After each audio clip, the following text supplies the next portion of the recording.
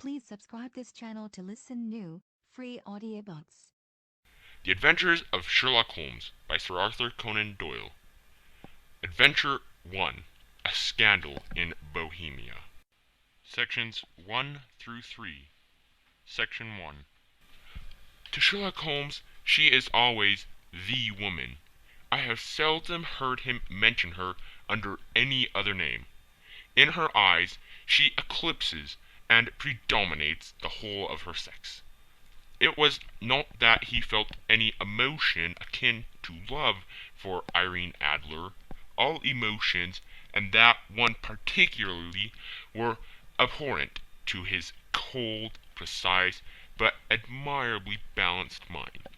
He was, I take it, the most perfect reasoning and observing machine that the world has seen, but as a lover he would have placed himself in a false position. He never spoke of the softer passions, save with a jibe and a sneer. They were admirable things for the observer, excellent for drawing the veil from men's motives and actions. But for the trained reasoner to admit such intrusions into his own delicate and finely adjusted temperament was to introduce a distracting factor which might throw a doubt on all his mental results.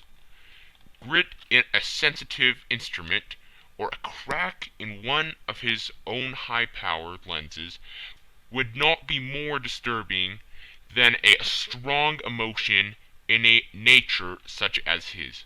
And yet there was but one woman to him, and that woman was the late Irene Adler, of dubious and questionable memory. I have seen little of Holmes lately. My marriage had drifted us away from each other. My own complete happiness and the home-centered interests which rise up around the man who first finds himself master of his own establishment were sufficient to absorb all my attentions, while Holmes, who loathed every form of society with his whole Bohemian soul, remained in our lodgings in Baker Street. Buried among his old books and altering from week to week between cocaine and ambition, the drowsiness of the drug, and the fierce energy of his own keen nature, he was still, as ever, deeply attracted by the study of crime, and occupied his immense faculties and extraordinary powers of observation in following out these clues, and clearing up those mysteries which had been abandoned as hopeless by the official police. From time to time I heard some vague account of his doings, of his summons to Odessa in the case of the Trepoff murder, of his clearing up of the singular tragedy of the Atkinson brothers at Trincomalee, and finally of the mission which he had accomplished so delicately and successfully for the reigning family of Holland. Beyond these signs of his activity, however, which I merely shared with all the readers of the daily press, I knew little of my former friend and companion. One night, it was on the 20th of March, 1888, I was returning from a journey to a patient, for I had now returned to civil practice, when my way led me through Baker Street. As I passed the well-remembered door, which must always be associated in my mind with my wooing, and with the dark incidents of the Stoty in Scarlet, I was seized with a keen desire to see Holmes again, and to know how he was employing his extraordinary powers. His rooms were brilliantly lit, and even as I looked up I saw his tall, spare figure pass twice in a dark silhouette against the blind. He was pacing the room, swiftly, eagerly, with his head sunk upon his chest and his hands clasped behind him. To me, who knew his every mood and habit, his attitude and manner, told their own story. He was at work again. He had risen out of his drug-created dreams and was hot upon the scent of some new problem.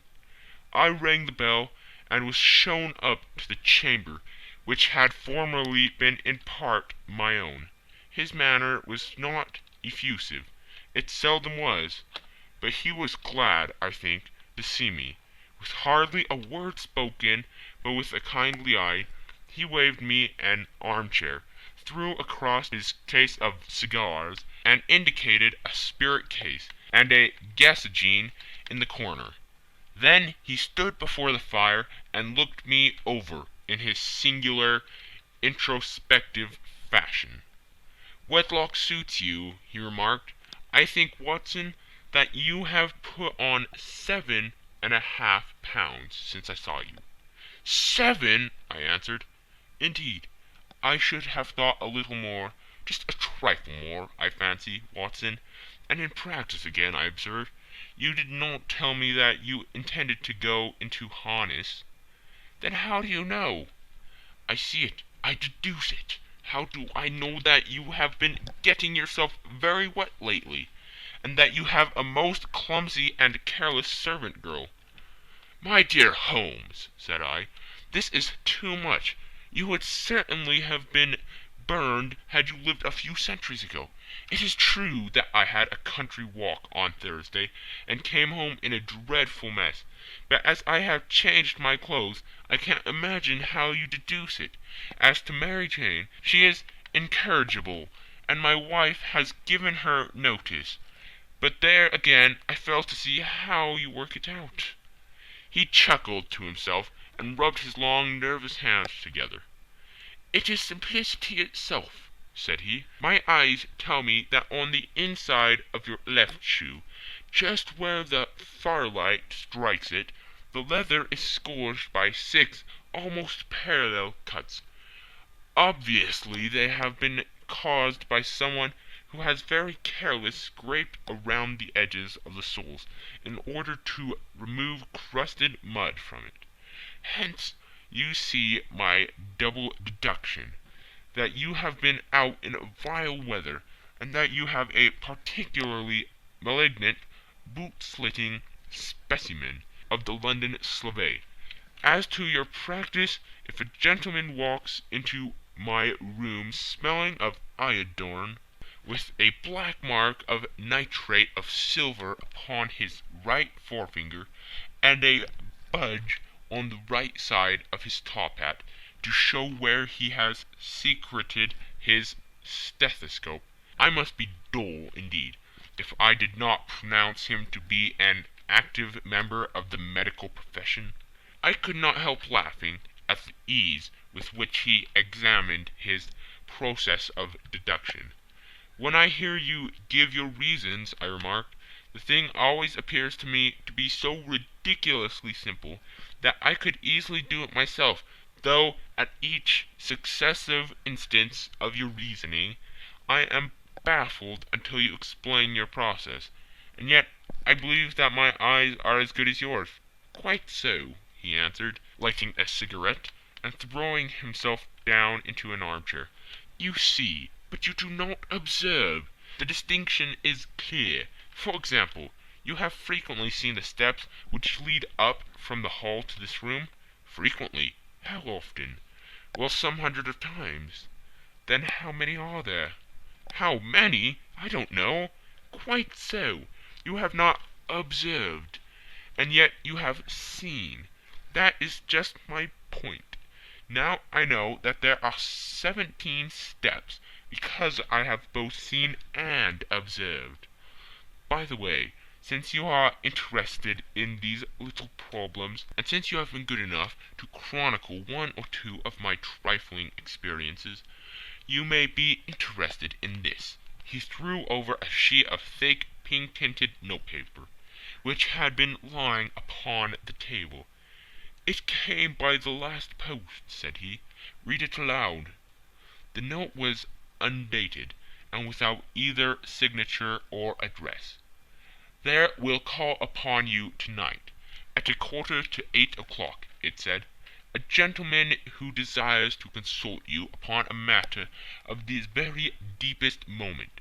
Your recent services to one of the royal houses of Europe have shown that you are one who may safely be trusted with matters which are of an importance which can hardly be exaggerated. This account of you will have from all quarters received, but in your chamber then at that hour, and do not take it amiss if your visitor wears a mask. This is indeed a mystery, I remarked. What do you imagine that it means?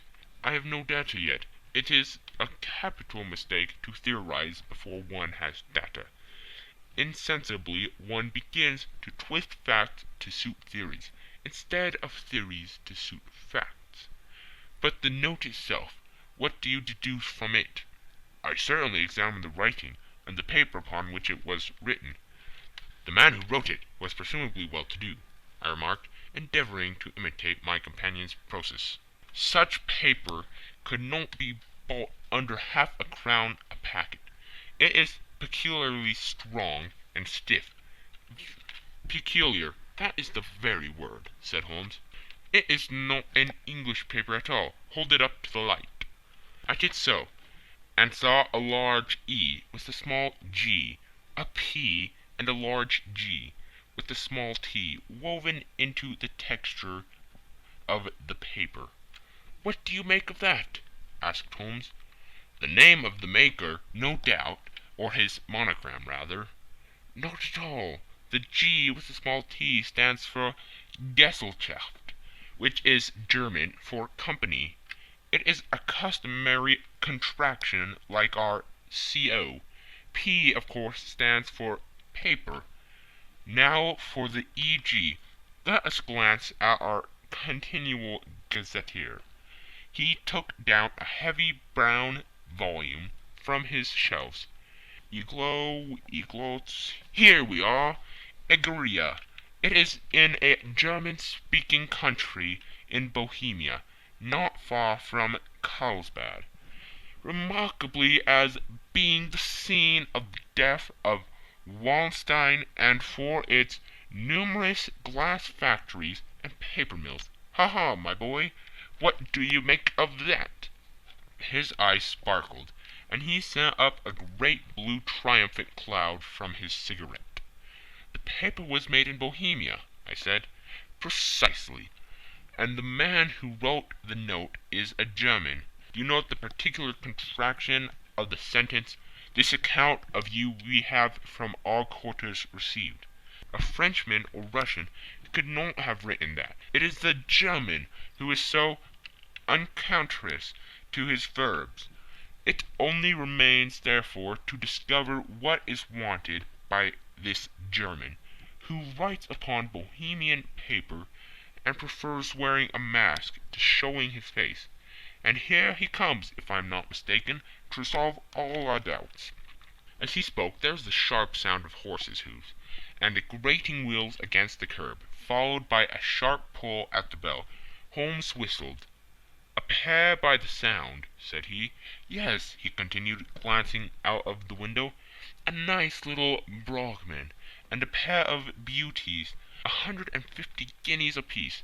There's money in this case, Watson, if there is nothing else. I think that I had better go, Holmes. Not a bit, Doctor. Stay where you are.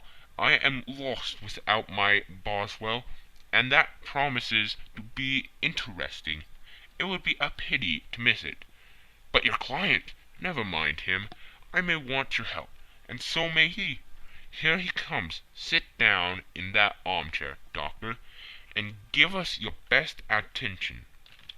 A slow and heavy step, which had been heard upon the stairs, and in the passage, paused immediately outside the door. Then there was a loud and authoritative tap. "Come in," said Holmes. A man entered, who could hardly have been less than 6 feet 6 inches in height, with the chest and limbers of a Hercules. His dress was rich with a richness which would, in England, be looked upon as akin to bad taste.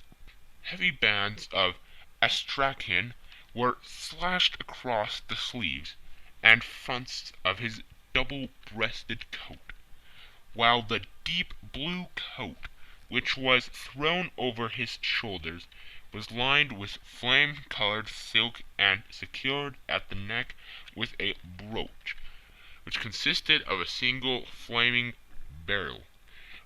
Boots, which extended halfway up his calves, and which were trimmed at the tops with rich brown fur, completed the impression of barbaric opulence, which was suggested by the whole appearance.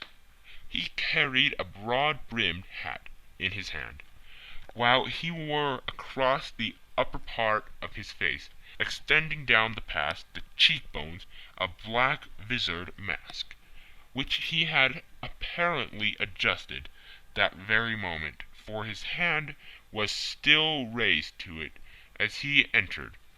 From the lower part of the face he appeared to be a man of strong character, with a thick, hanging lip, and a long, straight chin suggestive of resolution, pushed to the length of obstinacy. "You had my note?" he asked, with a deep, harsh voice, and a strongly marked German accent. "I told you that I would call." He looked from one to the other of us, as if uncertain which to address. "Pray take a seat," said Holmes.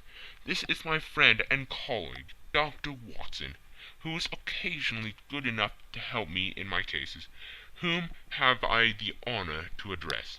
"You may address me as Count von Kramm, a Bohemian nobleman. I understand that this gentleman, your friend, is a man of honor and discretion, whom I may trust with a matter of the most extreme importance. If not, I should much prefer to communicate with you alone." I rose to go, but Holmes caught me by the wrist and pushed me back into my chair. "It is both or none," said he. "You may see before this gentleman anything which you may say to me." The Count shrugged his broad shoulders. "Then I must begin," said he, "by binding you both to absolute secrecy for 2 years. At the end of that time the matter will be of no importance. At present it is too much to say that it is of such weight it may have an influence upon European history." "I promise," said Holmes, "and I—" "You may excuse this mask," countered our strange visitor. "The august person who employs me wishes his agent to be unknown to you, and I may confess at once that the title by which I have just called myself is not exactly my own." "I was aware of it," said Holmes dryly. "The circumstances are of great delicacy, and every precaution has to be taken to quench what might grow to be an immense scandal and seriously compromise one of the reigning families of Europe. To speak plainly, the matter implicates the great house of Austrian hereditary kings of Bohemia." "I was also aware of that," murmured Holmes, setting himself down in his armchair, closing his eyes. Our visitor glanced with some apparent surprise at the lugid, longing figure of the man, who had been no doubt depicted to him as the most insensate reasoner, a most energetic agent in Europe. Holmes slowly reopened his eyes, and looked impatiently at his gigantic client. "If your Majesty would condescend to state your case," he remarked, "I should be better able to advise you." The man sprang from his chair, and paced up and down the room in uncontrollable agitation. Then, with a gesture of desperation, he tore the mask from his face and hurled it upon the ground. "You are right!" he cried. "I am the king. Why should I attempt to conceal it?" "Why indeed?" murmured Holmes. "Your Majesty had not spoken before I was aware that I was addressing William Gottrich Sigmund von Armstrong, Grand Duke of Castle Flatzin, and hereditary King of Bohemia. But you can understand, said our strange visitor, sitting down once more and passing his hand over his high white forehead.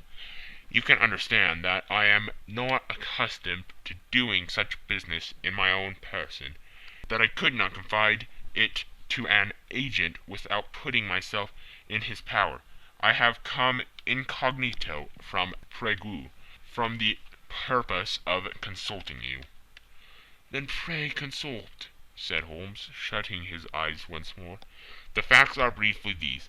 Some 5 years ago, during a lengthy visit to Warsaw, I made the acquaintance of the well-known adventuress Irene Adler. The name is no doubt familiar to you. Kindly look her up in my index, Doctor, murmured Holmes, without opening his eyes. For many years he had adopted a system of docking all paragraphs concerning men and things, so that it was difficult to name a subject or a person on which he could not at once furnish information. In this case I found her biography sandwiched in between that of Hebrew rabbi and that of staff commander, who had written a monograph upon the deep-sea fishes. Let me see, said Holmes. Born in New Jersey in the year 1858. Contrita, Let Scala, Prima Donna Imperial Opera of Warsaw. Yes! Retired from the operatic stage. Ha! Living in London. Quite so, Your Majesty. As I understand, become entangled with this young person, wrote her some comprising letters, and is now desirous of getting these letters back. Precisely so. But how? Was there a secret marriage? None. No legal papers or certificates? None. Then I failed to follow Your Majesty.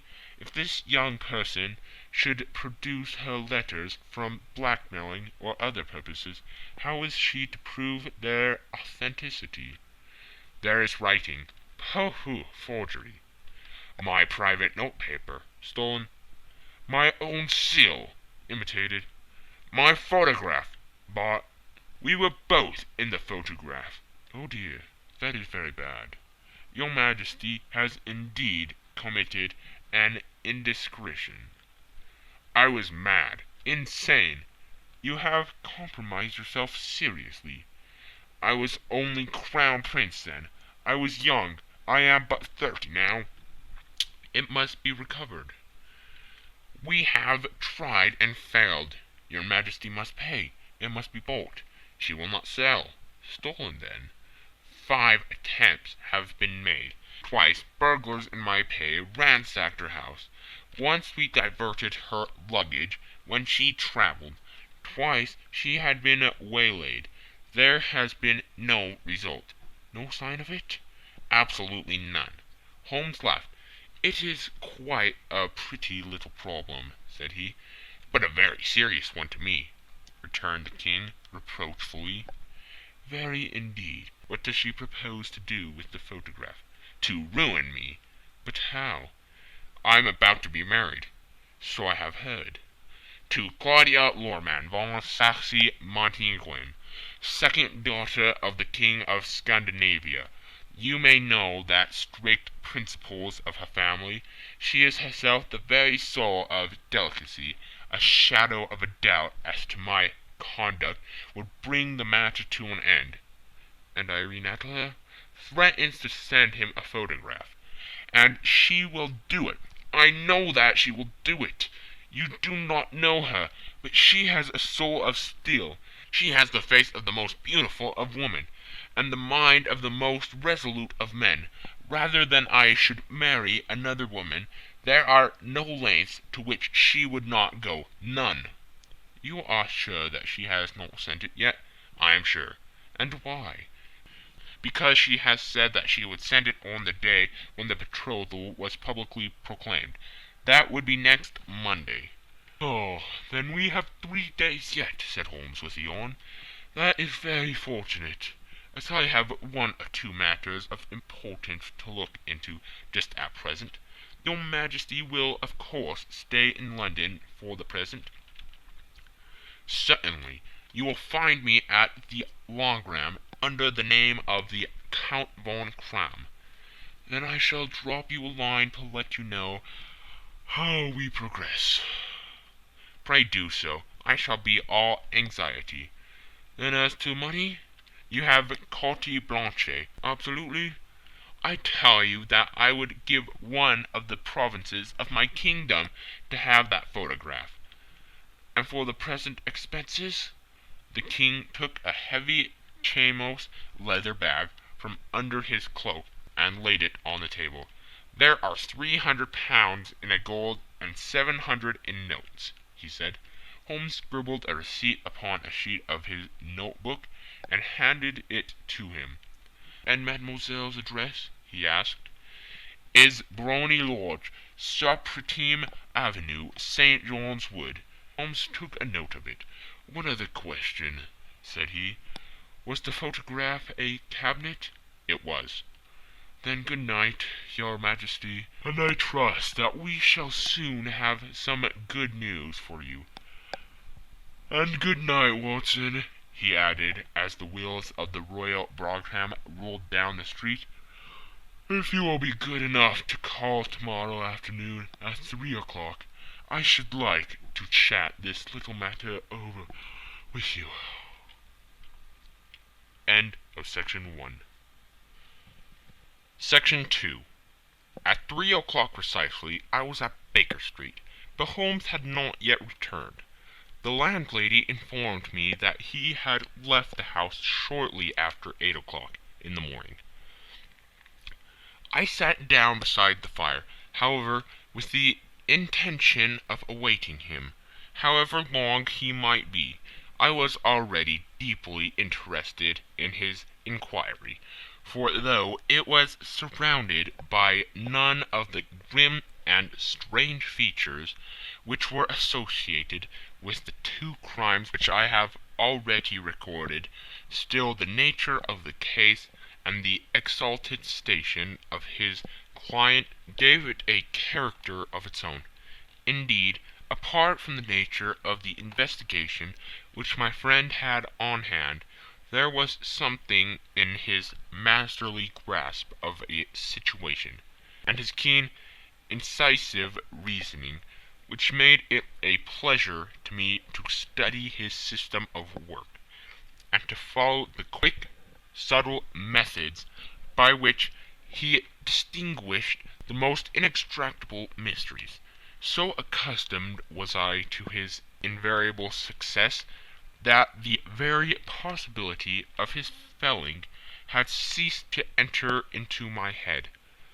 It was close upon 4 before the door opened, and a drunken-looking groom, ill-kept and side-whiskered, with an inflamed face and disreputable clothes, walked into the room.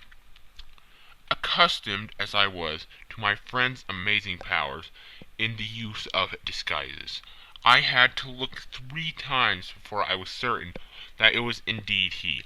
With a nod he vanished into the bedroom, whence he emerged in 5 minutes, too suited and respectable as of old, putting his hands into his pockets.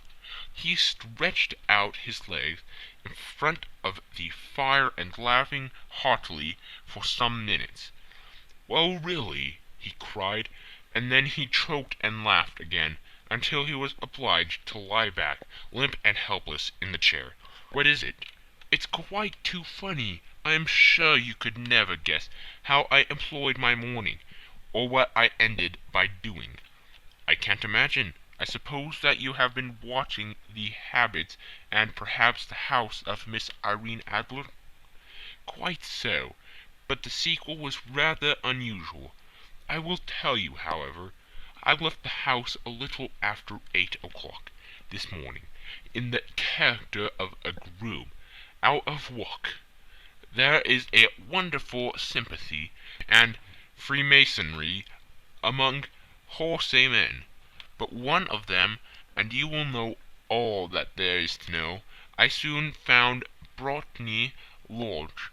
It is a basile villa, with a garden at the back, but built on it right up to the road, 2 stories, sharp lock to the door, large sitting room on the right side, well furnished with long windows almost to the floor, and those prosperous English window fasteners which a child could open. Behind there was nothing remarkable, save the passage window could be reached from the top of the courtyard. I walked round it and examined it closely from every point of view, but without nothing anything else of interest. I then lodged down the street, and found, as I expected, that there was a news in a lane which runs down by one wall of the garden.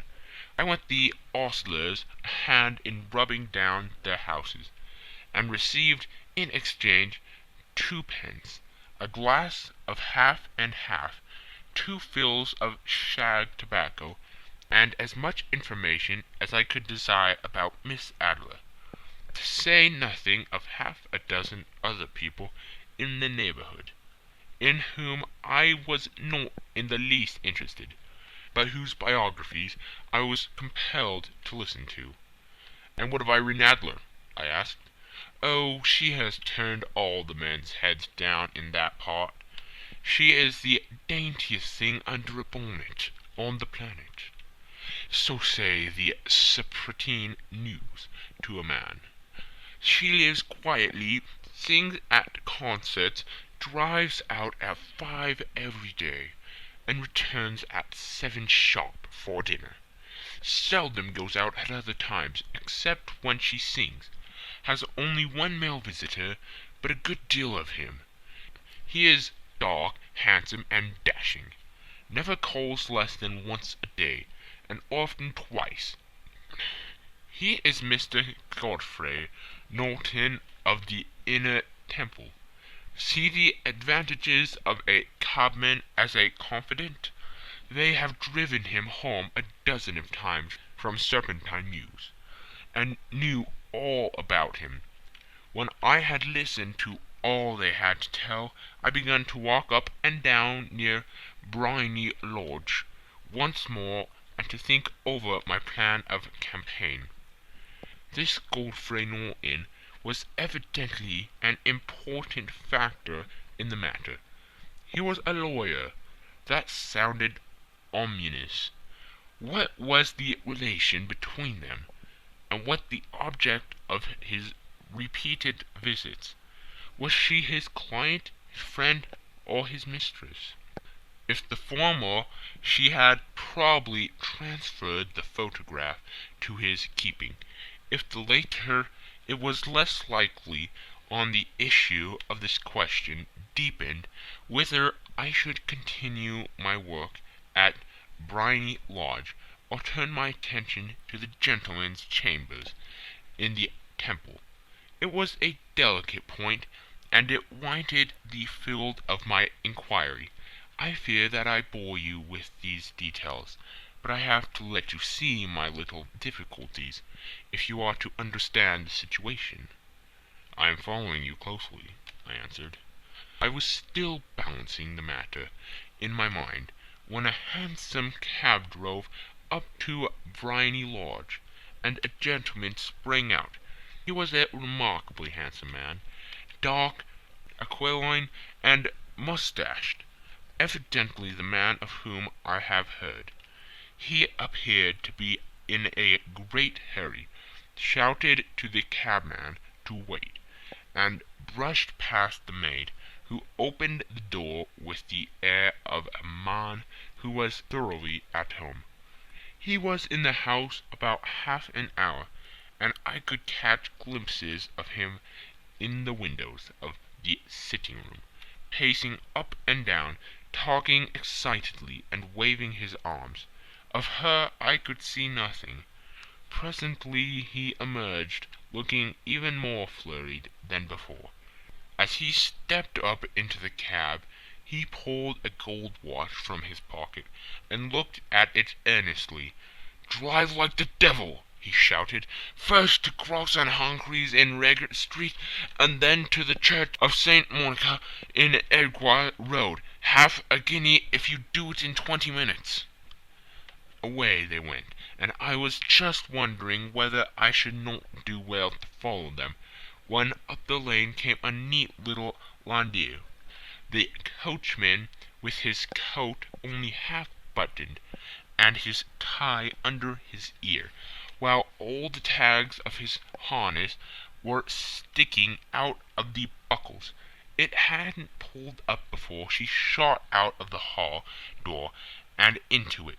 I only caught a glimpse of her at the moment, but she was a lovely woman, with a face that a man might die for. "The Church of St. Monica, John," she cried, "and half a sovereign if you reach it in 20 minutes. This was quite too good to lose, Watson. I was just balancing whether I should run for it, or whether I should perch behind her landau, when a cab came through the street. The driver looked twice at such a shabby fare, but I jumped in before he could object. "The Church of St. Monica," said I, "and half a sovereign if you reach it in 20 minutes. It was 25 minutes to 12, and of course it was clear enough what was in the wind. My cabby drove fast. I don't think I ever drove faster, but the others were there before us, the cab and the landau, with their steaming horses, were in front of the door. When I arrived, I paid the man and hurried into the church. There was not a soul there, save the two whom I had followed, and a surpliced clergyman, who seemed to be expostulating with them. They were all three standing in a knot in front of the altar. I longed up the side aisle like any other idler who has dropped into a church. Suddenly, to my surprise, the three at the altar faced round to me, and Godfrey Norton came running as hard as he could toward me. "Hank," he cried, "you'll do. Come, come." "What then?" I asked. "Come, man, come only 3 minutes, or it won't be legal." I was half dragged up to the altar, and before I knew where I was, I found myself mumbling responses which were whispered in my ear, and vouching for things of which I knew nothing, and generally assisting in the secure tying up of Irene Adler, spinster, to Godfrey Norton, bachelor. It was all done in an instant, and there was the gentleman thanking me on the one side and the lady on the other, while the clergyman beamed on me in front. It was the most preposterous position in which I ever found in my life, and it was the thought of it that startled me into laughing just now. It seems that there had been some informality about their license, that the clergyman absolutely refused to marry them without a witness of some sort, and that my lucky appearance saved the bridegroom from having to sally out into the street in search of a best man. The bride gave me a sovereign, and I mean to wear it on my watch chain in memory of the occasion. "That is a very unexpected turn of affairs," said I. "And what then?" "Well, I found my plans very seriously menaced. It looked as if the pair might take an immediate departure, and so necessitate very prompt and energetic measures on my part. At the church door, however, they separated, he driving back to the temple, and she to her own house. "I shall drive out into the park at 5 as usual," she said, as she left him. I heard no more. They drove away in different directions, and I went off to make my own arrangements. "Which are?" "Some cold beef and a glass of beer," he answered, ringing the bell. "I have been too busy to think of food, and I am likely to be bustier still. this evening.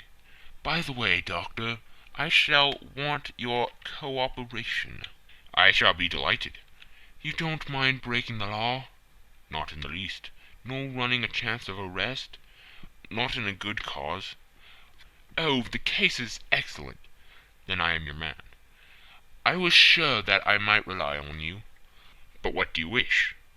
"When Miss Turner has brought in the tray, I will make it clear to you now," he said, as he turned hungrily on the simple fare that our landlady had provided. "I must discuss it while I eat, for I have not much time. It is nearly 5 now. In 2 hours we must be on the scene of action. Miss Irene, or Madame, rather, returns from her drive at 7. We must be at Briony Lodge to meet her." "And what then?" "You leave that to me. I have already arranged what is to occur. There's only one point on which I must insist. You must not interfere, come what may. You understand?" "I'm to be neutral?" "To do nothing whatever. There will probably be some small unpleasantness. Do not join in it. It will end in my being conveyed into the house. 4 or 5 minutes afterwards, the sitting-room window will be open. You are to station yourself close to that open window. Yes, you are to watch me, for I have been visible to you. Yes, when I raise my hand, so, you will throw into the room what I give you to throw, and will, at the same time, raise the cry of 'Fire!' You quite follow me?" "Entirely." "It is nothing more formidable," he said, taking a long cigar-shaped roll from his pocket. "It is an ordinary plumber's smoke rocket, fitted with a cap at either end, to make it self-lighting. Your task is confined to that. When you raise your cry of 'Fire!' it will be taken up by quite a number of people.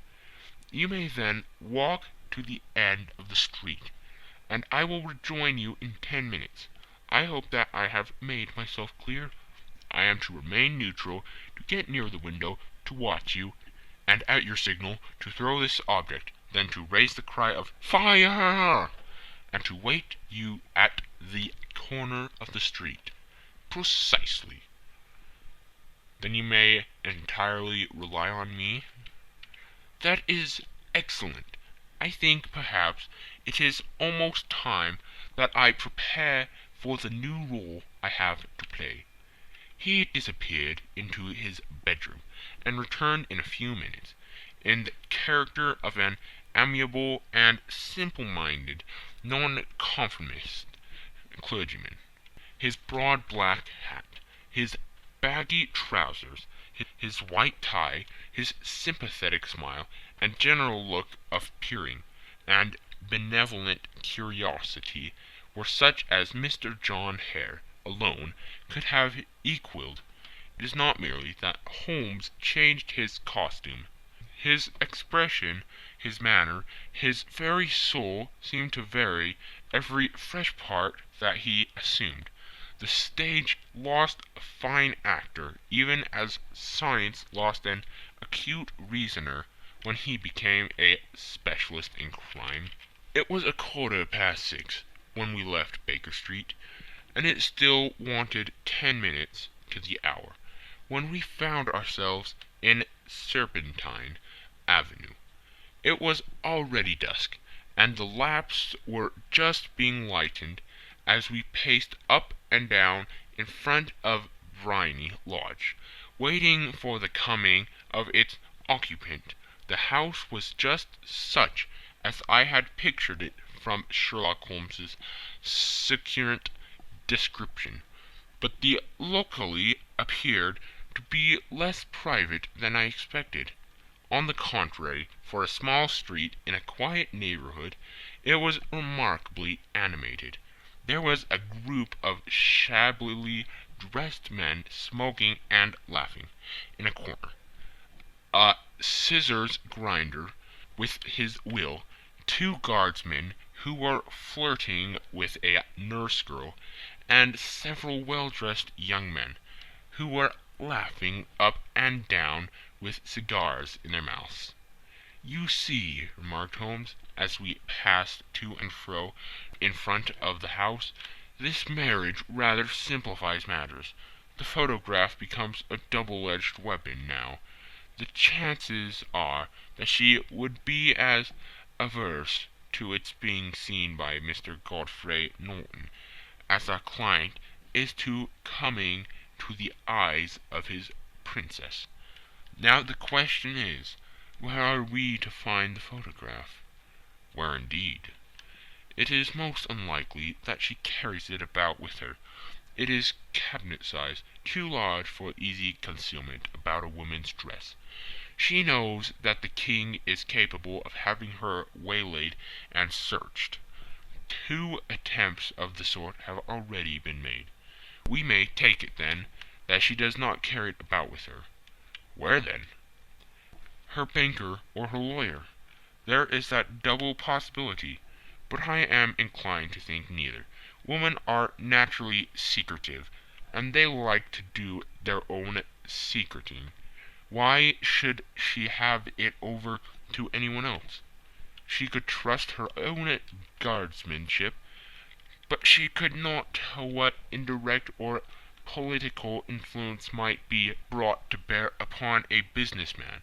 Besides, remember that she had resolved to use it within a few days. It must be where she can lay her hands upon it. It must be in her own house." "But it has twice been burgled." "Pshaw! They did not know how to look." "But how will you look?" "I will not look." "What then?" "I will get her to show me." "But she will refuse." "She will not be able to." "But I hear the rumble of wheels. It is her carriage. Now carry out my orders to the letter." As he spoke, the gleam of the side-lights of a carriage came round the curve of the avenue. It was a smart little landau, which rattled up to the door of Grimy Lodge. As it pulled up, one of the loafing men at that corner dashed forward to open the door, in the hope of earning a copper, but was elbowed away by another loafer, who had rushed up with the same intention. A fierce quarrel broke out, which was increased by the 2 guardsmen, who took sides with one of the longers, and by the scissors grinder, who was equally hot upon the other side. A blow was struck, and in an instant the lady, who had stepped from her carriage, was the centre of a little knot of flourished and struggling men, who struck savagely at each other with their fists and sticks.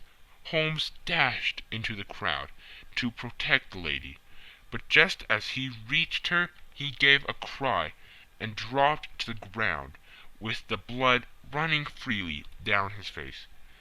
At his fall the guardsmen took their heels in one direction, and the longers in the other, while a number of better-dressed people, who had watched the suffice without taking part in it, crowded in to help the lady and to attend to the injured man. Irene Adler, as I will still call her, had hurried up the steps, but she stood at the top with her superb figure outlined against the lights of the hall, looking back into the street. "Is the poor gentleman much hurt?" she asked. "He is dead," cried several voices. "No, no, there's life in him," shouted another, "but he'll be gone before you can get him to hospital." "He's a brave fellow," said a woman. "They would have got the lady's purse and watch if it hadn't been for him. They were a gang, and a rough one, too. Ah, he's breathing now." "He can't lie here in the streets. May we bring him in, marm?" "Surely bring him into the sitting-room. There's a comfortable sofa. This way, please." Slowly and solemnly he was borne into the Brimary Lodge, and laid into the principal room, while I still observed the proceedings from my post by the window. The lamps had been lit, but the blinds had been drawn so that I could see Holmes as he lay upon the couch. I do not know whether he was seized with compunction at that moment for the part he was playing, but I know that I never felt more heartily ashamed of myself in my life than when I saw the beautiful creature against whom I was conspiring, or the grace and kindliness with which she waited upon the injured man.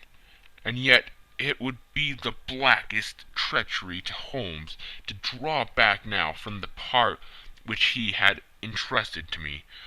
I hardened my heart, and took the smoked rocket from under my ulster. After all, I thought, we are not injuring her. We are but preventing her from injuring another.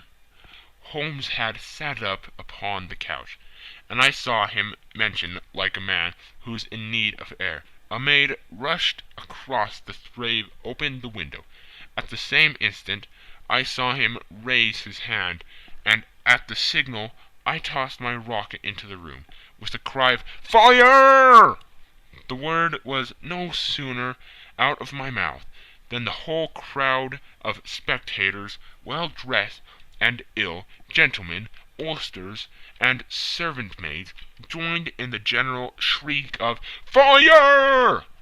Thick clouds of smoke curled through the room, and out those open windows. I caught a glimpse of rushing fingers, and a moment later the voice of Holmes from within, assuring them that it was a false alarm. Slipping through the shouting crowd, I made my way to the corner of the street, and in 10 minutes was rejoiced to find my friend's arm in mine, and to get away from the scene of uproar. He walked swiftly and in silence for some few minutes, until we had turned down on one of the quiet streets which led towards the Edgware Road. "You did it very nicely, Doctor," he remarked. "Nothing could have been better. It is all right." "You have the photograph?" "I know where it is." "And how did you find out?" "She showed me, as I told you she would." "I am still in the dark." "I do wish to make a mystery," said he, laughing. "The matter was perfectly simple.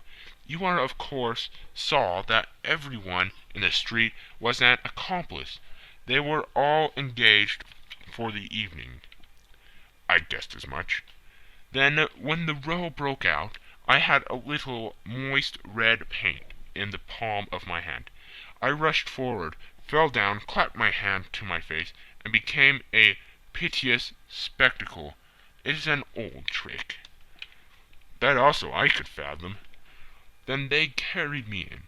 She was bound to have me in. What else could she do? And into her sitting-room, which was the very room which I suspected. It lay between that and her bedroom, and I was determined to see which. They laid me on a couch. I motioned for air. They were compelled to open the window, and you had your chance." "How did that help you?" "It was all important. When a woman thinks that her house is on fire, her instinct is at once to rush to the thing which she values most. It is a perfectly overpowering impulse, and I have more than once taken advantage of it. In the case of the Darlington substitution scandal, it was of use to me, and also in the Arnsworth Castle business. A married woman grabs at her baby, an unmarried one reaches for her jewelry box. Now it was clear to me that Our Lady of today had nothing in the house more precious to her than what we are in quest of. She would rush to secure it. The alarm of the fire was admirably done.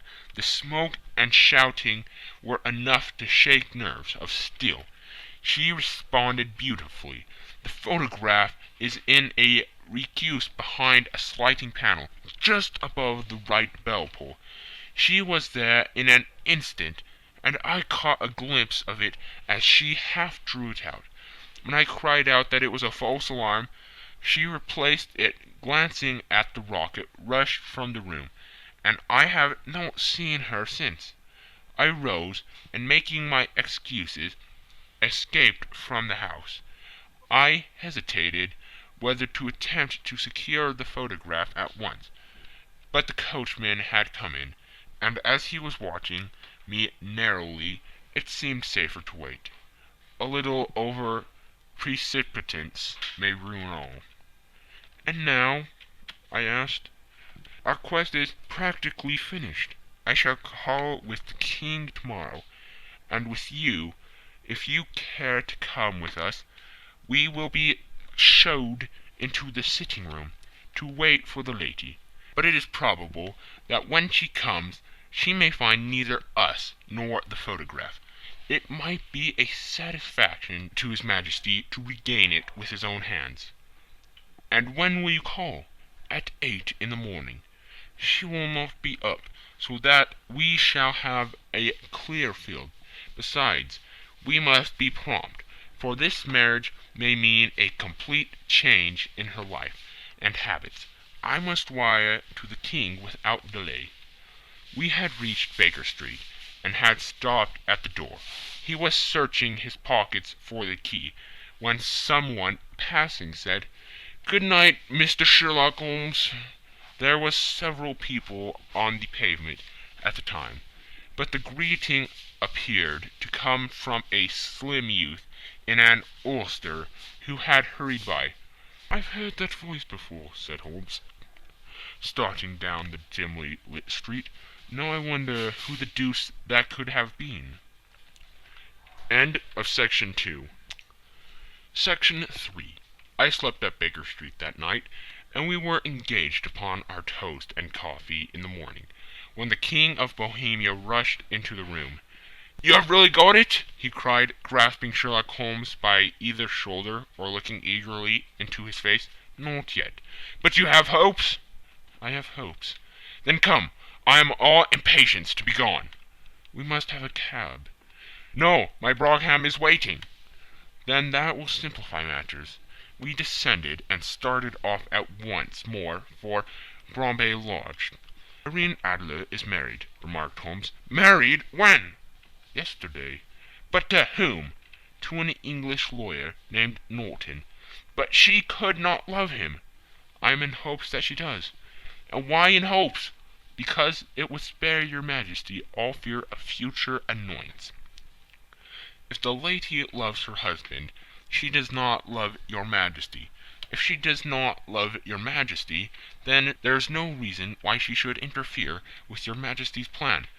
"It is true, and yet, well, I wish she had been of my own station. What a queen she would have made." He relapsed into a mood silence, which was not broken until we drew up in Serpentine Avenue. The door of Brimary Lodge was open, and an elderly woman stood up the steps. She watched us with a sardonic eye as we stepped from the brougham. "Mr. Sherlock Holmes, I believe," said she. "I am Mr. Holmes," answered my companion, looking at her with a questioning and rather startled gaze. "Indeed, my mistress told me that you were likely to call. She left this morning with her husband by the 5:15 train from Charing Cross for the Continent." "What?" Sherlock Holmes staggered back with the chagrin and surprise. "Do you mean that she has left England?" "Never to return." "And the papers?" asked the king hoarsely. "All is lost." "We shall see." He pushed past the servant and rushed into the drawing-room, followed by the king and myself. The furniture was scattered about in every direction, with the dismantled shelves and open drawers, as if the lady had hurriedly ransacked them before her flight. Holmes rushed at the bell-pull, tore back a small sliding shutter, and plunging in his hand, pulled out a photograph and a letter. The photograph was of Irene Adler herself, in evening dress. The letter was superseded to Sherlock Holmes, ESQ, to be left till called for. My friend tore it open, and we all three read it together. It was dated midnight of the preceding night, and ran in this way. My dear Mr. Sherlock Holmes, you really did it well. You took me in completely. Until after the alarm of fire I had not a suspicion. But then, when I found how I had betrayed myself, I began to think. I had been warned against you months ago. I had been told that if the king employed an agent, it would certainly be you, and your address had been given me. Yet, with all this, you made me reveal what you wanted to know. Even after I became suspicious, I found it to think evil of such a dear, kind old clergyman. But you know I have been trained as an actress myself. Male costume is nothing new to me. I often take advantage of the freedom which it gives. I sent John the coachman to watch you, ran upstairs, got into my walking clothes, as I call them, and came down just as you departed. Well, I followed you to your door, and so made sure that I was really an object of interest to the celebrated Mr. Sherlock Holmes. Then I rather imprudently wished you good night, and started for the temple to see my husband. We thought the best resource was flight, when we pursued by so formidable an antagonist. So you will find the nest empty when you call tomorrow. As to the photograph, your client may rest in peace. I love and am loved by a better man than he. The king may do what he will without hindrance from one who he has cruelly wronged. I can keep it only to safeguard myself, and to preserve a weapon which will always secure me from any steps which he might take in the future. I leave a photograph which he might care to possess, and I remain, dear Mr. Sherlock Holmes, very truly yours, Irene Norton, née Adler. What a woman! Oh, what a woman! Cried the King of Bohemia, when we had all three read this epistle. Did I not tell you how quick and resolute she was? Would she not have made an admirable queen? Is it not a pity that she was not on my level? From what I have seen of the lady, she seems indeed to be on a very different level to you, Majesty, said Holmes coldly. I am sorry that I have not been able to bring your Majesty's business to a more successful conclusion. On the contrary, my dear sir, cried the King, nothing could be more successful. I know that her word is inviolate. The photograph is now as safe as if it were in the fire. I am glad to hear your Majesty say so. I am immensely indebted to you. Pray tell me in what way I can reward you. This ring, he slipped an emerald snake ring from his finger and held it out upon the palm of his hand. Your Majesty has something which I should value even more highly, said Holmes. You have but to name it. The photograph. The King stared at him in amazement. Irene's photograph, he cried. Certainly, if you wish it. I thank your Majesty. Then there is no more to be done in the matter. I have the honor to wish you very good morning. He bowed and turned away without observing the hand which the King had stretched out to him. He set off in my company for his chambers. And that was how a great scandal threatened to affect the kingdom of Bohemia, and how the best plans of Mr. Sherlock Holmes were beaten by a woman's wit. He used to make merry over the cleverness of women, but I have not heard him do it of late. And when he speaks of Irene Adler, or when he refers to her photograph, it is always under the honorable title of the woman. End of section 3. End of the Scandal in Bohemia. The Adventures of Sherlock Holmes by Sir Arthur Conan Doyle. Adventure number 2. The Red-Headed League. I had called upon my friend, Mr. Sherlock Holmes, one day in the autumn of last year, and found him in deep conversation with a very stout, florid-faced, elderly gentleman with fiery red hair. With an apology for my intrusion, I was about to withdraw when Holmes pulled me abruptly into the room and closed the door behind me. "You could not possibly have come at a better time, my dear Watson," he said cordially. "I was afraid that you were engaged." "So I am, very much so." "Then I can wait in the next room." "Not at all. This gentleman, Mr. Wilson, has been my partner and helper in many of my most successful cases, and I have no doubt that he will be of the utmost use to me in yours also." The stout gentleman half rose from his chair and gave a bob of greeting, with a quick little questioning glance from his small, fat, encircled eyes. "Try the settee," said Holmes, relapsing into his armchair and putting his fingertips together, as was his custom when in judicial moods. "I know, my dear Watson, that you share my love of all that is bizarre and outside the conventions and humdrum routine of everyday life. You have shown your relish for it by the enthusiasm which has prompted you to chronicle, and, if you will excuse my saying so, somewhat to embellish so many of my own little adventures. Your cases have indeed been of the greatest interest to me," I observed.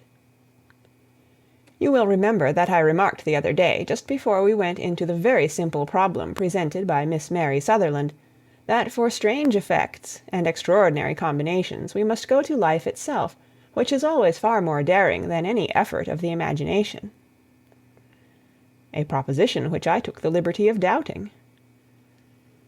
You did, Doctor, but none the less you must come round to my view, for otherwise I shall keep on piling fact upon fact on you, until your reason breaks down under them and acknowledges me to be right. Now, Mr. Jabez Wilson here has been good enough to call upon me this morning, and to begin a narrative which promises to be one of the most singular which I have listened to for some time. You have heard me remark that the strangest and most unique things are very often connected not with the larger but with the smaller crimes, and occasionally, indeed, where there is room for doubt whether any positive crime has been committed. As far as I have heard, it is impossible for me to say whether the present case is an instance of crime or not, but the course of events is certainly among the most singular that I have ever listened to. Perhaps, Mr. Wilson, you would have the great kindness to recommence your narrative. I ask you not merely because my friend Dr. Watson has not heard the opening part, but also because the peculiar nature of the story makes me anxious to have every possible detail from your lips. As a rule, when I have heard some slight indication in the course of events, I am able to guide myself by the thousands of other similar cases which occur to my memory. In the present instance, I am forced to admit that the facts are, to the best of my belief, unique. The portly client puffed out his chest with an appearance of some little pride, and pulled a dirty and wrinkled newspaper from the inside pocket of his greatcoat. As he glanced down the advertisement column, with his head thrust forward and the paper flattened out upon his knee, I took a good look at the man, and endeavored, after the fashion of my companion, to read the indications which might be presented by his dress or appearance. I did not gain very much, however, by my inspection. Our visitor bore every mark of being an average, commonplace British tradesman, obese, pompous, and slow. He wore rather baggy grey shepherd's check trousers, a not over-clean black frock-coat, unbuttoned in the front, and a drab waistcoat with a heavy brassy Albert chain, and a square pierced bit of metal dangling down as an ornament. A frayed top hat and a faded brown overcoat with a wrinkled velvet collar lay upon a chair beside him. Altogether, look as I would, there was nothing remarkable about the man save his blazing red head, and the expression of extreme chagrin, and discontent upon his features. Sherlock Holmes's quick eye took in my occupation, and he shook his head with a smile as he noticed my questioning glances. Beyond the obvious facts that he has at some time done manual labor, that he takes snuff, that he is a Freemason, that he has been in China, and that he has done a considerable amount of writing lately, I can deduce nothing else. Mr. Jabez Wilson started up in his chair, with his forefinger upon the paper, but his eyes upon my companion. "How, in the name of good fortune, did you know all that, Mr. Holmes?" he asked. "How did you know, for example, that I did manual labor? It's as true as gospel, for I began as a ship's carpenter." "Your hands, my dear sir. Your right hand is quite a size larger than your left. You have worked with it, and the muscles are more developed." "Well, the snuff, then, and the Freemasonry." "I won't insult your intelligence by telling you how I read that, especially as, rather against the strict rules of your order, you use an arc and compass breastpin." "Ah, of course, I forgot that. But the writing?" "What else can be indicated by that right cuff, so very shiny for 5 inches, and the left one with the smooth patch near the elbow where you rest it upon the desk?" "Well, but China?" "The fish that you have tattooed immediately above your right wrist could only have been done in China. I have made a small study of tattoo marks, and have even contributed to the literature of the subject. That trick of staining the fish's scales of a delicate pink is quite peculiar to China.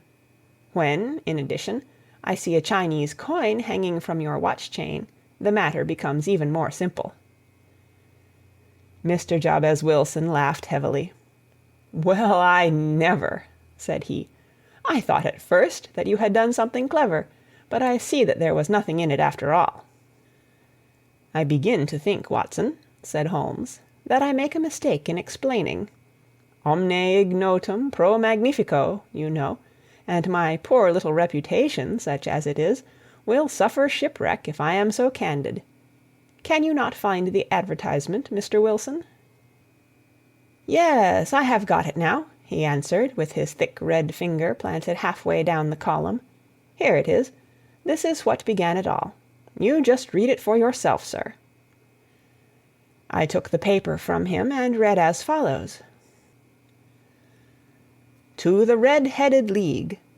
On account of the bequest of the late Ezekiah Hopkins, of Lebanon, Pennsylvania, USA, there is now another vacancy open which entitles a member of the League to a salary of £4 a week for purely nominal services. All red-headed men who are sound in body and mind and above the age of 21 years are eligible. Apply in person on Monday at 11 o'clock to Duncan Ross, at the offices of the League, 7 Pope's Court, Fleet Street." "What on earth does this mean?" I ejaculated after I had twice read over the extraordinary announcement. Holmes chuckled and wriggled in his chair, as was his habit when in high spirits. "It is a little off the beaten track, isn't it?" said he. "And now, Mr. Wilson, off you go at scratch and tell us all about yourself, your household, and the effect which this advertisement had upon your fortunes. You will first make a note, Doctor, of the paper and the date." "It is the Morning Chronicle of April 27th, 1890, just 2 months ago." "Very good. Now, Mr. Wilson." "Well, it is just as I have been telling you, Mr. Sherlock Holmes," said Jabez Wilson, mopping his forehead. "I have a small pawnbroker's business at Coburg Square, near the city. It's not a very large affair, and of late years it has not done more than just give me a living. I used to be able to keep 2 assistants, but now I only keep 1, and I would have a job to pay him but that he is willing to come for half wages, so as to learn the business." "What is the name of this obliging youth?" asked Sherlock Holmes. "His name is Vincent Spaulding, and he's not such a youth either. It's hard to say his age. I should not wish a smarter assistant, Mr. Holmes, and I know very well that he could better himself and earn twice what I am able to give him. But, after all, if he is satisfied, why should I put ideas in his head?" "Why, indeed? You seem most fortunate in having an employee who comes under the full market price. It is not a common experience among employers in this age. I don't know that your assistant is not as remarkable as your advertisement." "Oh, he has his faults, too," said Mr. Wilson. "Never was such a fellow for photography, snapping away with a camera when he ought to be improving his mind, and then diving down into the cellar like a rabbit into its hole to develop his pictures. That is his main fault, but on the whole he's a good worker. There's no vice in him." "He is still with you, I presume?" "Yes, sir. He and a girl of 14 who does a bit of simple cooking and keeps the place clean. That's all I have in the house, for I am a widower, and never had any family. We live very quietly, sir, the three of us, and we keep a roof over our heads and pay our debts, if we do nothing more." The first thing that put us out was that advertisement. Spaulding, he came down into the office just this day 8 weeks, with this very paper in his hand, and he says, "I wish to the Lord, Mr. Wilson, that I was a red-headed man." "Why's that?" I asks. "Why," says he, "here's another vacancy on the League of the Red-Headed Men. It's worth quite a little fortune to any man who gets it, and I understand that there are more vacancies than there are men, so that the trustees are at their wits' end what to do with the money. If my hair would only change color, here's a nice little crib all ready for me to step into." "Why, what is it then?" I asked. You see, Mr. Holmes, I am a very stay-at-home man, and as my business came to me instead of my having to go to it, I was often 3 weeks on end without putting my foot over the doormat. In that way I didn't know much of what was going on outside, and I was always glad of a bit of news." "Have you never heard of the League of the Red-Headed Men?" he asked, with his eyes open. "Never." "Why, I wonder at that, for you are eligible yourself for one of the vacancies." "And what are they worth?" I asked. "Oh, merely a couple of hundred a year, but the work is slight, and it need not interfere very much with one's other occupations." Well, you can easily think that that made me prick up my ears, for the business has not been over good for some years, and an extra couple of hundred would have been very handy. "Tell me all about it," said I. "Well," said he, showing me the advertisement, "you can see for yourself that the League has a vacancy, and there is the address where you should apply for particulars. As far as I can make out, the League was founded by an American millionaire, Ezekiah Hopkins, who was very peculiar in his ways. He was himself red-headed, and he had a great sympathy for all red-headed men, so when he died it was found that he had left his enormous fortune in the hands of trustees, with instructions to apply the interest to the providing of easy berths to men whose hair is of that color. From all I hear, it is splendid pay and very little to do." "But," said I, "there would be millions of red-headed men who would apply." "Not so many as you might think," he answered. "You see, it is really confined to Londoners and to grown men. This American had started from London when he was young, and he wanted to do the old town a good turn. Then again, I have heard it is no use your applying if your hair is light red, or dark red, or anything but real bright, blazing, fiery red. Now, if you cared to apply, Mr. Wilson, you would just walk in, but perhaps it would hardly be worth your while to put yourself out of the way for the sake of a few £100. Now, it is a fact, gentlemen, as you may see for yourselves, that my hair is of a very full and rich tint, so that it seemed to me that if there was to be any competition in the matter, I stood as good a chance as any man that I had ever met. Vincent Spaulding seemed to know so much about it that I thought he might prove useful, so I just ordered him to put up the shutters for the day, and to come right away with me.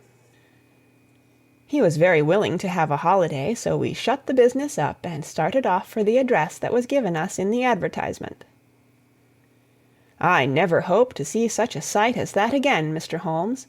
From north, south, east, and west, Every man who had a shade of red in his hair had tramped into the city to answer the advertisement. Fleet Street was choked with red-headed folk, and Pope's Court looked like a coster's orange barrow. I should not have thought there were so many in the whole country as were brought together by that single advertisement. Every shade of colour they were: straw, lemon, orange, brick, Irish setter, liver, clay.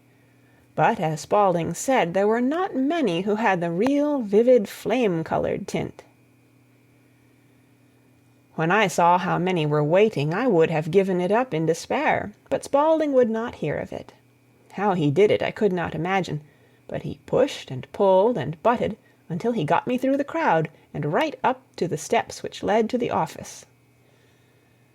There was a double stream upon the stair, some going up in hope and some coming back dejected, but we wedged in as well as we could, and soon found ourselves in the office. "Your experience has been a most entertaining one," remarked Holmes, as his client paused and refreshed his memory with a huge pinch of snuff. "Pray continue your very interesting statement." There was nothing in the office but a couple of wooden chairs and a deal table, behind which sat a small man with a head that was even redder than mine. He said a few words to each candidate as he came up, and then he always managed to find some fault in them which would disqualify them. Getting a vacancy did not seem to be such a very easy matter after all. However, when our turn came, the little man was much more favourable to me than to any of the others, and he closed the door as we entered, so that he might have a private word with us. "This is Mr. Jabez Wilson," said my assistant, "and he is willing to fill a vacancy in the League." "And he is admirably suited for it," the other answered.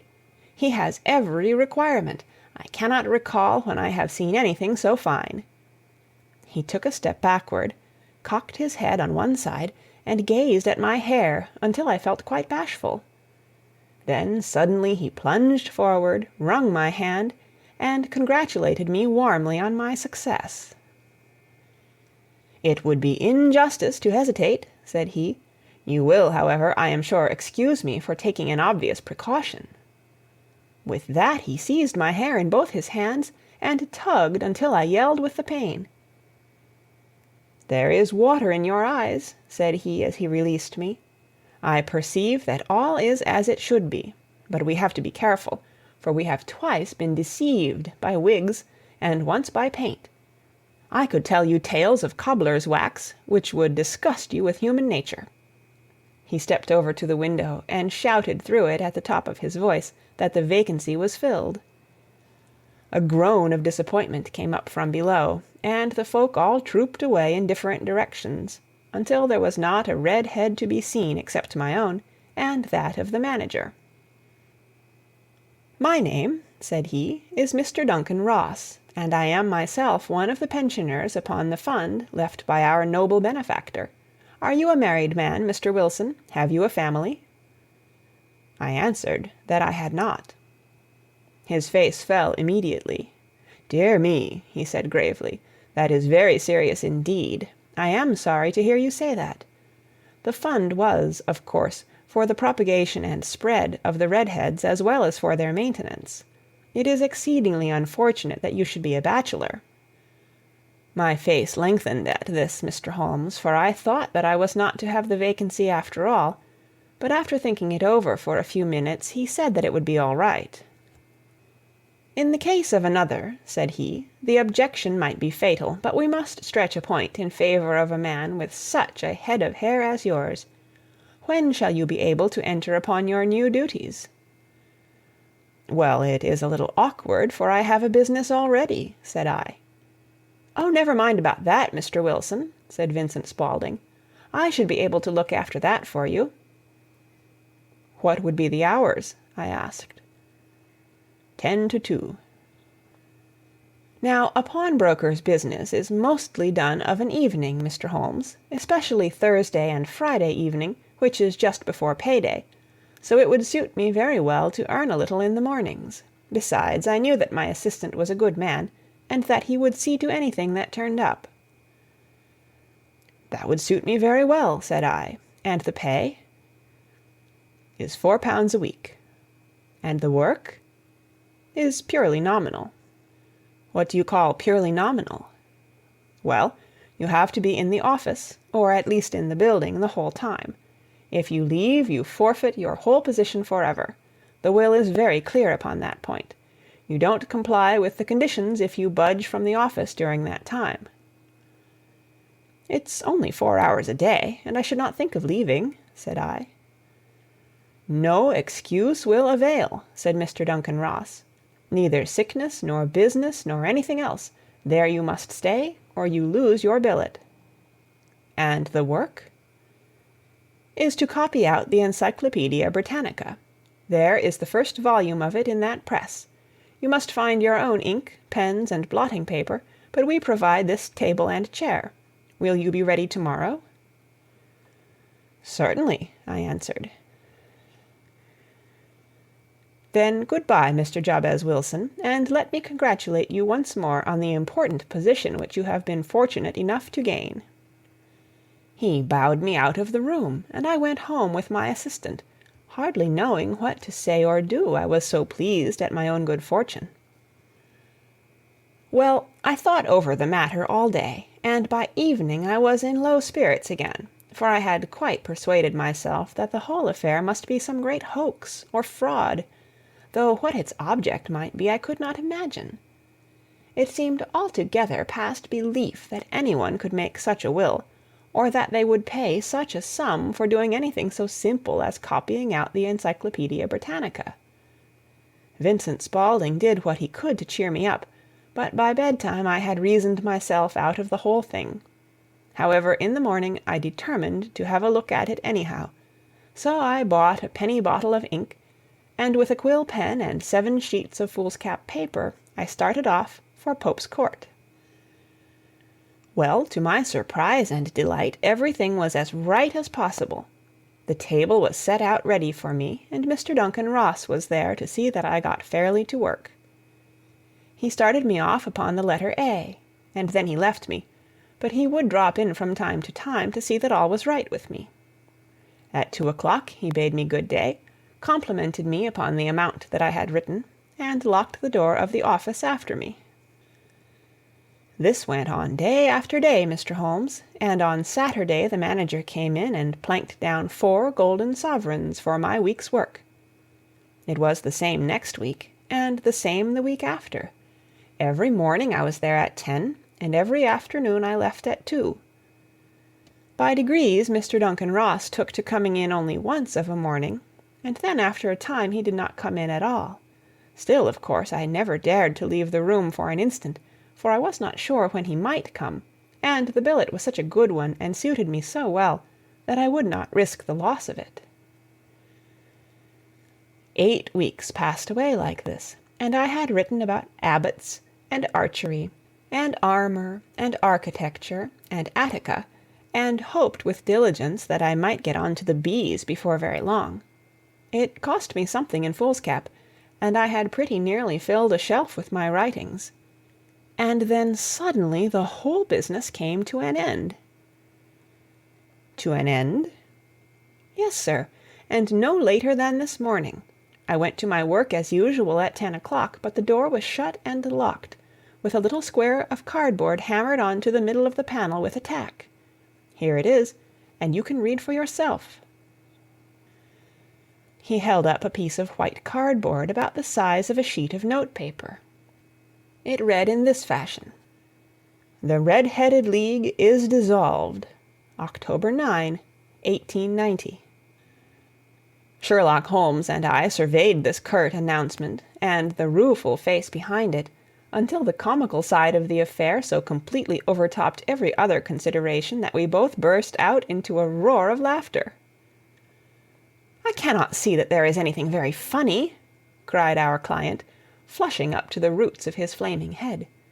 "If you can do nothing better than laugh at me, I can go elsewhere." "No, no," cried Holmes, shoving him back into the chair from which he had half risen. "I really wouldn't miss your case for the world. It is most refreshingly unusual. But there is, if you will excuse my saying so, something just a little funny about it. Pray, what steps did you take when you found the card upon the door?" "I was staggered, sir. I did not know what to do. Then I called at the offices round, but none of them seemed to know anything about it. Finally, I went to the landlord, who is an accountant living on the ground floor, and I asked him if he could tell me what had become of the Red-Headed League. He said that he had never heard of any such body. Then I asked him who Mr. Duncan Ross was. He answered that the name was new to him." "Well," said I, "the gentleman at number 4. "What, the red-headed man?" "Yes." "Oh," said he, "his name was William Morris. He was a solicitor, and was using my room as a temporary convenience until his new premises were ready. He moved out yesterday." "Where could I find him?" "Oh, at his new offices. He did tell me the address. Yes, 17 King Edward Street, near St. Paul's."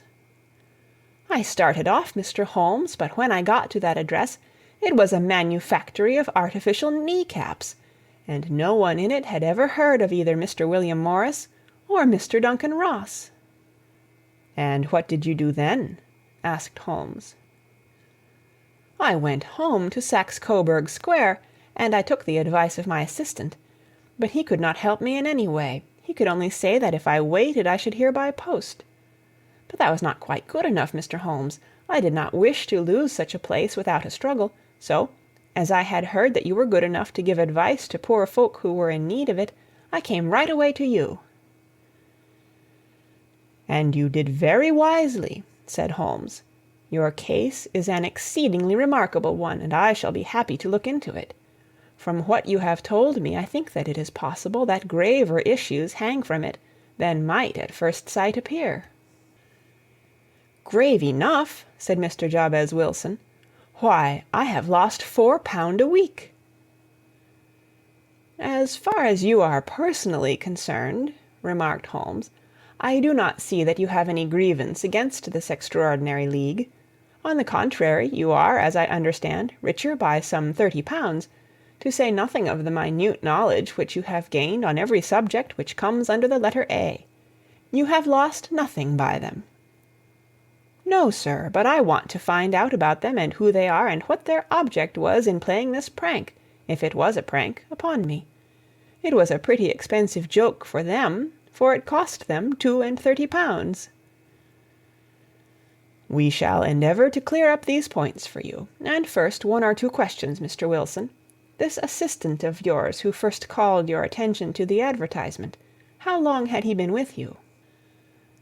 "About a month, then." "How did he come?" "In answer to an advertisement." "Was he the only applicant?"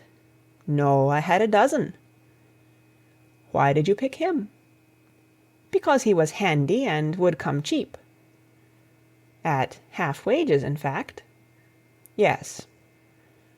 "What is he like, this Vincent Spaulding?" "Small, stout-built, very quick in his ways, no hair on his face, though he's not short of 30. Has a white splash of acid upon his forehead." Holmes sat up in his chair in considerable excitement. "I thought as much," said he. "Have you ever observed that his ears are pierced for earrings?" "Yes, sir. He told me that a gypsy had done it for him when he was a lad." "Hum," said Holmes, sinking back in deep thought. "He is still with you?" "Oh, yes, sir. I have only just left him." "And has your business been attended to in your absence?" "Nothing to complain of, sir. There's never very much to do of a morning." "That will do, Mr. Wilson. I shall be happy to give you an opinion upon the subject in the course of a day or 2. To-day is Saturday, and I hope that by Monday we may come to a conclusion." "Well, Watson," said Holmes, when our visitor had left us, "what do you make of it all?" "I make nothing of it," I answered frankly. "It is a most mysterious business." "As a rule," said Holmes, "the more bizarre a thing is, the less mysterious it proves to be. It is your commonplace, featureless crimes which are really puzzling, just as a commonplace face is the most difficult to identify. But I must be prompt over this matter." "What are you going to do, then?" I asked. "To smoke," he answered. "It is quite a three-pipe problem, and I beg that you won't speak to me for 50 minutes." He curled himself up in his chair, with his thin knees drawn up to his hawk-like nose, and there he sat with his eyes closed, and his black clay pipe thrusting out like the bill of some strange bird. I had come to the conclusion that he had dropped asleep, and indeed was nodding myself, when he suddenly sprang out of his chair with the gesture of a man who has made up his mind, and put his pipe down upon the mantelpiece. "Sarasate plays at the St. James Hall this afternoon," he remarked. "What do you think, Watson? Could your patients spare you for a few hours?" "I have nothing to do to-day. My practice is never very absorbing." "Then put on your hat and come. I am going through the city first, and we can have some lunch on the way. I observe that there is a good deal of German music on the programme, which is rather more to my taste than Italian or French. It is introspective, and I want to introspect. Come along." We travelled by the Underground as far as Aldersgate, and a short walk took us to Saxe-Coburg Square, the scene of the singular story which we had listened to in the morning. It was a poky, little, shabby-genteel place, where 4 lines of dingy 2-storied brick houses looked out into a small, railed-in enclosure, where a lawn of weedy grass and a few clumps of faded laurel bushes made a hard fight against a smoke-laden and uncongenial atmosphere. 3 gilt balls and a brown board with "Jabez Wilson" in white letters upon a corner house announced the place where our red-headed client carried on his business. Sherlock Holmes stepped in front of it with his head on one side, and looked it all over, with his eyes shining brightly between puckered lids. Then he walked slowly up the street, and then down again to the corner, still looking keenly at the houses. Finally he returned to the pawnbroker's, and, having thumped vigorously upon the pavement with his stick 2 or 3 times, he went up to the door and knocked. It was instantly opened by a bright-looking, clean-shaven young fellow, who asked him to step in. "Thank you," said Holmes. "I only wished to ask you how you would go from here to the Strand." "Third right, 4th left," answered the assistant promptly, closing the door. "Smart fellow, that," observed Holmes as we walked away. "He is, in my judgment, the 4th smartest man in London, and for daring I am not sure that he has not a claim to be 3rd. I have known something of him before." "Evidently," said I, "Mr. Wilson's assistant counts for a good deal in this mystery of the Red-Headed League. I am sure that you inquired your way merely in order that you might see him." "Not him." "What then?" "The knees of his trousers." "And what did you see?" "What I expected to see." "Why did you beat the pavement?" "My dear doctor, this is a time for observation, not for talk. We are spies in an enemy's country. We know something of Saxe-Coburg Square.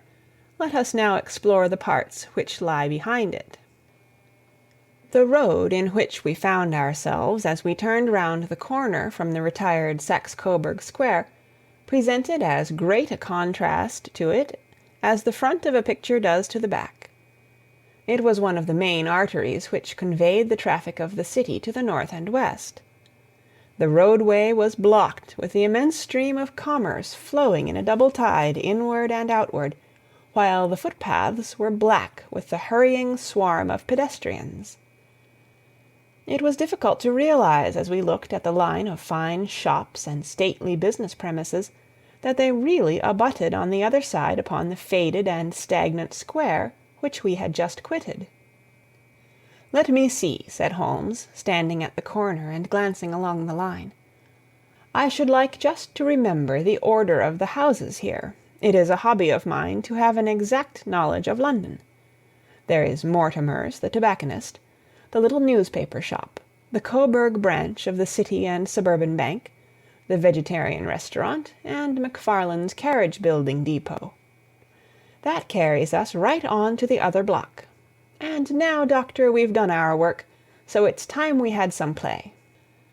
A sandwich and a cup of coffee, and then off to violin land, where all is sweetness and delicacy and harmony, and there are no red-headed clients to vex us with their conundrums. My friend was an enthusiastic musician, being himself not only a very capable performer, but a composer of no ordinary merit.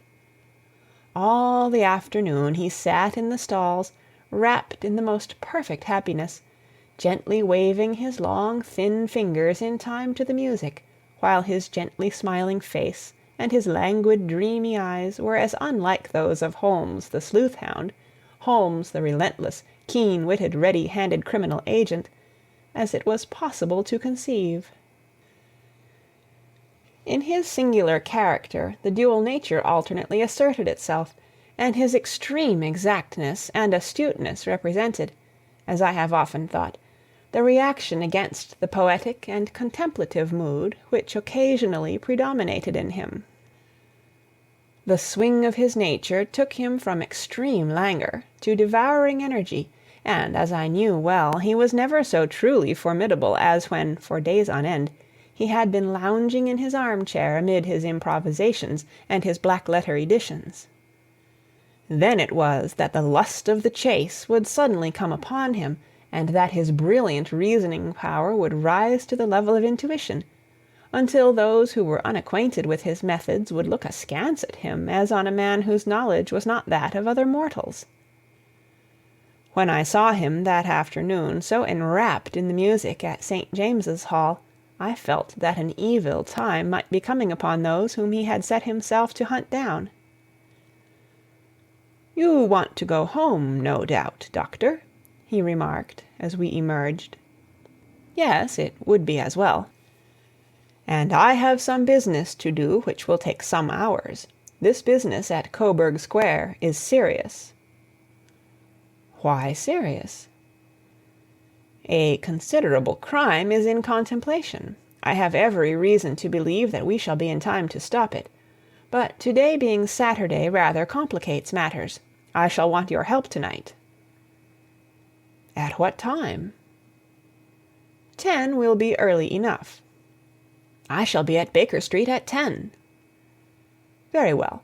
And I say, Doctor, there may be some little danger, so kindly put your army revolver in your pocket." He waved his hand, turned on his heel, and disappeared in an instant among the crowd.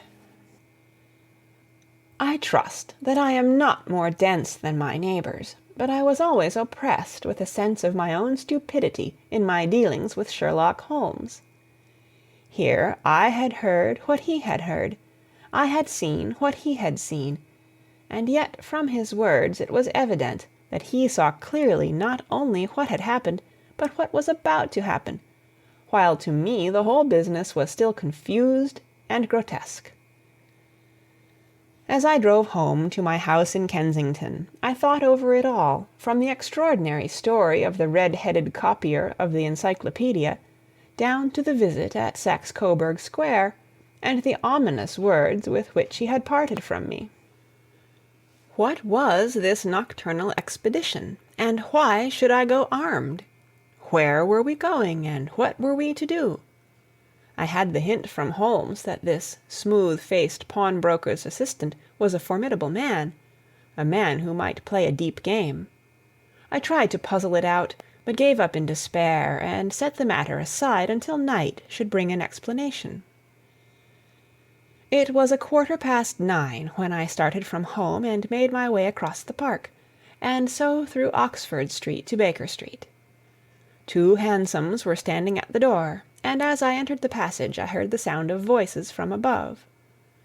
On entering his room I found Holmes in animated conversation with 2 men, one of whom I recognized as Peter Jones, the official police agent, while the other was a long, thin, sad-faced man, with a very shiny hat, and an oppressively respectable frock-coat. "Ha! Our party is complete," said Holmes, buttoning up his pea-jacket, and taking his heavy hunting-crop from the rack. "Watson, I think you know Mr. Jones of Scotland Yard. Let me introduce you to Mr. Merryweather, who is to be our companion in to-night's adventure." "We're hunting in couples again, Doctor, you see," said Jones in his consequential way. "Our friend here is a wonderful man for starting a chase. All he wants is an old dog to help him do the running down." "I hope a wild goose may not prove to be the end of our chase," observed Mr. Merryweather gloomily. "You may place considerable confidence in Mr. Holmes, sir," said the police agent loftily. "He has his own little methods, which are, if he won't mind my saying so, just a little too theoretical and fantastic, but he has the makings of a detective in him.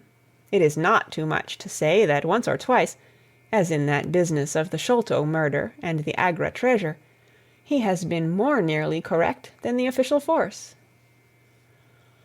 "Oh, if you say so, Mr. Jones, it is all right," said the stranger with deference. "Still, I confess that I miss my rubber. It is the first Saturday night for 27 years that I have not had my rubber." "I think you will find," said Sherlock Holmes, "that you will play for a higher stake to-night than you have ever done yet, and that the play will be more exciting. For you, Mr. Merryweather, the stake will be some £30,000, and for you, Jones, it will be the man upon whom you wish to lay your hands. John Clay, the murderer, thief, smasher, and forger. He's a young man, Mr. Merryweather, but he is at the head of his profession, and I would rather have my bracelets on him than on any criminal in London. He's a remarkable man, is young John Clay. His grandfather was a royal duke, and he himself has been to Eton and Oxford. His brain is as cunning as his fingers, and though we meet signs of him at every turn, we never know where to find the man himself. He'll crack a crib in Scotland one week, and be raising money to build an orphanage in Cornwall the next. I've been on his track for years, and have never set eyes on him yet. I hope that I may have the pleasure of introducing you to-night. I've had one or two little turns also with Mr. John Clay, and I agree with you that he is at the head of his profession. It is past 10, however, and quite time that we started. If you two will take the first hansom, Watson and I will follow in the second." Sherlock Holmes was not very communicative during the long drive, and lay back in the cab humming the tunes which he had heard in the afternoon. We rattled through an endless labyrinth of gas-lit streets until we emerged into Farrington Street. "We are close there now," my friend remarked. "This fellow Merryweather is a bank director, and personally interested in the matter. I thought it as well to have Jones with us also. He is not a bad fellow, though an absolute imbecile in his profession. He has one positive virtue. He is as brave as a bulldog, and as tenacious as a lobster if he gets his claws upon anyone. Here we are, and they are waiting for us."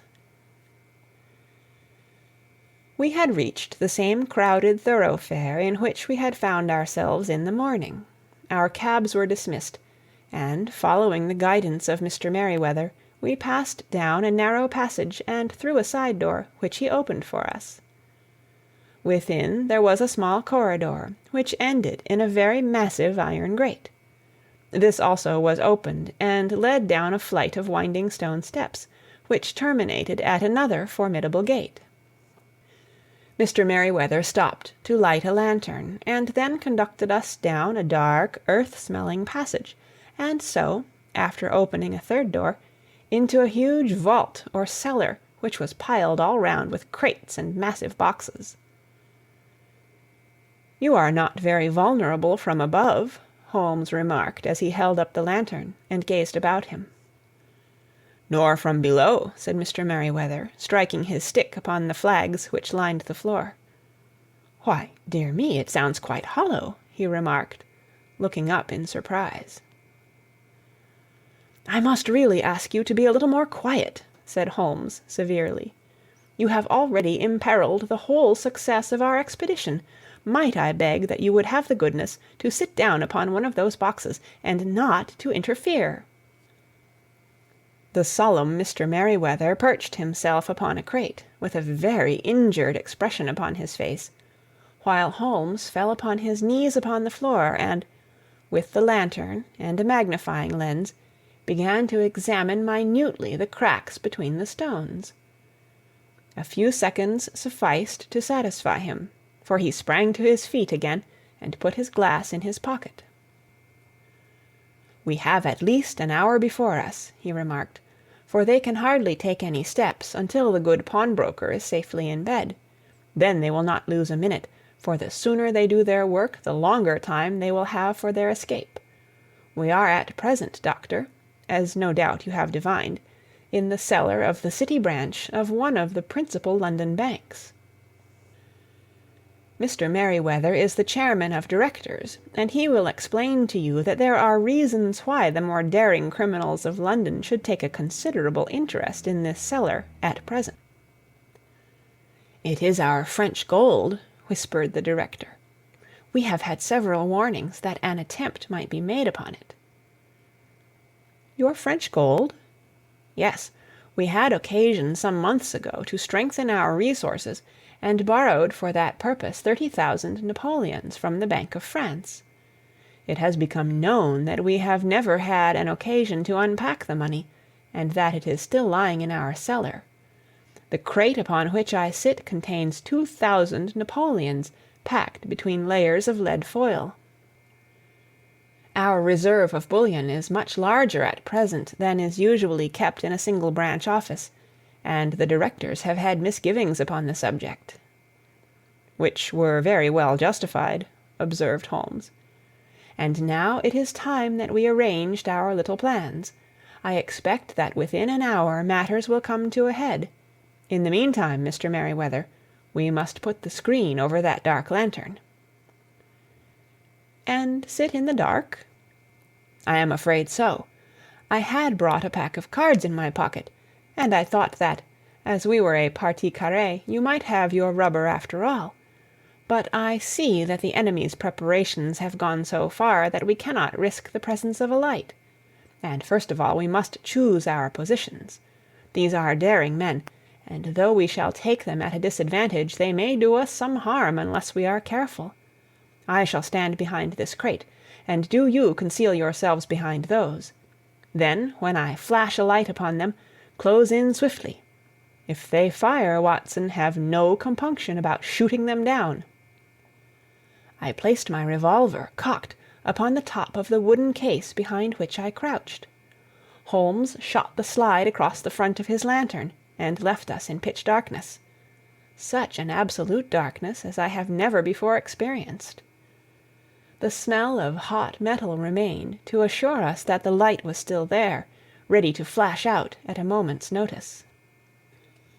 To me, with my nerves worked up to a pitch of expectancy, there was something depressing and subduing in the sudden gloom, and in the cold, dank air of the vault. "They have but one retreat," whispered Holmes. "That is back through the house into Saxe Coburg Square. I hope that you have done what I asked you, Jones." "I have an inspector and 2 officers waiting at the front door." "Then we have stopped all the holes. And now we must be silent and wait." What a time it seemed! From comparing notes afterwards, it was but an hour and a quarter, yet it appeared to me that the night must have almost gone, and the dawn be breaking above us. My limbs were weary and stiff, for I feared to change my position, yet my nerves were worked up to the highest pitch of tension, and my hearing was so acute that I could not only hear the gentle breathing of my companions, but I could distinguish the deeper, heavier in-breath of the bulky Jones from the thin, sighing note of the bank director. From my position I could look over the case in the direction of the floor. Suddenly my eyes caught the glint of a light. At first it was but a lurid spark upon the stone pavement. Then it lengthened out until it became a yellow line, and then, without any warning or sound, a gash seemed to open, and a hand appeared, a white, almost womanly hand, which felt about in the center of the little area of light. For a minute or more the hand, with its writhing fingers, protruded out of the floor. Then it was withdrawn as suddenly as it appeared, and all was dark again save the single lurid spark which marked a chink between the stones. Its disappearance, however, was but momentary. With a rending, tearing sound, one of the broad white stones turned over upon its side, and left a square gaping hole, through which streamed the light of a lantern. Over the edge there peeped a clean-cut, boyish face, which looked keenly about it, and then, with a hand on either side of the aperture, drew itself shoulder-high and waist-high, until one knee rested upon the edge. In another instant he stood at the side of the hole and was hauling after him a companion, lithe and small like himself, with a pale face and a shock of very red hair. "It's all clear," he whispered. "Have you the chisel and the bags?" "Great Scott! Jump, Archie, jump, and I'll swing for it." Sherlock Holmes had sprung out and seized the intruder by the collar. The other dived down the hole, and I heard the sound of rending cloth as Jones clutched at his skirts. The light flashed upon the barrel of a revolver, but Holmes's hunting crop came down on the man's wrist, and the pistol clinked upon the stone floor. "It's no use, John Clay," said Holmes blandly. "You have no chance at all." "So I see," the other answered, with the utmost coolness. "I fancy that my pal is all right, though I see you have got his coat-tails." "There are 3 men waiting for him at the door," said Holmes. "Oh, indeed. You seem to have done the thing very completely. I must compliment you." "And I you," Holmes answered. "Your red-headed idea was very new and effective." "You'll see your pal again presently," said Jones. "He's quicker at climbing down holes than I am. Just hold out while I fix the derbies." "I beg that you will not touch me with your filthy hands," remarked our prisoner as the handcuffs clattered upon his wrists. "You may not be aware that I have royal blood in my veins. Have the goodness also, when you address me, always to say 'sir' and 'please.'" "All right," said Jones, with a stare and a snigger. "Well, would you please, sir, march upstairs, where we can get a cab to carry your highness to the police station?" "That is better," said John Clay serenely. He made a sweeping bow to the 3 of us, and walked quietly off in the custody of the detective. "Really, Mr. Holmes," said Mr. Merryweather, as we followed them from the cellar, "I do not know how the bank can thank you or repay you. There is no doubt that you have detected and defeated, in the most complete manner, one of the most determined attempts at bank robbery that have ever come within my experience."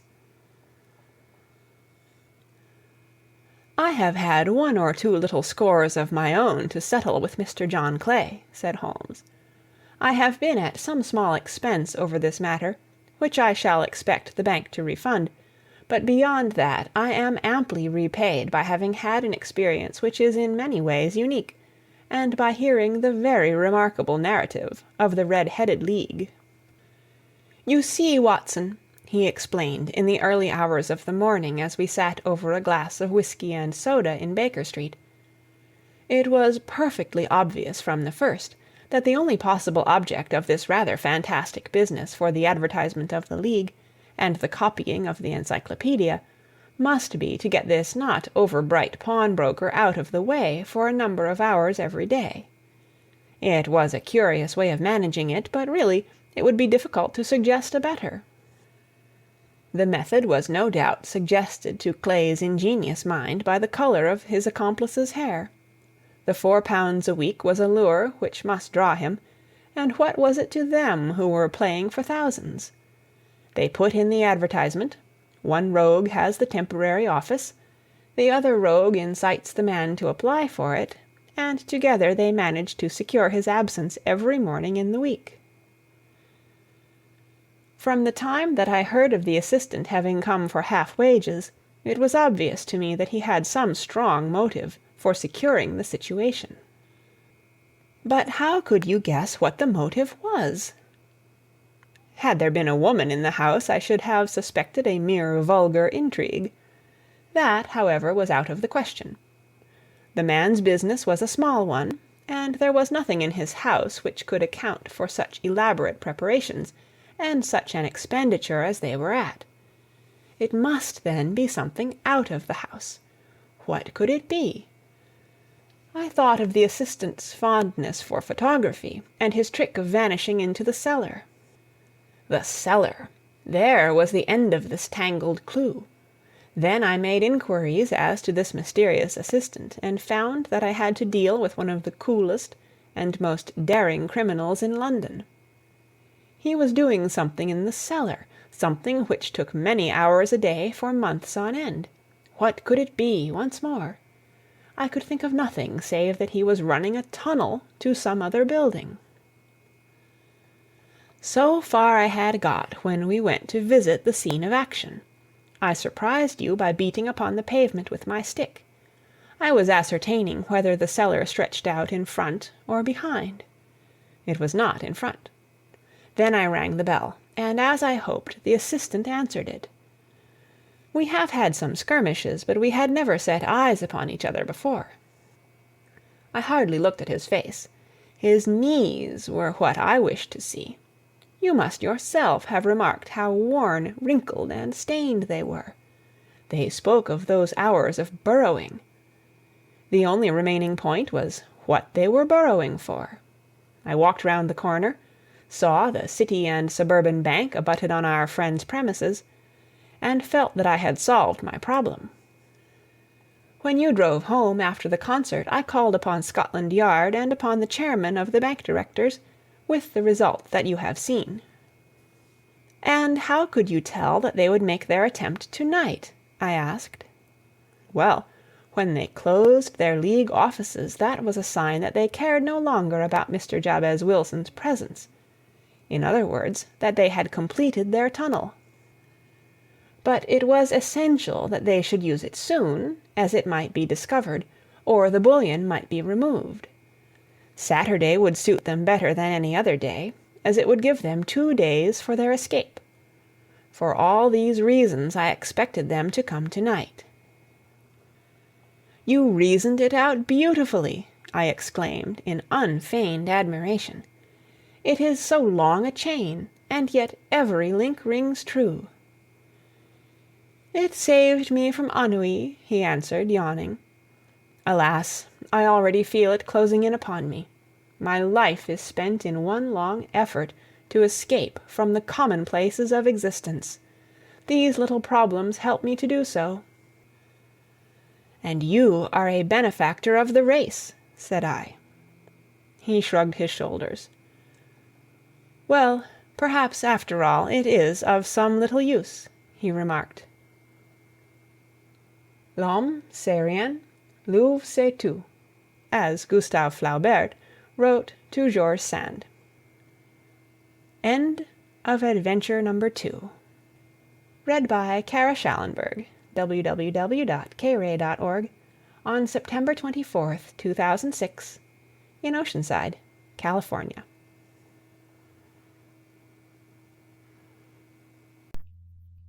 Reading by Robin Cotter, Toronto, Ontario, October 2006. The Adventures of Sherlock Holmes by Sir Arthur Conan Doyle. Adventure number 3. A Case of Identity. "My dear fellow," said Sherlock Holmes, as we sat on either side of the fire in his lodgings at Baker Street, "life is infinitely stranger than anything which the mind of man could invent. We would not dare to conceive the things which are really mere commonplaces of existence.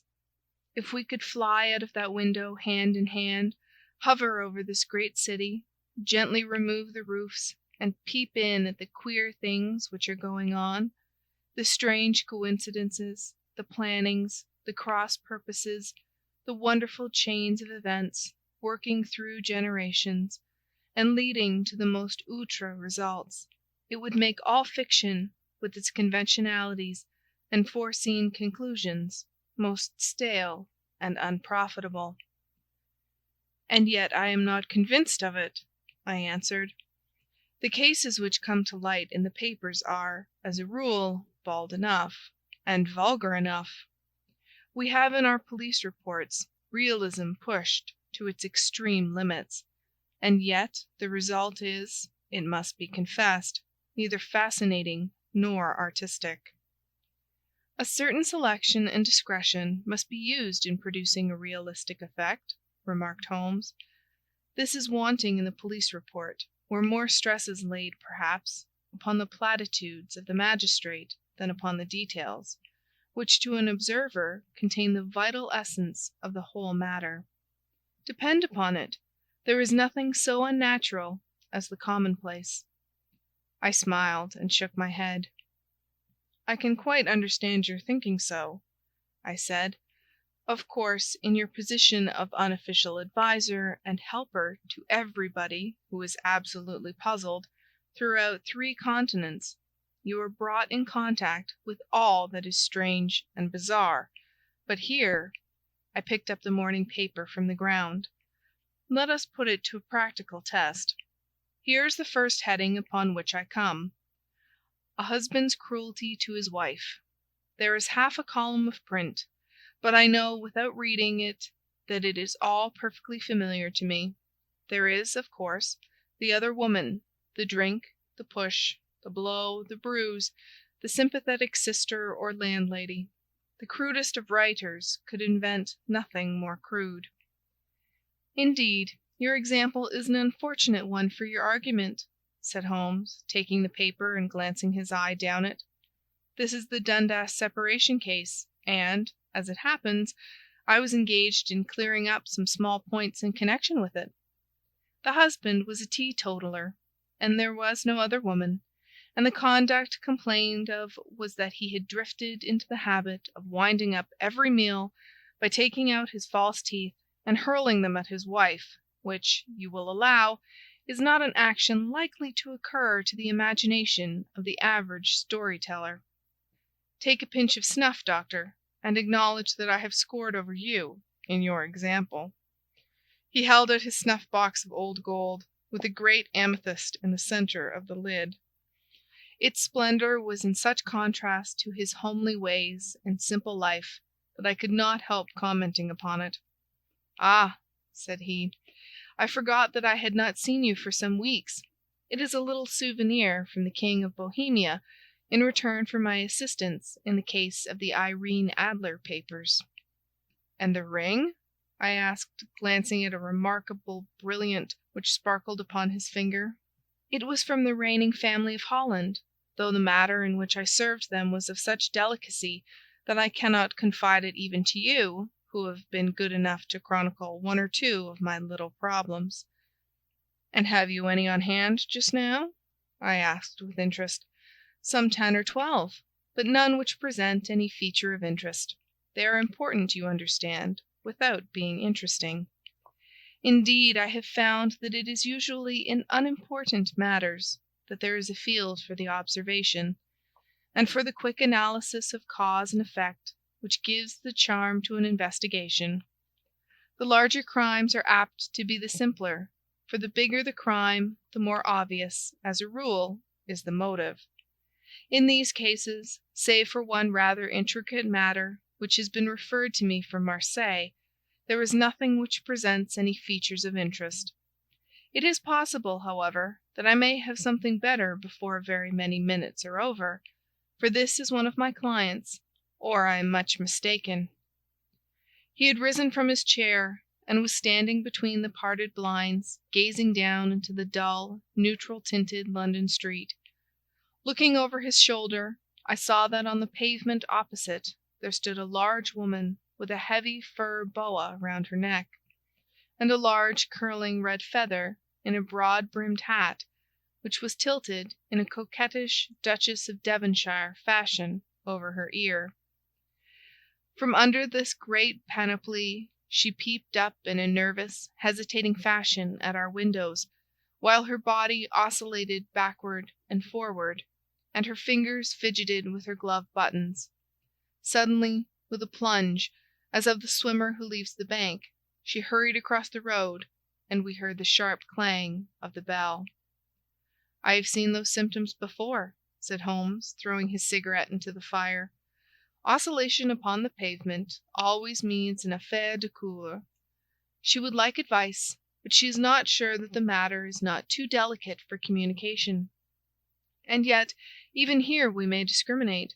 When a woman has been seriously wronged by a man she no longer oscillates, and the usual symptom is a broken bell wire. Here we may take it that there is a love matter, but that the maiden is not so much angry as perplexed or grieved. But here she comes in person to resolve our doubts." As he spoke, there was a tap at the door, and the boy in buttons entered to announce Miss Mary Sutherland, while the lady herself loomed behind his small black figure like a full-sailed merchantman behind a tiny pilot-boat.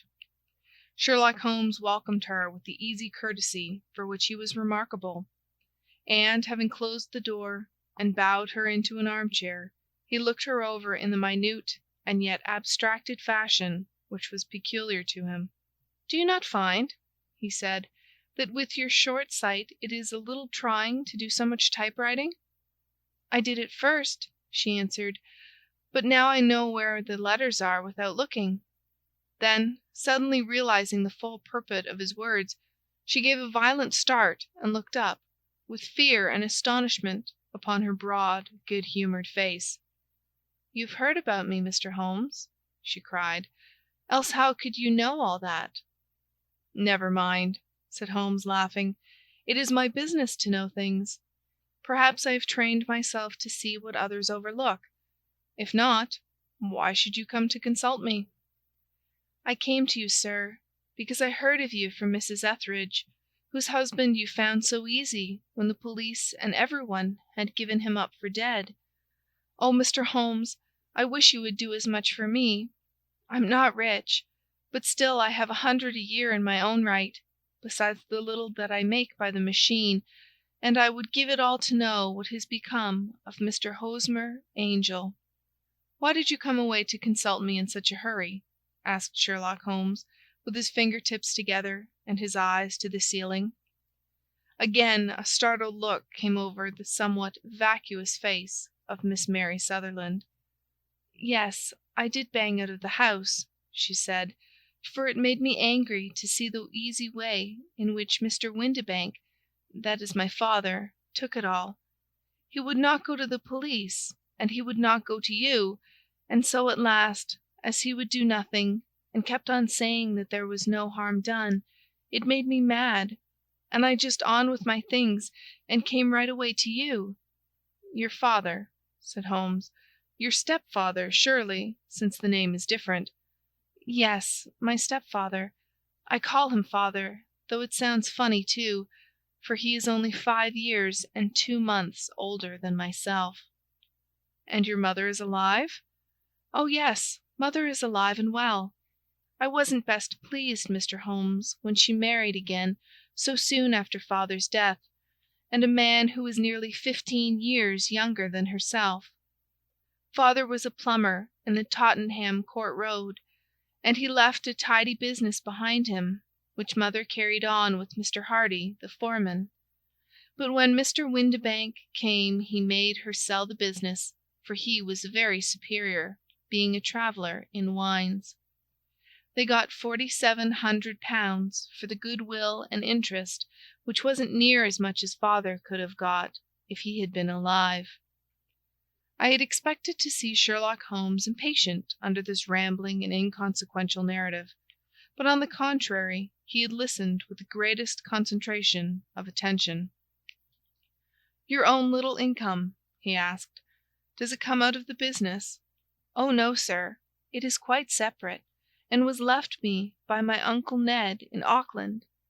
It is in New Zealand stock, paying 4.5%.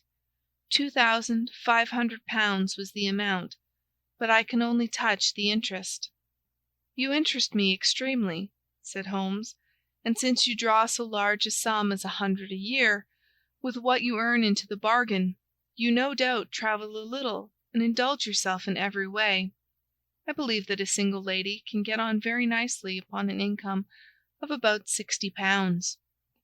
"I could do with much less than that, Mr. Holmes, but you understand that as long as I live at home, I don't wish to be a burden to them, and so they have the use of the money just while I am staying with them. Of course, that is only just for the time. Mr. Windibank draws my interest every quarter and pays it over to Mother, and I find that I can do pretty well with what I earn at typewriting. It brings me 2 pence a sheet, and I can often do from 15 to 20 sheets in a day." "You have made your position very clear to me," said Holmes. "This is my friend, Dr. Watson, before whom you can speak as freely as before myself. Kindly tell us now all about your connection with Mr. Hosmer Angel." A flush stole over Miss Sutherland's face, and she picked nervously at the fringe of her jacket. "I met him first at the gasfitters' ball," she said. "They used to send Father tickets when he was alive, and then afterwards they remembered us, and sent them to Mother. Mr. Windibank did not wish us to go. He never did wish us to go anywhere. He would get quite mad if I wanted so much as to join a Sunday school treat. But this time I was set on going, and I would go, for what right had he to prevent? He said the folk were not fit for us to know, when all Father's friends were to be there. And he said that I had nothing fit to wear, when I had my purple plush that I had never so much as taken out of the drawer. At last, when nothing else would do, he went off to France upon the business of the firm, but we went, Mother and I, with Mr. Hardy, who used to be our foreman, and it was there I met Mr. Hosmer Angel." "I suppose," said Holmes, "that when Mr. Windibank came back from France, he was very annoyed at your having gone to the ball." "Oh, well, he was very good about it. He laughed, I remembered, and shrugged his shoulders, and said there was no use denying anything to a woman, for she would have her way." "I see. Then at the gasfitters' ball you met, as I understand, a gentleman called Mr. Hosmer Angel?" "Yes, sir. I met him that night, and he called next day to ask if we had got home all safe, and after that we had met him, that is to say, Mr. Holmes, I met him twice for walks, but after that Father came back again, and Mr. Hosmer Angel could not come to the house any more." "No?" "Well, you know Father didn't like anything of the sort. He wouldn't have any visitors if he could help it, and he used to say that a woman should be happy in her own family circle. But then, as I used to say to Mother, a woman wants her own circle to begin with, and I had not got mine yet." "But how about Mr. Hosmer Angel? Did he make no attempt to see you?" "Well, Father was going off to France again in a week, and Hosmer wrote and said that it would be safer and better not to see each other until he had gone. We could write in the meantime, and he used to write every day. I took the letters in the morning, so there was no need for Father to know." "Were you engaged to the gentleman at this time?" "Oh, yes, Mr. Holmes. We were engaged after the first walk that we took. Mr. Angel, was a cashier in an office in Leadenhall Street, and—" "What office?" "That's the worst of it, Mr. Holmes. I don't know." "Where did he live, then?" "He slept on the premises." "And you don't know his address?" "No, except that it was Leadenhall Street." "Where did you address your letters, then?" "To the Leadenhall Street post office, to be left till called for. He said that if they were sent to the office, he would be chaffed by all the other clerks about having letters from a lady, so I offered to typewrite them, like he did his, but he wouldn't have that, for he said that when I wrote them they seemed to come from me, but when they were typewritten he always felt that the machine had come between us. That will just show you how fond he was of me, Mr. Holmes, and the little things that he would think of." "It was most suggestive," said Holmes. "It has long been an axiom of mine that the little things are infinitely the most important. Can you remember any other little things about Mr. Hosmer Angel?" "He was a very shy man, Mr. Holmes. He would rather walk with me in the evening than in the daylight, for he said that he hated to be conspicuous. Very retiring and gentlemanly he was. Even his voice was gentle. He'd had the quinsy and swollen glands when he was young, he told me, and it had left him with a weak throat and a hesitating, whispering fashion of speech. He was always well dressed, very neat and plain, but his eyes were weak, just as mine are, and he wore tinted glasses against the glare." "Well, and what happened when Mr. Windibank, your stepfather, returned to France?" "Mr. Hosmer Angel came to the house again, and proposed that we should marry before father came back. He was in dreadful earnest, and made me swear, with my hands on the testament, that whatever happened, I would always be true to him. Mother said he was quite right to make me swear, and that it was a sign of his passion. Mother was all in his favour from the first, and was even fonder of him than I was. Then, when they talked of marrying within the week, I began to ask about father, but they both said never to mind about father, but just to tell him afterwards, and mother said she would make it all right with him. I didn't quite like that, Mr. Holmes. It seemed funny that I should ask his leave, as he was only a few years older than me, but I didn't want to do anything on the sly, so I wrote to father at Bordeaux, where the company has its French offices, but the letter came back to me on the very morning of the wedding." "It missed him, then?" "Yes, sir, for he had started to England just before it arrived." "Ha! That was unfortunate. Your wedding was arranged, then, for the Friday. Was it to be in church?" "Yes, sir, but very quietly. It was to be at St. Saviour's, near King's Cross, and we were to have breakfast afterwards at the St. Pancras Hotel. Hosmer came for us in a hansom, but as there were two of us, he put us both into it and stepped himself into a four-wheeler, which happened to be the only other cab in the street. We got to the church first, and when the four-wheeler drove up, we waited for him to step out, but he never did, and when the cabman got down from the box and looked, there was no one there. The cabman said that he could not imagine what had become of him, for he had seen him get in with his own eyes. That was last Friday, Mr. Holmes, and I have never seen or heard anything since then to throw any light upon what became of him." "It seems to me that you have been very shamefully treated," said Holmes. "Oh, no, sir. He was too good and kind to leave me so. Why, all the morning he was saying to me that, whatever happened, I was to be true, and that even if something quite unforeseen occurred to separate us, I was always to remember that I was pledged to him, and that he would claim his pledge sooner or later. It seemed strange talk for a wedding morning, but what has happened since gives a meaning to it." "Most certainly it does. Your own opinion is, then, that some unforeseen catastrophe has occurred to him?" "Yes, sir. I believe that he foresaw some danger, or else he would not have talked so. And then I think that what he foresaw happened." "But you have no notion as to what it could have been?" "None." "One more question. How did your mother take the matter?" "She was angry, and said that I was never to speak of the matter again." "And your father? Did you tell him?" "Yes, and he seemed to think, with me, that something had happened, and that I should hear of Hosmer again. As he said, what interest could anyone have in bringing me to the doors of the church, and then leaving me? Now, if he had borrowed my money, or if he had married me and got my money settled on him, there might be some reason, but Hosmer was very independent about money, and never would look at a shilling of mine.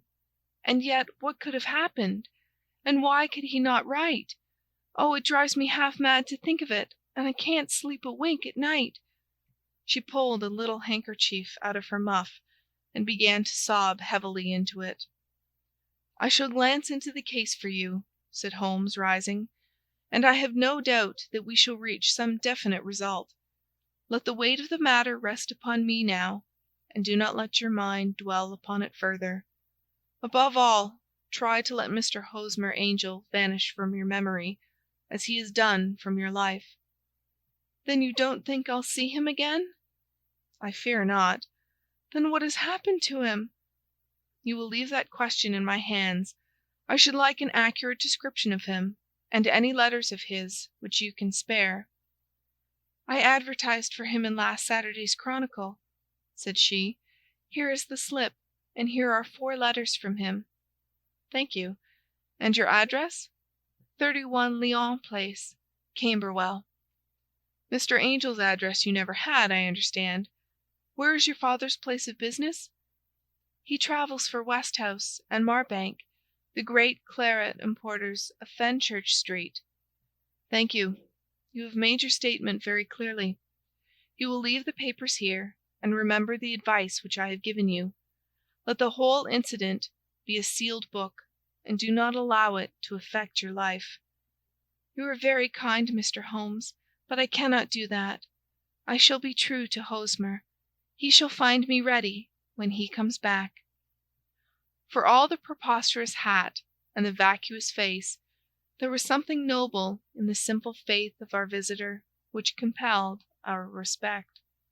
She laid her little bundle of papers upon the table and went her way, with a promise to come again whenever she might be summoned.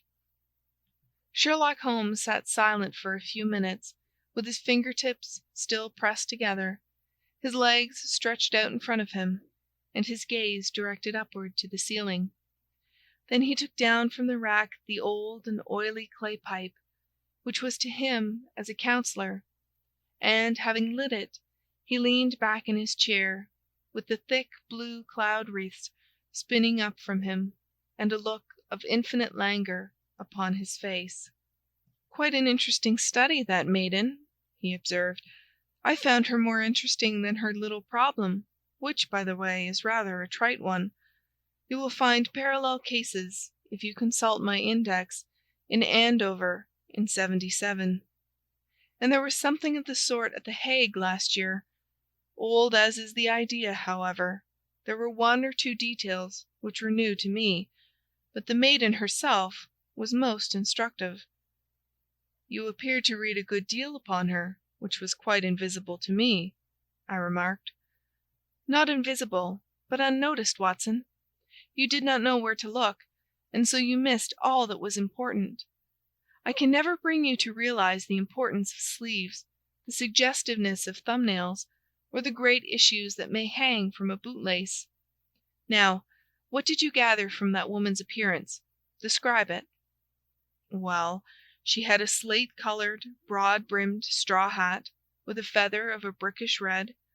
Her jacket was black, with black beads sewn upon it, and a fringe of little black jet ornaments.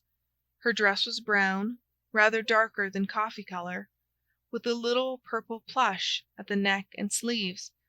Her gloves were greyish, and were worn through at the right forefinger. Her boots I didn't observe. She had small, round, hanging gold earrings, and a general air of being fairly well-to-do in a vulgar, comfortable, easy-going way." Sherlock Holmes clapped his hands softly together and chuckled. "'Pon my word, Watson, you are coming along wonderfully. You have really done very well indeed. It is true that you have missed everything of importance, but you have hit upon the method, and you have a quick eye for colour. Never trust to general impressions, my boy, but concentrate yourself upon details. My first glance is always at a woman's sleeve. In a man it is perhaps better first to take the knee of the trouser. As you observe, this woman had plush upon her sleeves, which is a most useful material for showing traces. The double line a little above the wrist, where the typewriter presses against the table, was beautifully defined. The sewing machine, of the hand type, leaves a similar mark, but only on the left arm, and on the right of it, farthest from the thumb, instead of being right across the broadest part, as this was. I then glanced at her face, and observing the dint of a pince-nez at either side of her nose, I ventured a remark upon short sight and typewriting, which seemed to surprise her. It surprised me. But surely it was obvious. I was then much surprised and interested on glancing down to observe that, though the boots which she was wearing were not unlike each other, they were really odd ones, the one having a slightly decorated toe-cap, and the other a plain one. One was buttoned only in the 2 lower buttons out of 5, and the other at the 1st, 3rd, and 5th. Now when you see that a young lady, otherwise neatly dressed, has come away from home with odd boots, half buttoned, it is no great deduction to say that she came away in a hurry. "And what else?" I asked, keenly interested, as I always was, by my friend's incisive reasoning. I noted in passing that she had written a note before leaving home, but after being fully dressed. You observed that her right glove was torn at the forefinger, but you did not apparently see that both glove and finger were stained with violet ink. She had written in a hurry and dipped her pen too deep. It must have been this morning, or the mark would not remain clear upon the finger. All this is amusing, though rather elementary, but I must go back to business, Watson. Would you mind reading me the advertised description of Mr. Hosmer Angel? I held the little printed slip to the light. "Missing," it said, "on the morning of the 14th, a gentleman named Hosmer Angel, about 5 feet 7 inches in height, strongly built, sallow complexion, black hair, a little bald in the centre, bushy black side whiskers and moustache, tinted glasses, slight infirmity of speech, was dressed when last seen in black frock coat faced with silk, black waistcoat, gold Albert chain, and grey Harris tweed trousers, with brown gaiters over elastic-sided boots, known to have been employed in an office in Leadenhall Street. Anybody bringing—" "That will do," said Holmes.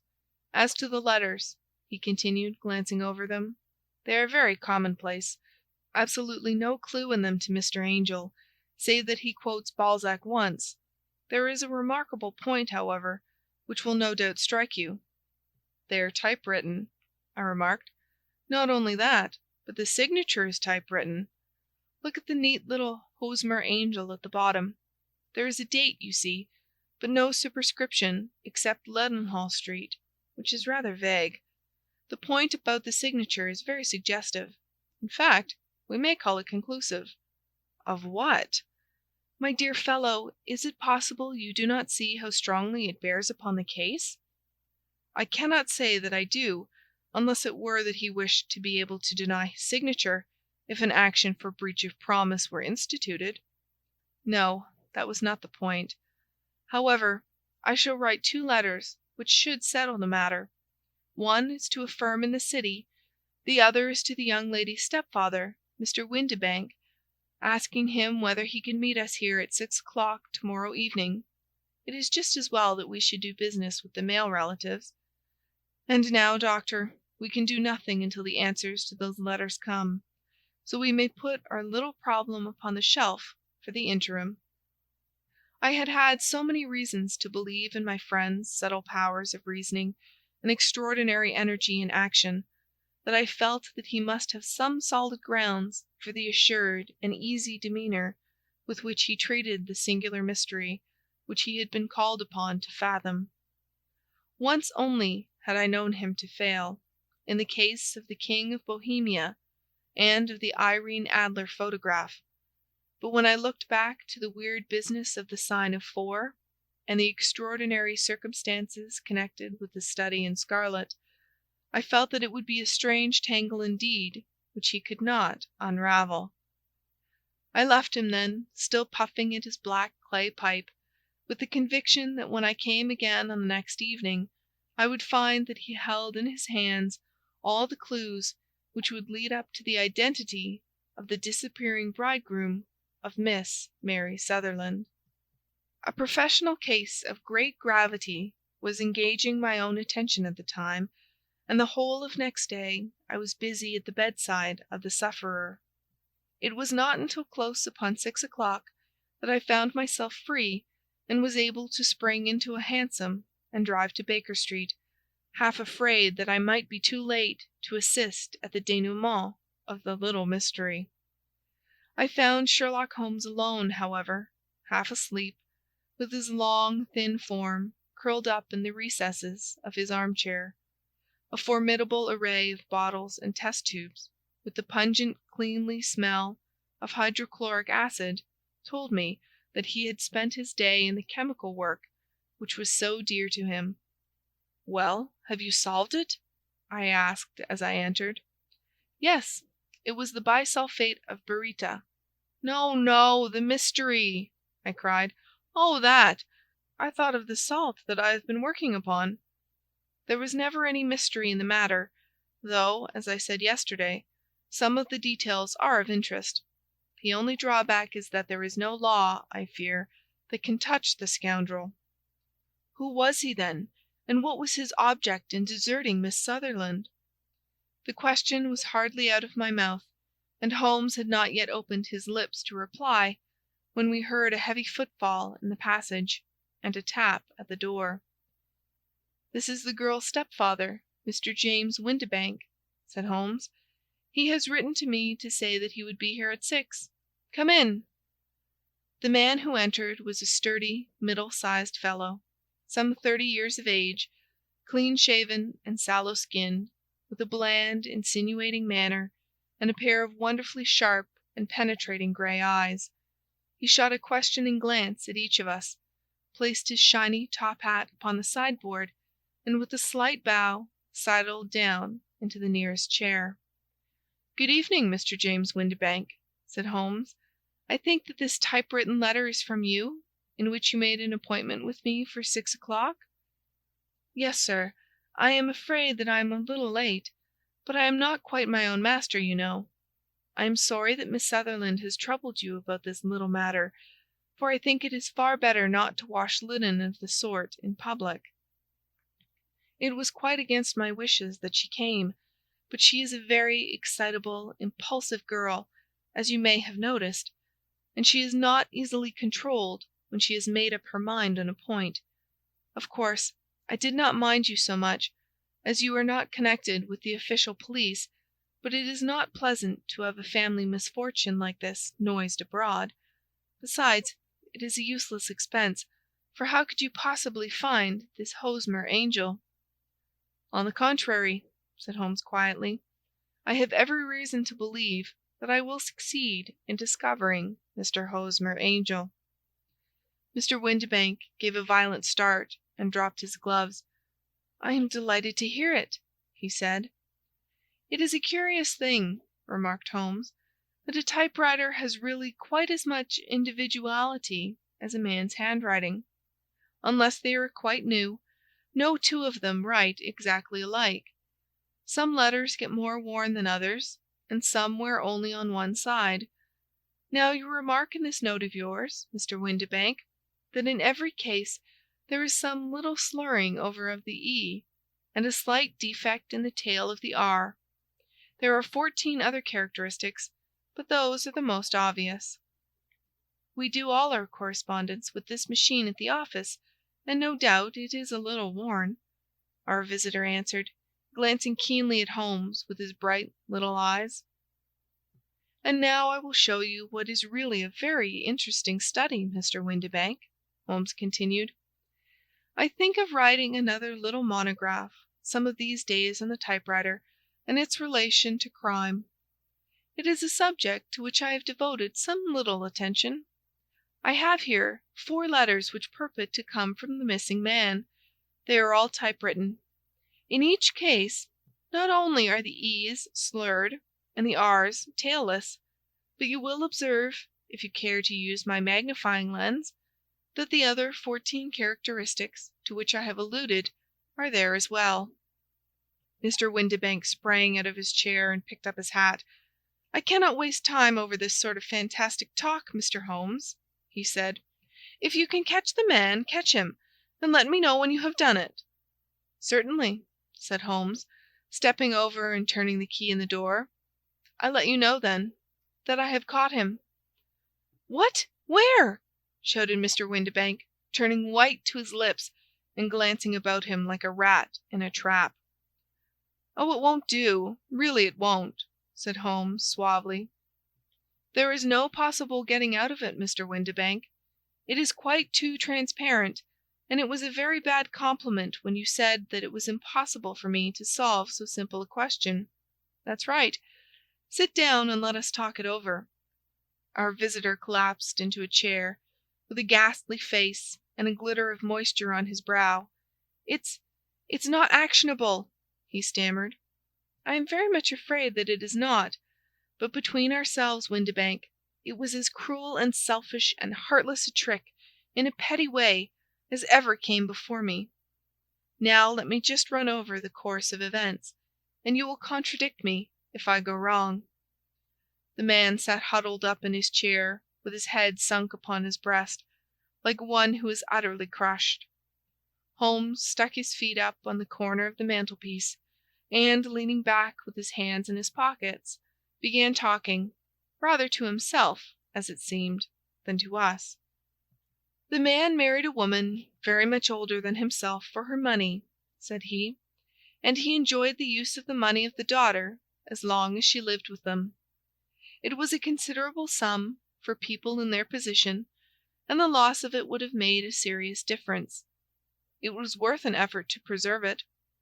The daughter was of a good, amiable disposition, but affectionate and warm-hearted in her ways, so that it was evident that with her fair personal advantages and her little income, she would not be allowed to remain single long. Now her marriage would mean, of course, the loss of 100 a year. So what does her stepfather do to prevent it? He takes the obvious course of keeping her at home and forbidding her to seek the company of people her own age. But soon he found that that would not answer forever. She became restive, insisted upon her rights, and finally announced her positive intention of going to a certain ball. What does her clever stepfather do then? He conceives an idea more creditable to his head than to his heart. With the connivance and assistance of his wife, he disguised himself, covered those keen eyes with tinted glasses, masked the face with a moustache and a pair of bushy whiskers, sunk that clear voice into an insinuating whisper, and doubly secure on account of the girl's short sight, he appears as Mr. Hosmer Angel, and keeps off other lovers by making love himself. "It was only a joke at first," groaned our visitor. "We never thought that she would have been so carried away." "Very likely not. However that may be, the young lady was very decidedly carried away, and, having quite made up her mind that her stepfather was in France, the suspicion of treachery never for an instant entered her mind. She was flattered by the gentleman's attentions, and the effect was increased by the loudly expressed admiration of her mother. Then Mr. Angel began to call, for it was obvious that the matter should be pushed as far as it would go if a real effect were to be produced. There were meetings and an engagement which would finally secure the girl's affections from turning towards anyone else. But the deception could not be kept up forever. These pretended journeys to France were rather cumbrous. The thing to do was clearly to bring the business to an end in such a dramatic manner that it would leave a permanent impression upon the young lady's mind, and prevent her from looking upon any other suitor for some time to come. Hence those vows of fidelity exacted upon a testament, and hence also the allusions to a possibility of something happening on the very morning of the wedding. James Windibank wished Miss Sutherland to be so bound to Hosmer Angel, and so uncertain as to his fate, that for 10 years to come, at any rate, she would not listen to another man. As far as the church door he brought her, and then, as he could go no farther, he conveniently vanished away, by the old trick of stepping in at one door of a four-wheeler, and out at the other.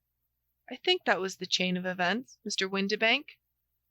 Our visitor had recovered something of his assurance while Holmes had been talking, and he rose from his chair now with a cold sneer upon his pale face. "It may be so, or it may not, Mr. Holmes," said he. "But if you are so very sharp, you ought to be sharp enough to know that it is you who are breaking the law now, and not me. I have done nothing actionable from the first, but as long as you keep that door locked, you lay yourself open to an action for assault and illegal constraint." "The law cannot, as you say, touch you," said Holmes, unlocking and throwing open the door. "Yet there never was a man who deserved punishment more. If the young lady has a brother or a friend, he ought to lay a whip across your shoulders. By Jove!" he continued, flushing up at the sight of the bitter sneer upon the man's face, "it is not part of my duties to my client, but here's a hunting crop handy, and I think I shall just treat myself to—" He took 2 swift steps to the whip, but before he could grasp it, there was a wild clatter of steps upon the stairs, the heavy hall door banged, and from the window we could see Mr. James Windibank running at the top of his speed down the road. "There's a cold-blooded scoundrel," said Holmes, laughing, as he threw himself down into his chair once more.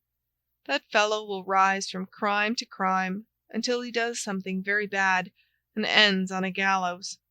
The case has, in some respects, been not entirely devoid of interest."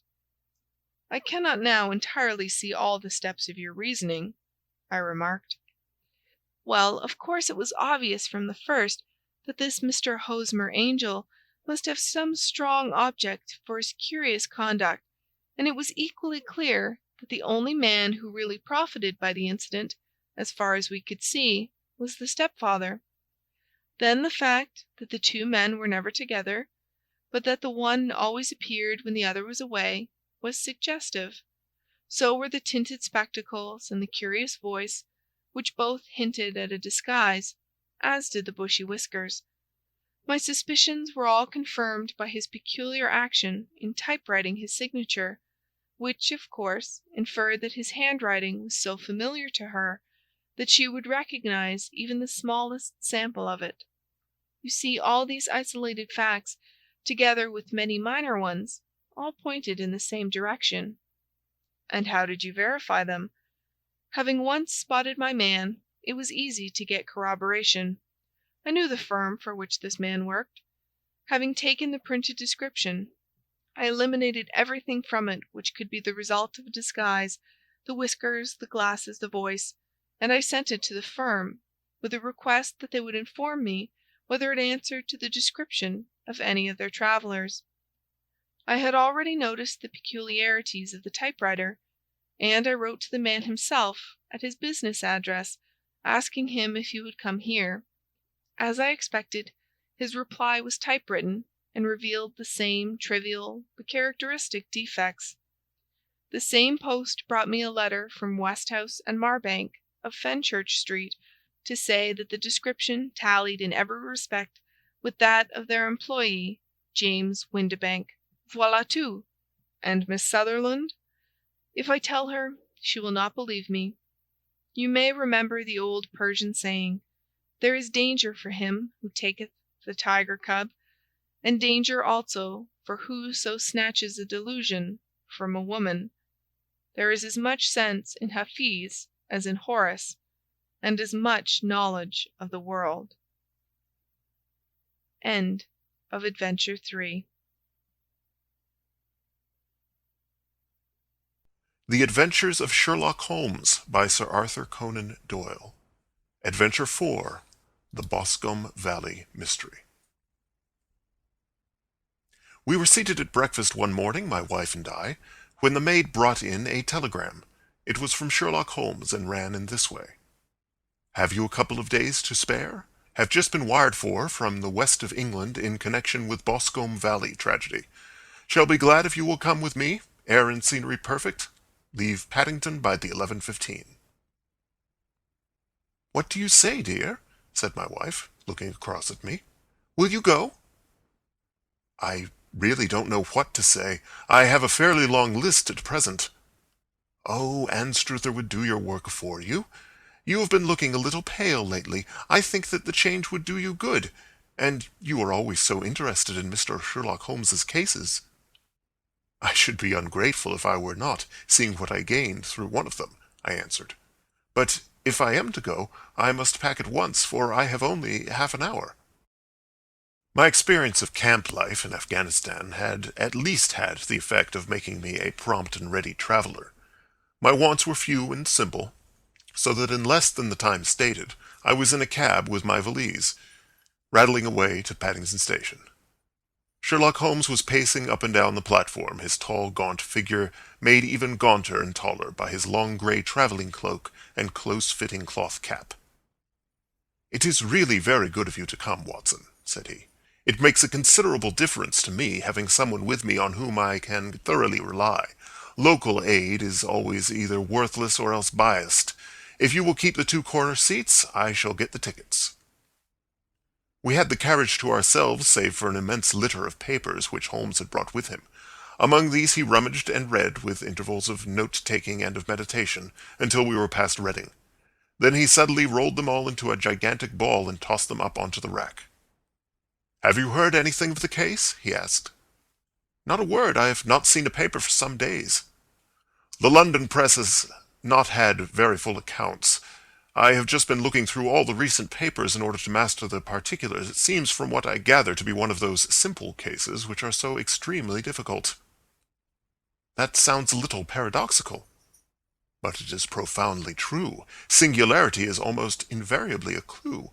The more featureless and commonplace a crime is, the more difficult it is to bring it home. In this case, however, they have established a very serious case against the son of the murdered man." "It is a murder, then?" "Well, it is conjectured to be so. I shall take nothing for granted until I have the opportunity of looking personally into it.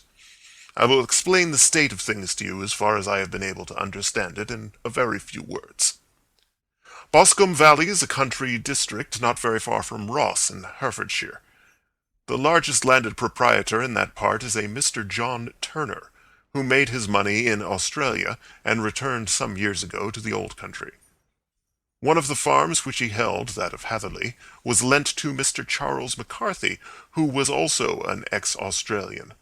The men had known each other in the colonies, so that it was not unnatural that, when they came to settle down, that they should do so as near each other as possible.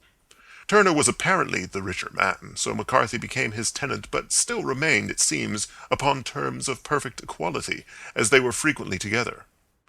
McCarthy had one son, a lad of 18, and Turner had an only daughter of the same age, but neither of them had wives living. They appear to have avoided the society of the neighboring English families, and to have led retired lives, though both the McCarthys were fond of sport, and were frequently seen at the race meetings of the neighborhood. McCarthy kept 2 servants, a man and a girl. Turner had a considerable household, some half-dozen at the least. That is as much as I have been able to gather about the families. Now for the facts. On June 3rd, that is Monday last, McCarthy left his house at Hatherley about 3 in the afternoon and walked down to the Boscombe Pool, which is a small lake formed by the spreading out of the stream which runs down the Boscombe Valley. He had been out with his serving-man in the morning at Ross, and he had told the man that he must hurry, as he had an appointment of importance to keep at 3. From that appointment he never came back alive.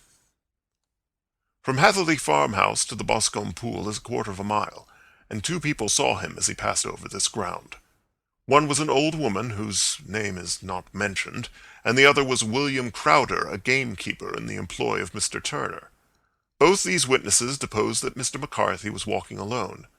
The gamekeeper adds that within a few minutes of his seeing Mr. McCarthy pass, he had seen his son, Mr. James McCarthy, going the same way with a gun under his arm. To the best of his belief, the father was actually in sight at the time, and the son was following him. He thought no more of the matter until he heard in the evening of the tragedy that had occurred. The 2 McCarthys were seen after the time when William Crowder, the gamekeeper, lost sight of them. The Boscombe Pool is thickly wooded round, with just a fringe of grass and of reeds round the edge. A girl of 14, Patience Moran, who is the daughter of the lodge-keeper of the Boscombe Valley estate, was in one of the woods picking flowers. She states that while she was there she saw, at the border of the wood and close by the lake, Mr. McCarthy and his son, and that they appeared to be having a violent quarrel.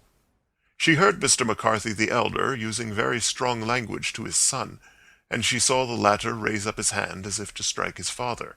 She was so frightened by their violence that she ran away and told her mother when she reached home that she had left the two McCarthys quarreling near Boscombe Pool, and that she was afraid that they were going to fight. She had hardly said the words when young Mr. McCarthy came running up to the lodge to say that he had found his father dead in the wood, and to ask for the help of the lodge-keeper. He was much excited, without either his gun or his hat, and his right hand and sleeve were observed to be stained with fresh blood. On following him, they found the dead body stretched out upon the grass beside the pool. The head had been beaten in by repeated blows of some heavy and blunt weapon. The injuries were such as might very well have been inflicted by the butt end of his son's gun, which was found lying on the grass within a few paces of the body. Under these circumstances the young man was instantly arrested, and a verdict of wilful murder having been returned at the inquest on Tuesday, he was on Wednesday brought before the magistrates at Ross, who have referred the case to the next assizes. Those are the main facts of the case, as they came out before the coroner and the police court. "I could hardly imagine a more damning case," I remarked.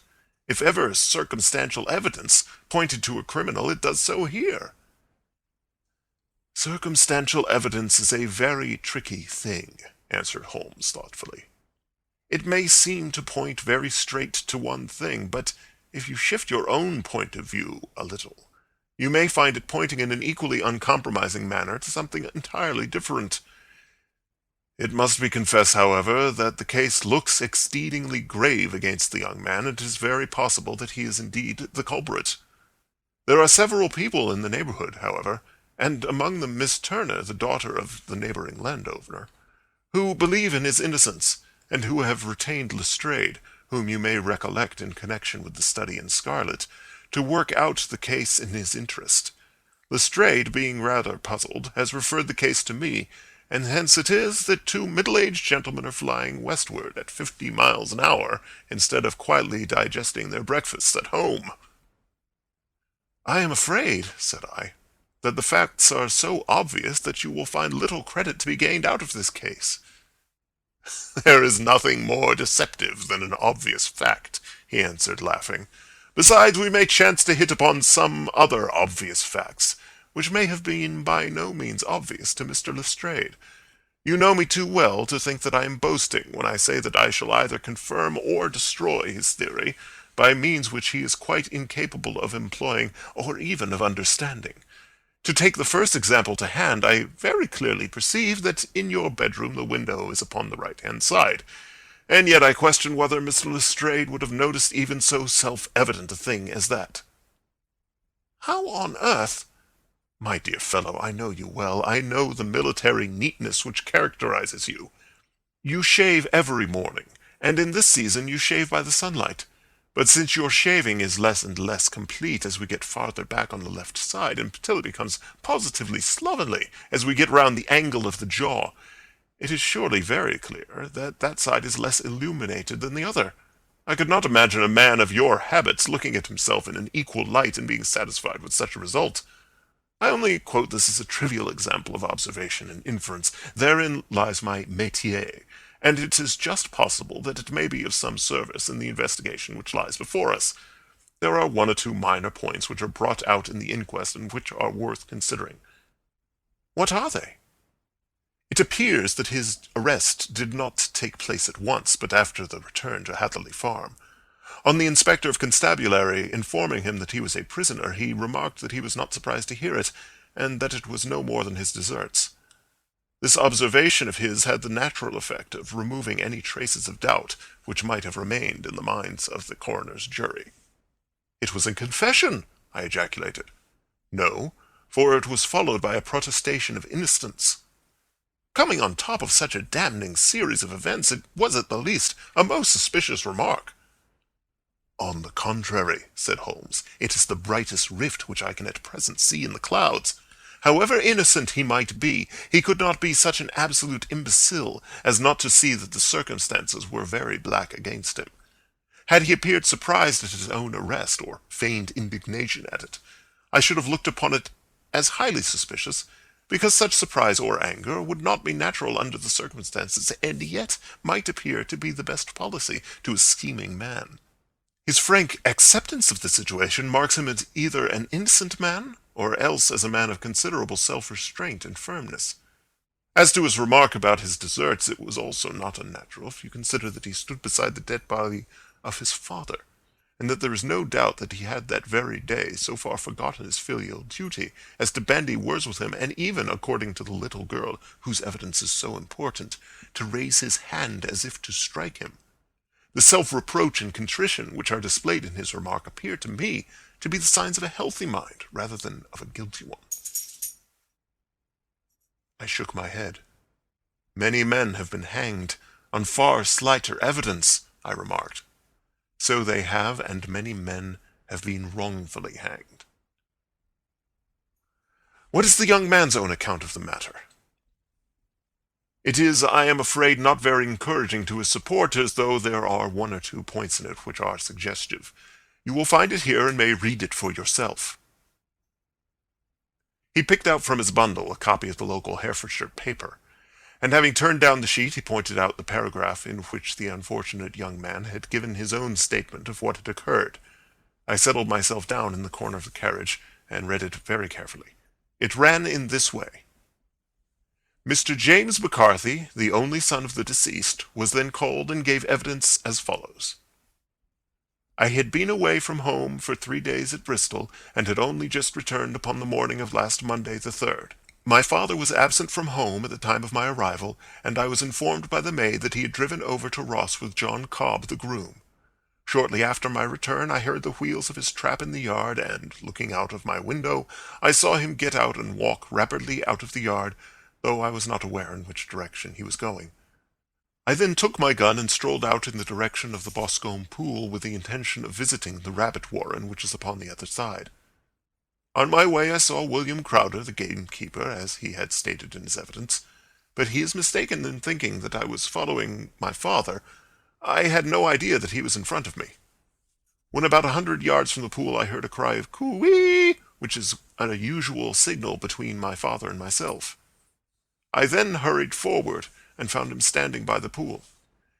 He appeared to be much surprised at seeing me, and asked me rather roughly what I was doing there.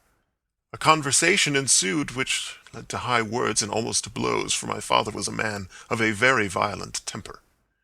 Seeing that his passion was becoming ungovernable, I left him and returned towards Hatherley Farm. I had not gone more than 150 yards, however, when I heard a hideous outcry behind me, which caused me to run back again. I found my father expiring upon the ground with his head terribly injured. I dropped my gun and held him in my arms, but he almost instantly expired. I knelt beside him for some minutes, and then made my way to Mr. Turner's lodge-keeper, his house being the nearest, to ask for assistance. I saw no one near my father when I returned, and I have no idea how he came by his injuries. He was not a popular man, being somewhat cold and forbidding in his manners, but he had, as far as I know, no active enemies. I know nothing further of the matter. The Coroner. Did your father make any statement to you before he died? Witness. He mumbled a few words, but I could only catch some allusion to a rat. The Coroner. What did you understand by that? Witness. It conveyed no meaning to me. I thought that he was delirious. The Coroner. What was the point upon which your father had this final quarrel? Witness. I should prefer not to answer. The Coroner. I am afraid that I must press it. Witness. It is really impossible for me to tell you. I can assure you that it has nothing to do with the sad tragedy which followed. The Coroner.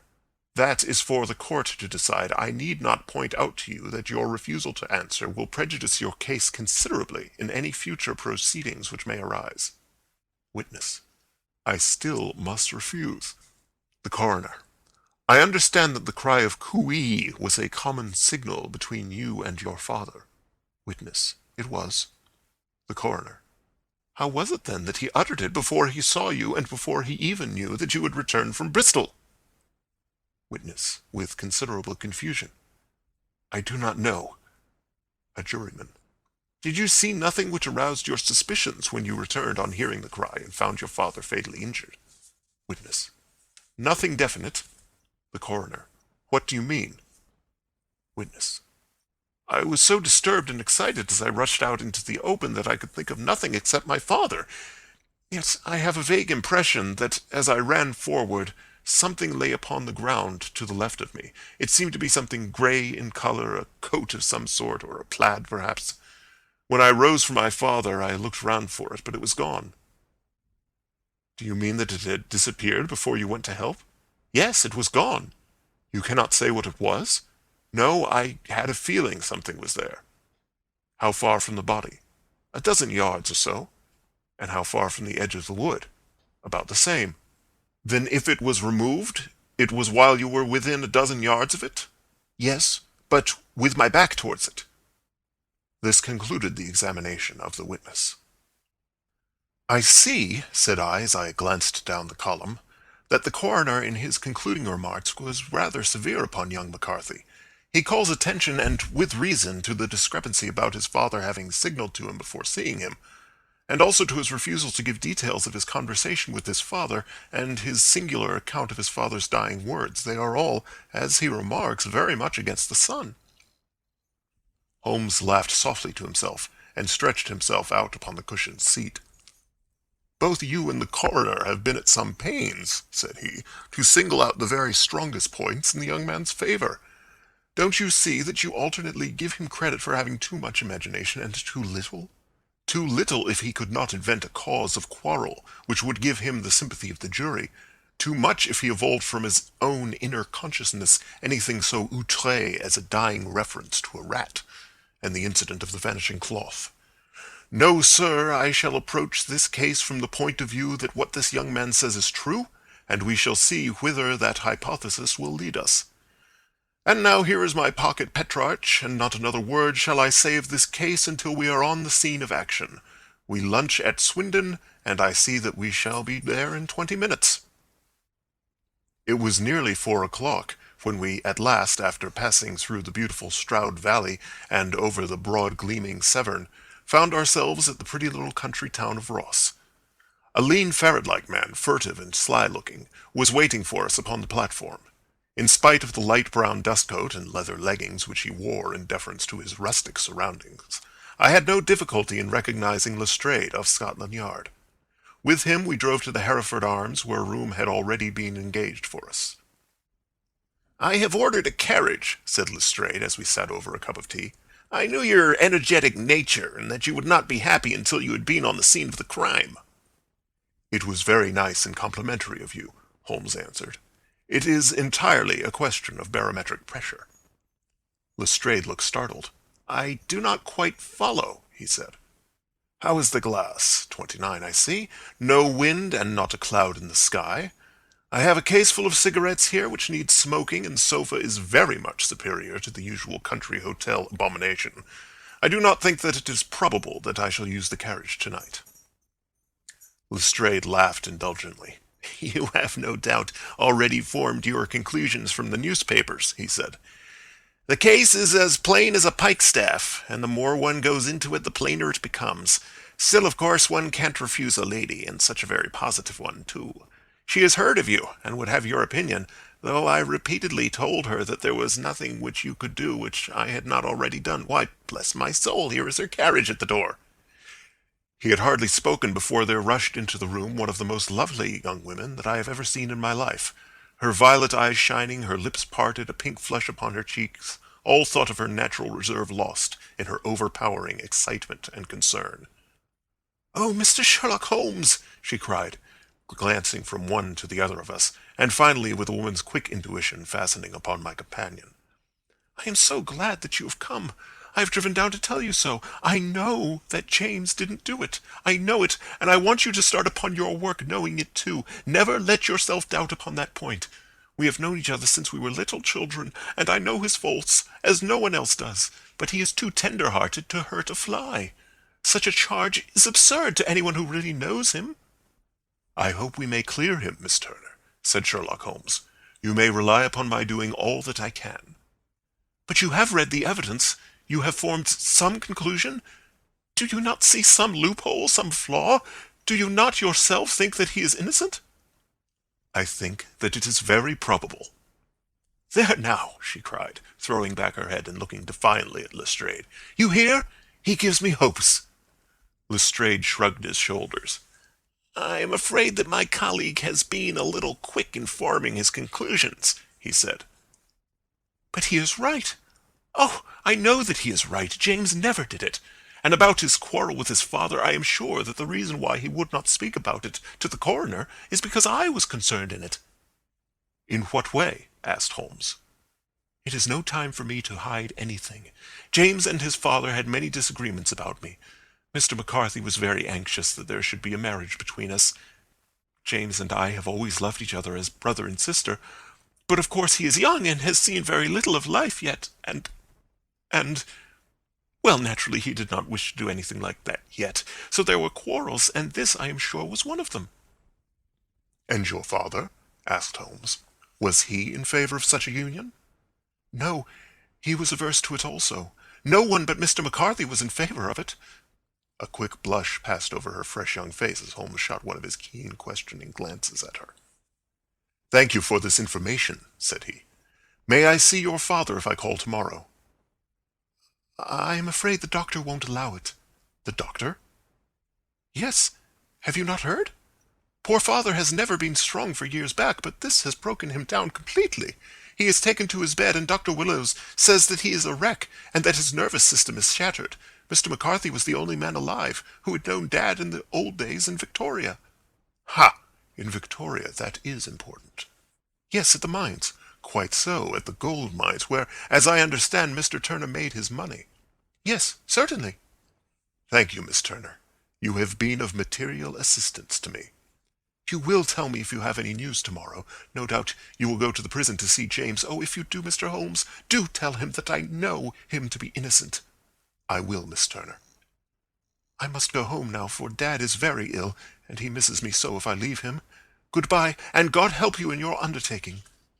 She hurried from the room as impulsively as she had entered, and we heard the wheels of her carriage rattle off down the street. I am ashamed of you, Holmes, said Lestrade with dignity after a few minutes' silence. Why should you raise up hopes which you are bound to disappoint? I am not over-tender of heart, but I call it cruel. I think that I see my way to clearing James McCarthy, said Holmes. Have you an order to see him in prison? Yes, but only for you and me. Then I shall reconsider my resolution about going out. We have still time to take a train to Hereford and see him tonight? Ample. Then let us do so. Watson, I fear that you will find it very slow, but I shall only be away a couple of hours. I walked down to the station with them, and then wandered through the streets of the little town, finally returning to the hotel where I lay upon the sofa, and tried to interest myself in a yellow-backed novel. The puny plot of the story was so thin, however, when compared to the deep mystery through which we were groping, and I found my attention wander so continually from the action to the fact, that I at last flung it across the room and gave myself up entirely to a consideration of the events of the day. Supposing that this unhappy young man's story were absolutely true, then what hellish thing, what absolutely unforeseen and extraordinary calamity could have occurred between the time when he parted from his father and the moment when, drawn back by his screams, he rushed into the glade? It was something terrible and deadly. What could it be? Might not the nature of the injuries reveal something to my medical instincts? I rang the bell and called for the weekly country paper, which contained a verbatim account of the inquest. In the surgeon's deposition it was stated that the posterior third of the left parietal bone and the left half of the occipital bone had been shattered by a heavy blow from a blunt weapon. I marked the spot upon my own head. Clearly such a blow must have been struck from behind. That was to some extent in favor of the accused, as, when seen quarreling, he was face to face with his father. Still, it did not go for very much, for the older man might have turned his back before the blow fell.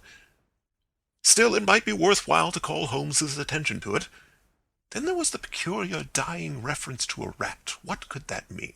It could not be delirium. A man dying from a sudden blow does not commonly become delirious. No, it was more likely to be an attempt to explain how he met his fate. But what could it indicate? I cuddled my brains to find some possible explanation. And then the incident of the grey cloth seen by young McCarthy. If that were true, the murderer must have dropped some part of his dress, presumably his overcoat, in his flight, and must have had the hardihood to return and to carry it away at the instant when the son was kneeling with his back turned, not a dozen paces off. What a tissue of mysteries and improbabilities the whole thing was!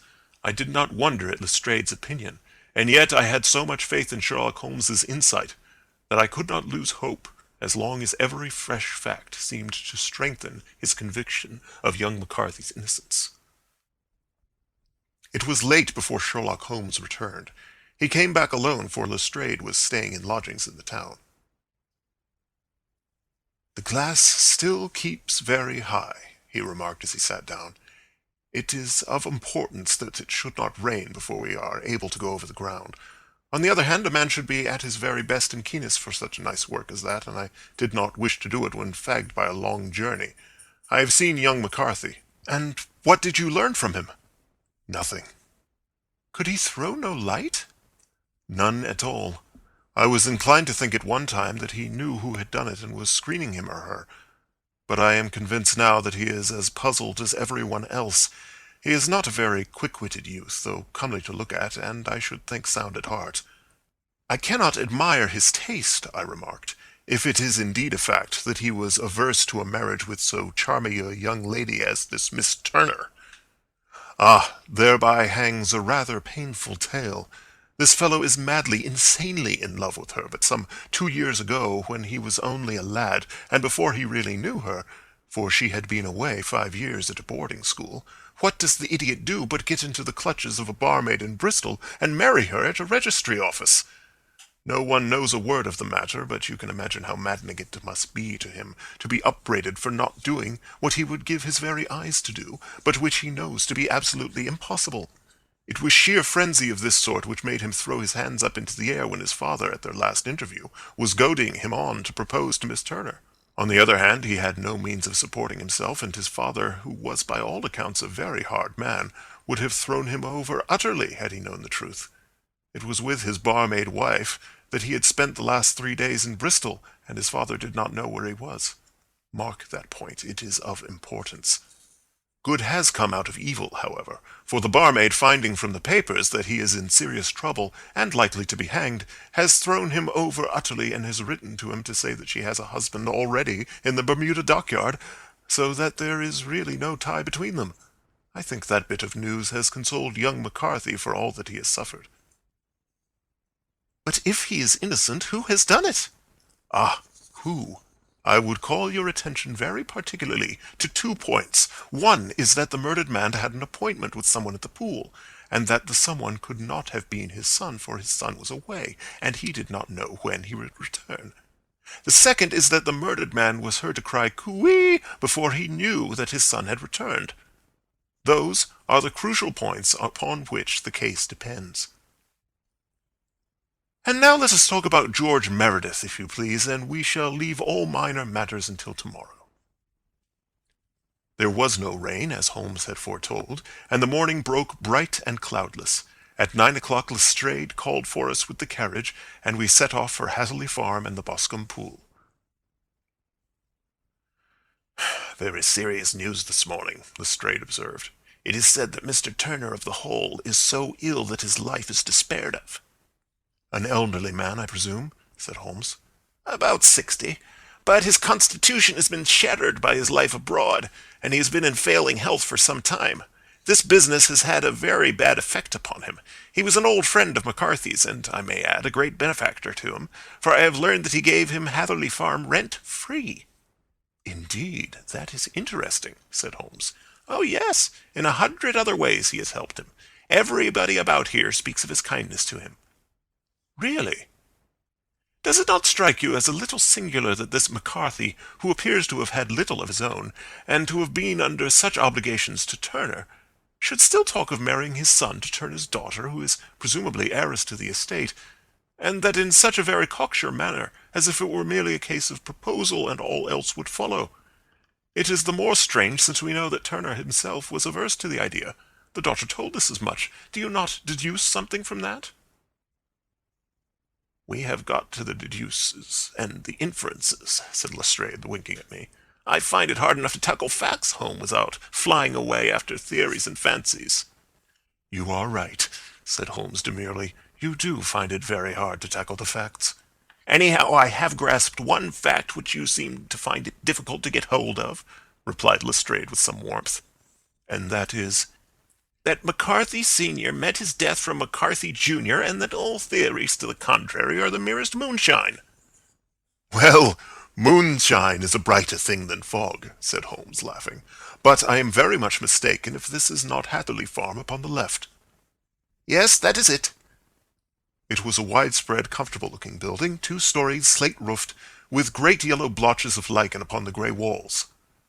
The drawn blinds and the smokeless chimneys, however, gave it a stricken look, as though the weight of this horror still lay heavy upon it.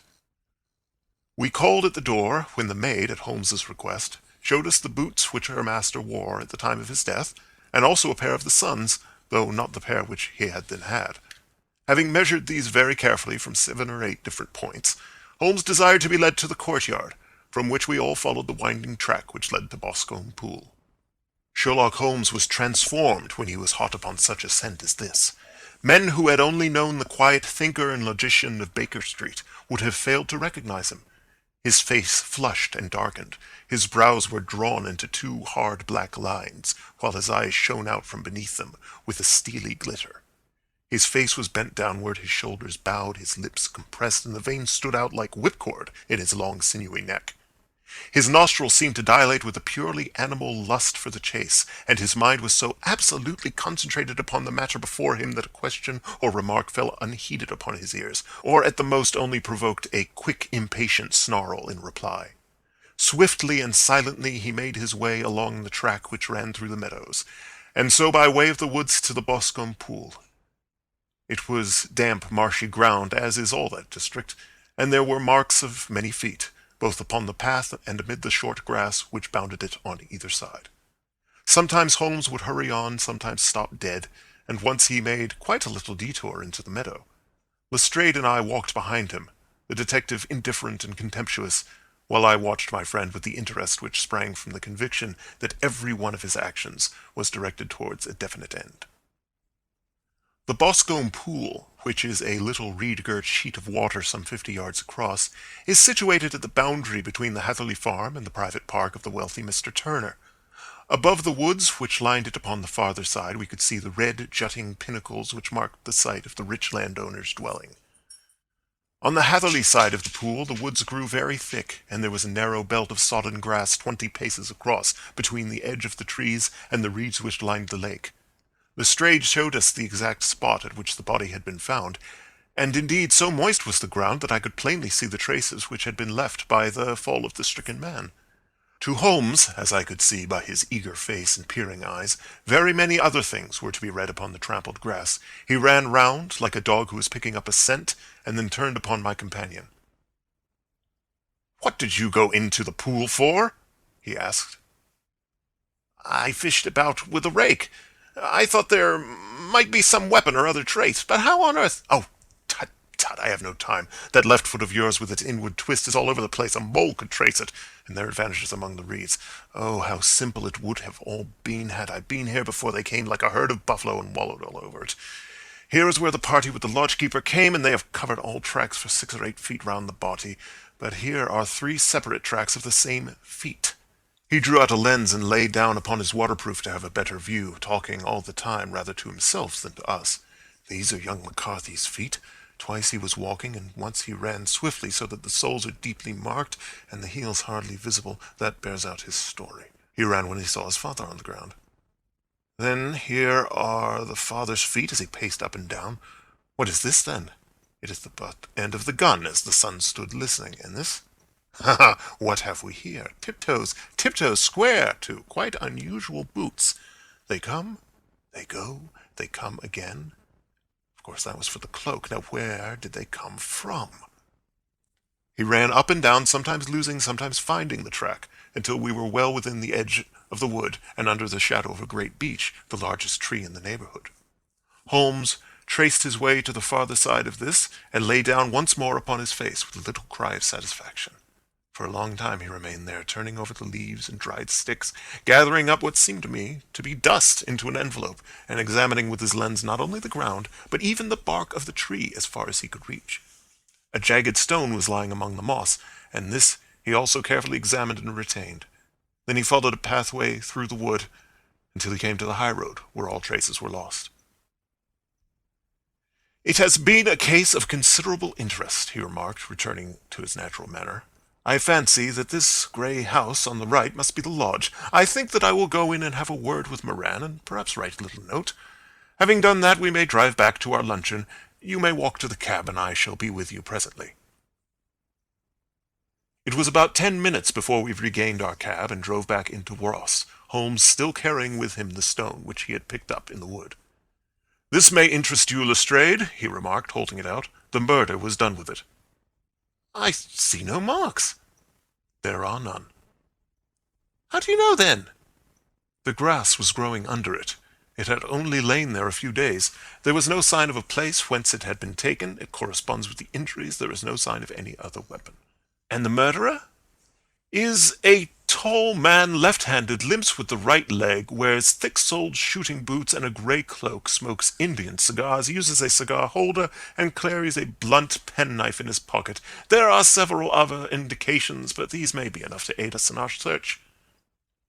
Lestrade laughed. "I am afraid that I am still a skeptic," he said.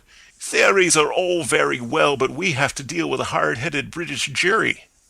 "Nous verrons," answered Holmes calmly. "You work your own method, and I shall work mine. I shall be busy this afternoon, and shall probably return to London by the evening train." "And leave your case unfinished?" "No, finished." "But the mystery?" "It is solved." "Who is the criminal, then?" "The gentleman I describe." "But who is he?" "Surely it would not be difficult to find out. This is not such a populous neighborhood." Lestrade shrugged his shoulders. "I am a practical man," he said, "and I really cannot undertake to go about the country looking for a left-handed gentleman with a game leg. I should become the laughing-stock of Scotland Yard." "All right," said Holmes quietly. "I have given you the chance. Here are your lodgings. Goodbye. I shall drop you a line before I leave." Having left Lestrade at his rooms, we drove to our hotel, where we found lunch upon the table. Holmes was silent and buried in thought, with a pained expression upon his face, as one who finds himself in a perplexing position. "Look here, Watson," he said when the cloth was cleared. "Just sit down in this chair, and let me preach to you for a little. I don't know quite what to do, and I should value your advice. Light a cigar, and let me expound." "Pray do so." "Well, now, in considering this case, there are 2 points about young McCarthy's narrative which struck us both instantly, although they impressed me in his favor and you against him. One was the fact that his father should, according to his account, cry "Cooey" before seeing him. The other was his singular dying reference to a rat. He mumbled several words, you understand, but that was all that caught the son's ear. Now, from this double point our research must commence, and we will begin it by presuming that what the lad says is absolutely true. What of this cooey, then? Well, obviously it could not have been meant for the son. The son, as far as he knew, was in Bristol.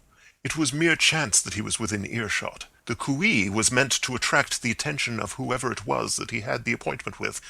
But cooey is a distinctly Australian cry, and one which is used between Australians. There is a strong presumption that the person whom McCarthy expected to meet him at Boscombe Pool was someone who had been in Australia. What of the rat, then? Sherlock Holmes took a folded paper from his pocket and flattened it out on the table. "This is a map of the colony of Victoria," he said. "I wired to Bristol for it last night." He put his hand over part of the map. "What do you read?" "A rat," I read. "And now?" He raised his hand. "Ballarat." Quite so. That was the word the man uttered, and of which his son only caught the last 2 syllables. He was trying to utter the name of his murderer, so-and-so of Ballarat. "It is wonderful!" I exclaimed. "It is obvious. And now you see I had narrowed the field down considerably. The possession of a grey garment was a third point which, granting the son's statement to be correct, was a certainty. We have come now out of mere vagueness to the definite conception of an Australian from Ballarat with a grey cloak. Certainly.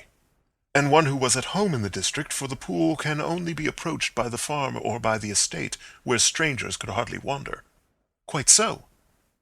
Then comes our expedition of today. By an examination of the ground I gained the trifling details which I gave to that imbecile Lestrade as to the personality of the criminal. But how did you gain them? You know my method. It is founded upon the observation of trifles. His height I might know that you might roughly judge from the length of his stride. His boots, too, might be told from their traces. Yes, they were peculiar boots. But his lameness? The impression of his right foot was always less distinct than his left. He put less weight upon it. Why? Because he limped. He was lame. But his left-handedness? You were yourself struck by the nature of the injury as recorded by the surgeon at the inquest. The blow was struck from immediately behind, and yet was upon the left side. Now, how can that be, unless it were by a left-handed man? He had stood behind that tree during the interview between the father and son. He had even smoked there. I found the ash of a cigar, which my special knowledge of tobacco ashes enables me to pronounce as an Indian cigar. I have, as you know, devoted some attention to this, and written a little monograph on the ashes of 140 different varieties of pipe, cigar, and cigarette tobacco. Having found the ash, I then looked round and discovered the stump among the moss where he had tossed it. It was an Indian cigar, of the variety which are rolled in Rotterdam. And the cigar holder? I could see that the end had not been in his mouth, therefore he used a holder. The tip had been cut off, not bitten off, but the cut was not a clean one, so I deduced a blunt penknife. Holmes, I said, you have drawn a net round this man from which he cannot escape, and you have saved an innocent human life, as truly as if you had cut the cord which was hanging him. I see the direction in which all this points. The culprit is— Mr. John Turner, cried the hotel waiter, opening the door of our sitting-room and uttering in a visitor. The man who entered was a strange and impressive figure. His slow, limping step and bowed shoulders gave the appearance of decrepitude, and yet his hard, deep-lined, craggy features and his enormous limbs showed that he was possessed of unusual strength of body and of character. His tangled beard, grizzled hair, and outstanding drooping eyebrows combined to give an air of dignity and power to his appearance, but his face was of an ashen white, while his lips and the corners of his nostrils were tinged with a shade of blue. It was clear to me at a glance that he was in the grip of some deadly and chronic disease. "Pray sit down on the sofa," said Holmes gently. "You had my note?" "Yes, the lodge-keeper brought it up. You said that you wished to see me here to avoid scandal." "I thought people would talk if I went to the hall." "And why did you wish to see me?" He looked across at my companion with despair in his weary eyes, as though his question was already answered. "Yes," said Holmes, answering the look rather than the words. "It is so. I know all about McCarthy." The old man sank his face in his hands. "God help me," he cried. "But I would not have let the young man come to harm. I give you my word that I would have spoken out if it went against him at the assizes." "I am glad to hear you say so," said Holmes gravely. "I would have spoken now, had it not been for my dear girl. It would break her heart. It will break her heart when she hears that I am arrested." "It may not come to that," said Holmes. "What?" "I am no official agent. I understand that it was your daughter who required my presence here, and I am acting in her interests. Young McCarthy must be got off, however." "I am a dying man," said old Turner. "I have had diabetes for years. My doctor says it is a question whether I shall live a month, yet I would rather die under my own roof than in a jail." Holmes rose and sat down at the table with his pen in his hand and a bundle of paper before him.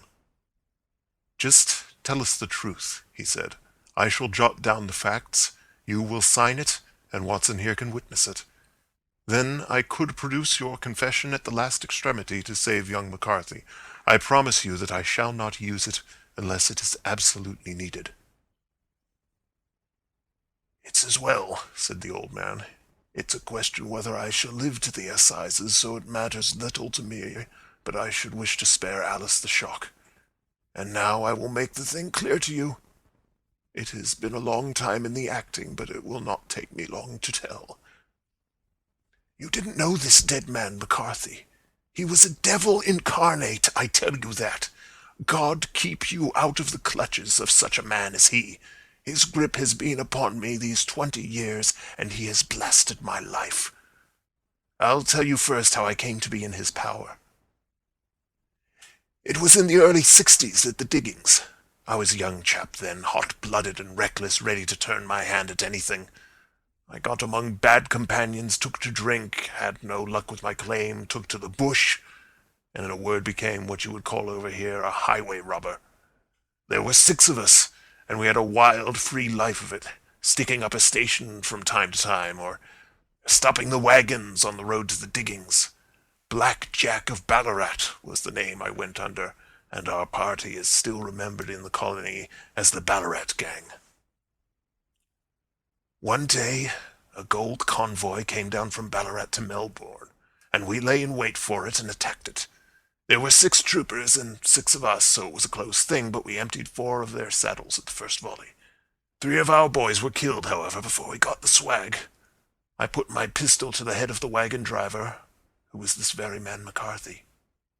I wished to the Lord that I had shot him then, but I spared him, though I saw his wicked little eyes fixed on my face as though to remember every feature.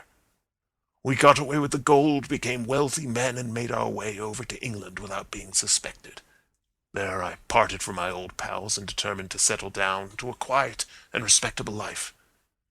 I bought this estate, which chanced to be in the market, and I set myself to do a little good with my money to make up for the way in which I had earned it. I married too, and though my wife died young, she left me my dear little Alice. Even when she was just a baby, her wee hand seemed to lead me down the right path as nothing else had ever done. In a word, I turned over a new leaf, and did my best to make up for the past. All was going well when McCarthy laid his grip upon me. I had gone up to town about an investment, and I met him in Regent Street with hardly a coat to his back or a boot to his foot. "Here we are, Jack," says he, touching me on the arm. "We'll be as good as a family to you. There's 2 of us, me and my son, and you can have the keeping of us. If you don't, it's a fine, law-abiding country is England, and there's always a policeman within hail." Well, down they came to the West Country. There was no shaking them off, and there they have lived rent-free on my best land ever since. There was no rest for me, no peace, no forgetfulness. Turn where I would, there was his cunning, grinning face at my elbow. It grew worse as Alice grew up, for he soon saw I was more afraid of her knowing my past than of the police. Whatever he wanted he must have, and whatever it was I gave him, without question.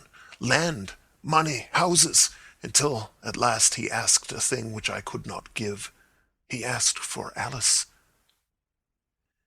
His son, you see, had grown up, and so had my girl. And as I was known to be in weak health, it seemed a fine stroke to him that his lad should step into the whole property. But there I was firm. I would not have his cursed stock mixed with mine. Not that I had any dislike to the lad, but his blood was in him, and that was enough. I stood firm. McCarthy threatened. I braved him to do his worst. We were to meet at the pool midway between our houses to talk it over. When I went down there, I found him talking with his son, so I smoked a cigar and waited behind a tree until he should be alone.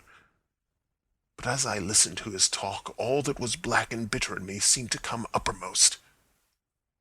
He was urging his son to marry my daughter with as little regard for what she might think, as if she were a slut from off the streets. It drove me mad to think that I and all that I held most dear should be in the power of such a man as this. Could I not snap the bond? I was already a dying and desperate man. Though clear of mind and fairly strong of limb, I knew that my own fate was sealed. But my memory and my girl both could be saved if I could but silence that foul tongue. I did it, Mr. Holmes. I would do it again. Deeply as I have sinned, I have led a life of martyrdom to atone for it. But that my girl should be entangled in the same meshes which held me was more than I could suffer. I struck him down with no more compunction than if he had been some foul and venomous beast. His cry brought back his son, but I had gained the cover of the wood, though I was forced to go back to fetch the cloak which I had dropped in my flight. That is the true story, gentlemen, of all that occurred. Well, it is not for me to judge you, said Holmes, as the old man signed the statement which had been drawn out. I pray that we may never be exposed to such a temptation. I pray not, sir. And what do you intend to do?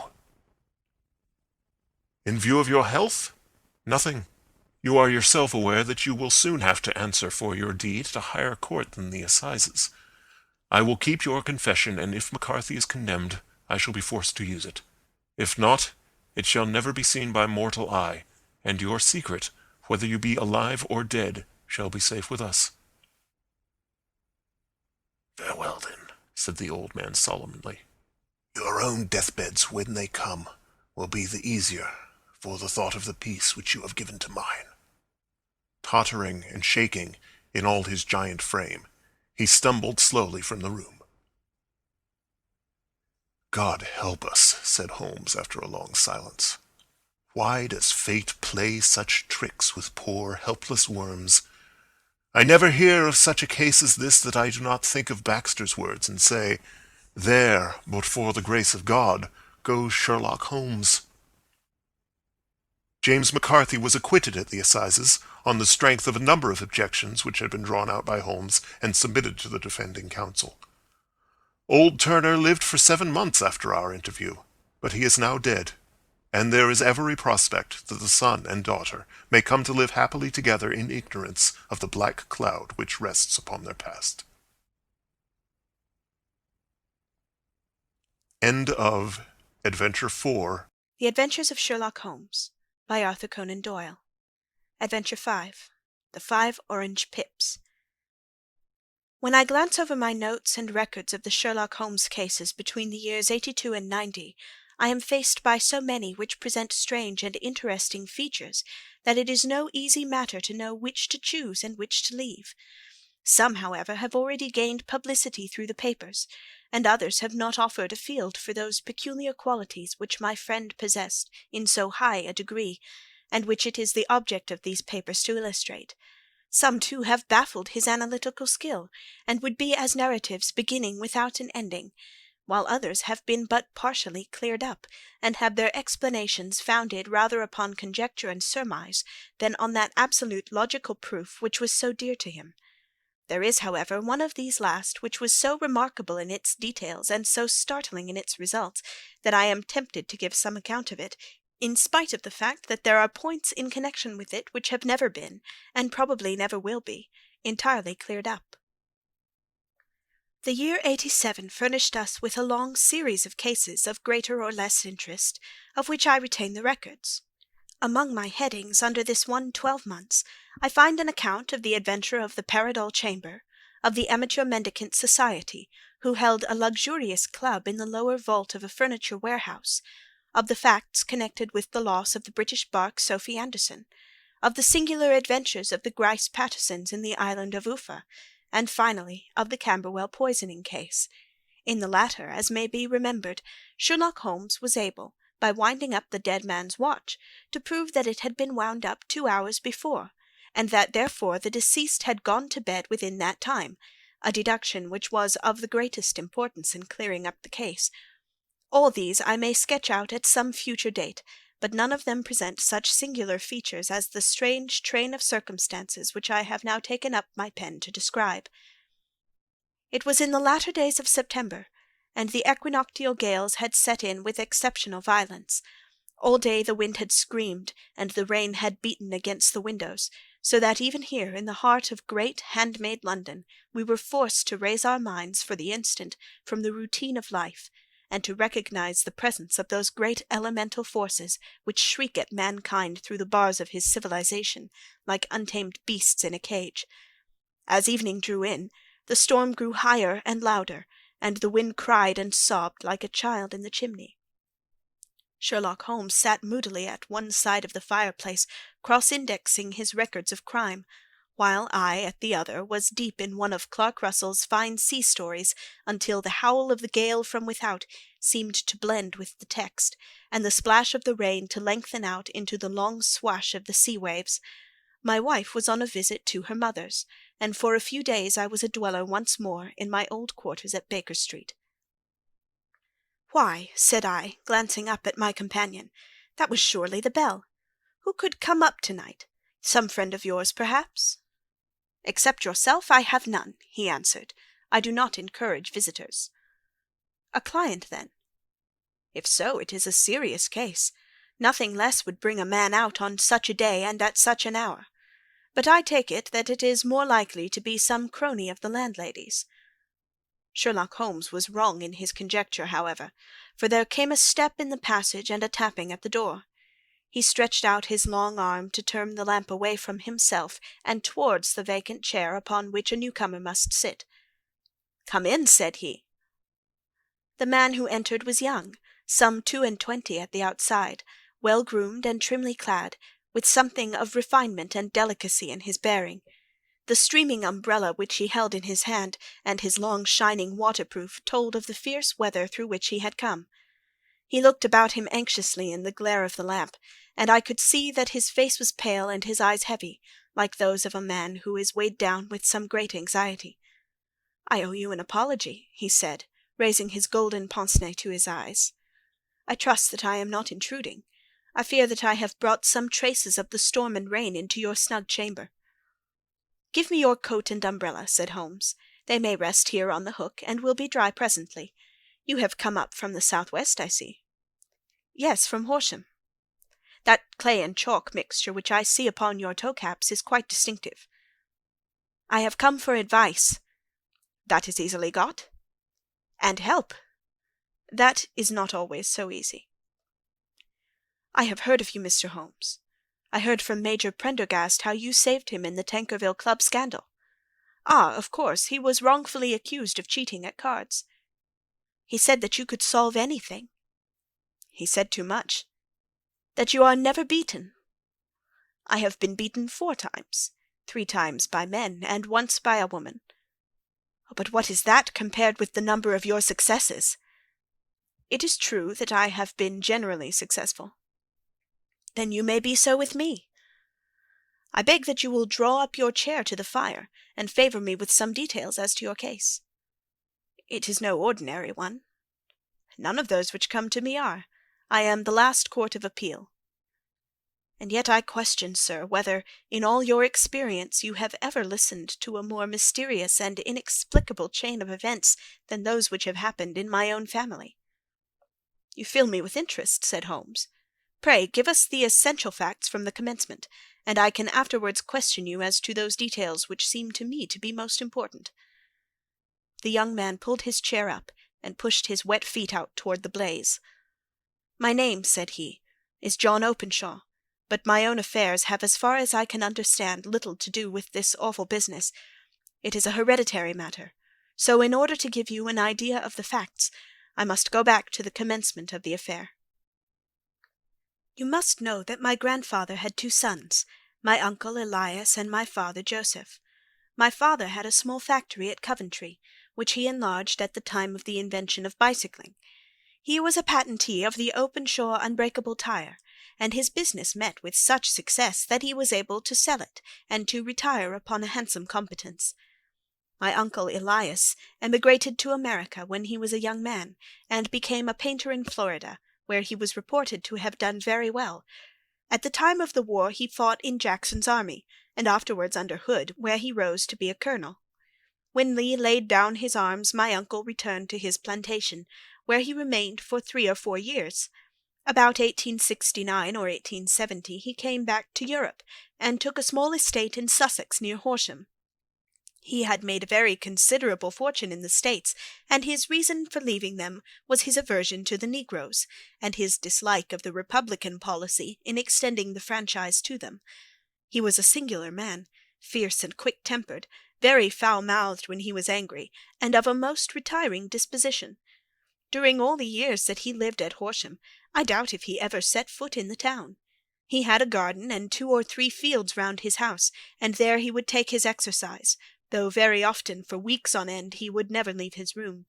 He drank a great deal of brandy, and smoked very heavily, but he would see no society, and did not want any friends, not even his own brother. He didn't mind me. In fact, he took a fancy to me, for at the time when he saw me first I was a youngster of 12 or so. This would be in the year 1878, after he had been 8 or 9 years in England. He begged my father to let me live with him, and he was very kind to me in his way. When he was sober he used to be fond of playing backgammon and draughts with me, and he would make me his representative both with the servants and with the tradespeople, so that by the time I was 16 I was quite master of the house. I kept all the keys and could go where I liked and do what I liked, so long as I did not disturb him in his privacy. There was one singular exception, however, for he had a single room, a lumber room up among the attics, which was invariably locked, and which he would never permit either me or anyone else to enter. With a boy's curiosity I have peeped through the keyhole, but I was never able to see more than such a collection of old trunks and bundles as would be expected in such a room.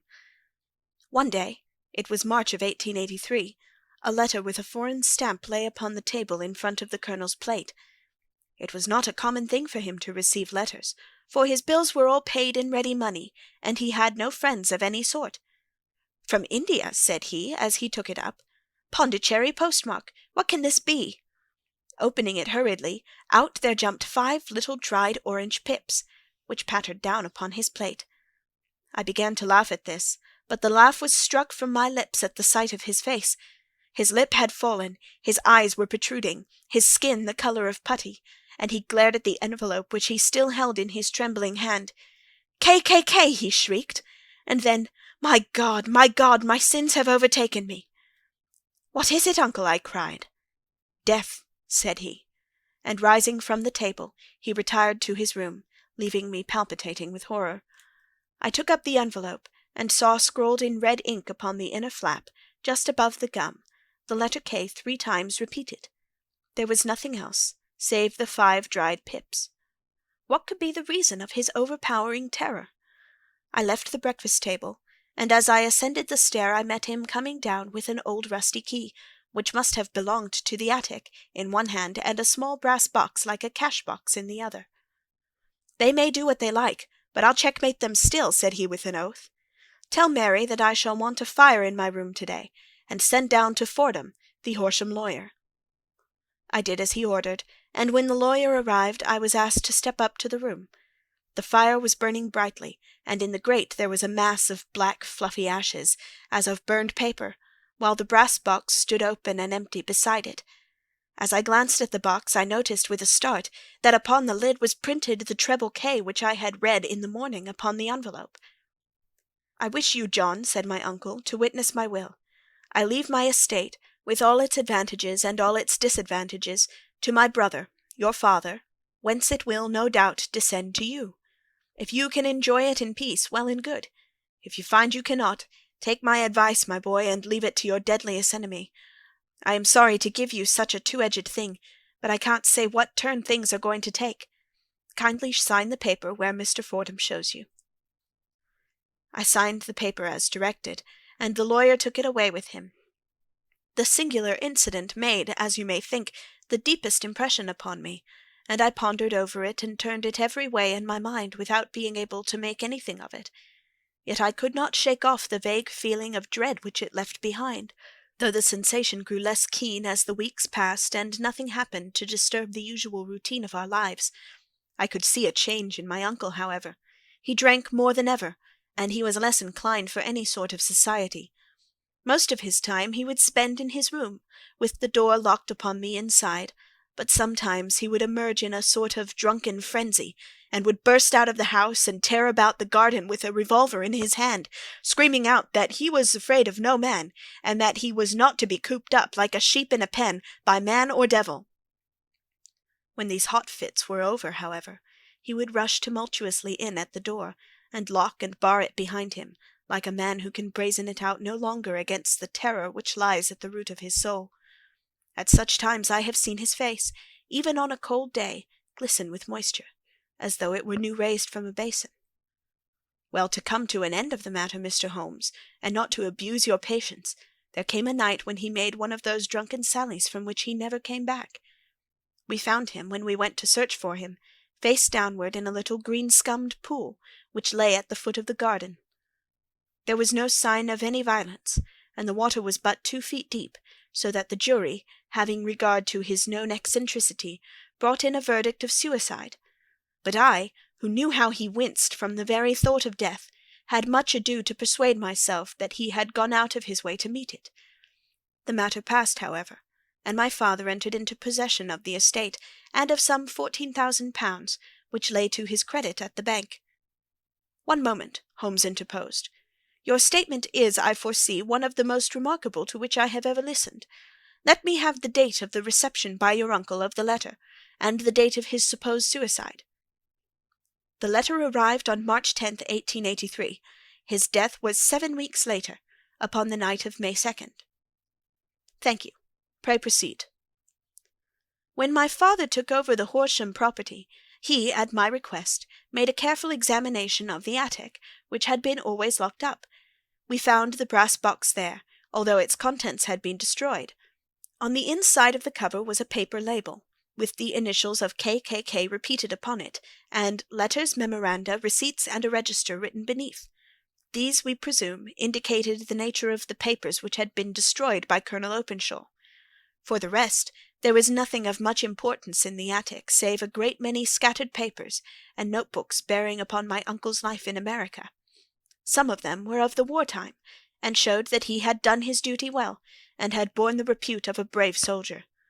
Others were of a date during the reconstruction of the Southern States, and were mostly concerned with politics, for he had evidently taken a strong part in opposing the carpet-bag politicians who had been sent down from the North. Well, it was the beginning of '84 when my father came to live at Horsham, and all went as well as possible until the January of '85. On the 4th day after the New Year, I heard my father give a sharp cry of surprise as we sat together at the breakfast table. There he was, sitting with a newly opened envelope in one hand and 5 dried orange pips in the outstretched palm of the other one. He had always laughed at what he called my cock-and-bull story about the colonel, but he looked very scared and puzzled now that the same thing had come upon him.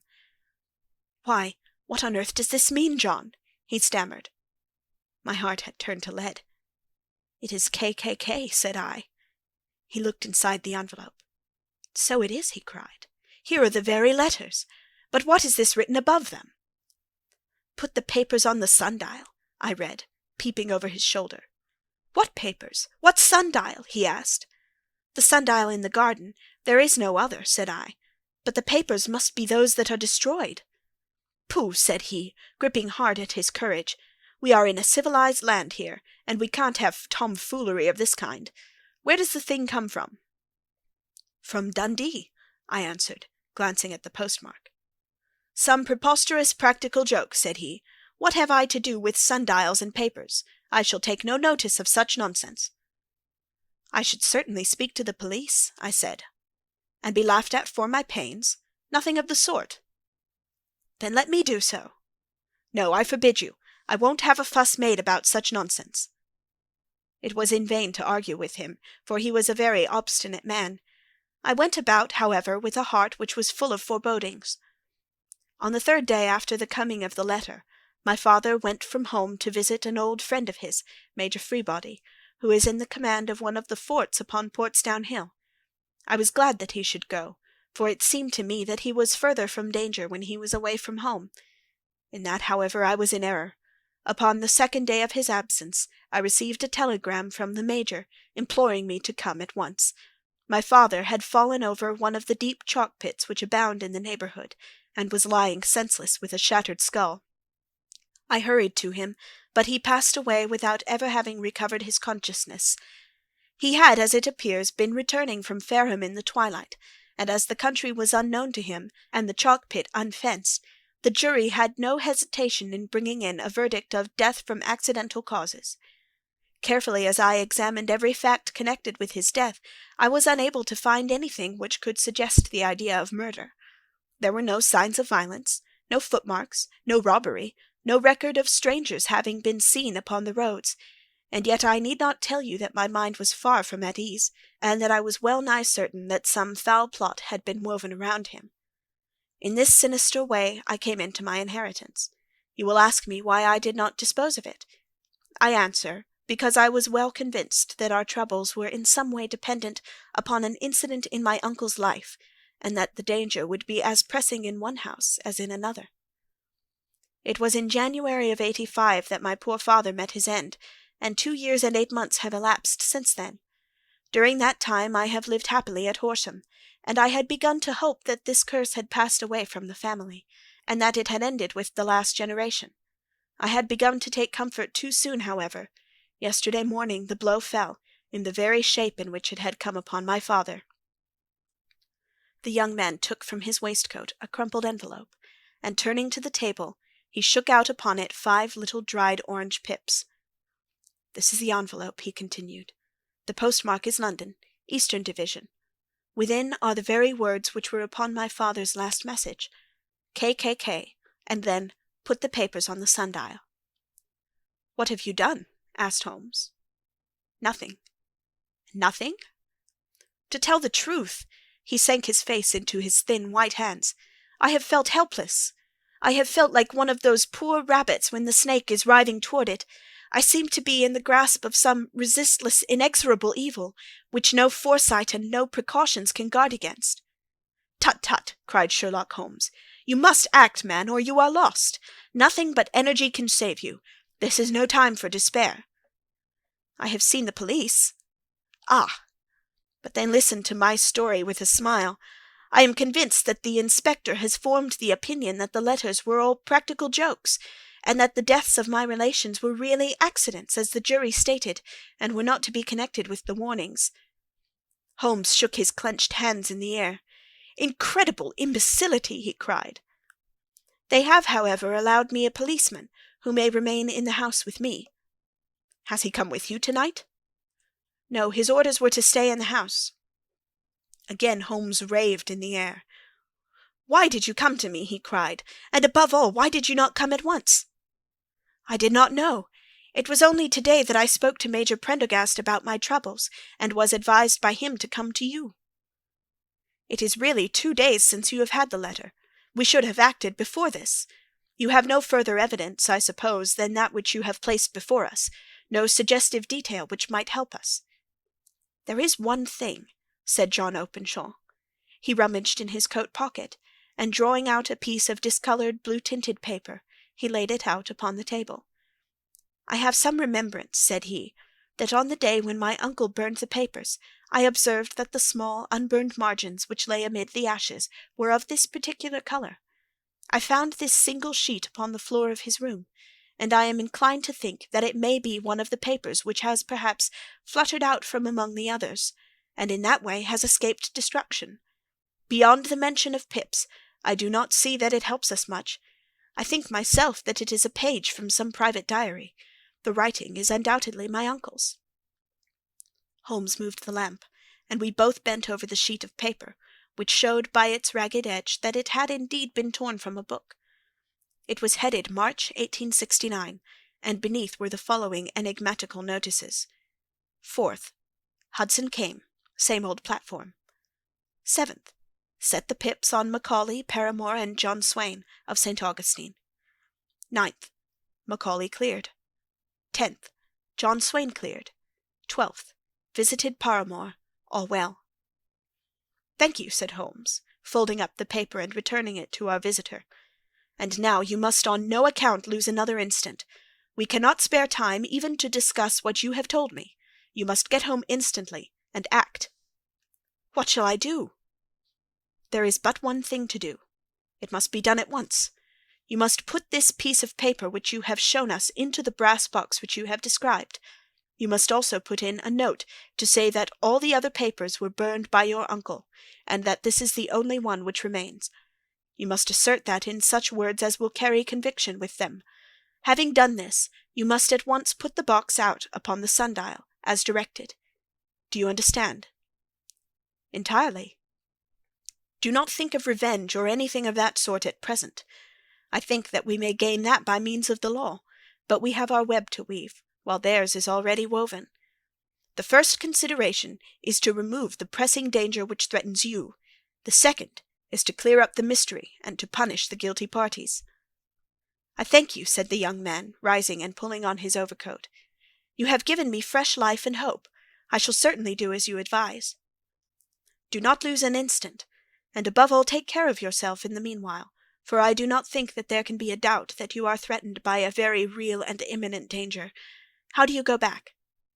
"By train from Waterloo." "It is not yet 9.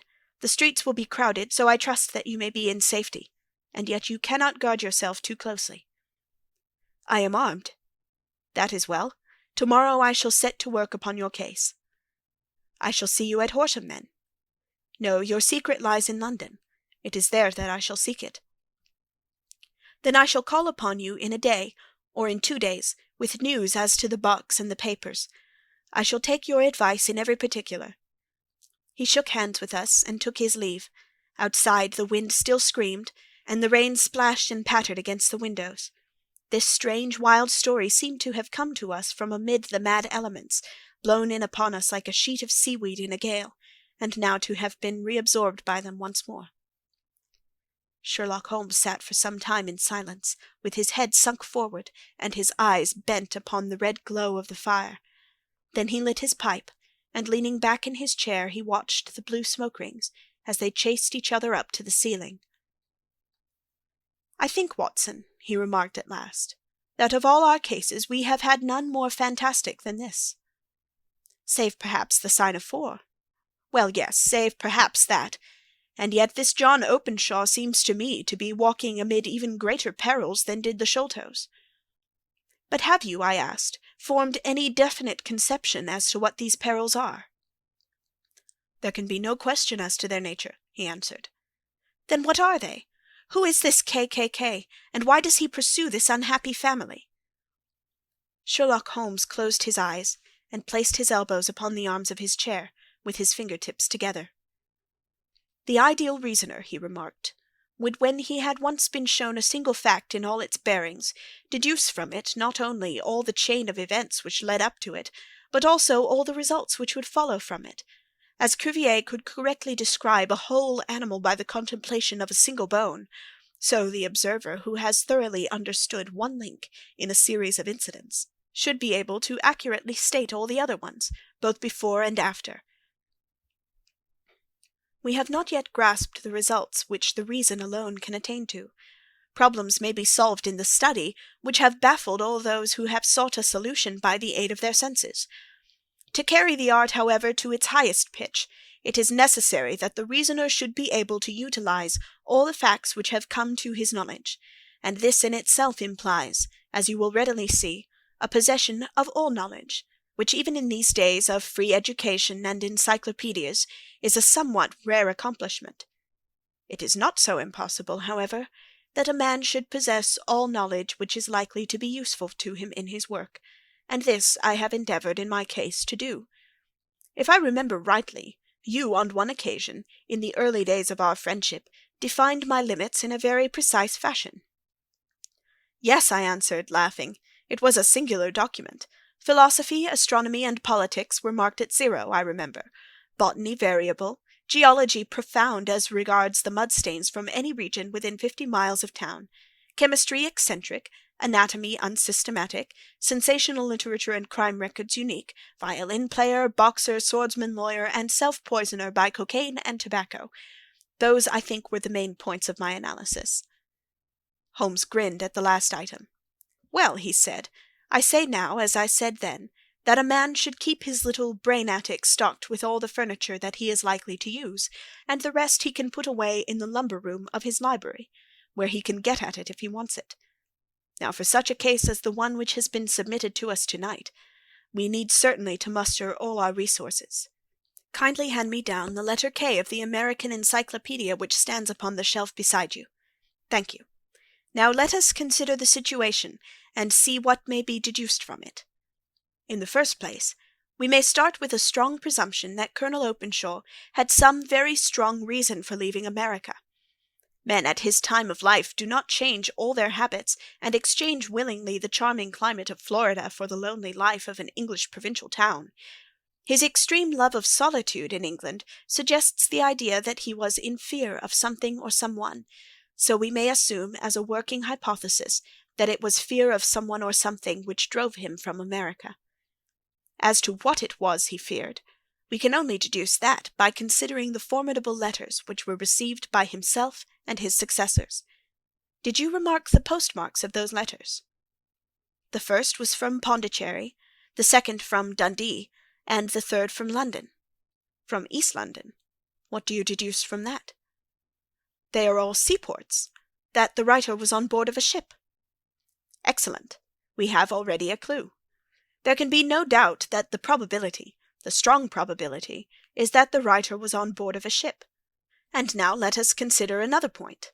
In the case of Pondicherry, 7 weeks elapsed between the threat and its fulfilments. In Dundee it was only some 3 or 4 days. Does that suggest anything? A greater distance to travel? But the letter also had a greater distance to come. Then I do not see the point. There is at least a presumption that the vessel in which the man or men are is a sailing ship. It looks as if they always send their singular warning or token before them when starting upon their mission. You see how quickly the deed followed the sign when it came from Dundee. If they had come from Pondicherry in a steamer, they would have arrived almost as soon as their letter. But as a matter of fact, 7 weeks elapsed. I think that those 7 weeks represented the difference between the mail-boat which brought the letter and the sailing vessel which brought the writer. It is possible. More than that, it is probable. And now you see the deadly urgency of this new case, and why I urged young Openshaw to caution. The blow has always fallen at the end of the time which it would take the senders to travel the distance. But this one comes from London, and therefore we cannot count upon delay. Good God, I cried, what can it mean, this relentless persecution? The papers which Openshaw carried are obviously of vital importance to the person or persons in the sailing ship.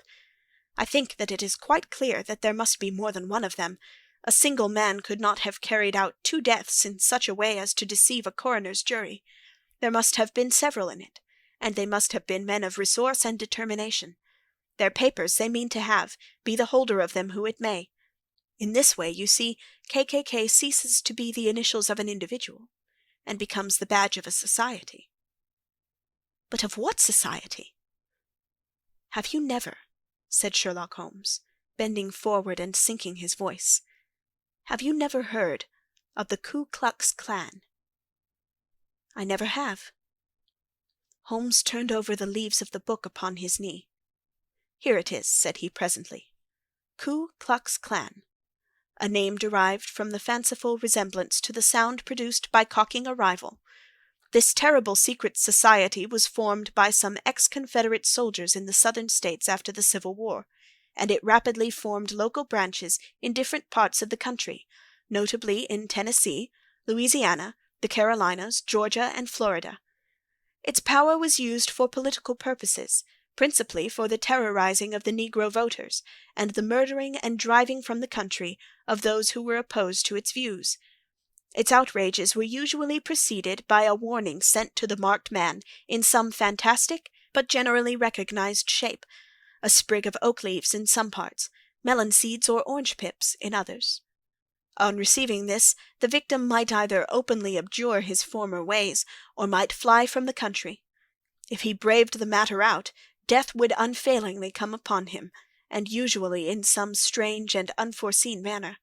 So perfect was the organization of the society, and so systematic its methods, that there is hardly a case upon record where any man succeeded in braving it with impunity, or in which any of its outrages were traced home to the perpetrators.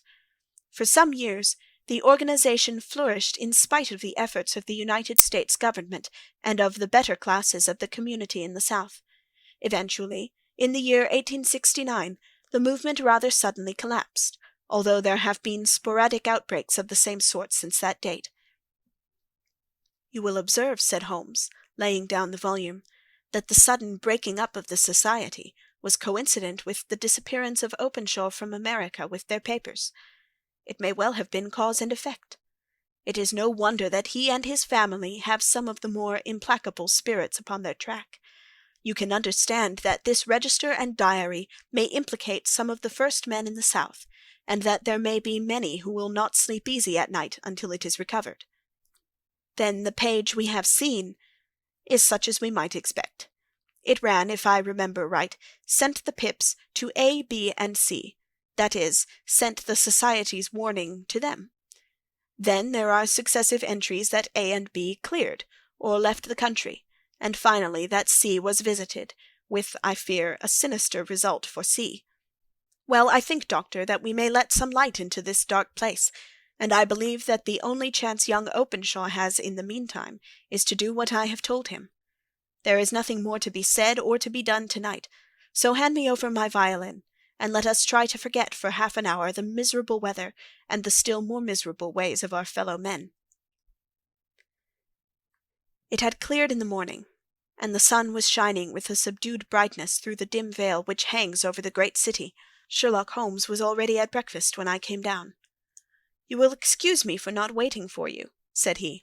"I have, I foresee, a very busy day before me in looking into this case of young Openshaw's." "What steps will you take?" I asked. "It will very much depend upon the results of my first enquiries.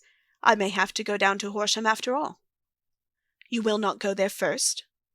"No, I shall commence with the city. Just ring the bell, and the maid will bring you up your coffee." As I waited, I lifted the unopened newspaper from the table, and glanced my eye over it. It rested upon a heading which sent a chill to my heart. "Holmes," I cried, "you are too late." "Ah," said he, laying down his cup, "I feared as much. How was it done?" He spoke calmly, but I could see that he was deeply moved. My eye caught the name of Openshaw, and the heading "Tragedy near Waterloo Bridge." Here is the account. "Between 9 and 10 last night, Police Constable Cook, of the H Division, on duty near Waterloo Bridge, heard a cry for help and a splash in the water. The night, however, was extremely dark and stormy, so that, in spite of the help of several passers-by, it was quite impossible to effect a rescue. The alarm, however, was given, and by the aid of the water police, the body was eventually recovered. It proved to be that of a young gentleman whose name, as it appears from an envelope which was found in his pocket, was John Openshaw, and whose residence is near Horsham.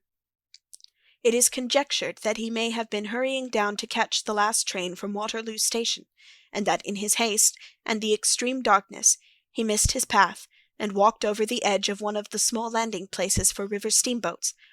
The body exhibited no traces of violence, and there can be no doubt that the deceased had been the victim of an unfortunate accident, which should have the effect of calling the attention of the authorities to the condition of the riverside landing stages. We sat in silence for some minutes, Holmes more depressed and shaken than I had ever seen him. "That hurts my pride, Watson," he said at last. "It is a petty feeling, no doubt, but it hurts my pride. It becomes a personal matter with me now, and if God sends me health, I shall set my hands upon this gang. That he should come to me for help, and that I should send him away to his death." He sprang from his chair and paced about the room in uncontrollable agitation, with a flush upon his sallow cheeks and a nervous clasping and unclasping of his long thin hands. "They must be cunning devils," he exclaimed at last. "How could they have decoyed him down there? The embankment is not on the direct line to the station. The bridge, no doubt, was too crowded even on such a night for their purposes. Well, Watson, we shall see who will win in the long run. I am going out now." "To the police?" "No, I shall be my own police. When I have spun the web they may take the flies, but not before." All day I was engaged in my professional work, and it was late in the evening before I returned to Baker Street. Sherlock Holmes had not come back yet. It was nearly 10 o'clock before he entered, looking pale and worn. He walked up to the sideboard, and tearing a piece from the loaf he devoured it voraciously, washing it down with a long draught of water. "You are hungry," I remarked. "Starving. It had escaped my memory. I have had nothing since breakfast." "Nothing?" "Not a bite. I had no time to think about it." "And how have you succeeded?" "Well."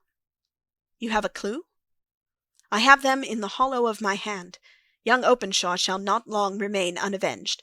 Why, Watson, let us put their own devilish trademark upon them. It is well thought of." "What do you mean?" He took an orange from the cupboard, and tearing it to pieces, he squeezed out the pips upon the table. Of these he took 5, and thrust them into an envelope. On the inside of the flap he wrote S.H. for J.O. Then he sealed it, and addressed it to Captain James Calhoun, bark Lone Star, Savannah, Georgia. "That will await him when he enters port," said he, chuckling. "It may give him a sleepless night. He will find it as sure a precursor of his fate as Openshaw did before him." "And who is this Captain Calhoun?" "The leader of the gang. I shall have the others, but he first." "How did you trace it, then?"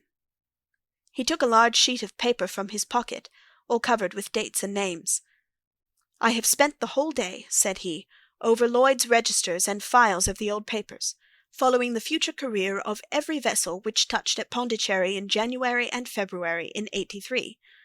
There were 36 ships of fair tonnage which reported there during those months. Of these, one, the Lone Star, instantly attracted my attention, since, although it was reported as having cleared from London, the name is that which is given to one of the states of the Union. Texas, I think. I was not and am not sure which, but I know that the ship must have an American origin." "What then?" "I searched the Dundee records, and when I found that the bark Lone Star was there in January of '85, my suspicion became a certainty. I then inquired as to the vessels which lay at present in the port of London." "Yes?" "The Lone Star had arrived here last week.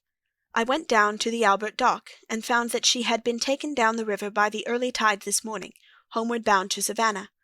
I wired to Gravesend, and learned that she had passed some time ago, and as the wind is easterly, I have no doubt that she is now past the Goodwins, and not very far from the Isle of Wight." "What will you do, then?" "Oh, I have my hand upon him.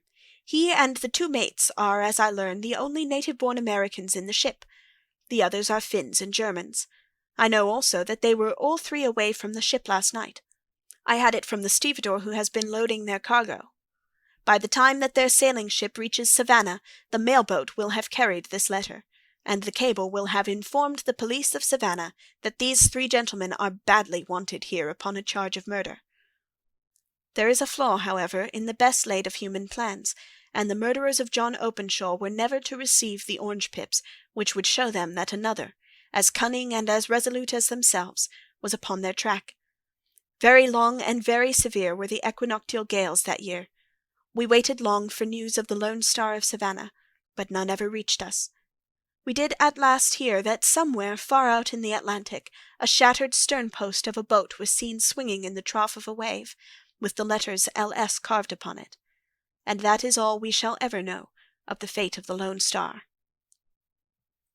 End of the 5 Orange Pips. The Adventures of Sherlock Holmes by Sir Arthur Conan Doyle. Adventure 6. The Man with the Twisted Lip. Isa Whitney, brother of the late Elias Whitney, D.D., principal of the Theological College of St. George's, was much addicted to opium. The habit grew upon him, as I understand, from some foolish freak when he was at college, for having read De Quincey's description of his dreams and sensations, he had drenched his tobacco with laudanum in an attempt to produce the same effects. He found, as so many more have done, that the practice is easier to attain than to get rid of, and for many years he continued to be a slave to the drug, an object of mingled horror and pity to his friends and relatives. I can see him now, with yellow, pasty face, drooping lids, and pinpoint pupils, all huddled in a chair, the wreck and ruin of a noble man. One night, it was in June, '89, there came a ring to my bell, about the hour when a man gives his first yawn and glances at the clock. I sat up in my chair, and my wife laid her needlework down in her lap and made a little face of disappointment. "A patient," said she. "You'll have to go out." I groaned, for I was newly come back from a weary day. We heard the door open, a few hurried words, and then quick steps upon the linoleum, Our own door flew open, and a lady, clad in some dark-colored stuff, with a black veil, entered the room. "You will excuse me calling so late," she began. And then, suddenly losing her self-control, she ran forward, threw her arms about my wife's neck, and sobbed upon her shoulder. "Oh, I'm in such trouble," she cried. "I do so want a little help." "Why," said my wife, pulling up her veil, "it is Kate Whitney. How you startled me, Kate. I had not an idea who you were when you came in." "I didn't know what to do, so I came straight to you." That was always the way. Folk who were in grief came to my wife, like birds to a lighthouse. "It was very sweet of you to come. Now, you must have some wine and water, and sit here comfortably, and tell us all about it. Or should you rather that I sent James off to bed?" "Oh, no, no, I want the doctor's advice and help, too. It's about Isa. He has not been home for 2 days. I'm so frightened about him." It was not the first time that she had spoken to us of her husband's trouble, to me as a doctor, to my wife as an old friend and school companion. We soothed and comforted her by such words as we could find. Did she know where her husband was? Was it possible that we could bring him back to her? It seems that it was. She had the surest information that of late he had, when the fit was on him, made use of an opium den in the farthest east of the city. Hitherto his orgies had always been confined to one day, and he had come back, twitching and shattered, in the evening. But now the spell had been upon him 48 hours, and he lay there, doubtless among the dregs of the docks, breathing in the poison or sleeping off the effects. There he was to be found, she was sure of it, at the Bar of Gold, in Upper Swandam Lane. But what was she to do? How could she, a young and timid woman, make her way into such a place and pluck her husband out from among the ruffians who surrounded him? There was the case, and of course there was but one way out of it. Might I not escort her to this place? And then, as a second thought, why should she come at all? I was Isa Whitney's medical adviser, and as such I had influence over him. I could manage it better if I were alone. I promised her on my word that I would send him home in a cab within 2 hours if he were indeed at the address which she had given me. And so in 10 minutes I had left my armchair and cheery sitting-room behind me, and was speeding eastward in a hansom on a strange errand, as it seemed to me at the time, though the future only could show how strange it was to be. But there was no great difficulty in the first stage of my adventure. Upper Swandam Lane is a vile alley, lurking behind the high wharves which line the north side of the river to the east of London Bridge. Between a slop-shop and a gin-shop, approached by a steep flight of steps leading down to a black gap like the mouth of a cave, I found the den of which I was in search.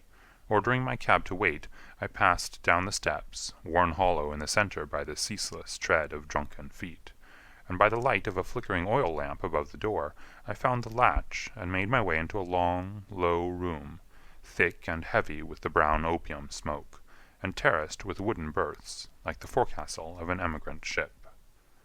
Through the gloom one could dimly catch a glimpse of bodies lying in strange, fantastic poses, bowed shoulders, bent knees, heads thrown back, and chins pointing upward, with here and there a dark, lackluster eye turned upon the newcomer. Out of the black shadows there glimmered little red circles of light, now bright, now faint, as the burning poison waxed or waned in the bowls of the metal pipes. The most lay silent, but some muttered to themselves, and others talked together in a strange, low, monotonous voice, their conversation coming in gushes, and then suddenly tailing off into silence, each mumbling out his own thoughts and paying little heed to the words of his neighbor.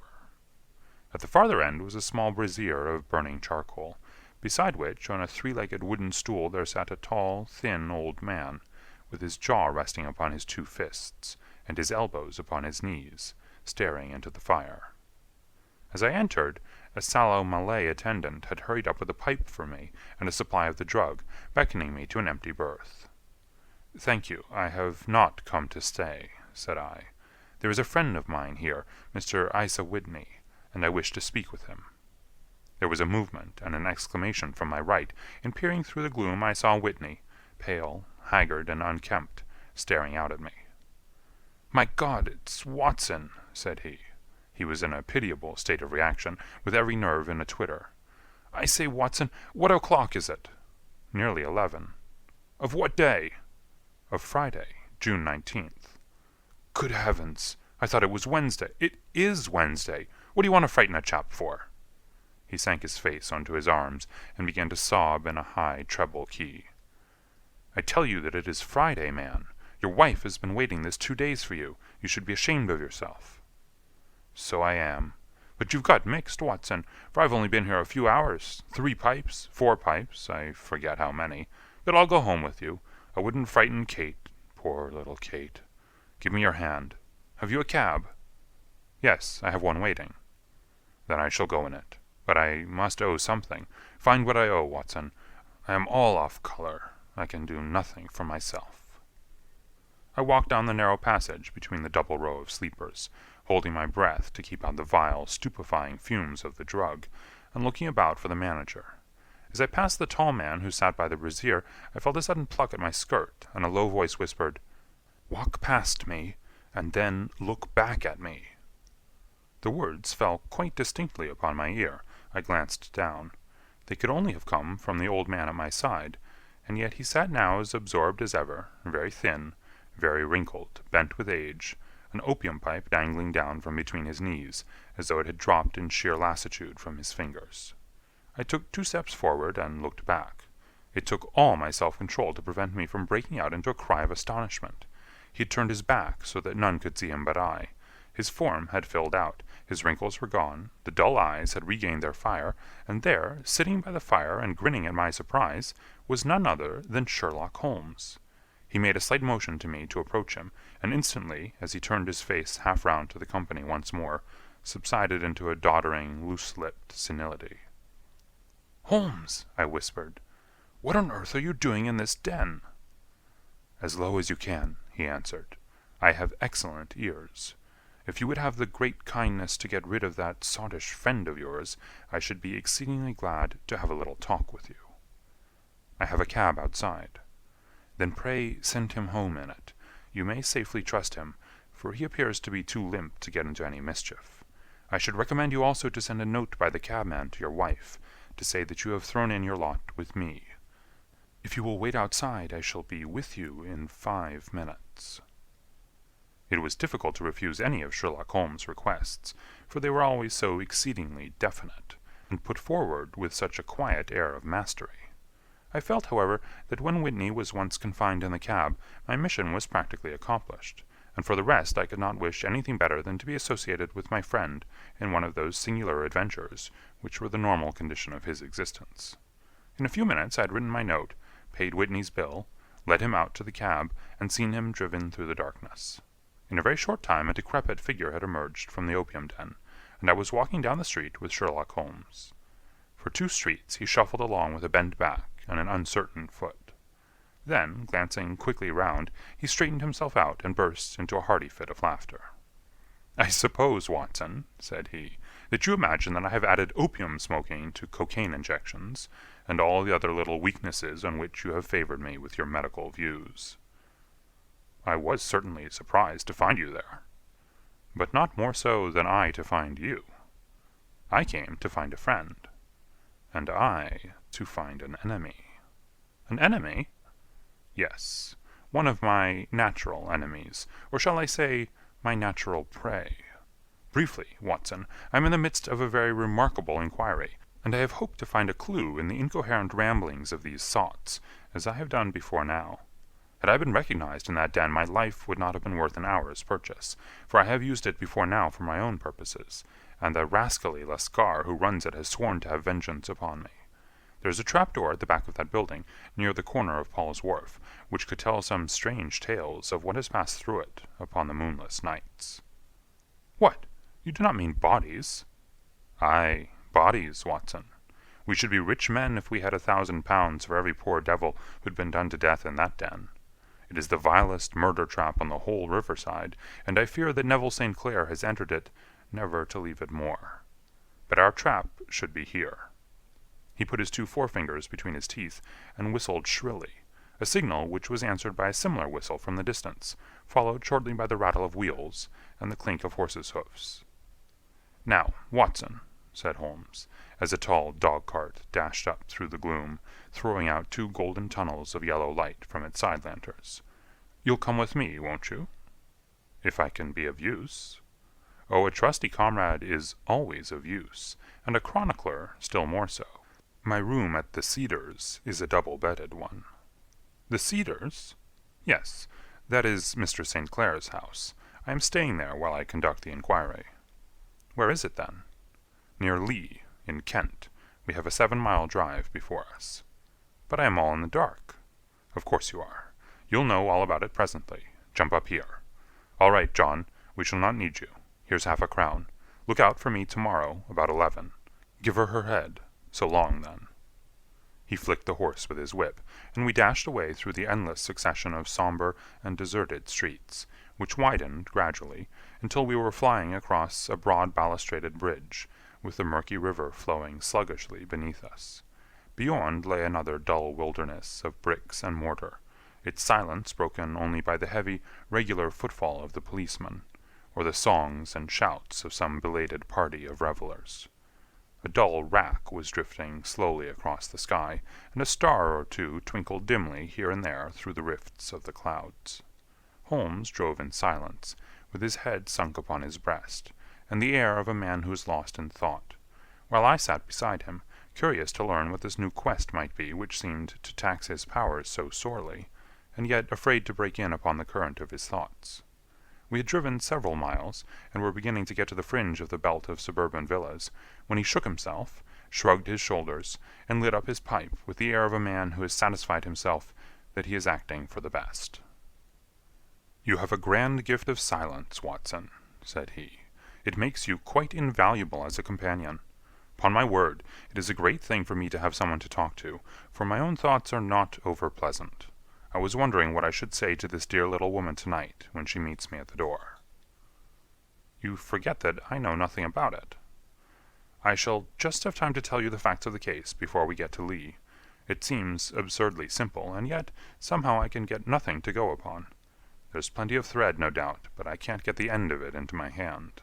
Now, I'll state the case clearly and concisely to you, Watson, and maybe you can see a spark where all is dark to me." "Proceed, then."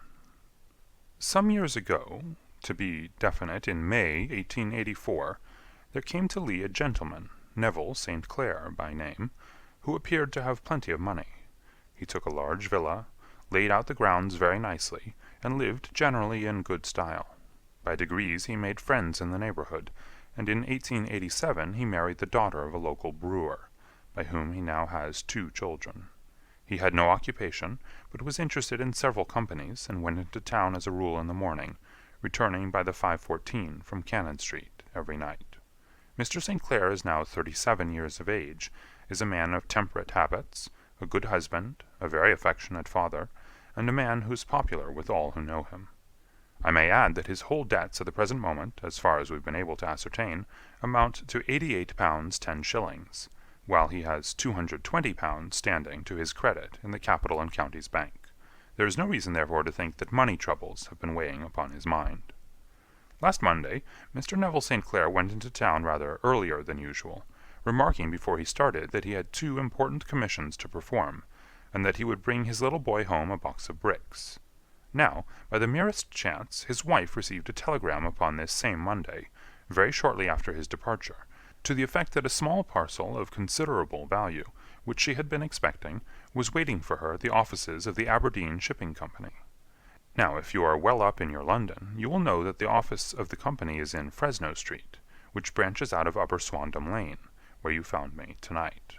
Mrs. St. Clair had her lunch, started for the city, did some shopping, proceeded to the company's office, got her packet, and found herself at exactly 4:35 walking through Swandam Lane on her way back to the station. Have you followed me so far?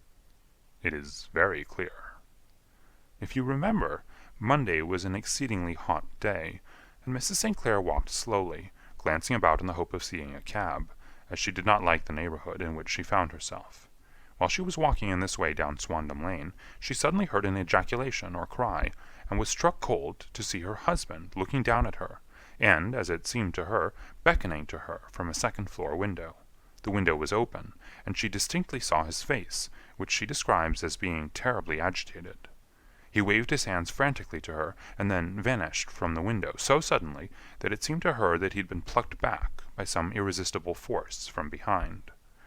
One singular point, which struck her quite feminine eye, was that although he wore some dark coat, such as he had started to town in, he had on neither collar nor necktie. Convinced that something was amiss with him, she rushed down the steps, for the house was none other than the opium den in which you found me tonight, and running through the front room she attempted to ascend the stairs which led to the first floor. At the foot of the stairs, however, she met this Lascar scoundrel of whom I have spoken, who thrust her back and, aided by a Dane, who acts as assistant there, pushed her out into the street. Filled with the most maddening doubts and fears, she rushed down the lane, and by rare good fortune met in Fresno Street a number of constables with an inspector, all on their way to their beat. The inspector and 2 men accompanied her back, and in spite of the continued resistance of the proprietor, they made their way up to the room in which Mr. St. Clair had last been seen. There was no sign of him there. In fact, in the whole of that floor there was no one to be seen, save a crippled wretch of hideous aspect, who, it seems, made his home there. Both he and the Lascar stoutly swore that no one else had been in the front room during the afternoon. So determined was their denial that the inspector was staggered, and had almost come to believe that Mrs. St. Clair had been deluded, when, with a cry, she sprang at a small deal-box which lay upon the table and tore the lid from it. Out there fell a cascade of children's bricks. It was the toy which she had promised to bring home. This discovery, and the evident confusion which the cripple showed, made the inspector realize that the matter was serious. The rooms were carefully examined, and results all pointed to an abominable crime. The front room was plainly furnished as a sitting room, and led into a small bedroom, which looked out upon the back of one of the wharves. Between the wharf and the bedroom window is a narrow strip, which is dry at low tide, but is covered at high tide with at least 4½ feet of water. The bedroom window was a broad one, and opened from below. On examination, traces of blood were to be seen upon the window-sill, and several scattered drops were visible upon the wooden floor of the bedroom. Thrust away behind a curtain in the front room were all the clothes of Mr. Neville St. Clair, with the exception of his coat. His boots, his socks, his hat, and his watch, all were there. There were no signs of violence upon any of these garments, and there were no other traces of Mr. Neville St. Clair. Out of the window he must apparently have gone, for no other exit could be discovered, and the ominous bloodstains upon the sill gave little promise that he could save himself by swimming, for the tide was at its very highest at the moment of the tragedy. And now as to the villains who seemed to be immediately implicated in the matter. The Lascar was known to be a man of the vilest antecedents, but as, by Mrs. St. Clair's story, he was known to have been at the foot of the stair within a very few seconds of her husband's appearance at the window, he could hardly have been more than an accessory to the crime. His defense was one of absolute ignorance, and he protested that he had no knowledge as to the doings of Hugh Boone, his lodger, and that he could not account in any way for the presence of the missing gentleman's clothes. So much for the Lascar manager. Now for this sinister cripple who lives upon the second floor of the opium den, and who was certainly the last human being whose eyes rested upon Neville St. Clair. His name is Hugh Boone, and his hideous face is one which is familiar to every man who goes much to the city. He is a professional beggar, though in order to avoid the police regulations, he pretends to a small trade in wax vestas. Some little distance down Threadneedle Street, upon the left-hand side, there is, as you may have remarked, a small angle in the wall. Here it is that this creature takes his daily seat, cross-legged with his tiny stock of matches on his lap, and as he is a piteous spectacle, a small rain of charity descends into the greasy leather cap which lies upon the pavement beside him. I have watched the fellow more than once before ever I thought of making his professional acquaintance, and I have been surprised at the harvest which he has reaped in a short time. His appearance, you see, is so remarkable that no one can pass him without observing him. A shock of orange hair, a pale face disfigured by a horrible scar, which by its contraction has turned up the outer edges of his upper lip, a bulldog chin, and a pair of very penetrating dark eyes, which present a singular contrast to the color of his hair, all mark him out from amid the common crowd of mendicants, and so too does his wit, for he is ever ready with a reply to any piece of chaff which may be thrown at him by the passers-by. This is the man whom we now learn to have been the lodger at the opium den, and to have been the last man to see the gentleman of whom we are in quest." "But a cripple," said I. "What could he have done single-handed against a man in the prime of life?" "He is a cripple in the sense that he walks with a limp, but in other respects he appears to be a powerful and well-nurtured man. Surely your medical experience would tell you, Watson, that weakness in one limb is often compensated for by exceptional strength in the others. Pray, continue your narrative." "Mrs. St. Clair had fainted at the sight of the blood upon the window, and she was escorted home in a cab by the police, as her presence could be of no help to them in their investigations. Inspector Barton, who had charge of the case, made a very careful examination of the premises, but without finding anything which threw any light upon the matter. One mistake had been made in not arresting Boone instantly, as he was allowed some few minutes during which he might have communicated with his friend the Lascar. But this fault was soon remedied, and he was seized and searched, without anything being found which could incriminate him. There were, it is true, some blood-stains upon his right shirt-sleeve, but he pointed to his ring finger, which had been cut near the nail, and explained that the bleeding came from there, adding that he had been to the window not long before, and that the stains which had been observed there came doubtless from the same source. He denied strenuously having ever seen Mr. Neville St. Clair, and swore that the presence of the clothes in his room was as much a mystery to him as to the police. As to Mrs. St. Clair's assertion that she had actually seen her husband at the window, he declared that she must have been either mad or dreaming. He was removed, loudly protesting, to the police station, while the inspector remained upon the premises in the hope that the ebbing tide might afford some fresh clue. And it did, though they hardly found upon the mud-bank what they had feared to find. It was Neville St. Clair's coat, and not Neville St. Clair, which lay uncovered as the tide receded. And what do you think they found in the pockets? I cannot imagine.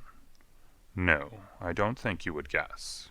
Every pocket stuffed with pennies and halfpennies, 421 pennies and 270 halfpennies. It was no wonder that it had not been swept away by the tide. But a human body is a different matter. There was a fierce eddy between the wharf and the house. It seemed likely enough that the weighted coat had remained when the stripped body had been sucked away into the river.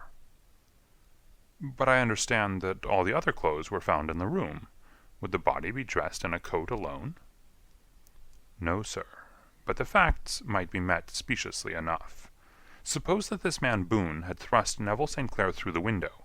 There's no human eye which could have seen the deed. What would he do then? It would of course instantly strike him that he must get rid of the telltale garments. He would seize the coat, then, and be in the act of throwing it out, when it would occur to him that it would swim and not sink.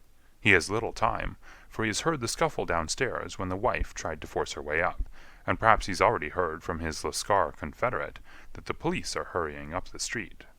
There's not an instant to be lost. He rushes to some secret hoard, where he has accumulated the fruits of his beggary, and he stuffs all the coins upon which he can lay his hands into the pockets to make sure of the coat's sinking. He throws it out, and would have done the same thing with the other garments, had not he heard the rush of steps below, and only just had time to close the window when the police appeared. It certainly sounds feasible. Well, we will take it as a working hypothesis, for want of a better. Boone, as I have told you, was arrested and taken to the station, but it could not be shown that there had ever before been anything against him. He had for years been known as a professional beggar, but his life appeared to have been a very quiet and innocent one. There the matter stands at present, and the questions which have to be solved, what Neville St. Clair was doing in the opium den, what happened to him when there, where is he now, and what Hugh Boone had to do with his disappearance, are all as far from a solution as ever. I confess that I cannot recall any case within my experience which looked at the first glance so simple, and yet which presented such difficulties. While Sherlock Holmes had been detailing this singular series of events, we had been whirling through the outskirts of the great town until the last straggling houses had been left behind, and we rattled along with a country hedge upon either side of us. Just as he finished, however, we drove through 2 scattered villages, where a few lights still glimmered in the windows.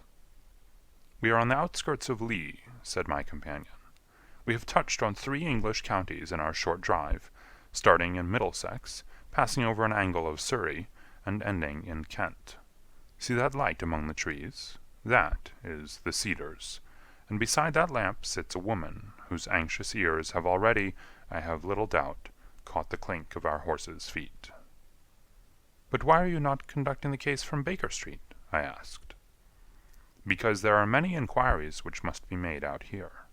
Mrs. St. Clair has most kindly put 2 rooms at my disposal, and you may rest assured that she will have nothing but a welcome from my friend and colleague.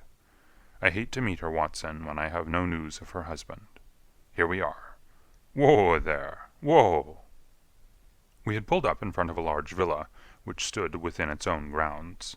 A stable boy had run out to the horse's head, and springing down, I followed Holmes up the small, winding gravel drive which led to the house. As we approached, the door flew open, and a little blonde woman stood in the opening, clad in some sort of light mousseline de soie, with a touch of fluffy pink chiffon at her neck and wrists. She stood with her figure outlined against the flood of light, one hand upon the door, one half raised in her eagerness, her body slightly bent, her head and face protruded, with eager eyes and parted lips, a standing question. "Well?" she cried. "Well?" And then, seeing that there were 2 of us, she gave a cry of hope, which sank into a groan as she saw that my companion shook his head and shrugged his shoulders. "No good news?" "None." "No bad?" "No." "Thank God for that. But come in, you must be weary, for you have had a long day." "This is my friend, Dr. Watson. He's been of most vital use to me in several of my cases, and a lucky chance has made it possible for me to bring him out and associate him with this investigation." "I am delighted to see you," said she, pressing my hand warmly. "You will, I am sure, forgive anything that may be wanting in our arrangements, when you consider the blow which has come so suddenly upon us." "My dear madam," said I am an old campaigner, and if I were not, I can very well see that no apology is needed. If I can be of any assistance, either to you or to my friend here, I shall be indeed happy." "Now, Mr. Sherlock Holmes," said the lady, as we entered a well-lit dining-room, upon the table of which a cold supper had been laid out, "I should very much like to ask you 1 or 2 plain questions, to which I beg that you will give a plain answer." "Certainly, madam." "Do not trouble about my feelings. I am not hysterical, nor given to fainting. I simply wish to hear your real opinion." "Upon what point?" "In your heart of hearts, do you think that Neville is alive?" Sherlock Holmes seemed to be embarrassed by the question. "Frankly, now," she repeated, standing upon the rug and looking keenly down at him as he leaned back in a basket chair. "Frankly, then, madam, I do not." "You think that he is dead?" "I do." "Murdered?" "I don't say that. Perhaps." "And on what day did he meet his death?" "On Monday." "Then perhaps, Mr. Holmes, you will be good enough to explain how it is that I have received a letter from him today." Sherlock Holmes sprang out of his chair as if he'd been galvanized. "What?" he roared. "Yes, today." She stood smiling, holding up a little slip of paper in the air. "May I see it?" "Certainly." He snatched it from her in his eagerness, and smoothing it out upon the table, he drew over the lamp and examined it intently. I had left my chair and was gazing at it over his shoulder. The envelope was a very coarse one, and was stamped with the Gravesend postmark, and with the date of that very day, or rather of the day before, for it was considerably after midnight. "Coarse writing," murmured Holmes. "Surely this is not your husband's writing, madam?" "No, but the enclosure is." "I perceive also that whoever addressed the envelope had to go and inquire as to the address." "How can you tell that?" "The name, you see, is in perfectly black ink, which has dried itself.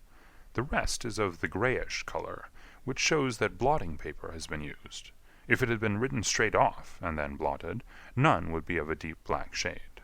This man has written the name, and there has then been a pause before he wrote the address, which can only mean that he was not familiar with it. It is, of course, a trifle, but there is nothing so important as trifles. Let us now see the letter. Ha! There's been an enclosure here." "Yes, there was a ring, his signet ring." "And you are sure that this is your husband's hand?" "One of his hands." One? His hand when he wrote hurriedly.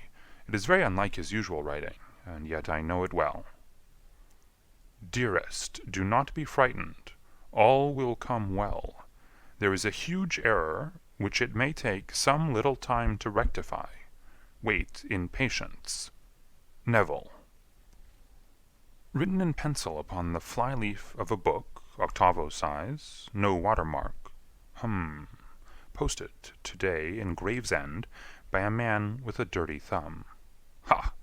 And the flap has been gummed, if I am not very much in error, by a person who had been chewing tobacco. And you have no doubt that it is your husband's hand, madam? None. Neville wrote those words. And they were posted today at Gravesend. Well, Mrs. St. Clair, the clouds lighten, though I should not venture to say that the danger is over. But he must be alive, Mr. Holmes. Unless this is a clever forgery to put us on the wrong scent. The ring, after all, proves nothing. It may have been taken from him. No, it is his very own writing. Very well. It may, however, have been written on Monday and only posted today. That is possible. If so, much may have happened between. Oh, but you must not discourage me, Mr. Holmes. I know that all is well with him. There is so keen a sympathy between us that I should know if evil came upon him. On the very day that I saw him last, he cut himself in the bedroom, and yet I, in the dining-room, rushed upstairs instantly with the utmost certainty that something had happened. Do you think that I would respond to such a trifle, and yet be ignorant of his death? I have seen too much not to know that the impression of a woman may be more valuable than the conclusion of an analytical reasoner. And in this letter you certainly have a very strong piece of evidence to corroborate your view. But if your husband is alive and able to write letters, why should he remain away from you? I cannot imagine. It is unthinkable. And on Monday he made no remarks before leaving you? No. And you were surprised to see him in Swandam Lane? Very much so. Was the window open? Yes. Then he might have called to you. He might. He only, as I understand, gave an inarticulate cry. Yes. A call for help, you thought? Yes. He waved his hands. But it might have been a cry of surprise. Astonishment at the unexpected sight of you might cause him to throw up his hands? It is possible. And you thought he was pulled back. He disappeared so suddenly. He might have leaped back. You did not see anyone else in the room? No, but this horrible man confessed to having been there, and the Lascar was at the foot of the stairs. Quite so. Your husband, as far as you could see, had his ordinary clothes on? But without his collar or tie. I distinctly saw his bare throat. Had he ever spoken of Swandam Lane? Never. Had he ever showed any signs of having taken opium? Never. Thank you, Mrs. St. Clair. Those are the principal points about which I wished to be absolutely clear. We shall now have a little supper, and then retire, for we may have a very busy day tomorrow. A large and comfortable double-bedded room had been placed at our disposal, and I was quickly between the sheets, for I was weary after my night of adventure. Sherlock Holmes was a man, however, who, when he had an unsolved problem upon his mind, would go for days, and even for a week, without rest, turning it over, rearranging his facts, looking at it from every point of view, until he had either fathomed it, or convinced himself that his data were insufficient. It was soon evident to me that he was now preparing for an all-night sitting. He took off his coat and waistcoat, put on a large blue dressing-gown, and then wandered about the room collecting pillows from his bed, and cushions from the sofa and armchairs. With these he constructed a sort of Eastern divan, upon which he perched himself, cross-legged, with an ounce of shag tobacco and a box of matches laid out in front of him. In the dim light of the lamp I saw him sitting there, an old briar pipe between his lips, his eyes fixed vacantly upon the corner of the ceiling, the blue smoke curling up from him, silent, motionless, with the light shining upon his strong-set, aquiline features.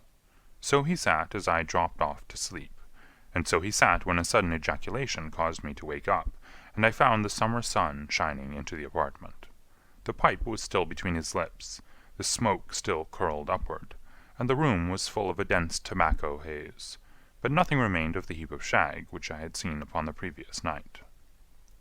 "Awake, Watson?" he asked. "Yes." "Game for a morning drive?" "Certainly." "Then dress. No one is stirring yet, but I know where the stable-boy sleeps, and we shall soon have the trap out." He chuckled to himself as he spoke, his eyes twinkled, and he seemed a different man to the sombre thinker of the previous night. As I dressed, I glanced at my watch. It was no wonder that no one was stirring. It was 25 minutes past 4. I'd hardly finished when Holmes returned with the news that the boy was putting in the horse. "I want to test a little theory of mine," said he, pulling on his boots.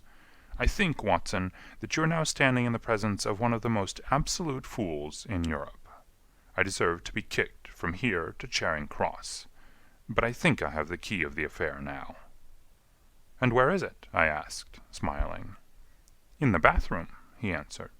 "Oh, yes, I'm not joking," he continued, seeing my look of incredulity.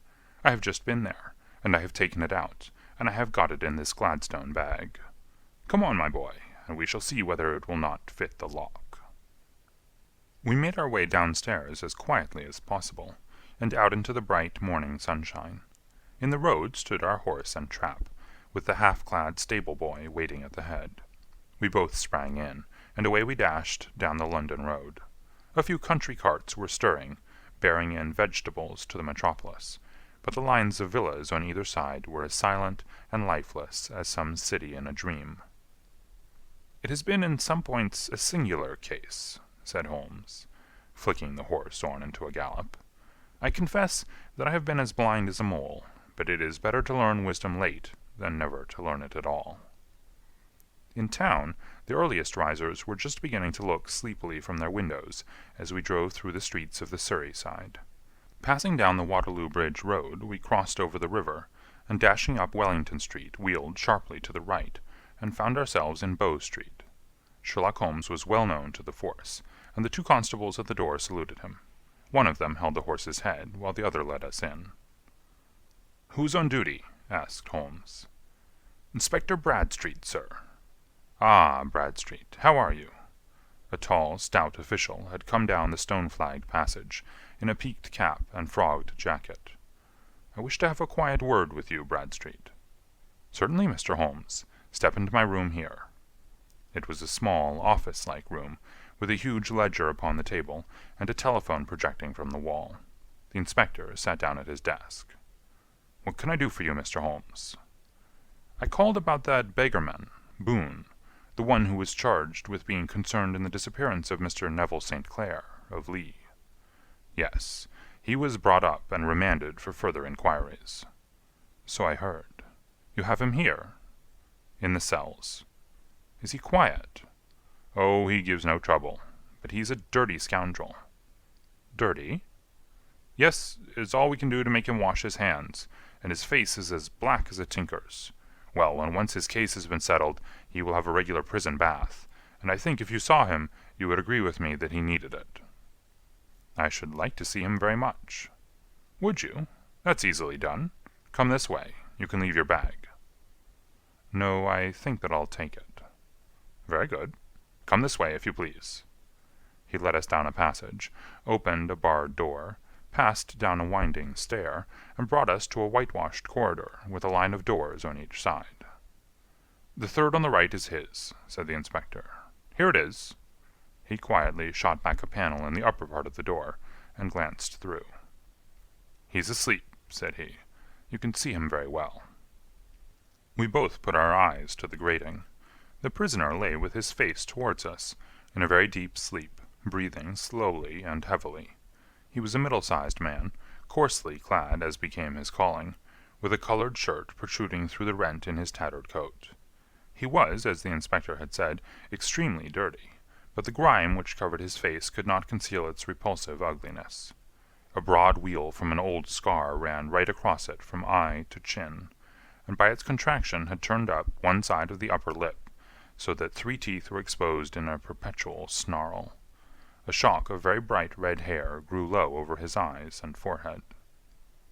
"He's a beauty, isn't he?" said the inspector. "He certainly needs a wash," remarked Holmes. "I had an idea that he might, and I took the liberty of bringing the tools with me." He opened the Gladstone bag as he spoke, and took out, to my astonishment, a very large bath sponge. You're a funny one," chuckled the inspector. "Now, if you will have the great goodness to open that door very quietly, we will soon make him cut a much more respectable figure." "Well, I don't know why not," said the inspector. "He doesn't look a credit to the Bow Street cells, does he?" He slipped his key into the lock, and we all very quietly entered the cell. The sleeper half turned, and then settled down once more into a deep slumber. Holmes stooped to the water jug, moistened his sponge, and then rubbed it twice vigorously across and down the prisoner's face. "Let me introduce you," he shouted, "to Mr. Neville St. Clair, of Lee, in the county of Kent." Never in my life have I seen such a sight. The man's face peeled off under the sponge like the bark from a tree. Gone was the coarse brown tint. Gone, too, was the horrid scar which had seamed it across, and the twisted lip which had given the repulsive sneer to the face. A twitch brought away the tangled red hair, and there, sitting up in his bed, was a pale, sad-faced, refined-looking man, black-haired and smooth-skinned, rubbing his eyes and staring about him with sleepy bewilderment. Then, suddenly realizing the exposure, he broke into a scream and threw himself down with his face to the pillow. "Great heavens!" cried the inspector. "It is, indeed, the missing man. I know him from the photograph." The prisoner turned with the reckless air of a man who abandons himself to his destiny. "Be it so," said he. "And pray, what am I charged with?" "With making away with Mr. Neville St. "Oh, come, you can't be charged with that unless they make a case of attempted suicide of it," said the inspector with a grin. "Well, I've been 27 years in the force, but this really takes the cake." "If I am Mr. Neville St. Clair, then it is obvious that no crime has been committed, and that therefore I am illegally detained." "No crime, but a very great error has been committed," said Holmes. "You would have done better to have trusted your wife." "It was not the wife, it was the children," groaned the prisoner. "God help me, I would not have them ashamed of their father. My God, what an exposure! What can I do?" Sherlock Holmes sat down beside him on the couch, and patted him kindly on the shoulder. "If you leave it to a court of law to clear the matter up," said he, "of course you can hardly avoid publicity. On the other hand, if you convince the police authorities that there is no possible case against you, I do not know that there is any reason that the details should find their way into the papers. Inspector Bradstreet would, I am sure, make notes upon anything which you might tell us, and submit it to the proper authorities. The case would then never go into court at all." "God bless you!" cried the prisoner passionately. "I would have endured imprisonment, aye, even execution, rather than have left my miserable secret as a family blot to my children. You are the first who have ever heard my story. My father was a schoolmaster in Chesterfield, where I received an excellent education. I travelled in my youth, took to the stage, and finally became a reporter on an evening paper in London. One day my editor wished to have a series of articles upon begging in the metropolis, and I volunteered to supply them. There was the point from which all my adventures started. It was only by trying begging as an amateur that I could get the facts upon which to base my articles. When an actor, I had, of course, learned all the secrets of making up, and had been famous in the green room for my skill. I took advantage now of my attainments. I painted my face, and to make myself as pitiable as possible, I made a good scar, and fixed one side of my lip in a twist by the aid of a small slip of flesh-colored plaster. Then, with a red head of hair, and an appropriate dress, I took my station in the business part of the city, ostensibly as a match-seller, but really as a baker. For 7 hours I plied my trade, and when I returned home in the evening, I found to my surprise that I had received no less than 26 shillings and 4pence. I wrote my articles, and thought little more of the matter, until some time later I backed a bill for a friend, and had a writ served upon me for £25. I was at my wit's end where to get the money, but a sudden idea came to me.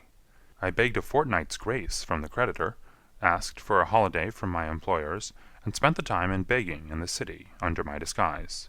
In 10 days I had the money and had paid the debt. Well, you can imagine how hard it was to settle down to arduous work at £2 a week, when I knew that I could earn as much in a day by smearing my face with a little paint, laying my cap on the ground, and sitting still. It was a long fight between my pride and the money, but the dollars won at last, and I threw up reporting and sat day after day in the corner which I had first chosen, inspiring pity by my ghastly face, and filling my pockets with coppers. Only one man knew my secret. He was the keeper of a low den in which I used to lodge in Swandam Lane, where I could every morning emerge as a squalid beggar, and in the evenings transform myself into a well-dressed man about town. This fellow, a Lascar, was well paid by me for his rooms, so that I knew that my secret was safe in his possession. Well, very soon I found that I was saving considerable sums of money. I do not mean that any beggar in the streets of London could earn £700 a year, which is less than my average takings, but I had exceptional advantages in my power of making up, and also in a facility of repartee, which improved by practice and made me quite a recognized character in the city. All day a stream of pennies, varied by silver, poured in upon me, and it was a very bad day in which I failed to take £2. As I grew richer I grew more ambitious, took a house in the country, and eventually married, without anyone having a suspicion as to my real occupation. My dear wife knew that I had business in the city. She little knew what. Last Monday I had finished for the day, and was dressing in my room above the opium den, when I looked out of my window and saw, to my horror and astonishment, that my wife was standing in the street, with her eyes fixed full upon me. I gave a cry of surprise, threw up my arms to cover my face, and rushing to my confidant, the Lascar, entreated him to prevent anyone from coming up to me. I heard her voice downstairs, but I knew that she could not ascend. Swiftly I threw off my clothes, pulled on those of a beggar, and put on my pigments and wig.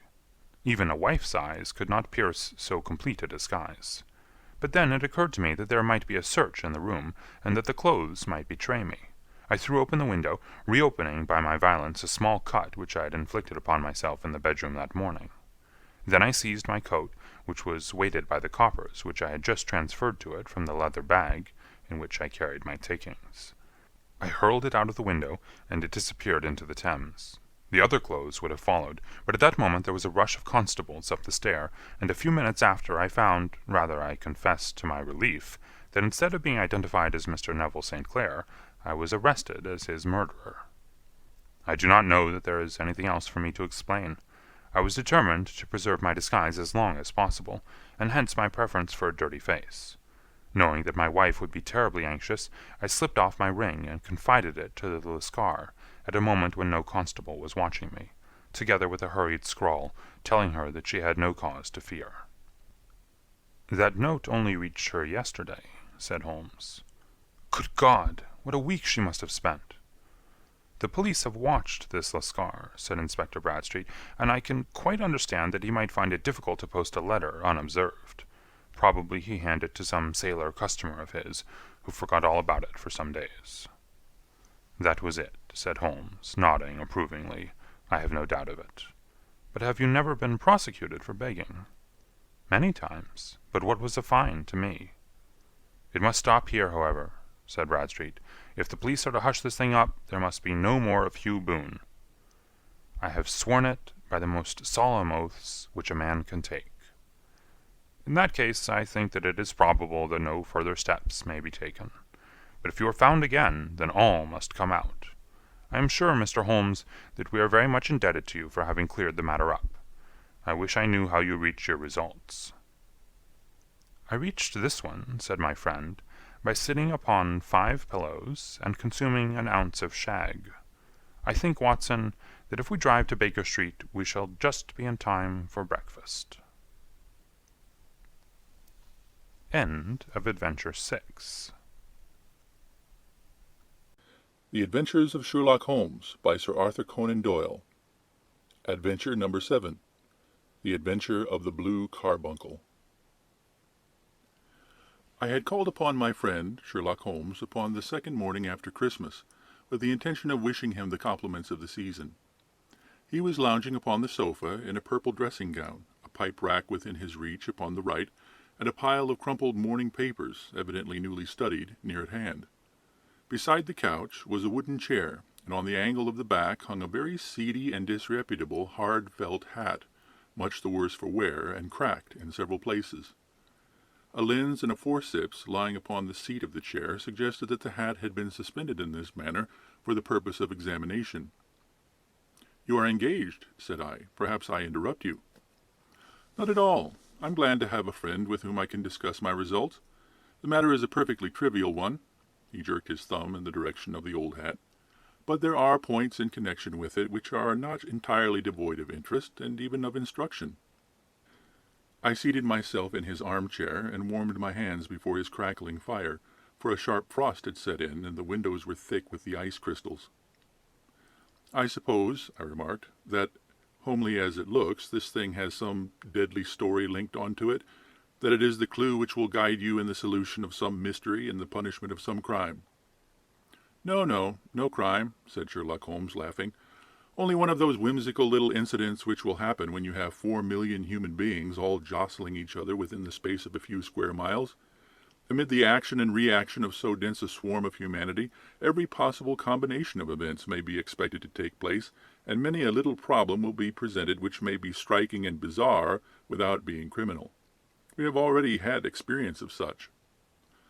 "So much so," I remarked, "that of the last 6 cases which I have added to my notes, 3 have been entirely free of any legal crime." "Precisely. You allude to my attempt to recover the Irene Adler papers, to the singular case of Miss Mary Sutherland, and to the adventure of the man with the twisted lip. Well, I have no doubt that this small matter will fall into the same innocent category. You know Peterson, the commissionaire?" "Yes." "It is to him that this trophy belongs." "It is his hat." No, he found it. Its owner is unknown. I beg that you will look upon it not as a battered billycock, but as an intellectual problem. And first, as to how it came here. It arrived upon Christmas morning, in company with a good fat goose, which is, I have no doubt, roasting at this moment in front of Peterson's fire. The facts are these. About 4 o'clock on Christmas morning, Peterson, who as you know is a very honest fellow, was returning from some small jollification, and was making his way homeward down Tottenham Court Road. In front of him he saw, in the gaslight, a tallish man walking with a slight stagger and carrying a white goose slung over his shoulder. As he reached the corner of Goodge Street, a row broke out between this stranger and a little knot of roughs.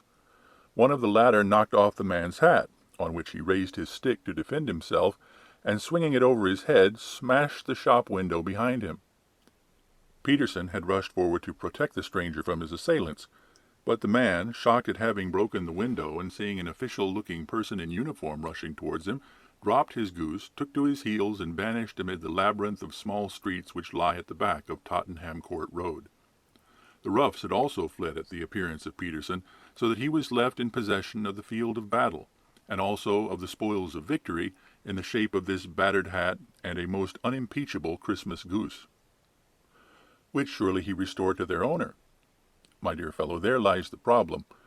It is true that "For Mrs. Henry Baker" was printed upon a small card which had been tied to the bird's left leg, and it is also true that the initials H.B. are legible upon the lining of this hat. But as there are some thousands of Bakers and some hundreds of Henry Bakers in this city of ours, it's not easy to restore lost property to any one of them. What then did Peterson do? He brought round both hat and goose to me on Christmas morning, knowing that even the smallest problems are of interest to me. The goose we retained until this morning, when there were signs that, in spite of the slight frost, it would be well that it should be eaten without unnecessary delay. Its finder has carried it off, therefore, to fulfill the ultimate destiny of a goose, while I continue to retain the hat of the unknown gentleman who lost his Christmas dinner. Did he not advertise? No. Then what clue could you have as to his identity? Only as much as we can deduce. From his hat? Precisely. But you are joking. What can you gather from this old battered felt? Here is my lens. You know my methods. What can you gather yourself as to the individuality of the man who has worn this article? I took the tattered object in my hands and turned it over rather ruefully. It was a very ordinary black hat of the usual round shape, hard and much the worse for wear. The lining had been of red silk, but was a good deal discolored. There was no maker's name, but as Holmes had remarked, the initials H.B. were scrawled upon one side. It was pierced in the brim for a hat securer, but the elastic was missing. For the rest, it was cracked, exceedingly dusty, and spotted in several places, although there seemed to have been some attempt to hide the discolored patches by smearing them with ink. "I can see nothing," said I, handing it back to my friend. "On the contrary, Watson, you can see everything. You fail, however, to reason from what you see. You are too timid in drawing your inferences." "Then pray tell me what it is that you can infer from this hat." He picked it up and gazed at it in the peculiar introspective fashion which was characteristic of him. "It is perhaps less suggestive than it might have been," he remarked. "And yet there are a few inferences which are very distinct, and a few others which represent at least a small balance of probability. That the man was highly intellectual is of course obvious upon the face of it, and also that he was fairly well to do within the last 3 years, although he has now fallen upon evil days. He had foresight, but has less now than formerly, pointing to a moral retrogression, which when taken with the decline of his fortune seems to indicate some evil influence, probably drink, at work upon him. This may account also for the obvious fact that his wife has ceased to love him." "My dear Holmes!" "He has, however, retained some degree of self-respect," he continued, disregarding my remonstrance. "He is a man who leads a sedentary life, goes out little, is out of training entirely, is middle-aged, has grizzled hair which he has had cut within the last few days, and which he anoints with lime cream. These are the more patent facts which may be deduced from his hat. Also, by the way, that it is extremely improbable that he has had gas laid on in his house." "You're certainly joking, Holmes." "Not in the least. Is it possible that even now, when I gave you these results, you are unable to see how they are attained?" "I have no doubt that I am very stupid, but I must confess that I am unable to follow you. For example, how did you deduce that this man was intellectual?" For answer, Holmes clapped the hat upon his head. It came right over the forehead and settled upon the bridge of his nose. "It is a question of cubic capacity," said he. "A man with so large a brain must have something in it." "The decline in his fortunes, then?" "This hat is 3 years old. These flat brims curled at the edge came in then. It is a hat of the very best quality. Look at the band of ribbed silk and the excellent lining. If this man could afford to buy so expensive a hat 3 years ago, and has had no hat since, then he has assuredly gone down in the world." "Well, that is clear enough, certainly. But how about the foresight and the moral retrogression?" Sherlock Holmes laughed. "Here is the foresight," said he, putting his finger upon the little disc and loop of the hat securer. "They are never sold upon hats. If this man ordered one, it is a sign of a certain amount of foresight, since he went out of his way to take this precaution against the wind. But since we see that he has broken the elastic and is not troubled to replace it, it is obvious that he has less foresight now than formerly, which is a distinct proof of a weakening nature. On the other hand, he has endeavored to conceal some of these stains upon the felt by daubing them with ink, which is a sign that he has not entirely lost his self-respect." "Your reasoning is certainly plausible." "The further points, that he is middle-aged, that his hair is grizzled, that it has been recently cut, and that he uses lime cream, are all to be gathered from a close examination of the lower part of the lining. The lens discloses a large number of hair ends, clean cut by the scissors of the barber. They all appear to be adhesive, and there is a distinct odor of lime cream.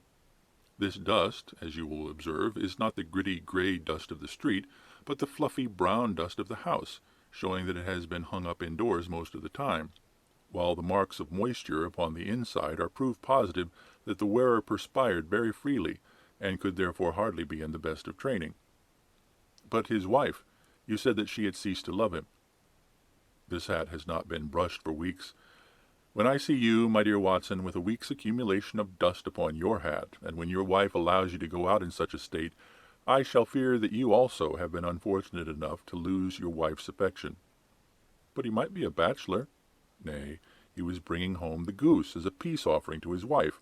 Remember the card upon the bird's leg?" "You have an answer for everything. But how on earth do you deduce that the gas is not laid on in his house?" "One tallow stain, or even two, might come by chance, But when I see no less than 5, I think that there can be little doubt that the individual must be brought into frequent contact with burning tallow, walks upstairs at night probably, with his hat in one hand and a guttering candle in the other. Anyhow, he never got tallow stains from a gas jet. Are you satisfied?" "Well, it is very ingenious," said I, laughing. "But since, as you said just now, there has been no crime committed and no harm done save the loss of a goose, all this seems to be rather a waste of energy." Sherlock Holmes had opened his mouth to reply when the door flew open, and Peterson, the commissionaire, rushed into the apartment with flushed cheeks and the face of a man who is dazed with astonishment. "The goose, Mr. Holmes! The goose, sir!" he gasped. "Eh? What of it, then? Has it returned to life and flapped off through the kitchen window?" Holmes twisted himself round upon the sofa to get a fairer view of the man's excited face. "See here, sir! See what my wife found in its crop!" He held out his hand and displayed upon the center of the palm a brilliantly scintillating blue stone, rather smaller than a bean in size, but of such purity and radiance that it twinkled like an electric point in the dark hollow of his hand. Sherlock Holmes sat up with a whistle. "By Jove, Peterson," said he, "this is a treasure trove indeed. I suppose you know what you've got." "A diamond, sir! A precious stone! It cuts into glass as though it were putty." "It's more than a precious stone. It's the precious stone." "Not the Countess of Morcar's Blue Carbuncle!" I ejaculated. "Precisely so. I ought to know its size and shape, seeing that I have read the advertisement about it in the Times every day lately. It is absolutely unique, and its value can only be conjectured, but the reward offered of £1,000 is certainly not within a 20th part of the market price." £1,000! Great Lord a mercy! The commissionaire plumped down into a chair and stared from one to the other of us. "That is the reward, and I have reason to know that there are sentimental considerations in the background which could induce the Countess to part with half her fortune if she could just recover the gem." "It was lost, if I remember aright, at the Hotel Cosmopolitan," I remarked. "Precisely so, on the 22nd of December, just 5 days ago. John Horner, a plumber, was accused of having abstracted it from the lady's jewel case. The evidence against him was so strong that the case has been referred to the assizes. I have some account of the matter here, I believe." He rummaged amid his newspapers, glancing over the dates, until at last he smoothed one out, doubled it over, and read the following paragraph. "Hotel Cosmopolitan Jewel Robbery. John Horner, 26, plumber, was brought up upon the charge of having, upon the 22nd instant, abstracted from the jewel case of the Countess of Morcar the valuable gem known as the Blue Carbuncle. James Ryder, upper attendant at the hotel, gave his evidence to the effect that he had shown Horner up to the dressing-room of the Countess of Morcar upon the day of the robbery, in order that he might solder the second bar of the grate, which was loose. He had remained with Horner some little time, but had finally been called away. On returning, he found that Horner had disappeared, that the bureau had been forced open, and that the small morocco casket, in which, as it afterwards transpired, the Countess was accustomed to keep her jewel, was lying empty upon the dressing-table. Ryder instantly gave the alarm, and Horner was arrested the same evening. But the stone could not be found, either upon his person or in his rooms. Catherine Cusack, maid of the Countess, deposed to having heard Ryder's cry of dismay on discovering the robbery, and to having rushed into the room where she found matters as described by the last witness. Inspector Bradstreet, B Division, gave evidence as to the arrest of Horner, who struggled frantically and protested his innocence in the strongest terms. Evidence of a previous conviction for robbery having been given against the prisoner, the magistrate refused to deal summarily with the offense, but referred it to the assizes. Horner, who had shown signs of intense emotion during the proceedings, fainted away at the conclusion and was carried out of court. So much for the police court," said Holmes, thoughtfully, tossing aside the paper. "The question for us now to solve is the sequence of events leading from a rifled jewel case at one end to the crop of a goose in Tottenham Court Road at the other. You see, Watson, our little deductions have suddenly assumed a much more important and less innocent aspect. Here is the stone. The stone came from the goose, and the goose came from Mr. Henry Baker, the gentleman with the bad hat and all the other characteristics with which I have bored you. So now we must set ourselves very seriously to finding this gentleman, and ascertaining what part he has played in this little mystery. To do this, we must try the simplest means first, and these lie undoubtedly in an advertisement in all the evening papers. If this fail, I have recourse to other methods. What will you say? Give me a pencil and that slip of paper. Now then, found at the corner of Goodge Street, a goose and a black felt hat. Mr. Henry Baker can have the same by applying at 6:30 this evening at 221B Baker Street. That's clear and concise. Very, but will he see it?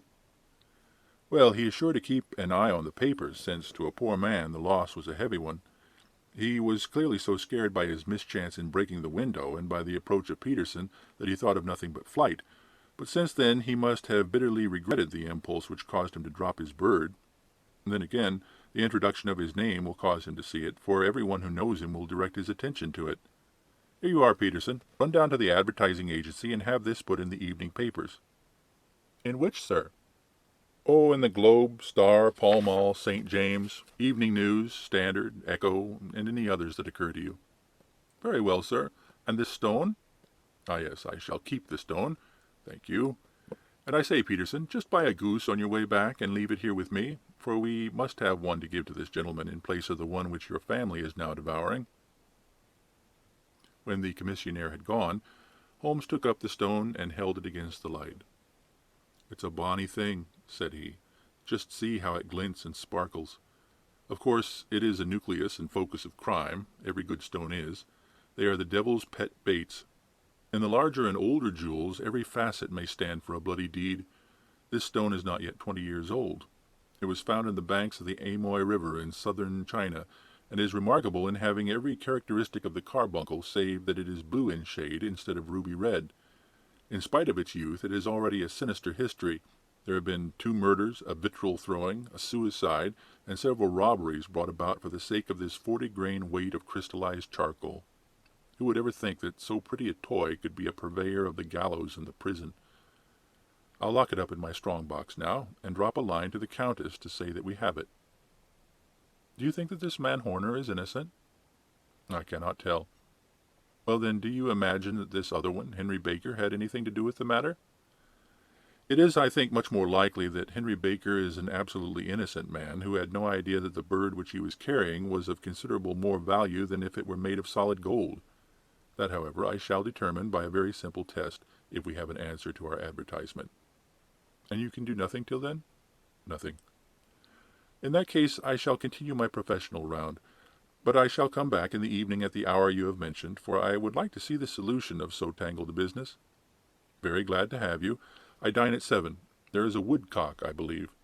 By the way, in view of recent occurrences, perhaps I ought to ask Mrs. Hudson to examine its crop. I had been delayed at a case, and it was a little after 6:30 when I found myself in Baker Street once more. As I approached the house, I saw a tall man in a Scotch bonnet with a coat, which was buttoned up to his chin, waiting outside in the bright semicircle which was thrown from the fanlight. Just as I arrived, the door was opened, and we were shown up together to Holmes's room. "Mr. Henry Baker, I believe?" said he, rising from his armchair and greeting his visitor with the easy air of geniality which he could so readily assume. "Pray take this chair by the fire, Mr. Baker. It's a cold night, and I observe that your circulation is more adapted for summer than for winter. Ah, Watson, you have just come at the right time. Is that your hat, Mr. Baker?" "Yes, sir, that is undoubtedly my hat." He was a large man, with rounded shoulders, a massive head, and a broad, intelligent face, sloping down to a pointed beard of grizzled brown. A touch of red in nose and cheeks, with a slight tremor in his extended hand, recalled Holmes's surmise as to his habits.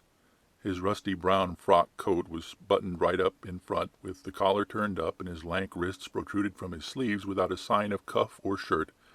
He spoke in a slow staccato fashion, choosing his words with care, and gave the impression generally of a man of learning and letters who had had ill usage at the hands of fortune. "We have retained these things for some days," said Holmes, "because we expected to see an advertisement from you giving your address. I am at a loss to know now why you did not advertise." Our visitor gave a rather shamefaced laugh. "Shillings have not been so plentiful with me as they once were," he remarked.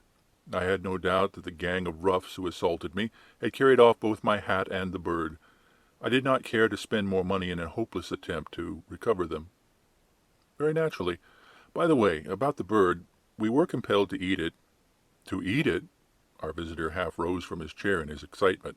Yes, it would have been no use to anyone had we not done so, but I presume that this other goose upon the sideboard, which is about the same weight and perfectly fresh, will answer your purpose equally well? Oh, certainly, certainly, answered Mr. Baker with a sigh of relief. Of course, we still have the feathers, legs, crop, and so on of your own bird, so if you wish— The man burst into a hearty laugh. They might be useful to me as relics of my adventure, said he, but beyond that, I can hardly see what use the dejected membra of my late acquaintance are going to be to me. No, sir, I think that, with your permission, I will confine my attentions to the excellent bird which I perceive upon the sideboard. Sherlock Holmes glanced sharply across at me, with a slight shrug of his shoulders. There is your hat, then, and there your bird, said he. By the way, would it bore you to tell me where you got the other one from? I am somewhat of a fowl fancier, and I have seldom seen a better-grown goose. Certainly, sir, said Baker, who had risen and tucked his newly gained property under his arm. There are a few of us who frequently Alpha Inn near the museum. We are to be found in the museum itself during the day, you understand. This year our good host Windigate by name instituted a goose club, by which, on consideration of some few pence every week, we were each to receive a bird at Christmas. My pence were duly paid, and the rest is familiar to you. I am much indebted to you, sir, for a Scotch bonnet is fitted neither to my years nor my gravity. With a comical pomposity of manner, he bowed solemnly to both of us, and strode off upon his way. So much for Mr. Henry Baker, said Holmes, when he had closed the door behind him. It is quite certain that he knows nothing whatever about the matter. Are you hungry, Watson? Not particularly.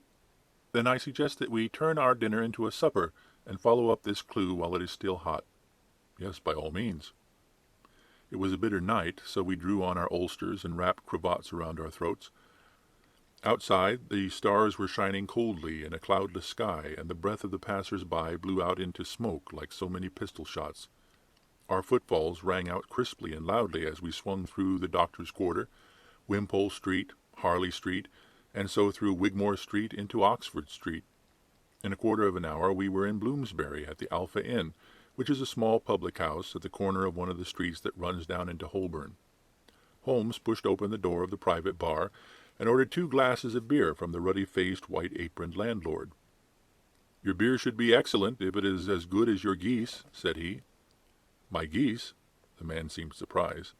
Yes, I was speaking only half an hour ago to Mr. Henry Baker, who was a member of your goose club. Ah, yes, I see. But you see, sir, them's not our geese. Indeed. Whose then? Well, I got the 2 dozen from a salesman in Covent Garden. Indeed. I know some of them. Which one was it? Breckenridge is his name. I don't know him. Well, here's your good health, landlord, and prosperity to your house. Good night. Now for Mr. Breckenridge, he continued, buttoning up his coat as we came into the frosty air. Remember, Watson, that though we have so homely a thing as a goose at one end of this chain, we have at the other a man who will certainly get 7 years' penal servitude unless we can establish his innocence. It is possible that our inquiry may but confirm his guilt, but in any case we have a line of investigation which has been missed by the police, and which a singular chance has placed into our hands. Let us follow it out to the bitter end. Faces to the south, then, and quick march. We passed across Holborn, down Endell Street, and so through a zigzag of slums to Covent Garden Market. One of the largest stalls bore the name of Breckenridge upon it, and the proprietor, a horsey-looking man with a sharp face and trim side-whiskers, was helping a boy to put up the shutters. Good evening. It's a cold night, said Holmes. The salesman nodded and shot a questioning glance at my companion. Sold out of geese, I see, continued Holmes, pointing at the bare slabs of marble. Let you have 500 tomorrow morning. That's no good. Well, there are some on the stall with the gas flare. Ah, but I was recommended to you. Who by? The landlord of the Alpha? Oh, yes, I sent him a couple of dozen. Fine birds they were, too. Now, where did you get them from? To my surprise, the question provoked a burst of anger from the salesman. Now then, mister, said he, with his head cocked and his arms akimbo, what are you driving at? Let's have it straight now. It's straight enough. I should like to know who sold you the geese which you supplied to the Alpha. Well, then, I shan't tell you. So now, Oh, it's a matter of no importance, but I don't know why you should be so warm over such a trifle. Warm? You'd be as warm, maybe, if you were pestered as I am. When I pay good money for a good article, there should be an end to the business. But it's where are the geese, and who did you sell the geese to, and what will you take for the geese? One would think they are the only geese in the world to hear the fuss that's made over them. Well, I have no connection with any other people who have been making inquiries, said Holmes carelessly. If you won't tell us, the bet's off, that's all. But I'm always ready to back my opinion on a matter of fowls, and I have a fiver on it that the bird I ate is country bred. Well, then you've lost your fiver, for it's town bred, snapped the salesman. It's nothing of the kind. I say it is. I don't believe it. Do you think you know more about fowls than I, who have handled them ever since I was a nipper? I tell you all those birds that went to the Alpha were town bred. You'll never persuade me to believe that. Will you bet, then? It's merely taking your money, for I know that I am right, but I'll have a sovereign on with you, just to teach you not to be obstinate. The salesman chuckled grimly. Bring me the books, Bill, said he. The small boy brought round a small thin volume and a great greasy-backed one, laying them out together beneath the hanging light. Now then, Mr. Cocksure, said the salesman, I thought that I was out of geese, but before I finish you'll find that there's still one left in my shop. You see this little book? Well, that's the list of the folk from whom I buy. Do you see? Well then, here on this page are the country folk, and the numbers after the names are where their accounts are in the big ledger. Now then, you see this other page in red ink? Well, that's a list of my town suppliers. Now look at that third name. Just read it out to me. Mrs. Oakshott, 117 Brixton Road, 249, read Holmes. Quite so. Now, turn that up in the ledger. Holmes turned to the page indicated. There you are, Mrs. Oakshott, 117 Brixton Road, egg and poultry supplier. Now then, what's the last entry? December 22nd, 24 geese at 7 shillings 6 pence. Quite so. There you are. And underneath? Sold to Mr. Windigate of the Alpha at 12 shillings. What do you have to say now?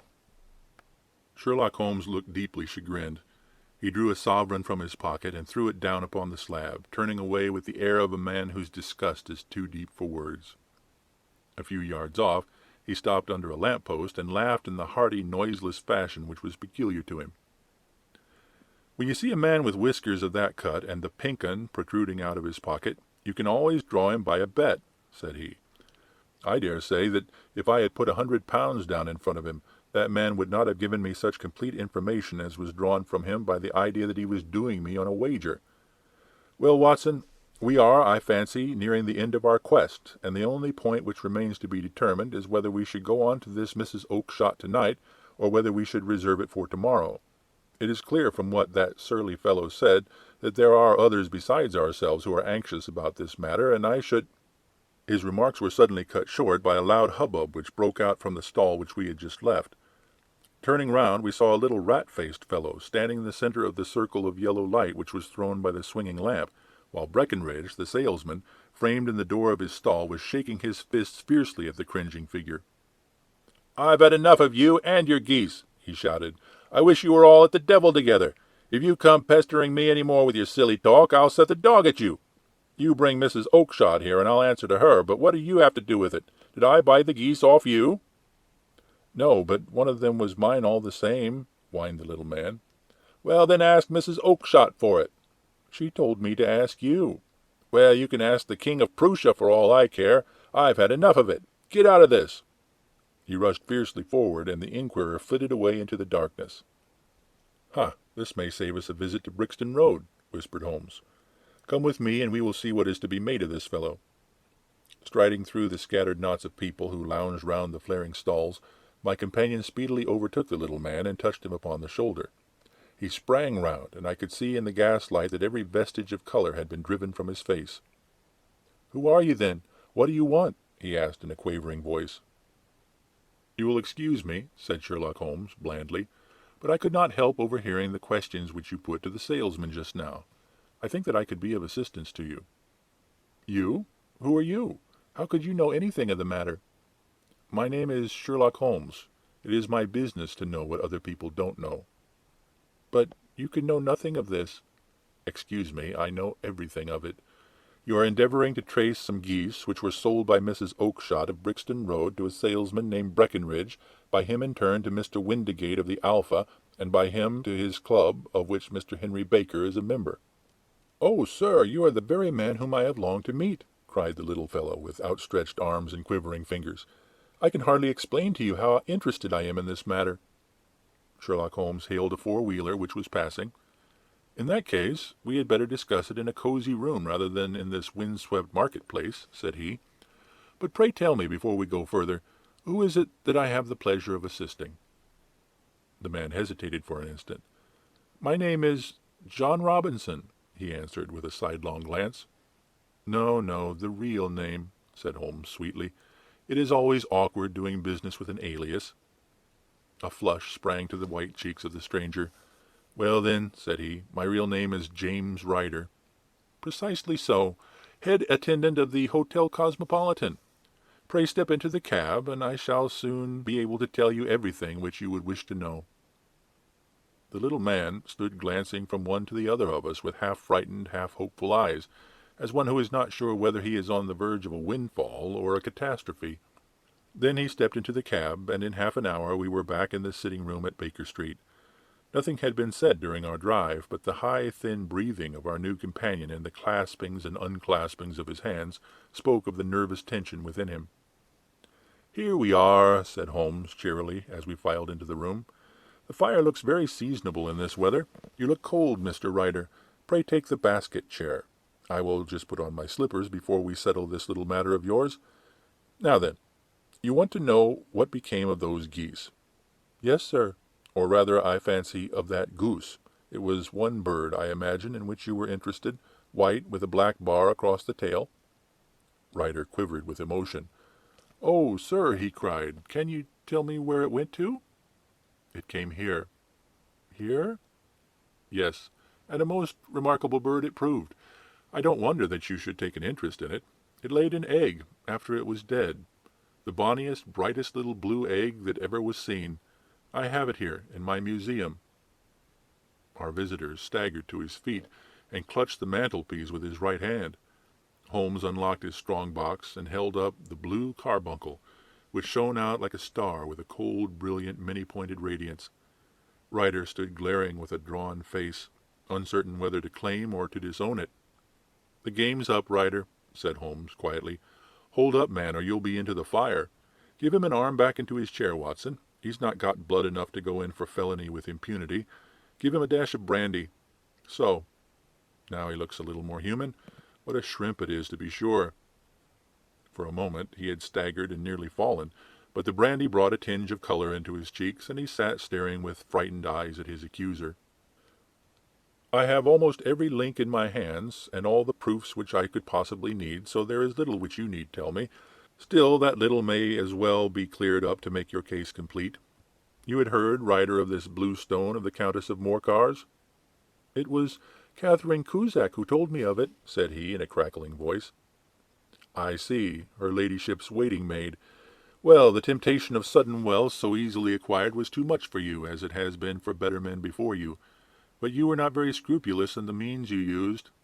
It seems to me, Ryder, that there is the making of a very pretty villain in you. You knew that this man Horner, the plumber, had been concerned in some such matter before, and that suspicion would rest more readily upon him. What did you do then?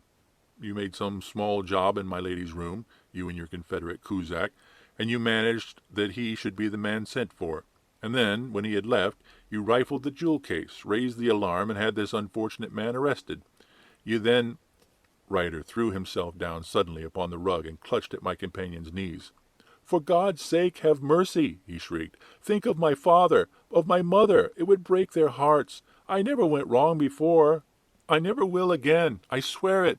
I swear it on a Bible. Oh, don't bring it into court. For Christ's sake, don't." "Get back into your chair," said Holmes sternly. "It is very well to cringe and crawl now, but you thought little enough of this poor Horner in the dock for a crime of which he knew nothing." I will fly, Mr. Holmes. I will leave the country, sir. Then the charge against him will break down." We will talk about that. And now let us hear a true account of the next act. how came the stone into the goose, and how came the goose into the open market? Tell us the truth, for there lies your only hope and safety." Ryder passed his tongue over his parched lips. "I will tell you it just as it happened, sir," said he. "When Horner had been arrested, it seemed to me that it would be best for me to get away with the stone at once, for I did not know at what moment the police might not take it into their heads to search me and my room. There was no place about the hotel where it would be safe. I made out as if on some commission, and I made for my sister's house. She had married a man named Oakshott, and lived in Brixton Road, where she fattened fowls for the market. All the way there every man I met seemed to me to be a policeman or a detective, and for all that it was a cold night, the sweat was pouring down my face before I came to the Brixton Road. My sister asked me what was the matter, and why I was so pale, but I told her that I had been upset by the jewel robbery at the hotel. Then I went back into the backyard and smoked a pipe and wondered what would be the best to do. I had a friend once, called Maudsley, who went to the bad and had just been serving his time in Pentonville. One day he had met me and fell into talk about the way of thieves and how they could get rid of what they stole. I knew that he would be true to me, for I knew one or two things about him, so I made up my mind to go right on to Kilburn, where he lived, and take him into my confidence. He would show me how to turn the stone into money, but how to get to him in safety. I thought of the agonies I had gone through in coming from the hotel. I might at any moment be seized and searched, and there would be the stone in my waistcoat pocket. I was leaning against the wall at the time, and looking at the geese which were waddling about round my feet, and suddenly an idea came into my head which showed me how I could beat the best detective that ever lived. My sister had told me some weeks before that I might have the pick of her geese for a Christmas present, and I knew that she was always as good as her word. I could take my goose now, and in it I would carry my stone to Kilburn. There was a little shed in the yard, and behind this I drove one of the birds, a fine big one, white with a barred tail. I caught it, and prizing its bill open, I thrust the stone down its throat as far as my finger could reach.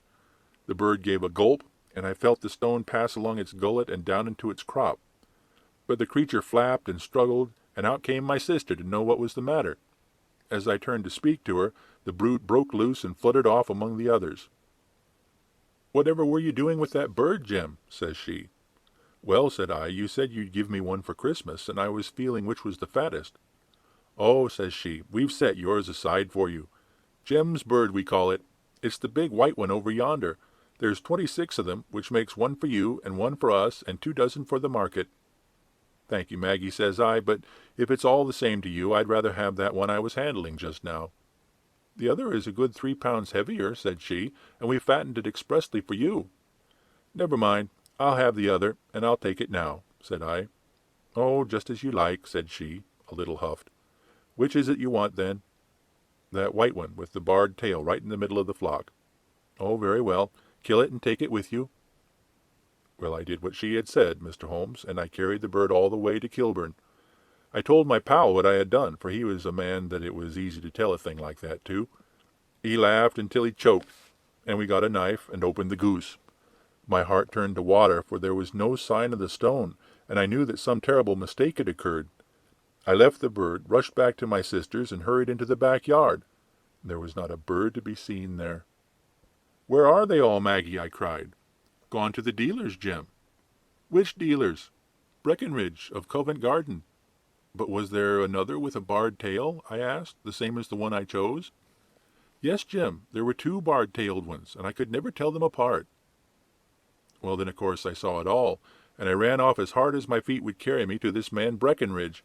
But he had sold the lot at once, and not one word would he tell me as to where they had gone. You heard him yourselves tonight. Well, he has always answered me like that. My sister thinks that I'm going mad. Sometimes I think that I am myself. And now I am myself a branded thief, without ever having touched the wealth for which I sold my character. God help me! God help me!"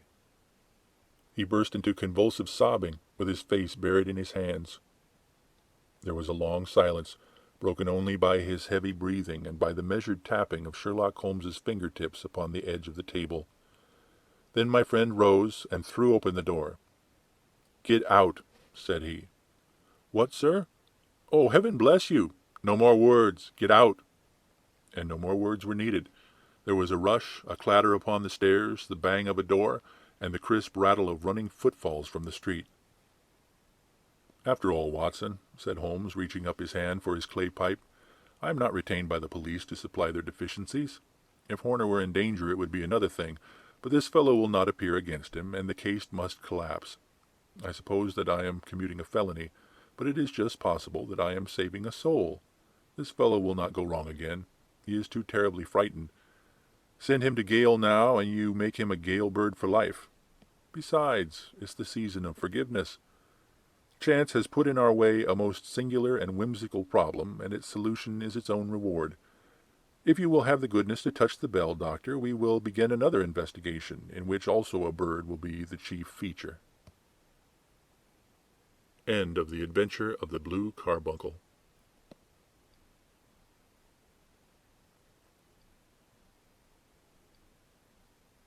The Adventures of Sherlock Holmes by Arthur Conan Doyle. Chapter 8. The Adventure of the Speckled Band. On glancing over my notes of the 70-odd cases in which I have during the last 8 years studied the methods of my friend Sherlock Holmes, I find many tragic, some comic, a large number merely strange, but none commonplace, for, working as he did rather for the love of his art than for the acquirement of wealth, he refused to associate himself with any investigation which did not tend towards the unusual, and even the fantastic. Of all these varied cases, however, I cannot recall any which presented more singular features than that which was associated with the well-known Surrey family of the Roylotts of Stoke Moran. The events in question occurred in the early days of my association with Holmes, when we were sharing rooms as bachelors in Baker Street. It is possible that I might have placed them upon record before, but a promise of secrecy was made at the time, from which I have only been free during the month by the untimely death of the lady to whom the pledge was given. It is perhaps as well that the facts should now come to light, for I have reasons to know that there are widespread rumours as to the death of Dr. Grimesby Roylott, which tend to make the matter even more terrible than the truth. It was early in April in the year '83 that I woke one morning to find Sherlock Holmes standing, fully dressed, by the side of my bed. He was a late riser as a rule, and as the clock on the mantelpiece showed me that it was only 7:15, I blinked up at him in some surprise, and perhaps just a little resentment, for I was myself regular in my habits. "Very sorry to knock you up, Watson," said he, "but it's the common lot this morning. Mrs. Hudson has been knocked up. She retorted upon me, and I on you." "What is it then, a fire?" "No, a client. It seems that a young lady has arrived in a considerable state of excitement, who insists upon seeing me. She is waiting now in the sitting-room. Now, when young ladies wander about the metropolis at this hour of the morning, and knock sleepy people up out of their beds, I presume that it is something very pressing which they have to communicate. Should it prove to be an interesting case, you would, I am sure, wish to follow it from the outset. I thought, at any rate, that I should call you and give you the chance." "My dear fellow, I would not miss it for anything." I had no keener pleasure than in following Holmes in his professional investigations, and in admiring the rapid deductions, as swift as intuition, and yet always founded on a logical basis, with which he unravelled the problems which were submitted to him. I rapidly threw on my clothes, and was ready in a few minutes to accompany my friend down to the sitting-room. A lady dressed in black and heavily veiled, who had been sitting in the window, rose as we entered. "Good morning, madam," said Holmes cheerily. "My name is Sherlock Holmes. This is my intimate friend and associate, Dr. Watson, before whom you can speak as freely as before myself. Ha! I'm glad to see that Mrs. Hudson has had the good sense to light the fire. Pray draw up to it, and I shall order you a cup of hot coffee, for I observe that you are shivering." "It is not cold which makes me shiver," said the woman in a low voice, changing her seat as requested. "What then?" "It is fear, Mr. Holmes. It is terror." She raised her veil as she spoke, and we could see that she was indeed in a pitiable state of agitation, her face all drawn and grey, with restless frightened eyes, like those of some hunted animal. Her features and figure were those of a woman of 30, but her hair was shot with premature grey, and her expression was weary and haggard. Sherlock Holmes ran her over with one of his quick, all-comprehensive glances. "You must not fear," said he soothingly, bending forward and patting her forearm. "We shall soon set matters right, I have no doubt. You have come in by train this morning, I see." "You know me, then?" "No, but I observed the second half of a return ticket in the palm of your left glove. You must have started early, and yet you had a good drive in a dog-cart along heavy roads before you reached the station." The lady gave a violent start, and stared in bewilderment at my companion. "There is no mystery, my dear madam," said he, smiling. "The left arm of your jacket is spattered with mud in no less than 7 places. The marks are perfectly fresh. There is no vehicle save a dog-cart which throws up mud in that way, and then only when you sit on the left-hand side of the driver." "Whatever your reasons may be, you are perfectly correct," said she.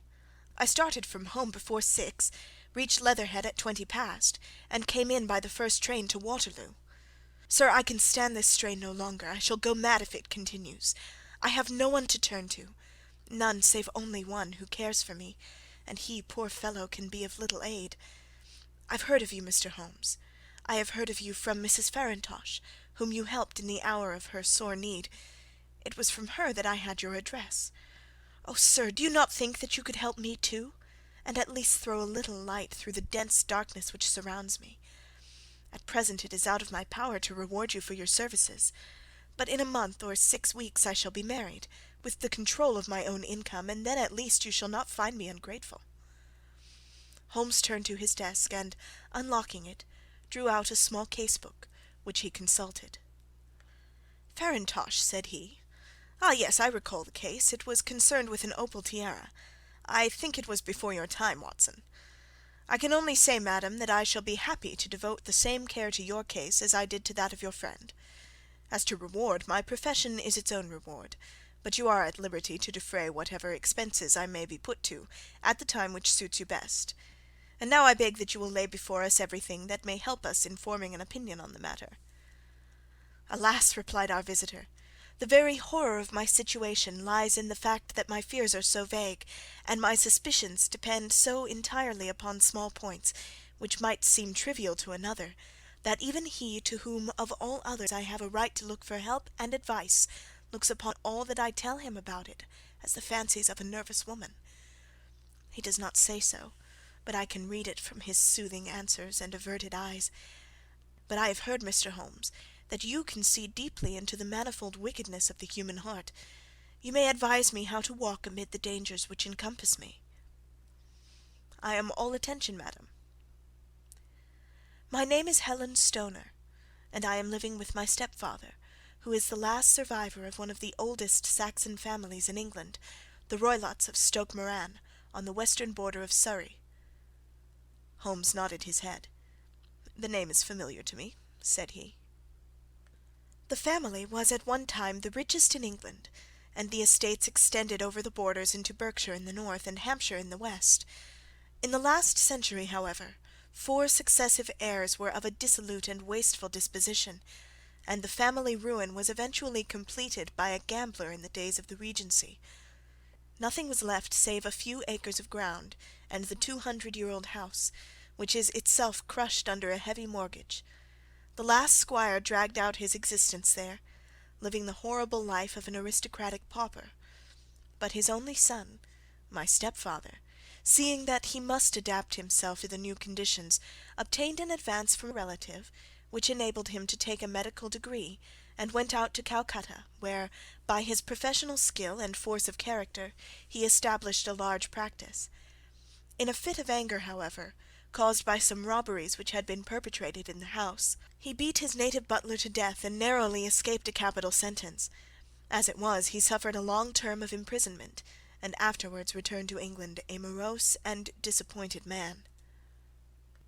When Dr. Roylott was in India, he married my mother, Mrs. Stoner, the young widow of Major General Stoner of the Bengal Artillery.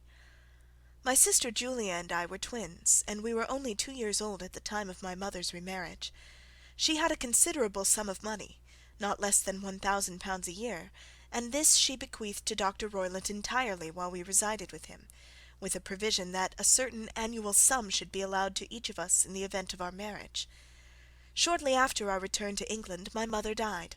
She was killed 8 years ago in a railway accident near Crewe. Dr. Roylott then abandoned his attempts to establish himself in practice in London, and took us to live with him in the old ancestral house at Stoke Moran.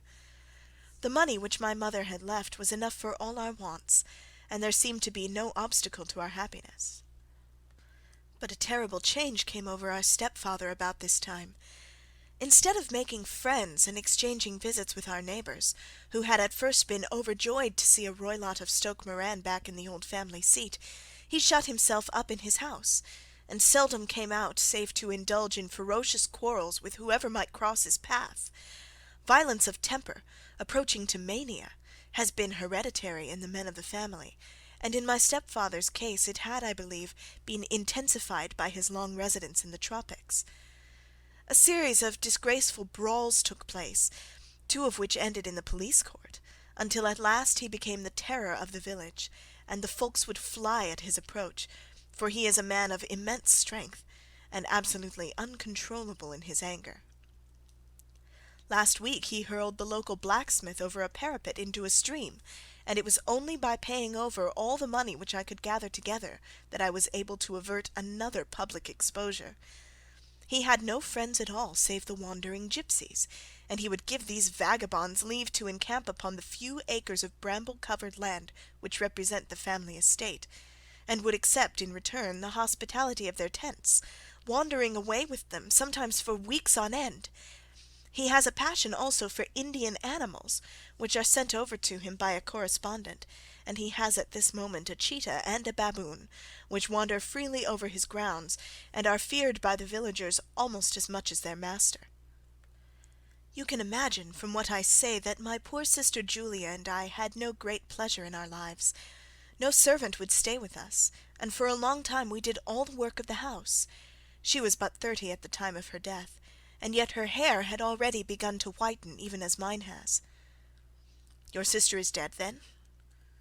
She died just 2 years ago, and it is of her death that I wish to speak to you.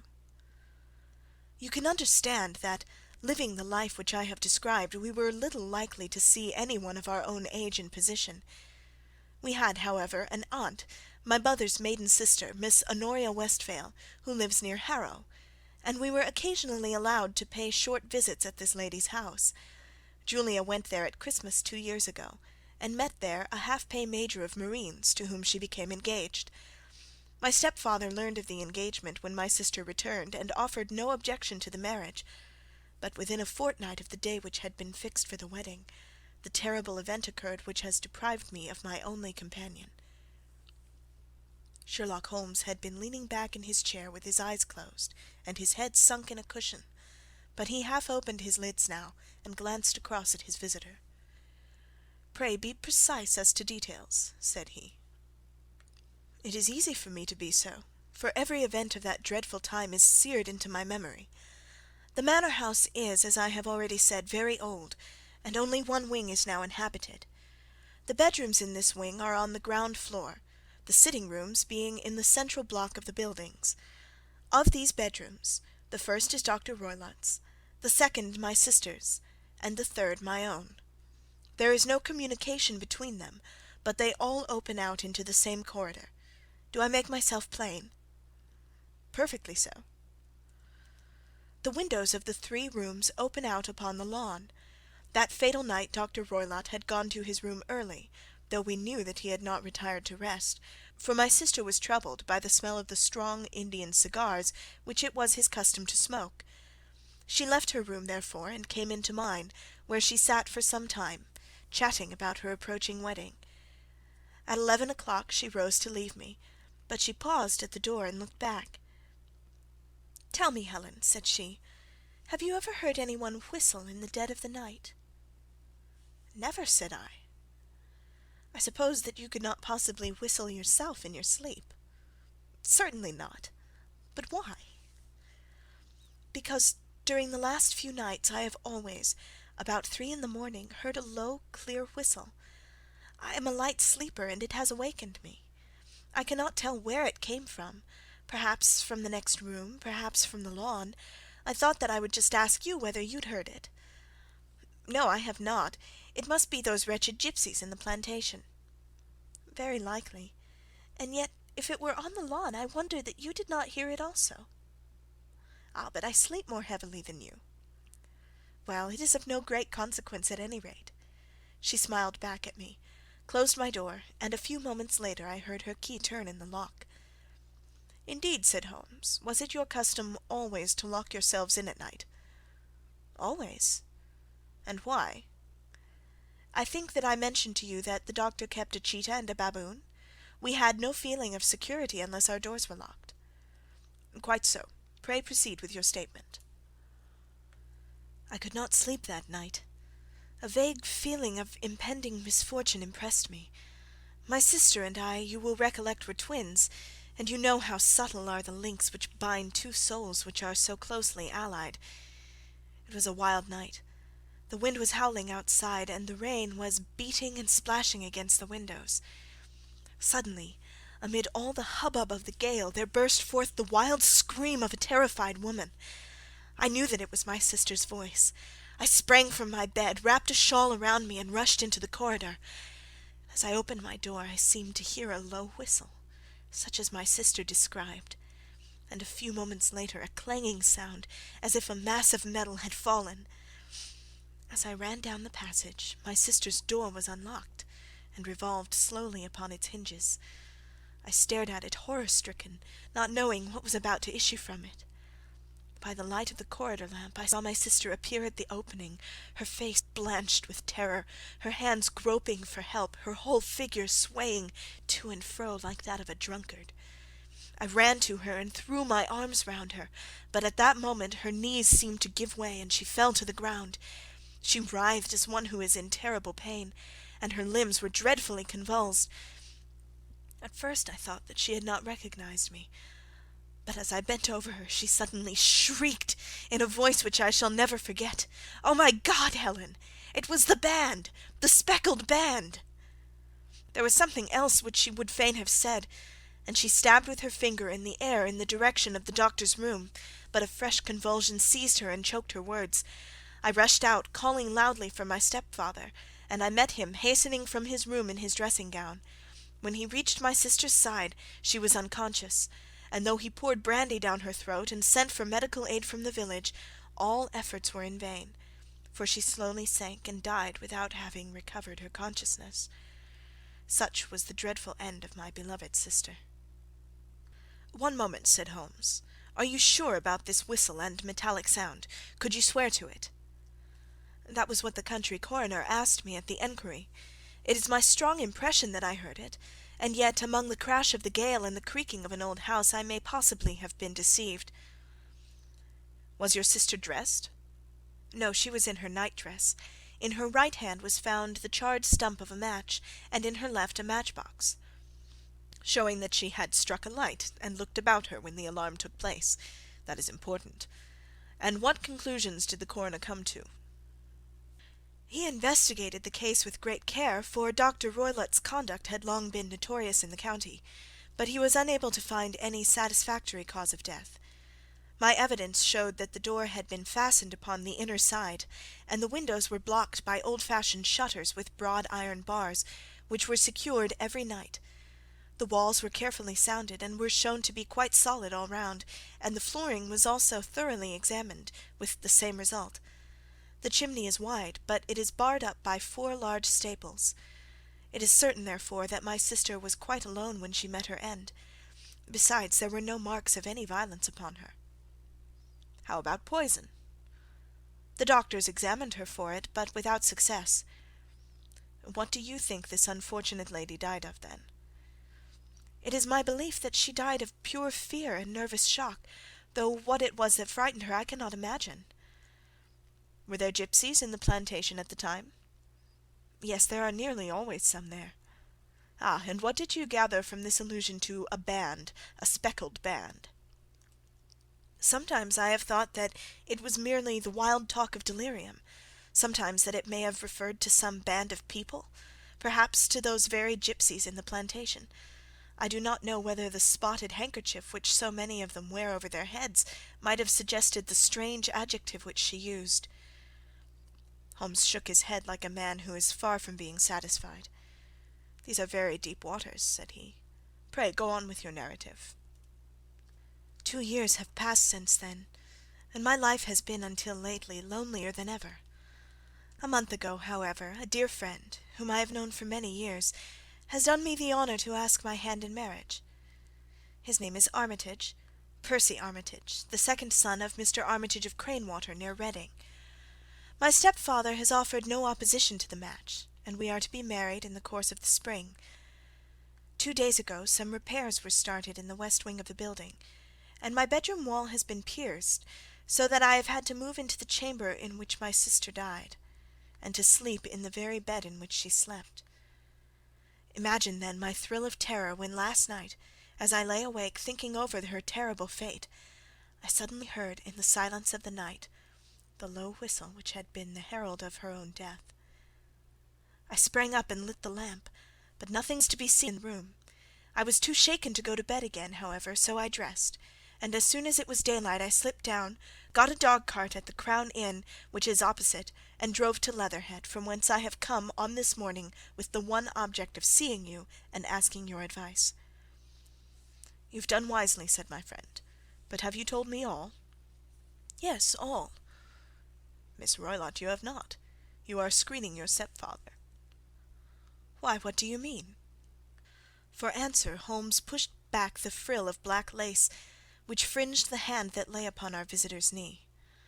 5 little livid spots, the marks of 4 fingers and a thumb, were printed upon the white wrist. "You have been cruelly used," said Holmes. The lady coloured deeply, and covered over her injured wrist.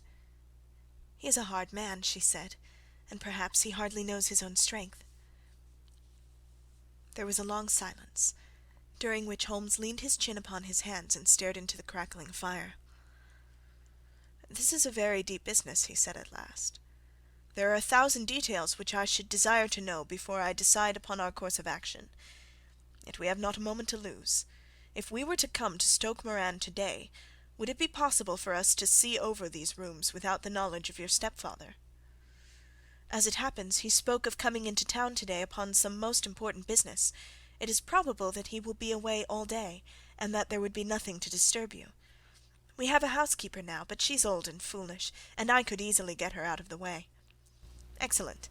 You're not averse to this trip, Watson?" "By no means." "Then we shall both come. What are you going to do yourself?" "I have 1 or 2 things which I would wish to do now that I am in town, but I shall return by the 12 o'clock train, so as to be there in time for your coming." "And you may expect us early in the afternoon. I have myself some small business matters to attend to. Will you not wait and breakfast?" "No, I must go. My heart is lightened already since I have confided my trouble to you. I shall look forward to seeing you again this afternoon." She dropped her thick black veil over her face and glided from the room. "And what do you think of it all, Watson?" asked Sherlock Holmes, leaning back in his chair. "It seems to me to be a dark and sinister business." "Dark enough and sinister enough. Yet if the lady is correct in saying that the flooring and walls are sound, and that the door, window, and chimney are impassable, then her sister must undoubtedly have been alone when she met her mysterious end. What becomes, then, of these nocturnal whistles, and what of the very peculiar words of the dying woman? I cannot think.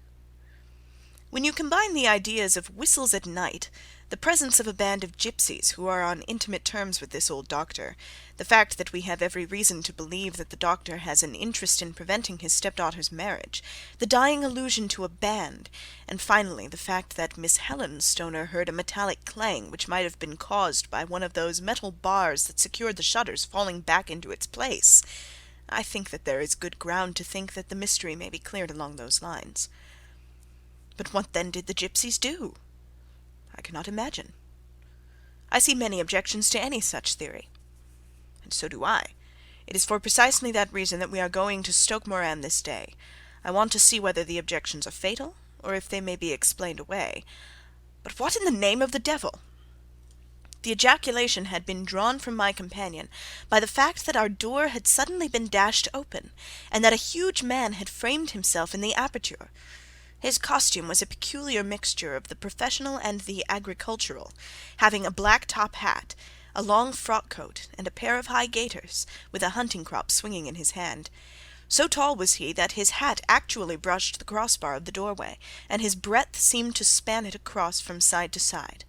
A large face, seared with 1,000 wrinkles, burned yellow with the sun, and marked with every evil passion, was turned from one to the other of us, while his deep-set, bile-shot eyes and his high, thin, fleshless nose gave him somewhat the resemblance to a fierce old bird of prey. "Which of you is Holmes?" asked this apparition. "My name, sir, but you have the advantage of me," said my companion quietly. "I am Dr. Grimesby Roylott of Stoke Moran." "Indeed, doctor," said Holmes blandly. "Pray take a seat." "I will do nothing of the kind. My stepdaughter has been here. I have traced her. What has she been saying to you?" "It is a little cold for the time of year," said Holmes. "What has she been saying to you?" screamed the old man furiously. "But I have heard that the crocuses promise well," continued my companion imperturbably.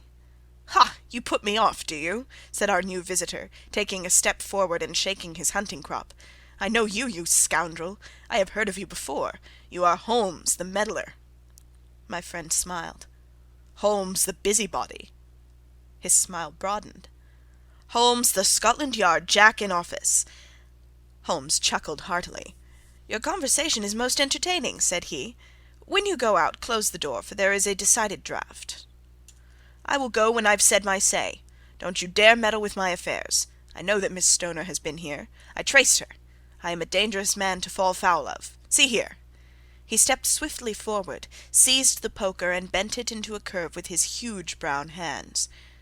"See that you keep yourself out of my grip," he snarled, and hurling the twisted poker into the fireplace, he strode out of the room. "He seems a very amiable person," said Holmes, laughing. "I am not quite so bulky, but if he had remained, I might have shown him that my grip was not much more feeble than his own." As he spoke, he picked up the steel poker, and with a sudden effort straightened it out again. "Fancy his having the insolence to confound me with the official detective force! This incident gives zest to our investigation, however, and I only trust that our little friend will not suffer from her imprudence in allowing this brute to trace her. And now, Watson, we shall order breakfast, and afterwards I shall walk down to Doctors' Commons, where I hope to get some data which may help us in this matter." It was nearly 1 o'clock when Sherlock Holmes returned from his excursion. He held in his hands a sheet of blue paper, scrawled over with notes and figures. "I have seen the will of the deceased wife," said he. "To determine its exact meaning I have been obliged to work out the present prices of the investments with which it is concerned. The total income, which at the time of the wife's death was little short of £1,100, is now, through the fall in agricultural prices, not more than £750. Each daughter can claim an income of £250 in case of marriage. It is evident, therefore, that if both girls had married, this beauty would have had a mere pittance, while even one of them would cripple him to a very serious extent. My morning's work has not been wasted, since it has proved that he has the very strongest motives for standing in the way of anything of that sort. And now, Watson, this is too serious for dawdling, especially as the old man is aware that we are interesting ourselves in his affairs. So if you are ready, we shall call a cab and drive to Waterloo. I should be very much obliged if you would slip your revolver into your pocket. An Ely's No. 2 is an excellent argument with gentlemen who can twist steel pokers into knots. That and a toothbrush are, I think, all that we need." At Waterloo we were fortunate in catching a train for Leatherhead, where we hired a trap at the station inn and drove for 4 or 5 miles through the lovely Surrey lanes. It was a perfect day, with a bright sun and a few fleecy clouds in the heavens. The trees and wayside hedges were just throwing out their first green shoots, and the air was full of the pleasant smell of the moist earth. To me, at least, there was a strange contrast between the sweet promise of the spring and this sinister quest upon which we were engaged. My companion sat in front of the trap, his arms folded, his hat pulled down over his eyes, and his chin sunk upon his breast, buried in the deepest thought. Suddenly, however, he started, tapped me on the shoulder, and pointed over the meadows. "Look there," said he. A heavily timbered park stretched up in a gentle slope, thickening into a grove at the highest point. From amid the branches there jutted out the grey gables and high-roofed tree of a very old mansion. Stoke Moran?" said he. "Yes, sir, that be the house of Dr. Grimesby Roylott," remarked the driver. "There is some building going on there," said Holmes. "That is where we are going." "There's the village," said the driver, pointing to a cluster of roofs some distance to the left. "But if you want to get to the house, you'll find it shorter to get over this stile, and so by the footpath over the fields. There it is, where the lady is walking." "And the lady, I fancy, is Miss Stoner," observed Holmes, shading his eyes. "Yes, I think we had better do as you suggest." We got off, paid our fare, and the trap rattled back on its way to Leatherhead. "I thought it as well," said Holmes, as we climbed the stile, "that this fellow should think we had come here as architects or on some definite business. It may stop his gossip. Good afternoon, Miss Stoner. You see that we have been as good as our word." Our client of the morning had hurried forward to meet us with a face which spoke her joy. "I have been waiting so eagerly for you," she cried, shaking hands with us warmly. "All has turned out splendidly. Dr. Roylott has gone to town, and it is unlikely that he will be back before evening." "We have had the pleasure of making the doctor's acquaintance," said Holmes, and in a few words he sketched out what had occurred. Miss Stoner turned white to the lips as she listened. "Good heavens!" she cried. "He has followed me, then?" "So it appears." "He is so cunning that I never know when I am safe from him. What will he say when he returns?" "He must guard himself, for he may find that there is someone more cunning than himself upon his track. You must lock yourself up from him tonight. If he is violent, we shall take you away to your aunt's at Harrow. Now we must make the best use of our time, so kindly take us at once to the rooms which we are to examine." The building was of grey, lichen-blotched stone, with a high central portion and two curving wings, like the claws of a crab, thrown out on each side. In one of those wings the windows were broken and blocked with wooden boards, while the roof was partly caved in, a picture of ruin.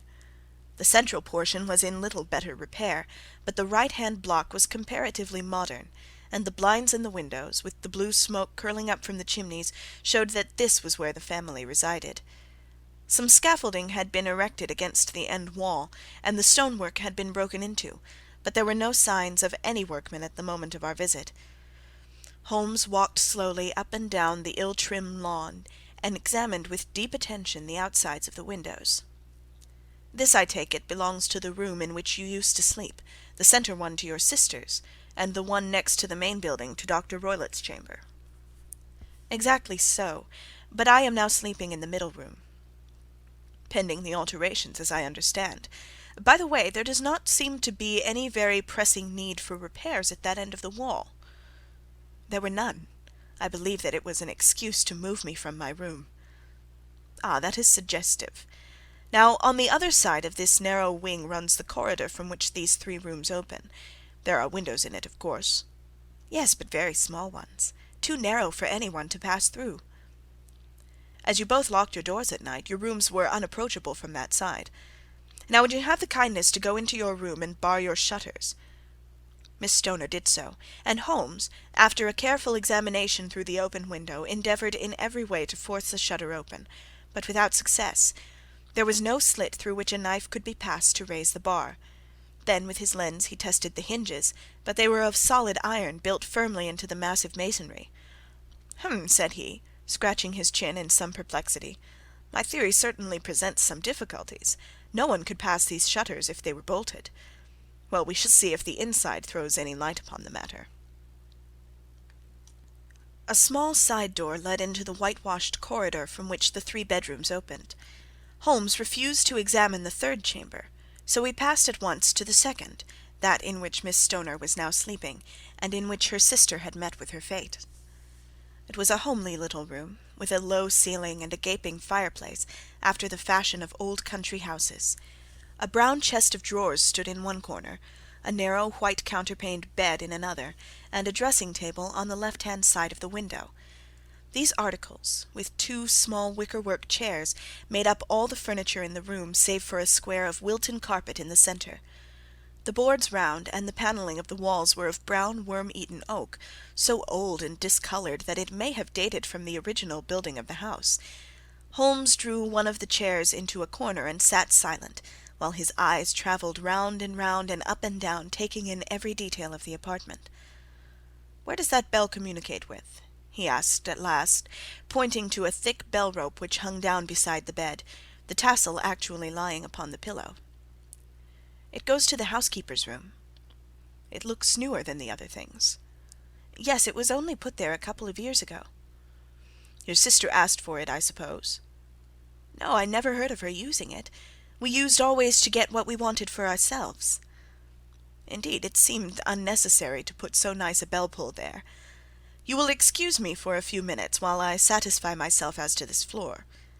He threw himself down upon his face, with his lens in his hand, and crawled swiftly backward and forward, examining minutely the cracks between the boards. Then he did the same with the woodwork with which the chamber was panelled. Finally he walked over to the bed and spent some time in staring at it and in running his eye up and down the wall. Finally he took the bell-rope in his hand and gave it a brisk tug. "Why, it's a dummy," said he. "Won't it ring?" "No, it is not even attached to a wire. This is very interesting. You can see now that it is fastened to a hook just above where the little opening for the ventilator is." "How very absurd! I never noticed that before." "Very strange," muttered Holmes, pulling at the rope. "There are one or two singular points about this room. For example, what a fool a builder must be to open a ventilator into another room, when, with the same trouble, he might have communicated with the outside air." "That is also quite modern," said the lady. "Done about the same time as the bell-rope," remarked Holmes. "Yes, there were several little changes carried out about that time." "They seem to have been of a most interesting character. Dummy bell-ropes and ventilators which do not ventilate. With your permission, Miss Stoner, we shall now carry our researches into the inner apartment." Dr. Grimesby Roylott's chamber was larger than that of his stepdaughter, but was as plainly furnished. A camp bed, a small wooden shelf full of books, mostly of a technical character, an armchair beside the bed, a plain wooden chair against the wall, a round table, and a large iron safe were the principal things which met the eye. Holmes walked slowly round and examined each and all of them with the keenest interest. "What's in here?" he asked, tapping the safe. "My stepfather's business papers." "Oh, you have seen inside, then?" "Only once, some years ago. I remember that it was full of papers." "There isn't a cat in it, for example?" "No, what a strange idea!" "Well, look at this." He took up a small saucer of milk which stood on the top of it. "No, we don't keep a cat, but there is a cheetah and a baboon." "Ah, yes, of course. Well, a cheetah is just a big cat, and yet a saucer of milk does not go very far in satisfying its wants, I dare say. There is one point which I should wish to determine." He squatted down in front of the wooden chair and examined the seat of it with the greatest attention. "Thank you, that is quite settled," said he, rising and putting his lens in his pocket. "Hullo, here is something interesting."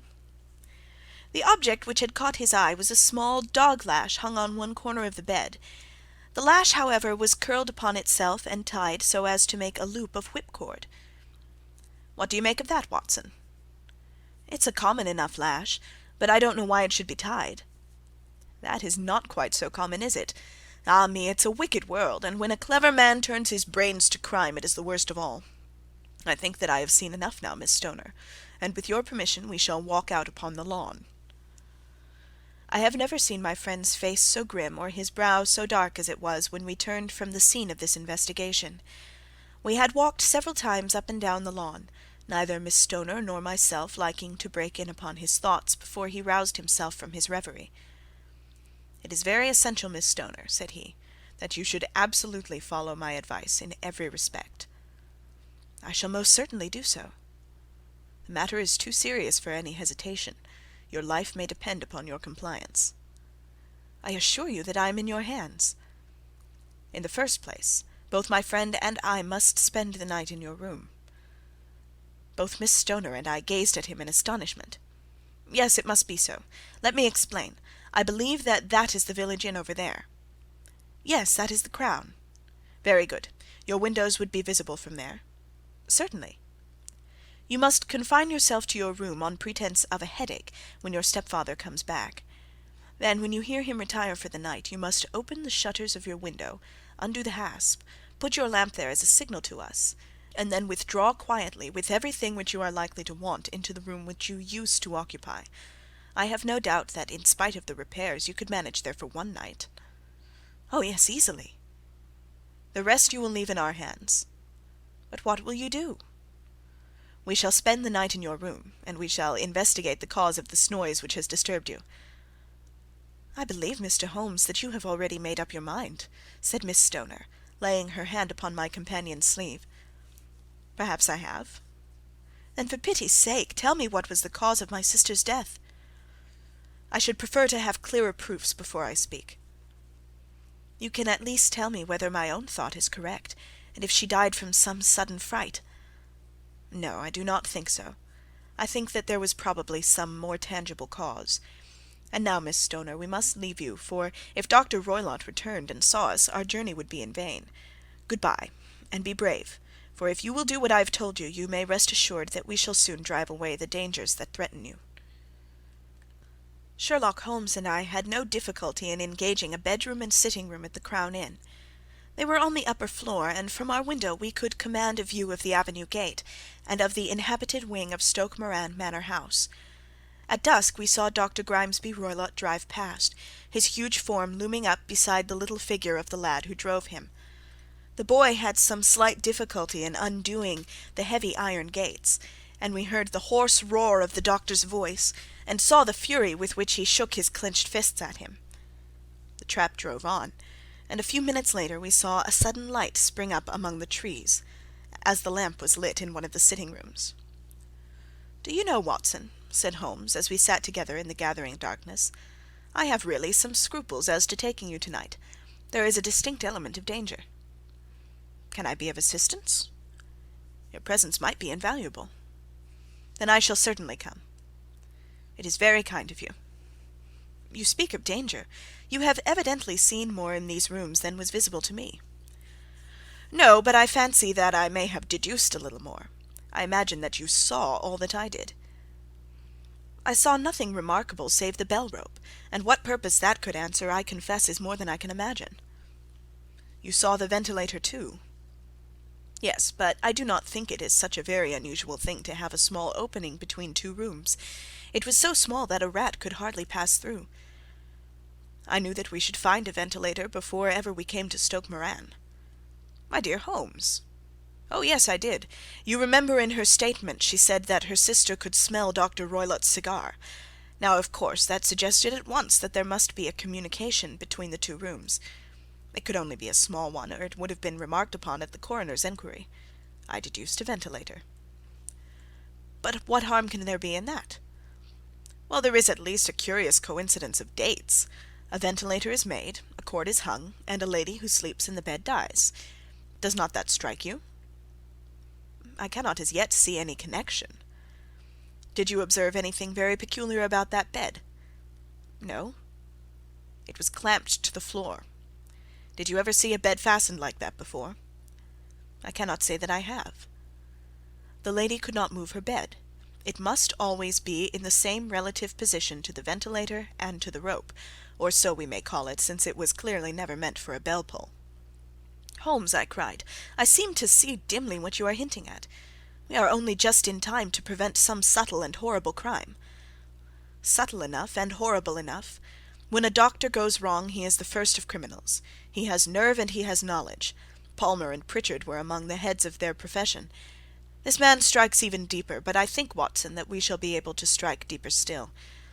But we shall have horrors enough before the night is over. For goodness' sake, let us have a quiet pipe, and turn our minds for a few hours to something more cheerful." About 9 o'clock the light among the trees was extinguished, and all was dark in the direction of the manor house. 2 hours passed slowly away, and then suddenly, just at the stroke of 11, a single bright light shone out right in front of us. "That is our signal," said Holmes, springing to his feet. "It comes from the middle window." As we passed out, he exchanged a few words with the landlord, explaining that we were going on a late visit to an acquaintance, and that it was possible that we might spend the night there. A moment later we were out on the dark road, a chill wind blowing in our faces, and one yellow light twinkling in front of us through the gloom to guide us on our sombre errand. There was little difficulty in entering the grounds, for unrepaired breaches gaped in the old park wall. Making our way among the trees, we reached the lawn, crossed it, and were about to enter through the window, when out from a clump of laurel bushes there darted what seemed to be a hideous and distorted child, who threw itself upon the grass with writhing limbs, and then ran swiftly across the lawn into the darkness. "My God!" I whispered. "Did you see it?" Holmes was for the moment as startled as I. His hand closed like a vice upon my wrist in his agitation. Then he broke into a low laugh, and put his lips to my ear. "It is a nice household," he murmured. "That is the baboon." I had forgotten the strange pets which the doctor affected. There was a cheetah, too.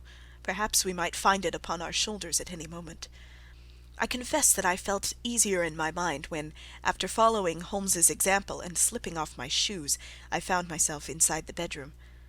My companion noiselessly closed the shutters, moved the lamp onto the table, and cast his eyes round the room. All was as we had seen it in the daytime. Then, creeping up to me and making a trumpet of his hand, he whispered into my ear again so gently that it was all that I could do to distinguish the words, "The least sound would be fatal to our plans." I nodded to show that I had heard. "We must sit without light. He would see it through the ventilator." I nodded again. "Do not go asleep. Your very life may depend upon it. Have your pistol ready in case we should need it. I will sit on the side of the bed, and you in that chair." I took out my revolver and laid it on the corner of the table. Holmes had brought up a long thin cane, and this he placed upon the bed beside him. By it he laid the box of matches and the stump of a candle. Then he turned down the lamp, and we were left in darkness. How shall I ever forget that dreadful vigil?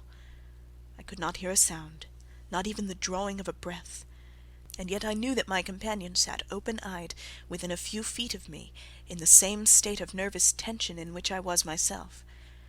The shutters cut off the least ray of light, and we waited in absolute darkness.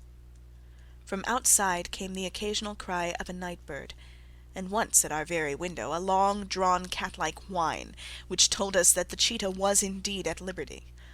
Far away we could hear the deep tones of the parish clock, which boomed out every quarter of an hour. How long they seemed, those quarters!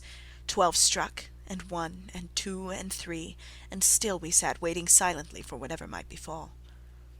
Suddenly there was the momentary gleam of a light up in the direction of the ventilator, which vanished immediately, but was succeeded by a strong smell of burning oil and heated metal.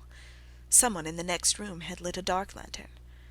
I heard a gentle sound of movement, and then all was silent once more, though the smell grew stronger. For half an hour I sat with straining ears. Then suddenly another sound became audible, a very gentle, soothing sound, like that of a small jet of steam escaping continually from a kettle. The instant that we heard it, Holmes sprang from the bed, struck a match, and lashed furiously with his cane at the bell-pull. "Do you see it, Watson?" he yelled. "Do you see it?" But I saw nothing. At the moment when Holmes struck the light I heard a low, clear whistle, but the sudden glare flashing into my weary eyes made it impossible for me to tell what it was at which my friend lashed so savagely. I could, however, see that his face was deadly pale and filled with horror and loathing. He had ceased to strike, and was gazing up at the ventilator, when suddenly there broke from the silence of the night the most horrible cry to which I have ever listened. It swelled up louder and louder, a hoarse yell of pain and fear and anger all mingled in one dreadful shriek. They say that away down in the village, and even in the distant parsonage, that cry raised the sleepers from their beds. It struck cold to our hearts, and I stood gazing at Holmes, and he at me, until the last echoes of it had died away into the silence from which it rose. "What can it mean?" I gasped.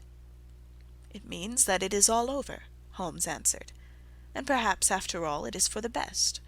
Take your pistol, and we will enter Dr. Roylott's room." With a grave face he lit the lamp, and led the way down the corridor. Twice he struck at the chamber door without any reply from within.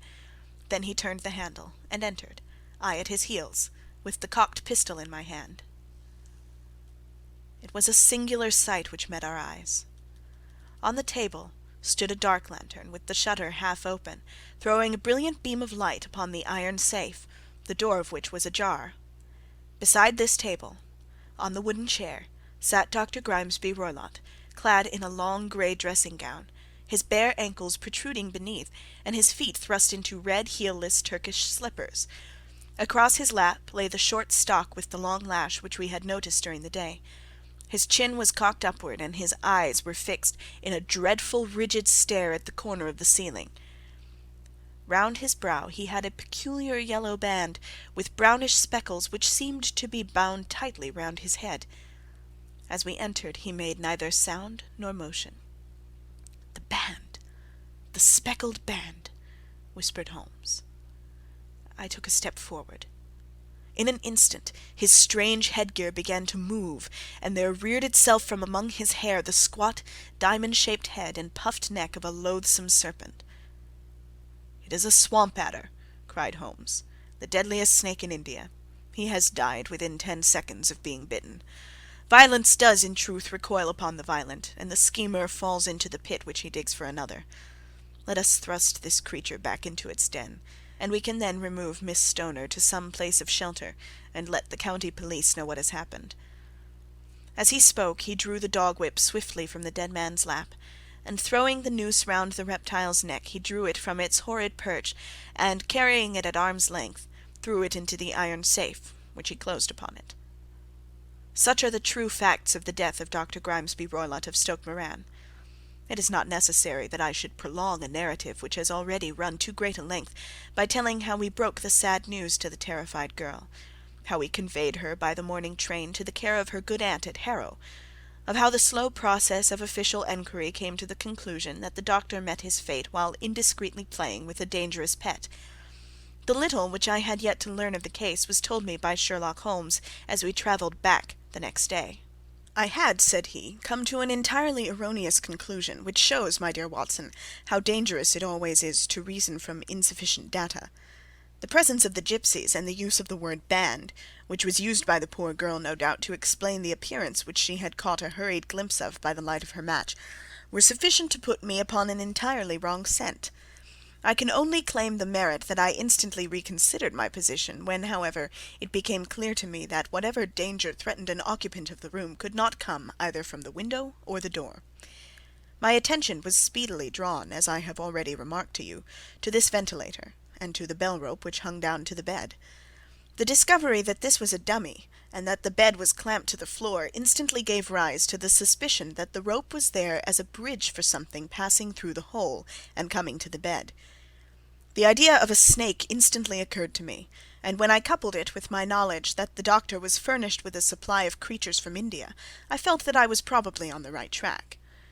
The idea of using a form of poison which could not possibly be discovered by any chemical test was just such a one as would occur to a clever and ruthless man who had had an Eastern training. The rapidity with which such a poison would take effect would also, from his point of view, be an advantage. It would be a sharp-eyed coroner indeed who could distinguish the 2 little dark punctures which would show where the poison fangs had done their work. Then I thought of the whistle. Of course he must recall the snake before the morning light revealed it to the victim. He had trained it, probably by use of the milk which we saw, to return to him when summoned. He would put it through this ventilator at the hour that he thought best, with the certainty that it would crawl down the rope and land on the bed. It might or might not bite the occupant. Perhaps she might escape every night for a week, but sooner or later she must fall a victim. I had come to these conclusions before I had ever entered his room. An inspection of his chair showed me that he had been in the habit of standing on it, which of course would be necessary in order that he should reach the ventilator. The sight of the safe, the saucer of milk, and the loop of whipcord were enough to finally dispel any doubts which may have remained. The metallic clang heard by Miss Stoner was obviously caused by her stepfather hastily closing the door of his safe upon its terrible occupant. Having once made up my mind, you know the steps which I took in order to put the matter to the proof. I heard the creature hiss, as I have no doubt that you did also, and I instantly lit the light and attacked it, with the result of driving it through the ventilator, and also with the result of causing it to turn upon its master at the other side. Some of the blows of my cane came home and roused its snakish temper, so that it flew upon the first person it saw. In this way I am no doubt indirectly responsible for Dr. Grimesby Roylott's death, and I cannot say it is likely to weigh very heavily upon my conscience. End. Of all the problems which have been submitted to my friend, Mr. Sherlock Holmes, for solution during the years of our intimacy, there were only two which I was the means of introducing to his notice, that of Mr. Hatherley's thumb, and that of Colonel Warburton's madness. Of these the latter may have afforded a finer view for an acute and original observer, but the other was so strange in its inception, and so dramatic in its details, that it may be the more worthy of being placed upon record, even if it gave my friend fewer openings for those deductive methods of reasoning by which he achieved such remarkable results. The story has, I believe, been told more than once in the newspapers, but, like all such narratives, its effect is much less striking when set forth on block in a single half-column of print, than when the facts slowly evolve before your own eyes, and the mystery clears gradually away as each new discovery furnishes a step which leads on to the complete truth. At the time the circumstances made a deep impression upon me, and the lapse of 2 years has hardly served to weaken the effect. It was in the summer of '89, not long after my marriage, that the events occurred which I am now about to summarize. I had returned to civil practice, and had finally abandoned Holmes in his Baker Street rooms, although I continually visited him, and occasionally even persuaded him to forego his Bohemian habits so far as to come and visit us. My practice had steadily increased, and as I happened to live at no very great distance from Paddington Station, I got a few patients from among the officials. One of these, whom I had cured of a painful and lingering disease, was never weary of advertising my virtues, and of endeavouring to send me on every sufferer over whom he might have any influence. One morning, at a little before 7 o'clock, I was awakened by the maid tapping at the door to announce that 2 men had come from Paddington, and were waiting in the consulting room. I dressed hurriedly, for I knew by experience that railway cases were seldom trivial, and hastened downstairs. As I descended, my old ally, the guard, came out of the room and closed the door tightly behind him. "I've got him in here," he whispered, jerking his thumb over his shoulder. "He's all right." "What is it, then?" I asked, for his manner suggested that it was some strange creature which he had caged up in my room. "It's a new patient," he whispered. "I thought I'd bring him round myself, then he couldn't slip away. There he is, all safe and sound. I must go now, doctor. I have my duties, just the same as you." And off he went, this trusty tout, without even giving me time to thank him. I entered my consulting room, and found a gentleman seated by the table. He was quietly dressed in a suit of heather tweed, with a soft cloth cap, which he had laid down upon my books. Round one of his hands he had a handkerchief wrapped, which was mottled all over with blood-stains. He was young, not more than 25, I should say, with a strong masculine face. But he was exceedingly pale, and gave me the impression of a man who was suffering from some strong agitation, which it took all his strength of mind to control. "I am sorry to knock you up so early, doctor," he said, "but I have had a very serious accident during the night. I came in by train this morning, and on inquiring at Paddington as to where I might find a doctor, a worthy fellow very kindly escorted me here. I gave the maid a card, but I see that she has left it upon the side table." I took it up and glanced at it. "Mr. Victor Hatherley, Hydraulic Engineer, 16A, Victoria Street, 3rd floor." That was the name, style, and abode of my morning visitor. "I regret that I have kept you waiting," said I, sitting down in my library chair. "You are fresh from a night journey, I understand, which is in itself a monotonous occupation." "Oh, my night could not be called monotonous," said he, and laughed. He laughed very heartily, with a high, ringing note, leaning back in his chair and shaking his sides. All my medical instincts rose up against that laugh. "Stop it!" I cried. "Pull yourself together!" and I poured out some water from a carafe. It was useless, however. He was off in one of those hysterical outbursts which come upon a strong nature when some great crisis is over and gone. Presently he came to himself once more, very weary and pale-looking. "I have been making a fool of myself," he gasped. "Not at all. Drink this." I dashed some brandy into the water, and the colour began to come back to his bloodless cheeks. "That's better," said he. "And now, doctor, perhaps you would kindly attend to my thumb, or rather to the place where my thumb used to be." He unwound the handkerchief and held out his hand. It gave even my hardened nerves a shudder to look at it. There were 4 protruding fingers, and a horrid, red, spongy surface where the thumb should have been. It had been hacked or torn right out from the roots. "Good heavens!" I cried. "This is a terrible injury. It must have bled considerably." "Yes, it did. I fainted when it was done, and I think that I must have been senseless for a long time. When I came to I found that it was still bleeding, so I tied one end of my handkerchief very tightly round the wrist and braced it up with a twig." "Excellent! You should have been a surgeon. It is a question of hydraulics, you see, and came within my own province." "This has been done," said I, examining the wound, "by a very heavy and sharp instrument." "A thing like a cleaver," said he. "An accident, I presume?" "By no means." "What? A murderous attack?" "Very murderous indeed." "You horrify me." I sponged the wound, cleaned it, dressed it, and finally covered it over with cotton wadding and carbolized bandages. He lay back without wincing, though he bit his lip from time to time. "How is that?" I asked when I had finished. "Capital!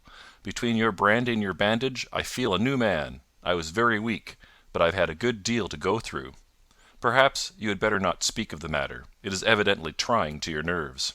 "Oh no, not now.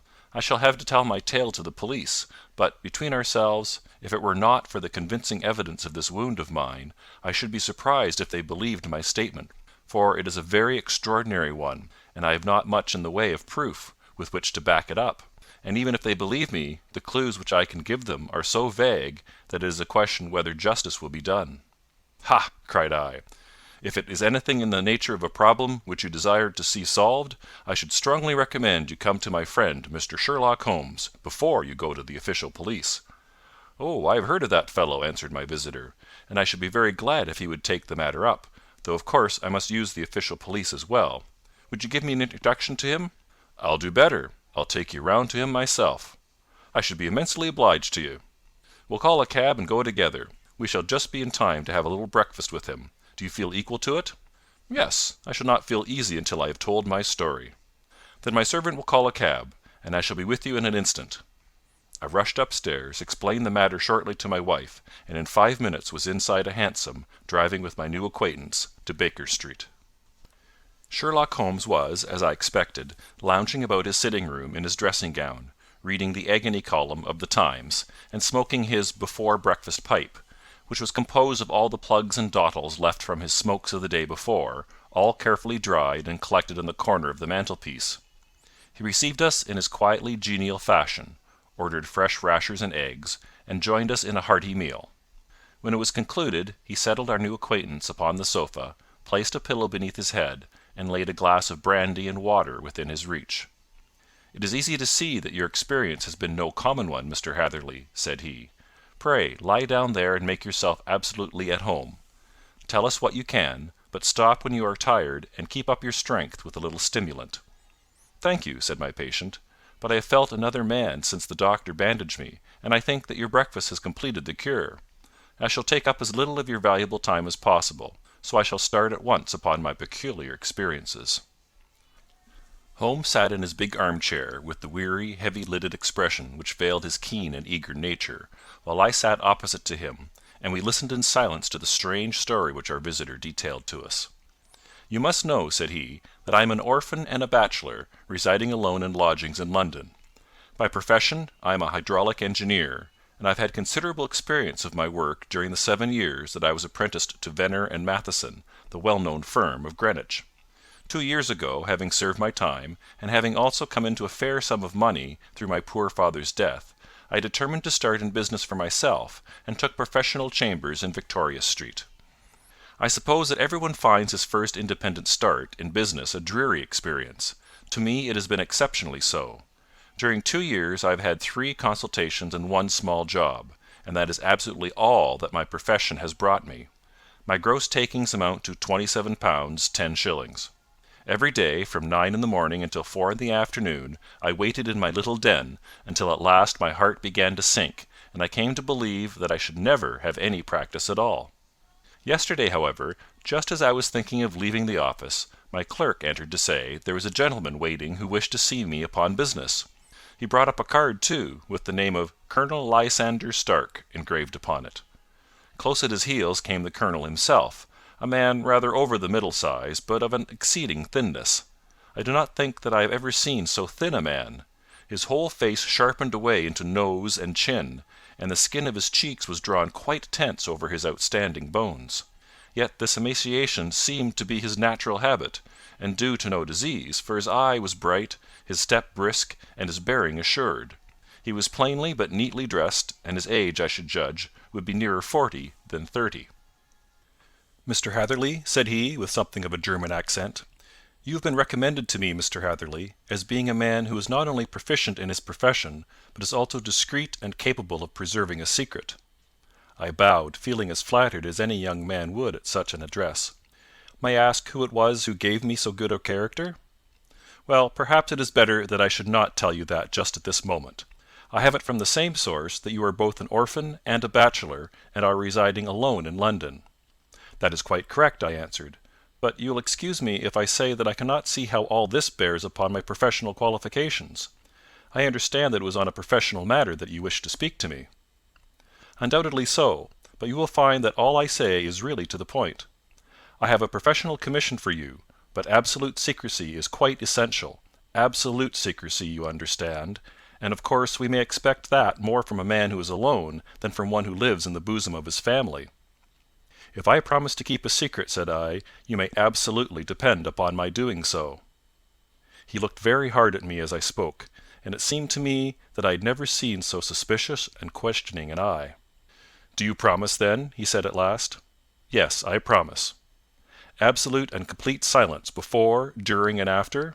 No reference to the matter at all, either in word or writing?" "I have already given you my word." "Very good." He suddenly sprang up, and darting like lightning across the room, he flung open the door. The passage outside was empty. "That's all right," said he, coming back. "I know that clerks are sometimes curious as to their master's affairs. Now we can talk in safety." He drew up his chair very close to mine, and began to stare at me again with the same questioning and thoughtful look. A feeling of repulsion and of something akin to fear had begun to rise within me at the strange antics of this fleshless man. Even my dread of losing a client could not restrain me from showing my impatience. "I beg that you will state your business, sir," said I. "My time is of value." Heaven forgive me for that last sentence, but the words came to my lips. "How would 50 guineas for a night's work suit you?" he asked. "Most admirably." "I say a night's work, but an hour's would be nearer the mark. I simply want your opinion about a hydraulic stamping machine which has got out of gear. If you show us what is wrong, we shall soon set it right ourselves. What do you think of such a commission as that?" "The work appears to be light, and the pay munificent." "Precisely so. We shall want you to come to-night by the last train." "Where to?" "To Ayford, in Berkshire. It is a little place near the borders of Oxfordshire, and within 7 miles of Reading. There is a train from Paddington, which would bring you there at about 11:15. "Very good. I shall come down in a carriage to meet you." "There is a drive, then?" "Yes, our little place is quite out in the country. It is a good 7 miles from Ayford station." "Then we can hardly get there before midnight. I suppose there would be no chance of a train back. I should be compelled to stop the night." "Yes, we could easily give you a shakedown." "That is very awkward. Could I not come at some more convenient hour?" "We have judged it best that you should come late. It is to recompense you for any inconvenience that we are paying to you, a young and unknown man, a fee which would buy an opinion from the very heads of your profession. Still, of course, if you would like to draw out of the business, there is plenty of time to do so." I thought of the 50 guineas, of how very useful they would be to me. "Not at all," said I. "I shall be very happy to accommodate myself to your wishes. I should like, however, to understand a little more clearly what it is that you wish me to do." "Quite so. It is very natural that the pledge of secrecy which we have exacted from you should have aroused your curiosity. I have no wish to commit you to anything without your having it all laid before you. I suppose that we are absolutely safe from eavesdroppers?" "Entirely." "Then the matter stands thus.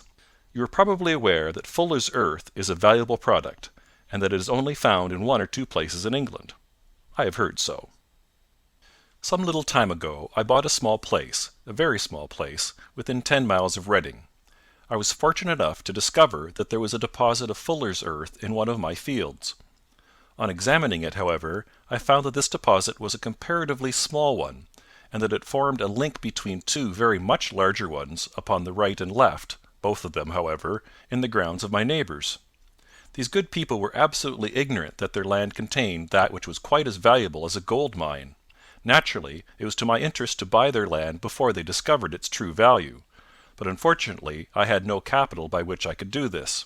I took a few of my friends into the secret, however, and they suggested that we should quietly and secretly work our own little deposit, and that in this way we should earn the money which would enable us to buy the neighboring fields.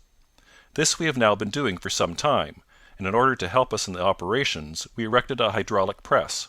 This press, as I've already explained, has got out of order, and we wish your advice upon the subject. We guard our secret very jealously, however, and if it once became known that we had hydraulic engineers coming to our little house, it would soon rouse inquiry, and then, if the facts came out, it would be good-bye to any chance of getting these fields and carrying out our plans. That is why I have made you promise me that you will not tell a human being that you are going to Eyford tonight. I hope that I make it all plain?" "I quite follow you," said I. "The only point which I could not quite understand was what use you could make of a hydraulic press in excavating Fuller's earth, which, as I understand, is dug out like gravel from a pit." "Ah," said he carelessly, "we have our own process. We compress the earth into bricks, so as to remove them without revealing what they are. But that is a mere detail. I have taken you fully into my confidence now, Mr. Hatherley, and I have shown you how I trust you." He rose as he spoke. "I shall expect you, then, at Eyford at 11:15. "I shall certainly be there." "And not a word to a soul." He looked at me with the last long, questioning gaze, and then, pressing my hand in a cold, dank grasp, he hurried from the room. Well, when I came to think it all over in cool blood, I was very much astonished, as you may both think, at this sudden commission which had been entrusted to me. On the one hand, of course, I was glad, for the fee was at least tenfold what I should have asked had I set a price upon my own services, and it was possible that this order might lead to other ones. On the other hand, the face and manner of my patron had made an unpleasant impression upon me, and I could not think that his explanation of the Fuller's earth was sufficient to explain the necessity for my coming at midnight, and his extreme anxiety lest I should tell anyone of my errand. However, I threw all fears to the winds, ate a hearty supper, drove to Paddington, and started off, having obeyed to the letter the injunction as to holding my tongue. At Reading I had to change not only my carriage but my station. However, I was in time for the last train to Eyford, and I reached the little, dim-lit station after 11 o'clock. I was the only passenger who got out there, and there was no one upon the platform save a single sleepy porter with a lantern. As I passed out through the wicket-gate, however, I found my acquaintance of the morning waiting in the shadow upon the other side. Without a word he grasped my arm and hurried me into a carriage, the door of which was standing open. He drew up the windows on either side, tapped on the woodwork, and away we went as fast as the horse could go. "One horse?" interjected Holmes. "Yes, only one." "Did you observe the colour?" "Yes, I saw it by the side-lights when I was stepping into the carriage. It was a chestnut." "Tired-looking or fresh?" "Oh, fresh and glossy." "Thank you. I am sorry to have interrupted you. Pray continue your most interesting statement." Away we went then, and we drove for at least an hour. Colonel Lysander Stark had said that it was only 7 miles, but I should think, from the rate that we seemed to go, and from the time that we took, that it must have been nearer 12. He sat at my side in silence all the time, and I was aware, more than once when I glanced in his direction, that he was looking at me with great intensity. The country roads seemed to not be very good in that part of the world, for we lurched and jolted terribly. I tried to look out of the windows to see something of where we were, but they were made of frosted glass, and I could make out nothing save the occasional bright blur of a passing light. Now and then I hazarded some remark to break the monotony of the journey, but the colonel answered only in monosyllables, and the conversation soon flagged. At last, however, the bumping of the road was exchanged for the crisp smoothness of a gravel drive, and the carriage came to a stand.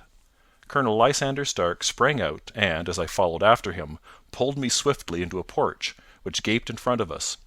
We stepped, as it were, right out of the carriage and into the hall, so that I failed to catch the most fleeting glance of the front of the house.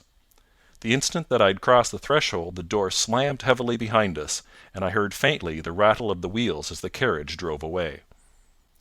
It was pitch dark inside the house, and the colonel fumbled about looking for matches and muttering under his breath. Suddenly a door opened at the other end of the passage, and a long, golden bar of light shot out in our direction. It grew broader, and a woman appeared with a lamp in her hand, which she held above her head, pushing her face forward and peering at us. I could see that she was pretty, and from the gloss with which the light shone upon her dark dress, I knew that it was a rich material.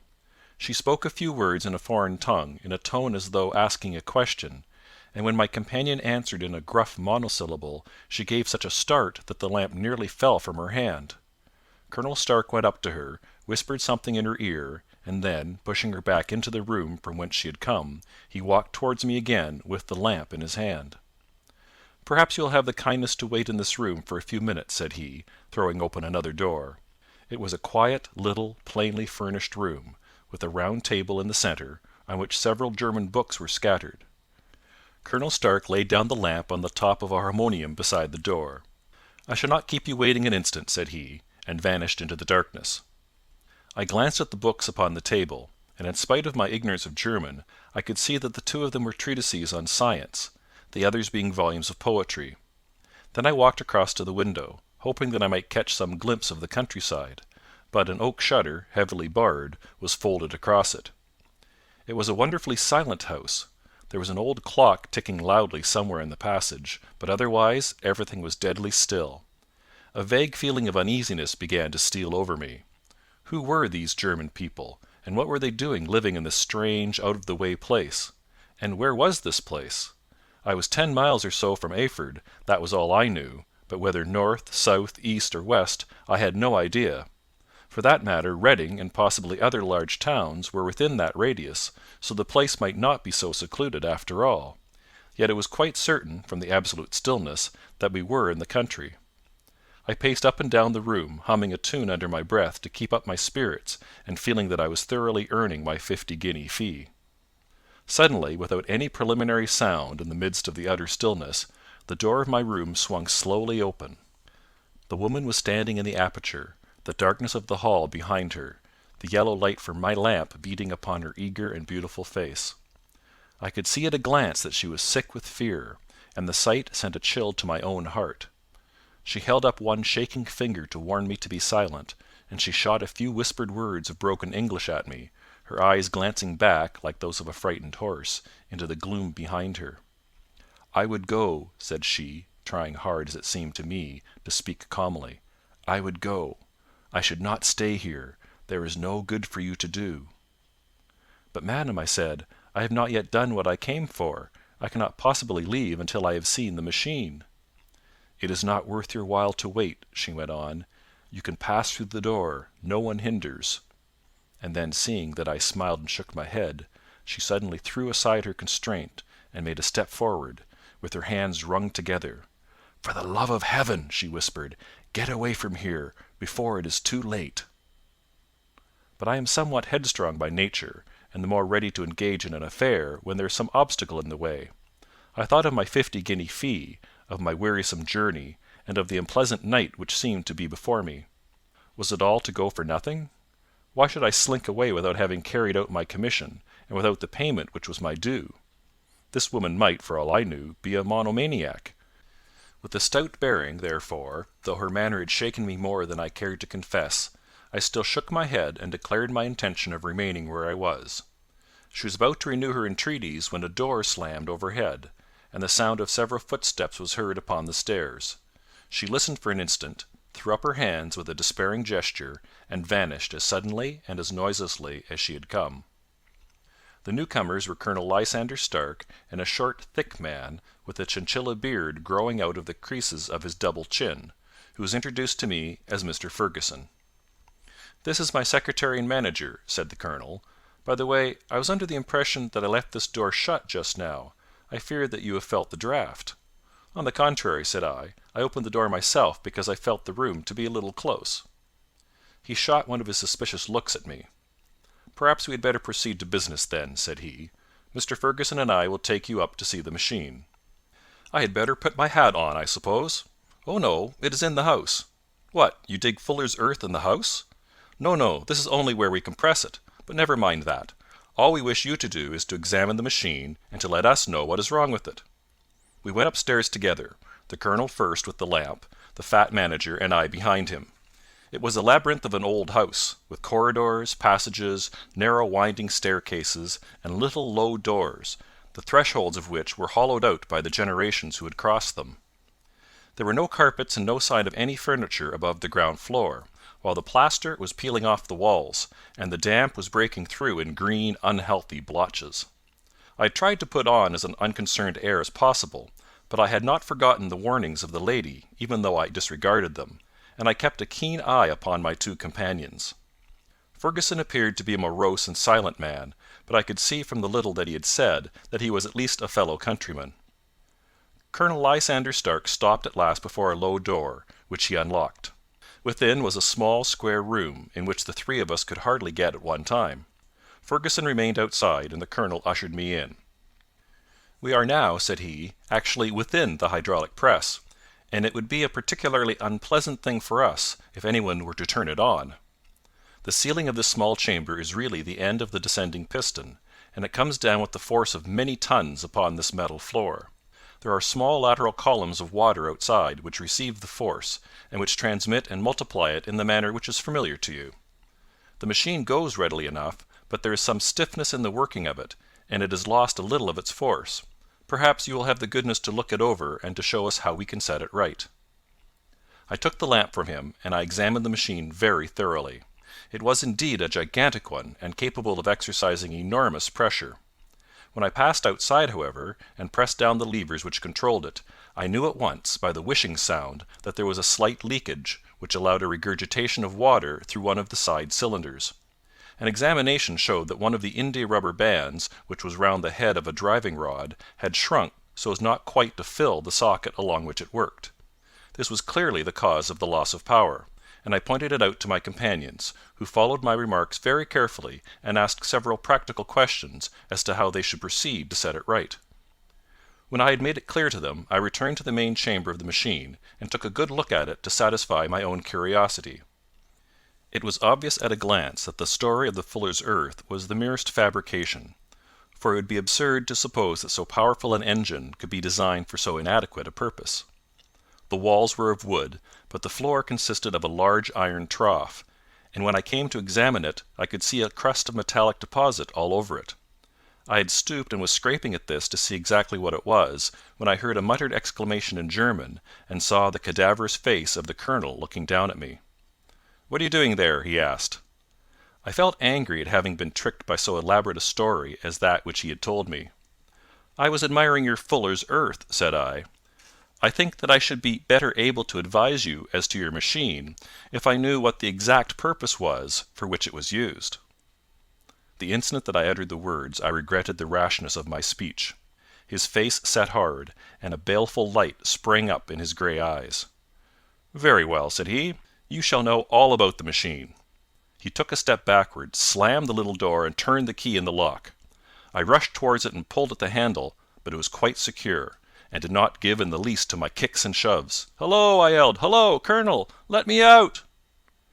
And then suddenly in the silence I heard a sound which sent my heart into my mouth. It was the clank of the levers and the swish of the leaking cylinder. He had set the engine at work. The lamp still stood upon the floor where I had placed it when examining the trough.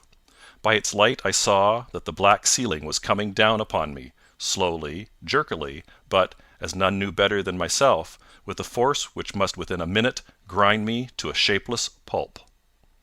I threw myself screaming against the door, and dragged with my nails at the lock.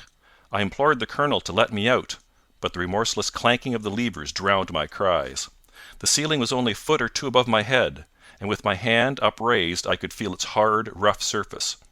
Then it flashed through my mind that the pain of my death would depend very much upon the position in which I met it. If I lay on my face, the weight would come upon my spine, and I shuddered to think of that dreadful snap.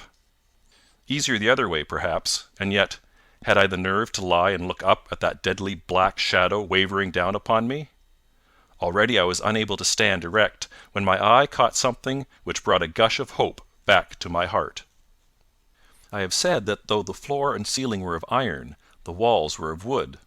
As I gave a last hurried glance around, I saw a thin line of yellow light between two of the boards, which broadened and broadened as a small panel was pushed backward. For an instant I could hardly believe that here was indeed a door which led away from death.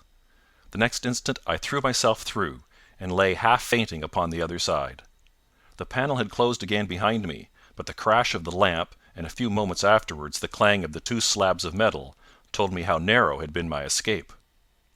I was recalled to myself by frantic plucking at my wrist, and I found myself lying upon the stone floor of a narrow corridor, while a woman bent over me and tugged at me with her left hand, while she held a candle in her right. It was the same good friend whose warning I had so foolishly rejected.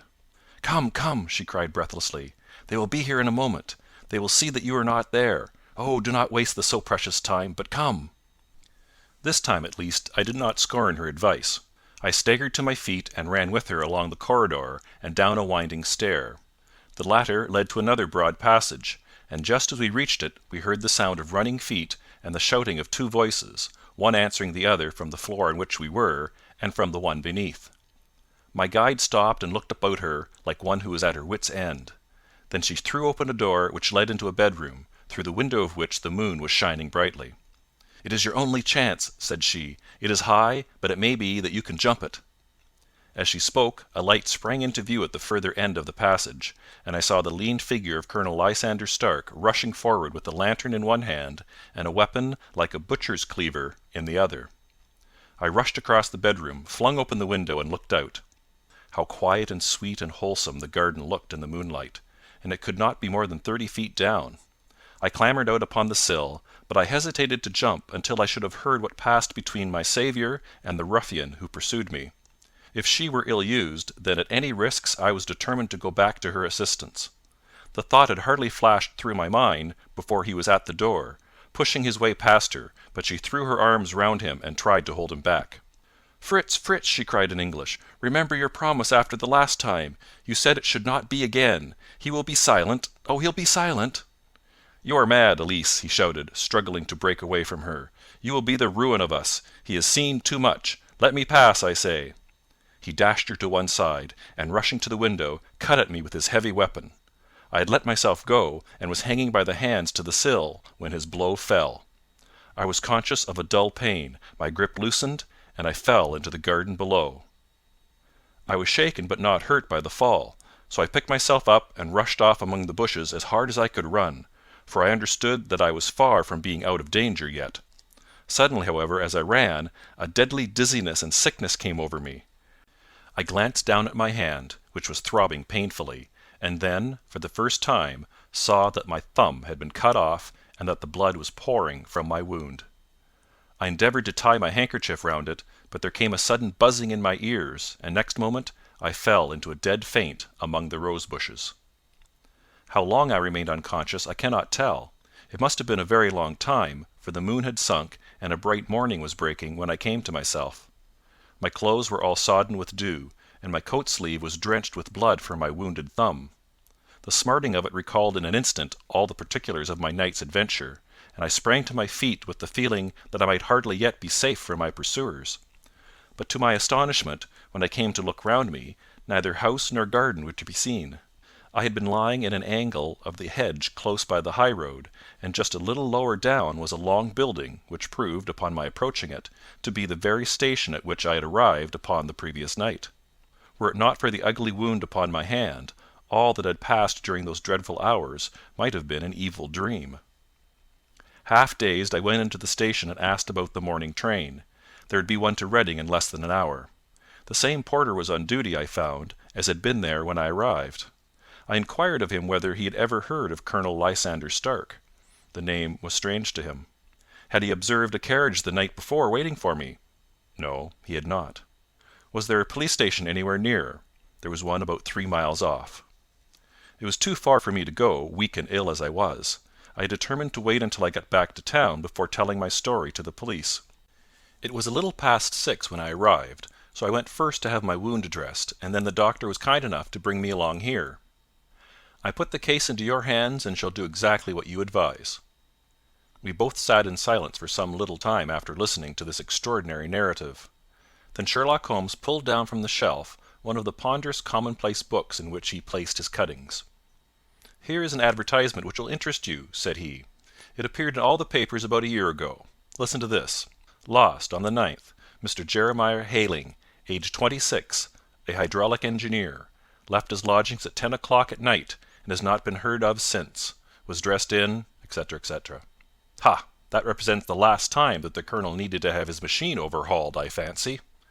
"Good heavens!" cried my patient. "Then that explains what the girl said." "Undoubtedly. It is quite clear that the Colonel was a cool and desperate man, who was absolutely determined that nothing should stand in the way of his little game, like those out-and-out pirates who will leave no survivor from a captured ship. Well, every moment now is precious, so if you feel equal to it we shall go down to Scotland Yard at once as a preliminary to starting for Eyford." Some 3 hours or so afterwards we were all in the train together, bound from Reading to the little Berkshire village. There were Sherlock Holmes, the hydraulic engineer, Inspector Bradstreet of Scotland Yard, a plainclothesman, and myself. Bradstreet had spread an ordnance map of the county out upon the seat, and was busy with his compass drawing a circle with Eyford for its centre. "There you are," said he. "That circle is drawn at a radius of 10 miles from the village. The place we want must be somewhere near that line. You said 10 miles, I think, sir." It was an hour's good drive. "And you think that they brought you back all that way when you were unconscious?" "They must have done so. I have a confused memory, too, of having been lifted and conveyed somewhere." "What I cannot understand," said I, "is why they should have spared you when they found you lying fainting in the garden.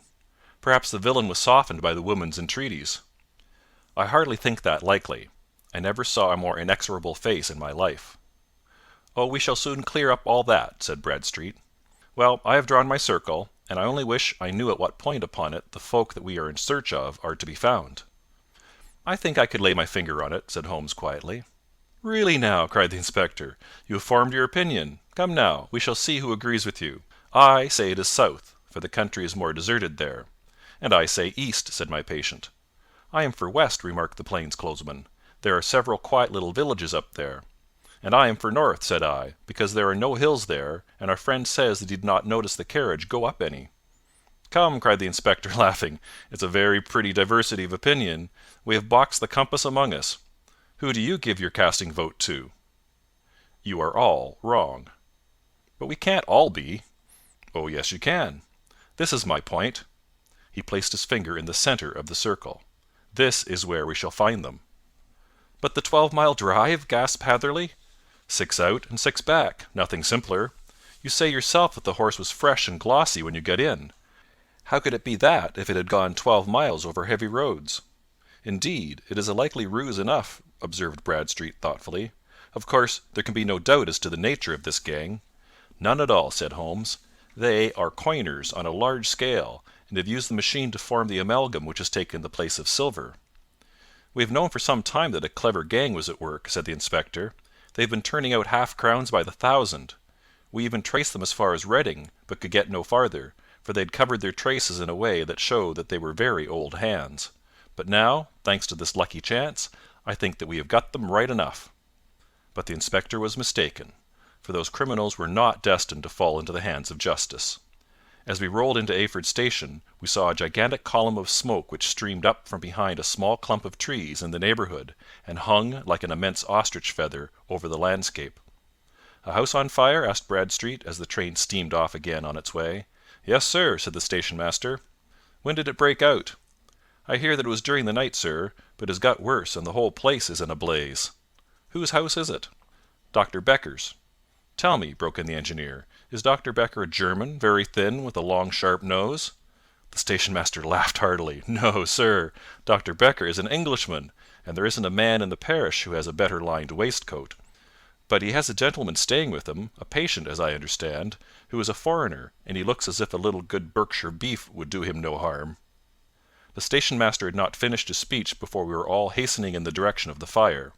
The road topped a low hill, and there was a great widespread whitewashed building in front of us, spouting fire at every chink and window, while in the garden in front 3 fire engines were vainly striving to keep the flames under. "That's it!" cried Hatherley, in intense excitement. "There is the gravel drive, and there are the rose bushes where I lay. That second window is the one that I jumped from." "Well, at least," said Holmes, "you have had your revenge upon them. There can be no question that it was your oil lamp which, when it was crushed in the press, set fire to the wooden walls, though no doubt they were too excited in the chase after you to observe it at the time. Now keep your eyes open in this crowd for your friends of last night, though I very much fear that they are a good 100 miles off by now." And Holmes's fears came to be realized, for from that day to this no word has ever been heard either of the beautiful woman, the sinister German, or the morose Englishman. Early that morning a peasant had met a cart containing several people and some very bulky boxes driving rapidly in the direction of Reading, but there all traces of the fugitives disappeared, and even Holmes's ingenuity failed ever to discover the least clue as to their whereabouts. The firemen had been much perturbed at the strange arrangements which they had found within, and still more so by discovering a newly severed human thumb upon a window-sill of the second floor. About sunset, however, their efforts were at last successful, and they subdued the flames, but not before the roof had fallen in, and the whole place had been reduced to such an absolute ruin that, save some twisted cylinders and iron piping, not a trace remained of the machinery which had cost our unfortunate acquaintance so dearly. Large masses of nickel and of tin were discovered stored in an outhouse, but no coins were to be found, which may have explained the presence of those bulky boxes which have been already referred to. How our hydraulic engineer had been conveyed from the garden to the spot where he recovered his senses might have remained forever a mystery were it not for the soft mould, which told us a very plain tale. He had evidently been carried down by two persons, one of whom had remarkably small feet, and the other unusually large ones. On the whole, it was most probable that the silent Englishman, being less bold or less murderous than his companion, had assisted the woman to bear the unconscious man out of the way of danger.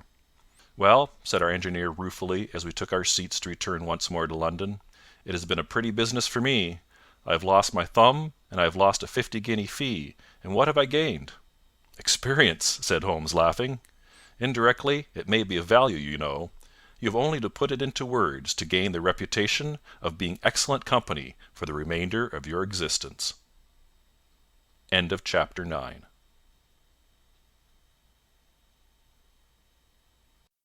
By Sir Arthur Conan Doyle. The Adventure of the Noble Bachelor.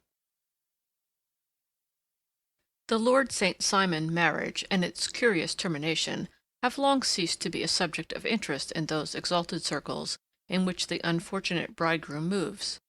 Fresh scandals have eclipsed it, and their more piquant details have drawn the gossips away from this 4-year-old drama.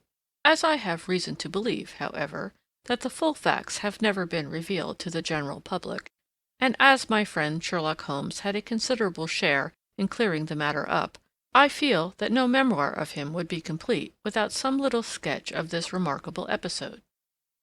It was a few weeks before my own marriage, during the days when I was still sharing rooms with Holmes in Baker Street, that he came home from an afternoon stroll to find a letter on the table waiting for him. I had remained indoors all day, for the weather had taken a sudden turn to rain, with high autumnal winds, and the Jezail bullet which I had brought back in one of my limbs as a relic of my Afghan campaign throbbed with dull persistence.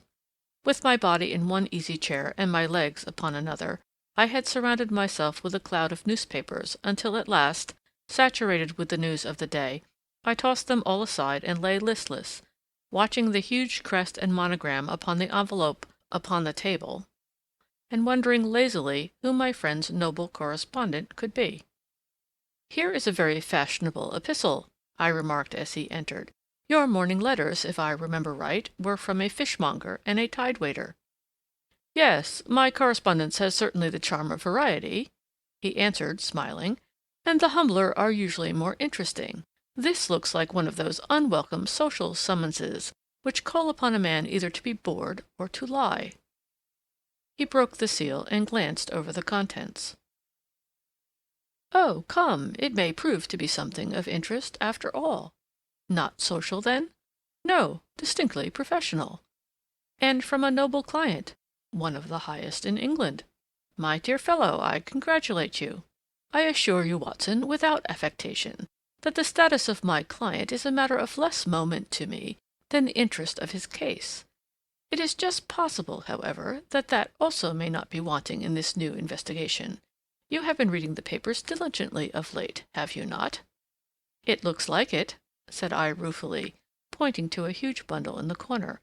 "I have had nothing else to do." "It is fortunate, for you will perhaps be able to post me up. I read nothing except the criminal news and the agony column. The latter is always instructive. But if you have followed recent events so closely, you must have read about Lord St. Simon and his wedding?" "Oh, yes, with the deepest interest." That is well. The letter which I hold in my hand is from Lord St. Simon. I will read it to you, and in return you must turn over these papers and let me have whatever bears upon the matter. This is what he says. My dear Mr. Sherlock Holmes, Lord Backwater tells me that I may place implicit reliance upon your judgment and discretion. I have determined, therefore, to call upon you and to consult you in reference to the very painful event which has occurred in connection with my wedding. Mr. Lestrade of Scotland Yard is acting already in the matter, but he assures me that he sees no objection to your co-operation, and that he even thinks that it might be of some assistance. I will call at 4 o'clock in the afternoon, and should you have any other engagement at that time, I hope that you will postpone it, as this is a matter of paramount importance. Yours faithfully, St. Simon. It is dated from Grosvenor Mansions, written with a quill pen, and the noble lord has had the misfortune to get a smear of ink upon the outer side of his right little finger, remarked Holmes as he folded up the epistle.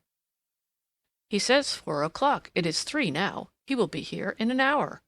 Then I have just time, with your assistance, to get clear upon the subject. Turn over those papers, and arrange the extracts in their order of time, while I take a glance as to who our client is. He picked a red-covered volume from a line of books of reference beside the mantelpiece. Here he is, said he, sitting down and flattening it out upon his knee. Lord Robert Walsingham de Vere St. Simon, second son of the Duke of Balmoral. Hum. Arms, azure. 3 caltrops in chief over a fess sable. Born in 1846. He's 41 years of age, which is mature for marriage. Was Under-Secretary for the Colonies in a late administration. The Duke, his father, was at one time Secretary for Foreign Affairs. They inherit Plantagenet blood by direct descent, and Tudor on the distaff side. Ha! Well, there is nothing very instructive in all this. I think that I must turn to you, Watson, for something more solid.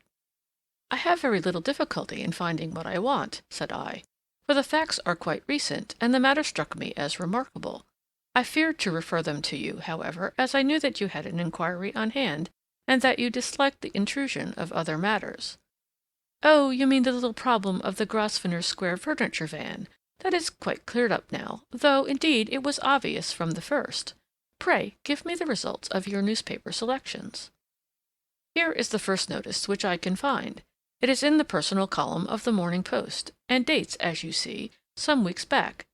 A marriage has been arranged, it says, and will, if rumour is correct, very shortly take place, between Lord Robert St. Simon, second son of the Duke of Balmoral, and Miss Hattie Doran, the only daughter of Aloysius Doran, Esquire, of San Francisco, California, USA. That is all. Terse and to the point, remarked Holmes, stretching his long, thin legs towards the fire.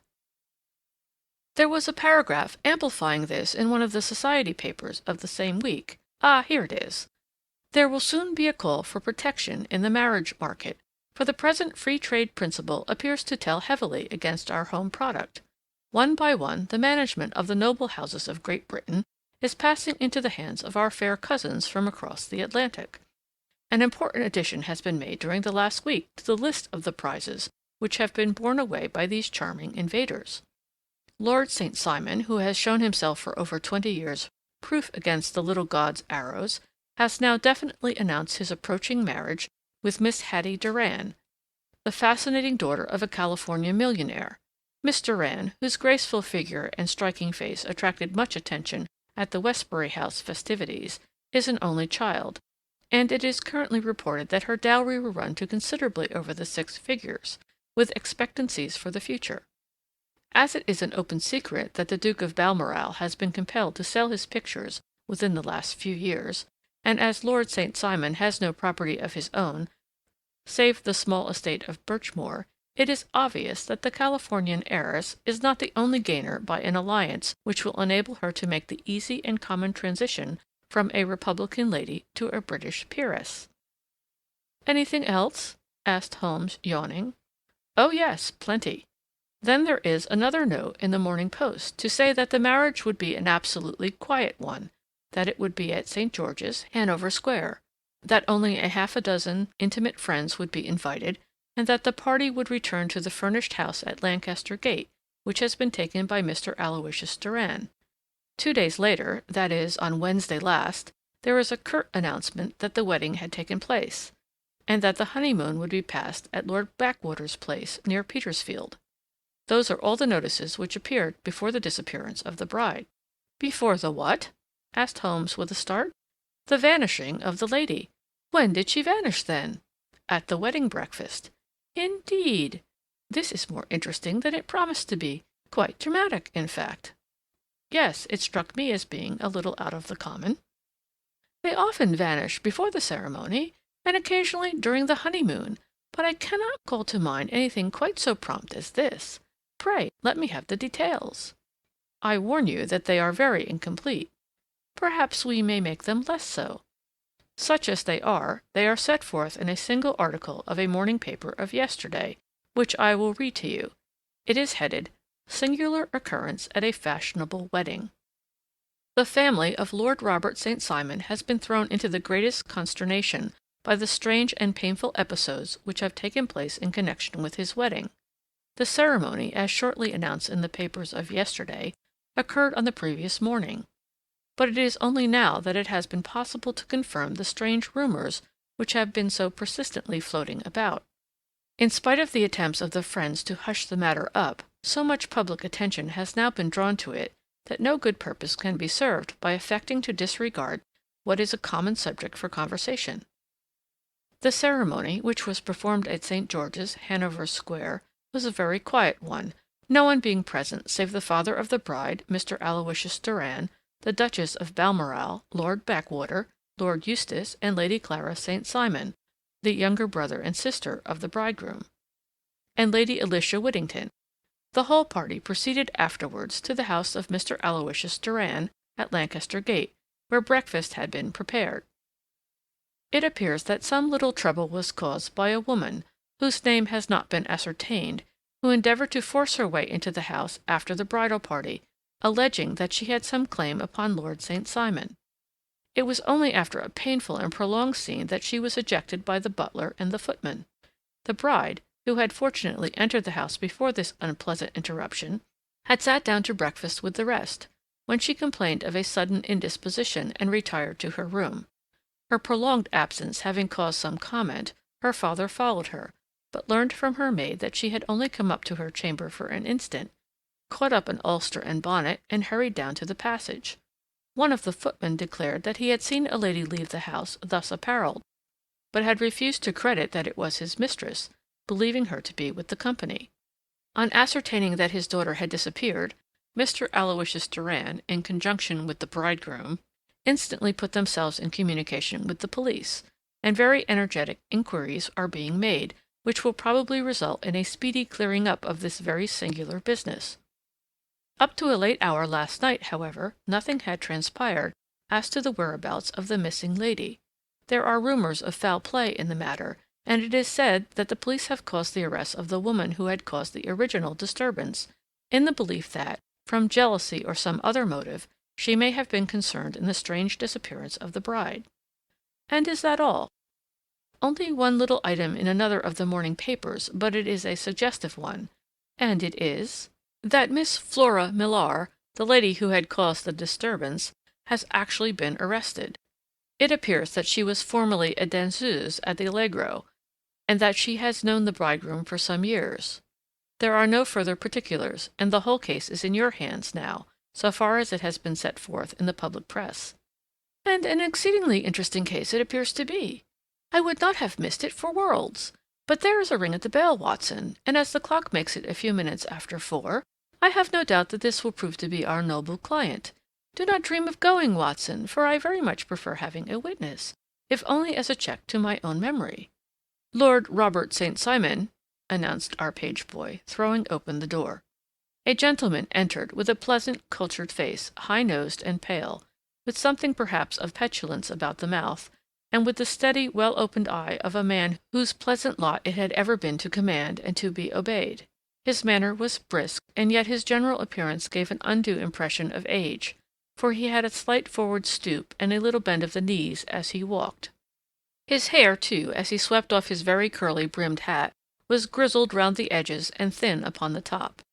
As to his dress, it was careful to the verge of foppishness, with high collar, black frock coat, white waistcoat, yellow gloves, patent leather shoes, and light-colored gaiters.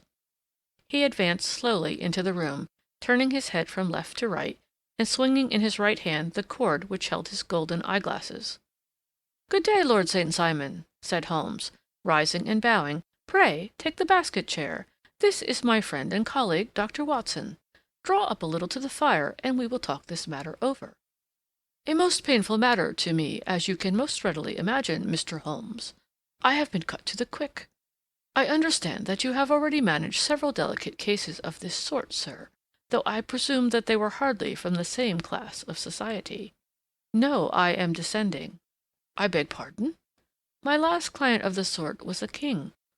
"Oh, really? I had no idea. And which king?" "The King of Scandinavia." "What?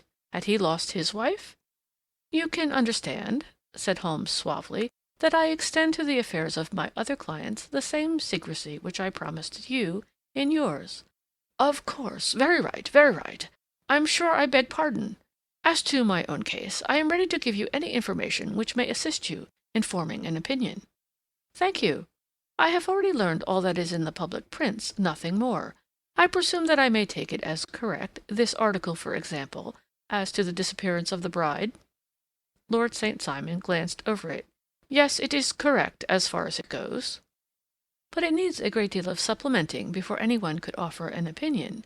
I think that I may arrive at my facts most directly by questioning you. Pray do so." "When did you first meet Miss Hattie Durand?" "In San Francisco, a year ago." "You were traveling in the States?" "Yes." "Did you become engaged then?" "No." "But you were on a friendly footing?" "I was amused by her society, and she could see that I was amused." "Her father is very rich?" "He is said to be the richest man on the Pacific slope." "And how did he make his money?" "In mining. He had nothing a few years ago, then he struck gold, invested it, and came up by leaps and bounds." "Now, what is your own impression as to the young lady's, your wife's, character?" The nobleman swung his glasses a little faster and stared down into the fire. "You see, Mr. Holmes," said he, "my wife was 20 before her father became a rich man. During that time she ran free in a mining camp and wandered through woods or mountains, so that her education has come from nature rather than from the schoolmaster. She is what we call in England a tomboy, with a strong nature, wild and free, unfettered by any sort of traditions. She is impetuous, volcanic, I was about to say. She is swift in making up her mind and fearless in carrying out her resolutions. On the other hand, I would not have given her the name which I have the honor to bear," he gave a little stately cough, "had I not thought her to be at bottom a noble woman. I believe that she is capable of heroic self-sacrifice, and that anything dishonorable would be repugnant to her." "Have you her photograph?" "I brought this with me." He opened a locket and showed us the full face of a very lovely woman. It was not a photograph, but an ivory miniature, and the artist had brought out the full effect of the lustrous black hair, the large dark eyes, and the exquisite mouth. Holmes gazed long and earnestly at it. Then he closed the locket and handed it back to Lord St. Simon. "The young lady came to London then, and you renewed your acquaintance?" "Yes. Her father brought her over for this last London season. I met her several times, became engaged to her, and have now married her." "She brought, I understand, a considerable dowry?" "A fair dowry. Not more than is usual in my family." "And this, of course, remains to you, since the marriage is a fait accompli?" "I really have made no inquiries on the subject." "Very naturally not. Did you see Miss Durand on the day before the wedding?" "Yes." "Was she in good spirits?" "Never better. She kept talking of what we should do in our future lives." "Indeed. That is very interesting. And on the morning of the wedding?" "She was as bright as possible, at least until after the ceremony." "And did you observe any change in her then?"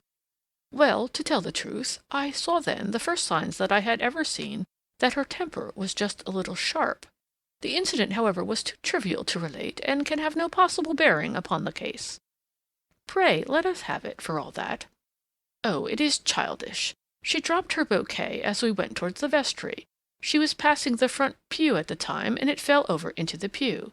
There was a moment's delay, but the gentleman in the pew handed it up to her again, and it did not appear to be the worse for the fall.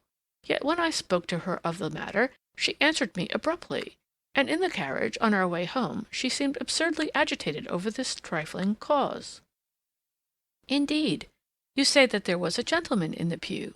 Some of the general public were present, then?" "Oh, yes. It is impossible to exclude them when the church is open." "This gentleman was not one of your wife's friends?" "No, no. I call him a gentleman by courtesy, but he was quite a common-looking person.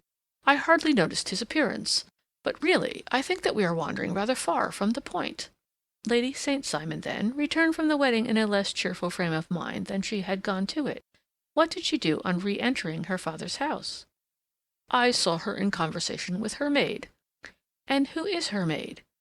"Alice is her name. She is an American, and came from California with her." "A confidential servant?" "A little too much so. It seemed to me that her mistress allowed her to take great liberties. Still, of course, in America they look upon these things in a different way." "How long did she speak to this Alice?" "Oh, a few minutes. I had something else to think of." "You did not overhear what they said?" "Lady St. Simon said something about jumping a claim. She was accustomed to use slang of that kind. I have no idea what she meant." "American slang is very expressive sometimes. And what did your wife do when she finished speaking to her maid?" "She walked into the breakfast-room." "On your arm?" "No, alone. She was very independent in little matters like that. Then, after we had sat down for 10 minutes or so, she rose hurriedly, muttered some words of apology, and left the room. She never came back." "But this maid Alice, as I understand, deposes that she went to her room, covered her bride's dress with a long ulster, put on a bonnet, and went out." "Quite so. And she was afterwards seen walking into Hyde Park in company with Flora Millar, a woman who is now in custody, and who had already made a disturbance at Mr. Durand's house that morning." "Ah, yes. I should like a few particulars as to this young lady and your relations to her." Lord St. Simon shrugged his shoulders and raised his eyebrows. "We have been on a friendly footing for some years. I may say on a very friendly footing. She used to be at the Allegro. I have not treated her ungenerously, and she had no just cause of complaint against me. But you know what women are, Mr. Holmes. Flora was a dear little thing, but exceedingly hot-headed and devotedly attached to me. She wrote me dreadful letters when she heard that I was about to be married. And to tell the truth, the reason why I had the marriage celebrated so quietly was that I feared lest there might be a scandal in the church. She came to Mr. Durand's door just after we returned, and she endeavored to push her way in, uttering very abusive expressions towards my wife, and even threatening her. But I had foreseen the possibility of something of the sort, and I had 2 police fellows there in private clothes, who soon pushed her out again. She was quiet when she saw that there was no good in making a row." "Did your wife hear all this?" "No, thank goodness, she did not." "And she was seen walking with this very woman afterwards?" "Yes, that is what Mr. Lestrade, of Scotland Yard, looks upon as so serious. It is thought that Flora decoyed my wife out and laid some terrible trap for her." "Well, it is a possible supposition." "You think so, too?" "I did not say a probable one. But you do not yourself look upon this as likely?" "I do not think Flora would hurt a fly." "Still, jealousy is a strange transformer of characters. Pray, what is your own theory as to what took place?" "Well, really, I came to seek a theory, not to propound one. I have given you all the facts. Since you ask me, however, I may say that it has occurred to me as possible that the excitement of this affair, the consciousness that she had made so immense a social stride, had the effect of causing some little nervous disturbance in my wife." "In short, that she had become suddenly deranged?" "Well, really, when I consider that she has turned her back, I will not say upon me, but upon so much that many have aspired to without success, I can hardly explain it in any other fashion." "Well, certainly that is also a conceivable hypothesis," said Holmes, smiling. "And now, Lord St. Simon, I think that I have nearly all my data. May I ask whether you were seated at the breakfast table so that you could see out of the window?" "We could see the other side of the road and the park." Quite so. Then I do not think that I need to detain you longer. I shall communicate with you. Should you be fortunate enough to solve this problem, said our client, rising. I have solved it. Eh? What was that? I say that I have solved it. Where, then, is my wife? That is a detail that I shall speedily supply. Lord St. Simon shook his head. I am afraid that it will take wiser heads than yours or mine, he remarked, and bowing in a stately, old-fashioned manner, he departed. It is very good of Lord St. Simon to honor my head by putting it on a level with his own, said Sherlock Holmes, laughing. I think that I shall have a whiskey and soda and a cigar after all this cross-questioning. I had formed my conclusion as to the case before our client came into the room. My dear Holmes, I have notes of several similar cases, though none, as I remarked before, which were quite as prompt. My whole examination served to turn my conjecture into a certainty. Circumstantial evidence is occasionally very convincing, as when you find a trout in the milk, to quote Thoreau's example. But I have heard all that you have heard, without, however, the knowledge of pre-existing cases which serves me so well. There was a parallel instance in Aberdeen some years back, and something on very much the same lines at Munich the year after the Franco-Prussian War. It is one of these cases, but hullo, here is Lestrade. Good afternoon, Lestrade. You will find an extra tumbler upon the sideboard, and there are cigars in the box.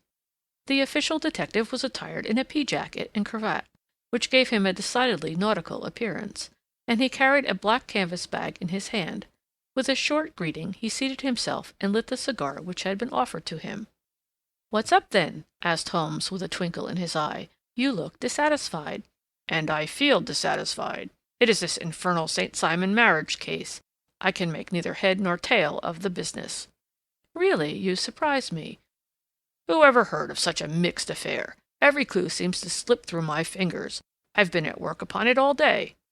"And very wet it seems to have made you," said Holmes, laying his hand upon the arm of the pea-jacket. "Yes, I've been dragging the Serpentine." "In heaven's name, what for?" "In search of the body of Lady St. Simon." Sherlock Holmes leaned back in his chair and laughed heartily. "Have you dragged the basin of Trafalgar Square fountain?" he asked. "Why, what do you mean?" "Because you have just as good a chance of finding this lady in the one as in the other." Lestrade shot an angry glance at my companion. "I suppose you know all about it," he snarled. "Well, I have only just heard the facts, but my mind is made up." "Oh, indeed. Then you think that the Serpentine plays no part in the matter?" "I think it very unlikely." "Then perhaps you will kindly explain how it is that we found this in it." He opened his bag as he spoke, and tumbled onto the floor a wedding dress of watered silk, a pair of white satin shoes, and a bride's wreath and veil, all discolored and soaked in water. "There," said he, putting a new wedding ring upon the top of the pile. "There is a little nut for you to crack, Master Holmes."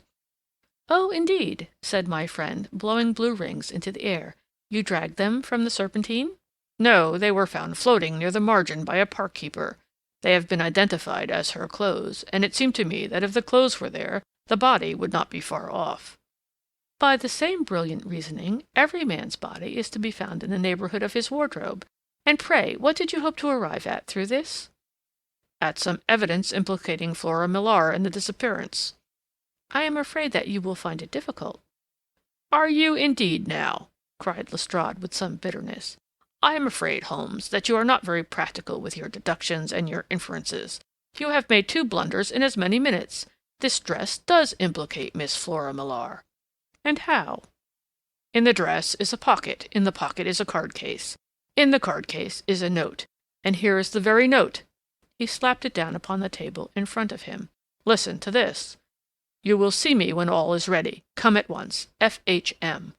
Now, my theory all along has been that Lady St. Simon was decoyed away by Flora Millar, and that she, with confederates, no doubt, was responsible for her disappearance. Here, signed with her initials, is the very note which was no doubt quietly slipped into her hand at the door, and which lured her within their reach." "Very good, Lestrade," said Holmes, laughing. "You really are very fine indeed. Let me see it." He took up the paper in a listless way, but his attention instantly became riveted, and he gave a little cry of satisfaction. "This is indeed important," said he. "Ha! You find it so?" Extremely so. I congratulate you warmly. Lestrade rose in his triumph and bent his head to look. Why, he shrieked, you're looking at the wrong side. On the contrary, this is the right side. The right side? You're mad. Here is the note written in pencil over here.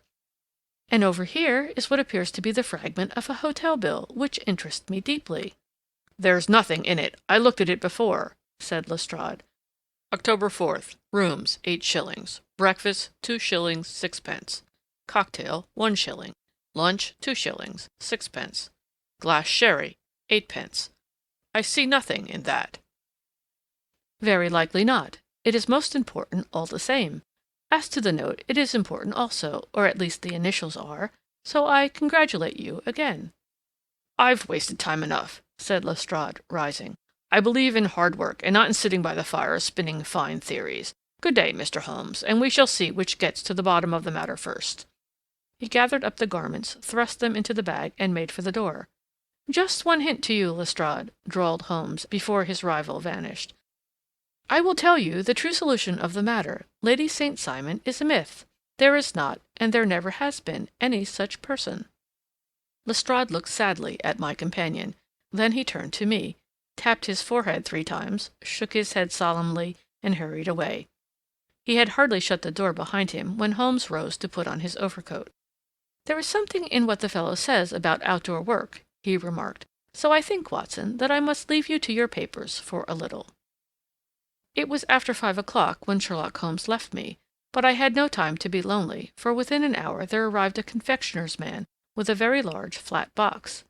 This he unpacked with the help of a youth, whom he had brought with him, and presently, to my very great astonishment, a quite Epicurean little cold supper began to be laid out upon our humble lodging-house mahogany.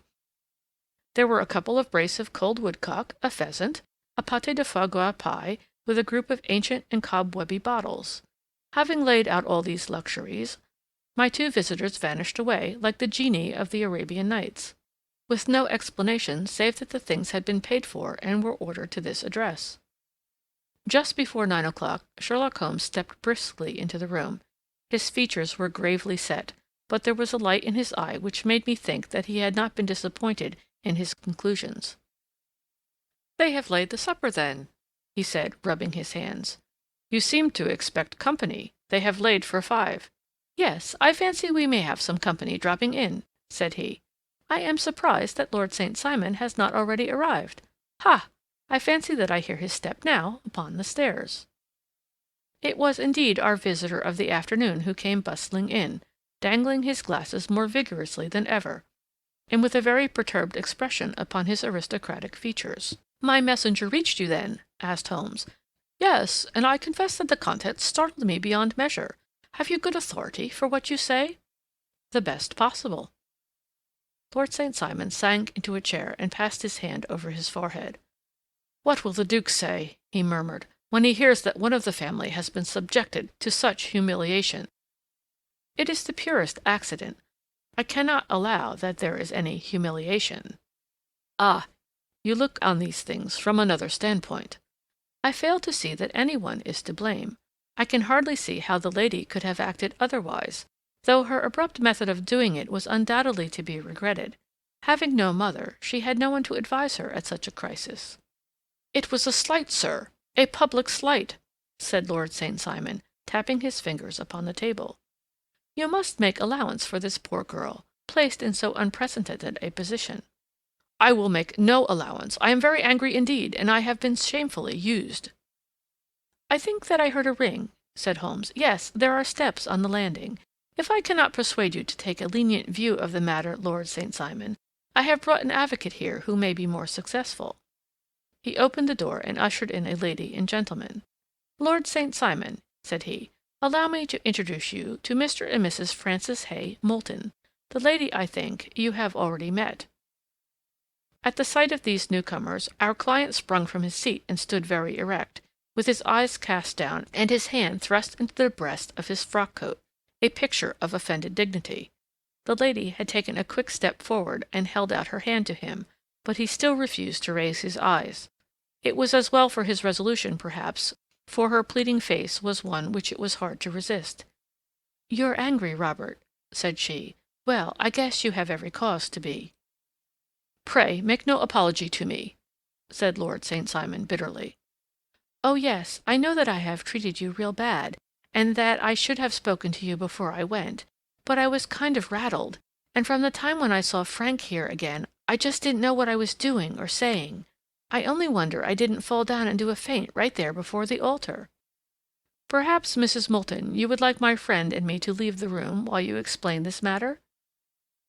If I may give an opinion, remarked the strange gentleman, we've had just a little too much secrecy over this business already. For my part, I should like all Europe and America to hear the rights of it. He was a small, wiry, sunburnt man, clean-shaven, with a sharp face and alert manner. Then I'll tell our story right away, said the lady. Frank here and I met in '84 in Maguire's camp near the Rockies, where Pa was working a claim. We were engaged to each other, Frank and I, but then one day Father struck a rich pocket and made a pile, while poor Frank there had a claim that petered out and came to nothing. The richer Pa grew, the poorer was Frank. So at last Pa wouldn't hear of our engagement lasting any longer, and he took me away to Frisco. Frank wouldn't throw up his hand, though, so he followed me there, and he saw me without Pa knowing anything about it. It would have only made him mad to know, so we just fixed it all up for ourselves. Frank said that he would go and make his pile too, and never come back to claim me until he had as much as Pa. So then I promised to wait for him to the end of time, and pledged myself not to marry anyone else while he lived. Why shouldn't we be married right away then, said he, and then I will feel sure of you, and I won't claim to be your husband till I come back. Well, we talked it over, and he had fixed it all up so nicely, with a clergyman all ready and waiting, that we just did it right there, and then Frank went off to seek his fortune, and I went back to Pa. The next I heard of Frank was that he was in Montana, and then he went prospecting in Arizona, and then I heard of him from New Mexico. After that came a long newspaper story about how a miners' camp had been attacked by Apache Indians, and there was my Frank's name among the killed. I fainted dead away, and I was very sick for months after. Pa thought I had a decline, and took me to half the doctors in Frisco. Not a word of news came for a year and more, so that I never doubted that Frank was really dead. Then Lord St. Simon came to Frisco, and we came to London, and a marriage was arranged, and Pa was very pleased. But I felt all the time that no man on this earth would ever take the place in my heart that had been given to my poor Frank. Still, if I had married Lord St. Simon, of course I'd have done my duty by him. We can't command our love, but we can our actions. I went to the altar with him with the intention to make him just as good a wife as it was in me to be. But you may imagine what I felt when, just as I came to the altar rails, I glanced back and saw Frank standing and looking at me out of the first pew. I thought it was his ghost at first, but when I looked again, there he was still, with a kind of question in his eyes, as if to ask me whether I were glad or sorry to see him. I wonder I didn't drop. I know that everything was turning round, and the words of the clergyman were just like the buzz of a bee in my ear. I didn't know what to do. Should I stop the service and make a scene in the church? I glanced at him again, and he seemed to know what I was thinking, for he raised his finger to his lips to tell me to be still. Then I saw him scribble on a piece of paper, and I knew that he was writing me a note. As I passed his pew on the way out, I dropped my bouquet over to him, and he slipped the note into my hand when he returned me the flowers. It was only a line, asking me to join him when he made the sign to me to do so. Of course, I never doubted for a moment that my first duty was now to him, and I determined to do just whatever he might direct. When I got back, I told my maid, who had known him in California and had always been his friend. I ordered her to say nothing, but to get a few things packed and my ulster ready. I know I ought to have spoken to Lord St. Simon, but it was dreadful hard before his mother and all those great people. I just made up my mind to run away and explain afterwards. I hadn't been at the table 10 minutes before I saw Frank out of the window at the other side of the road. He beckoned to me, and then began walking into the park. I slipped out, put on my things, and followed him. Some woman came talking something or other about Lord St. Simon to me. Seemed to me from the little I heard as if he had a little secret of his own before marriage also. But I managed to get away from her, and soon overtook Frank. We got into a cab together, and away we drove to some lodgings he had taken in Gordon Square, and that was my true wedding after all those years of waiting. Frank had been a prisoner among the Apaches, had escaped, come to Frisco, found that I had given him up for dead and had gone to England, followed me there, and had come upon me at last on the very morning of my second wedding. "I saw it in a paper," explained the American. "It gave the name and the church, but not where the lady lived."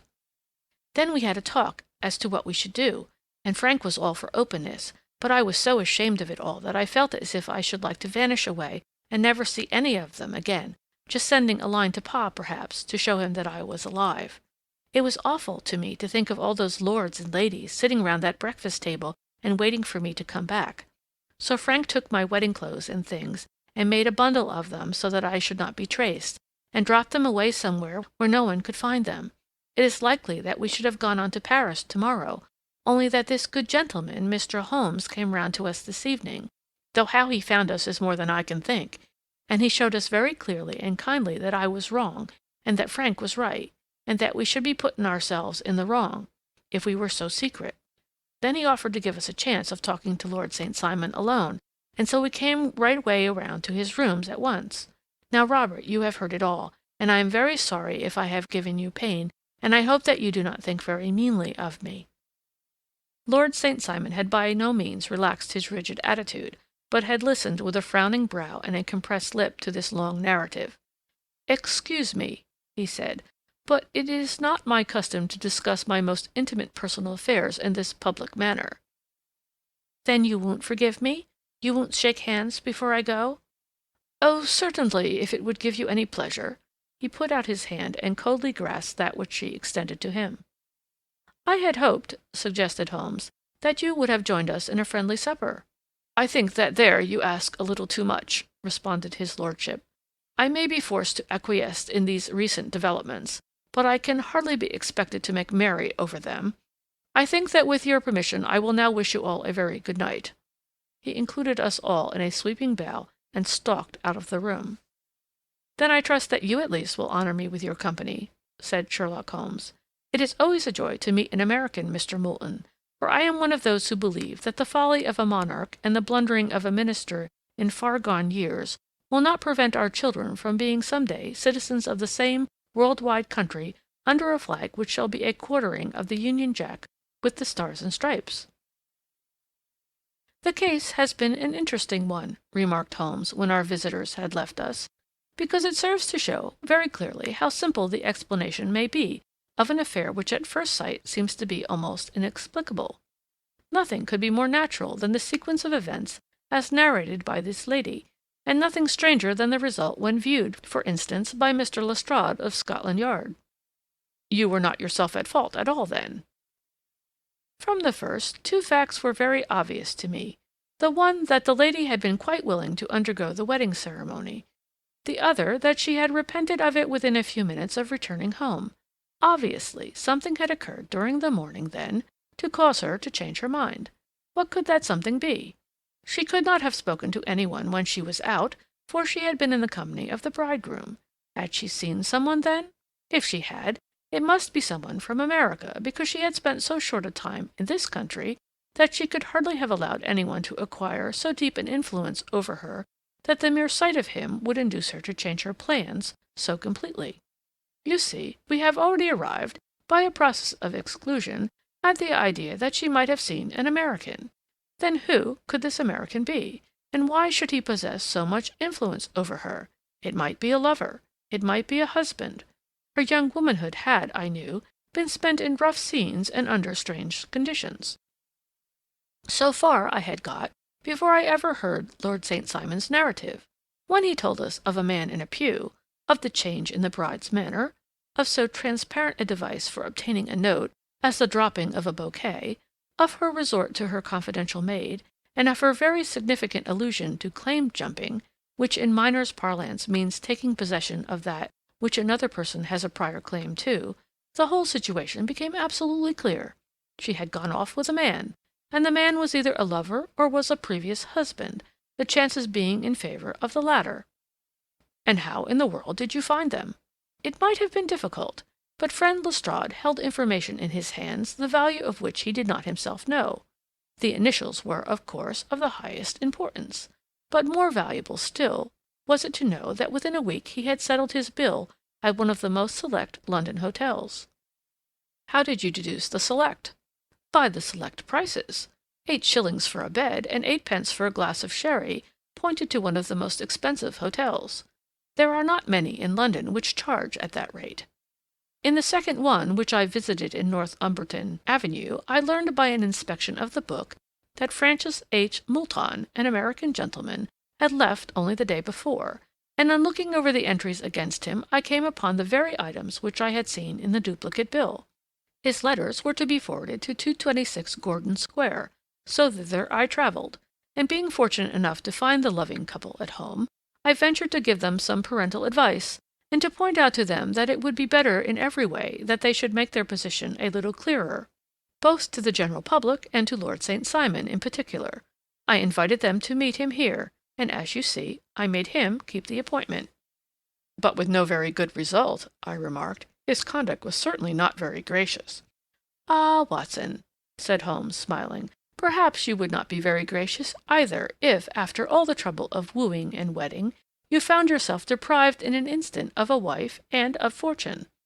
I think that we may judge Lord St. Simon very mercifully, and thank our stars that we are never likely to find ourselves in the same position.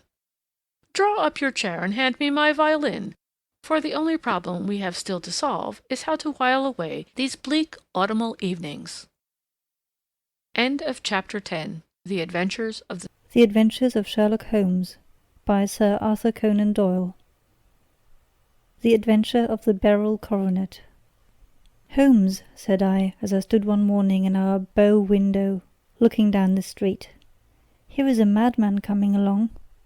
It seems rather sad that his relatives should allow him to come out alone. My friend rose lazily from his armchair and stood with his hands in the pockets of his dressing-gown, looking over my shoulder. It was a bright, crisp February morning, and the snow of the day before still lay deep upon the ground, shimmering brightly in the wintry sun. Down the centre of Baker Street it had been ploughed into a brown, crumbly band by the traffic. But at either side and on the heaped-up edges of the footpaths it still lay as white as when it fell. The grey pavement had been cleaned and scraped, but was still dangerously slippery, so that there were fewer passengers than usual. Indeed, from the direction of Metropolitan Station, no one was coming save the single gentleman whose eccentric conduct had drawn my attention. He was a man of about 50, tall, portly, and imposing, with a massive, strongly marked face and a commanding figure. He was dressed in a sombre yet rich style, in black frock coat, shining hat, neat brown gaiters, and well-cut pearl-grey trousers. Yet his actions were an absurd contrast to the dignity of his dress and features, for he was running hard, with occasional little springs, such as a weary man gives who is little accustomed to set any tax upon his legs. As he ran, he jacked his hands up and down, waggled his head, and writhed his face into the most extraordinary contortions. "What on earth can be the matter with him?" I asked. "He is looking up at the numbers of the houses." "I believe that he is coming here," said Holmes, rubbing his hands. "Here?" "Yes, I rather think he is coming to consult me professionally. I think that I recognize the symptoms. Ha! Did I not tell you?" As he spoke, the man, puffing and blowing, rushed at our door and pulled at our bell until the whole house resounded with the clanging. A few moments later he was in our room, still puffing, still gesticulating, but with so fixed a look of grief and despair in his eye that our smiles were turned in an instant to horror and pity. For a while he could not get his words out, but swayed his body and plucked at his hair, like one who has been driven to the extreme limits of his reason. Then, suddenly springing to his feet, he beat his head against the wall with such force that we both rushed upon him and tore him away to the centre of the room. Sherlock Holmes pushed him down into the easy-chair, and, sitting beside him, patted his hand and chatted with him in the easy, soothing tones which he knew so well how to employ. "You have come to tell me your story, have you not?" said he. "You are fatigued with your haste. Pray wait until you have recovered yourself, and then I shall be most happy to look into any little problem which you may submit to me." The man sat for a minute or more with a heaving chest, fighting against his emotion. Then he passed his handkerchief over his brow, set his lips tight, and turned his face towards us. "No doubt you think me mad," said he. "I see that you have had some great trouble," responded Holmes. "God knows I have. A trouble which is enough to unseat my reason, so sudden and so terrible is it. Public disgrace I might have faced, although I am a man whose character has never yet borne a stain. Private affliction also is the lot of every man, but the two coming together, and in so frightful a form, have been enough to shake my very soul. Besides, it is not I alone. The very noblest in the land may suffer, unless some way be found out of this horrible affair."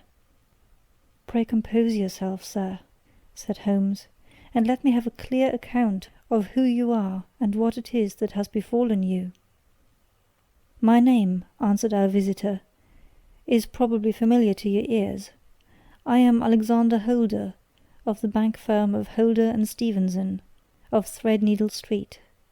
The name was indeed well known to us as belonging to the senior partner in the second largest private banking concern in the city of London. What could have happened, then, to bring one of the foremost citizens of London to this most pitiable pass? We waited, all curiosity, until with another effort he braced himself to tell his story. "I feel that time is of value," said he. "That is why I hastened here when the police inspector suggested that I should secure your cooperation. I came to Baker Street by the Underground and hurried from here on foot, for the cabs go slowly through this snow. That is why I was so out of breath, for I am a man who takes very little exercise. I feel better now, and will put the facts before you as shortly and yet as clearly as I can. It is of course well known to you that in a successful banking business, as much depends upon our being able to find remunerative investments for our funds, as upon our increasing our connection and the number of our depositors. One of our most lucrative means of laying out money is in the shape of loans, where the security is unimpeachable. We have done a good deal in this direction during the last few years, and there are many noble families to whom we have advanced large sums upon the security of their pictures, libraries, or plate.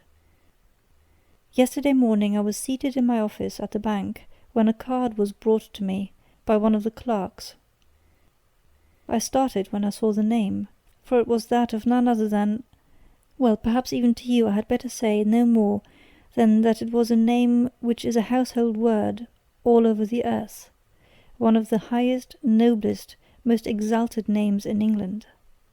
I was overwhelmed by the honour, and attempted, when he entered, to say so, but he plunged at once into business, with the air of a man who wishes to hurry quickly through a disagreeable task. "Mr. Holder," said he, "I have been informed that you are in the habit of advancing money." "The firm does so when the security is good," I answered. "It is absolutely essential to me," said he, "that I should have £50,000 at once. I could, of course, borrow so trifling a sum 10 times over from my friends, but I much prefer to make it a matter of business, and so carry out that business myself. In my position you can readily understand that it is unwise to place one's self under obligations." "For how long, may I ask, do you want this sum?" I asked. "Next Monday I have a large sum due to me, and I shall then most certainly repay what you advance, with whatever interest you think is right to charge. But it is very essential to me that the money should be paid at once."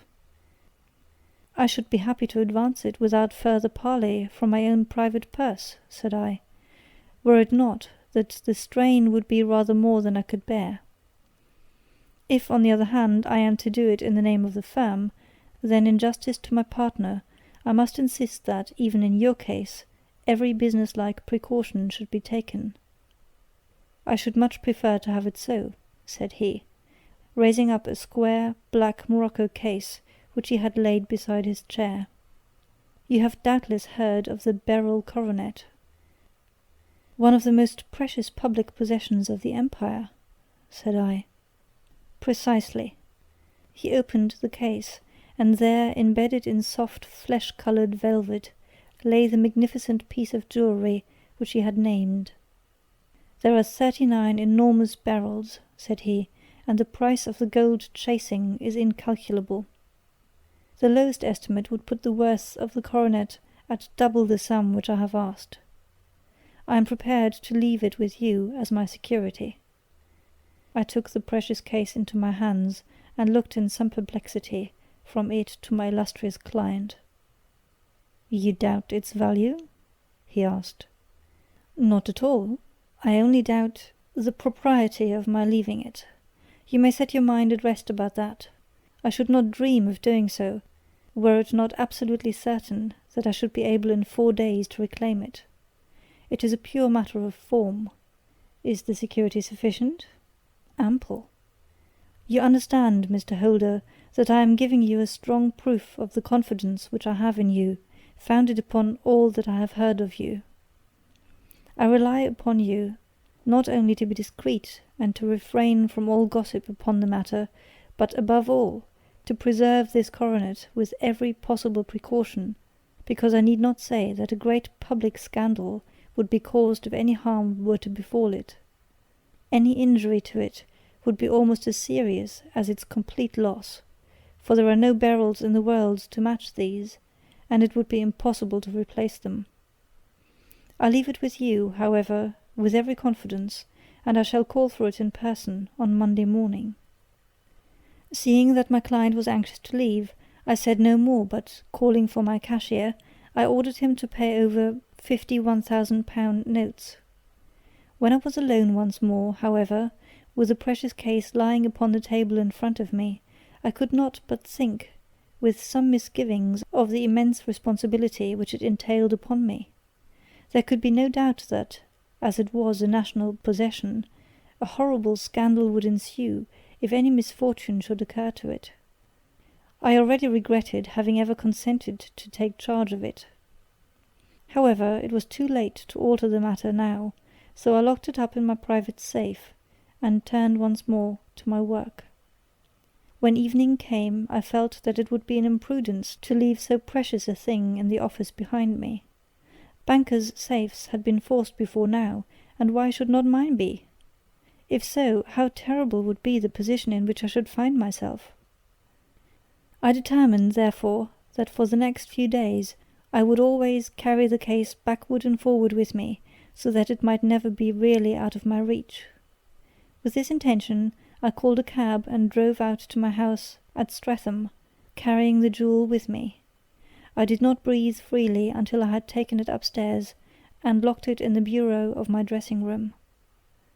And now a word as to my household, Mr. Holmes, for I wish you to thoroughly understand the situation. My groom and my page sleep out of the house, and may be set aside altogether.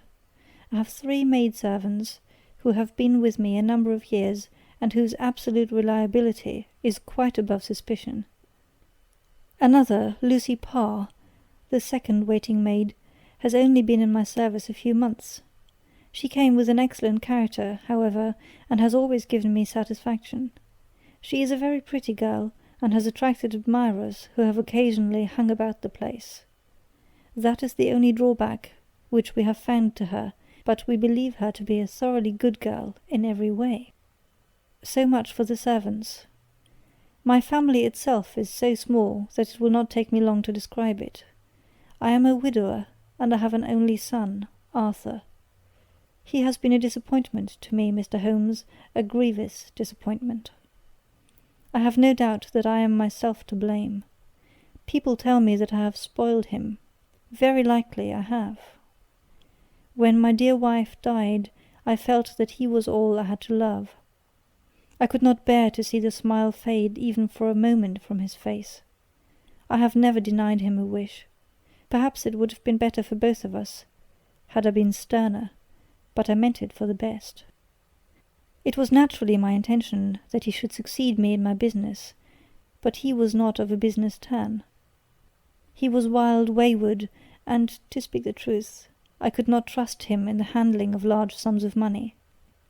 When he was young, he became a member of an aristocratic club, and there, having charming manners, he was soon the intimate of a number of men with long purses and expensive habits.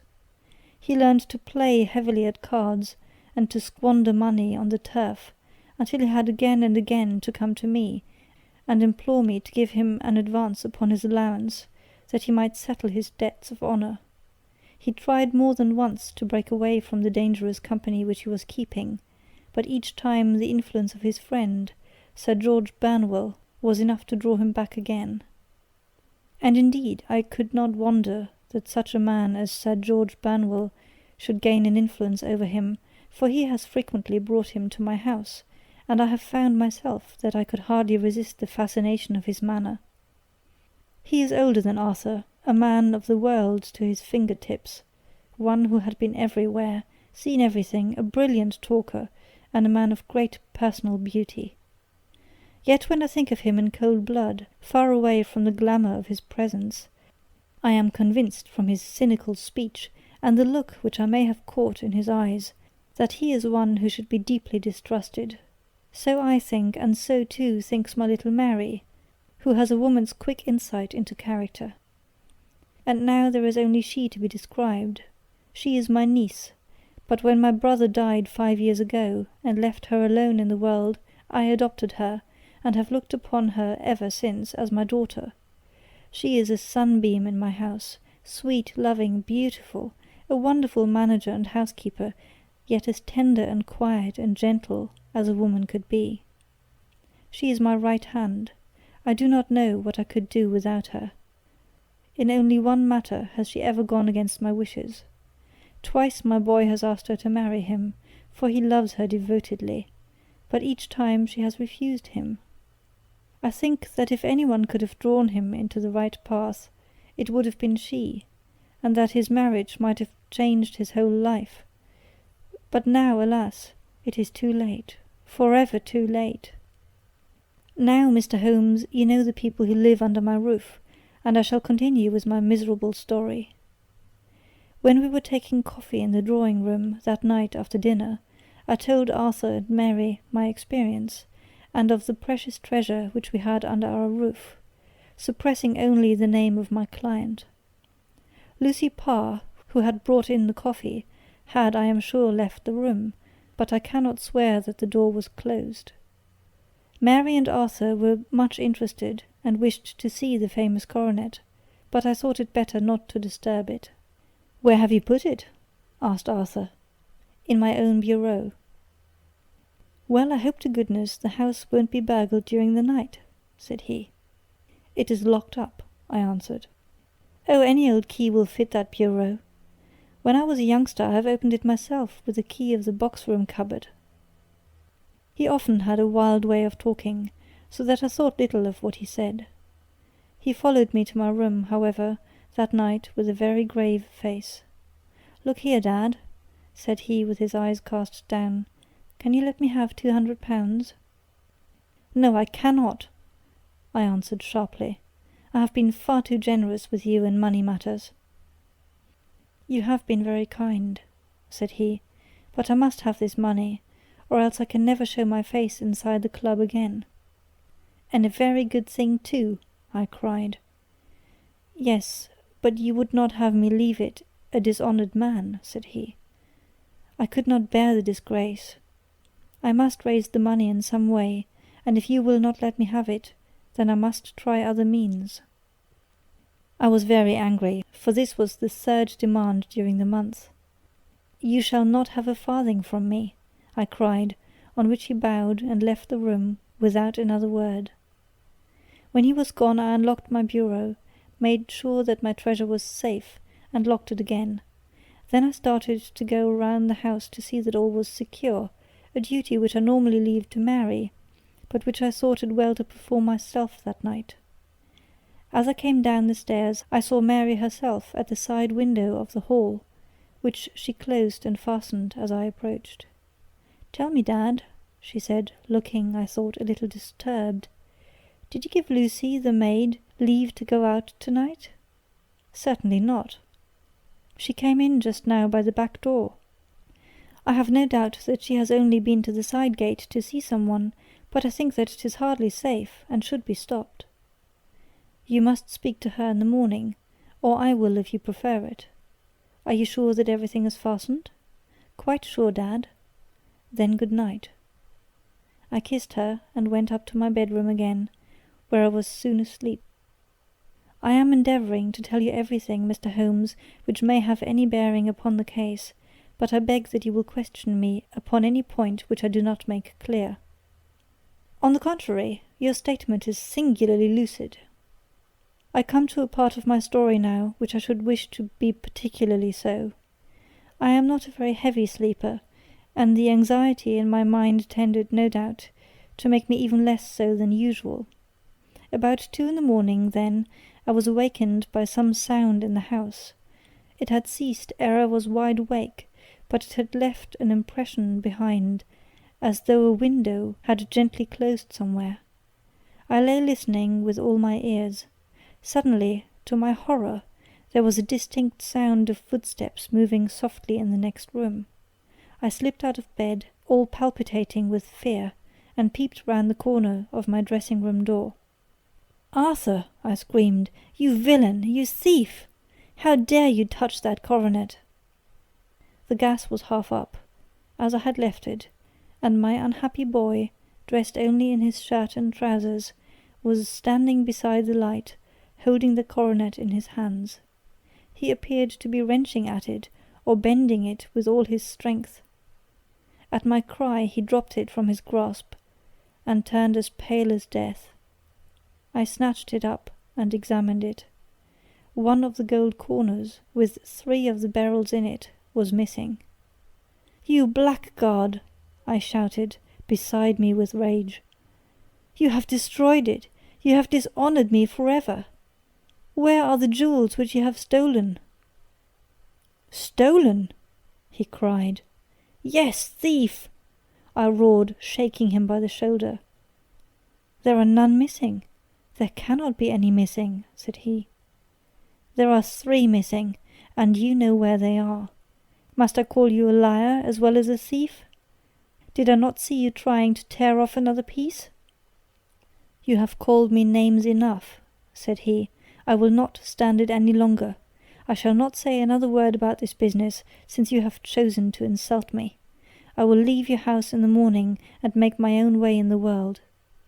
"You shall leave it in the hands of the police," I cried, half mad with grief and rage. "I shall have this matter probed to the bottom." "You shall learn nothing from me," said he with a passion such as I should not have thought was in his nature. "If you choose to call the police, let the police find what they can." By this time the whole house was astir, for I had raised my voice in my anger. Mary was the first to rush into my room, and at the sight of the coronet and of Arthur's face, she read the whole story, and with a scream fell down senseless on the ground. I sent the housemaid for the police, and put the investigation into their hands at once.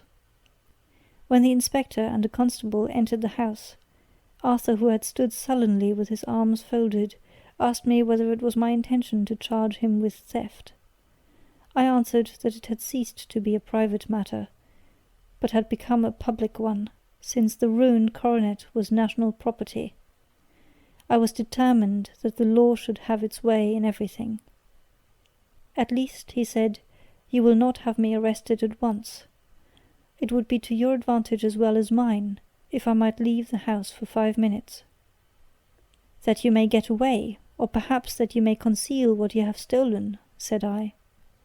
And then, realizing the dreadful position in which I was placed, I implored him to remember that not only my honour, but that of one who was far greater than I was at stake, and that he threatened to raise a scandal which would convulse the nation.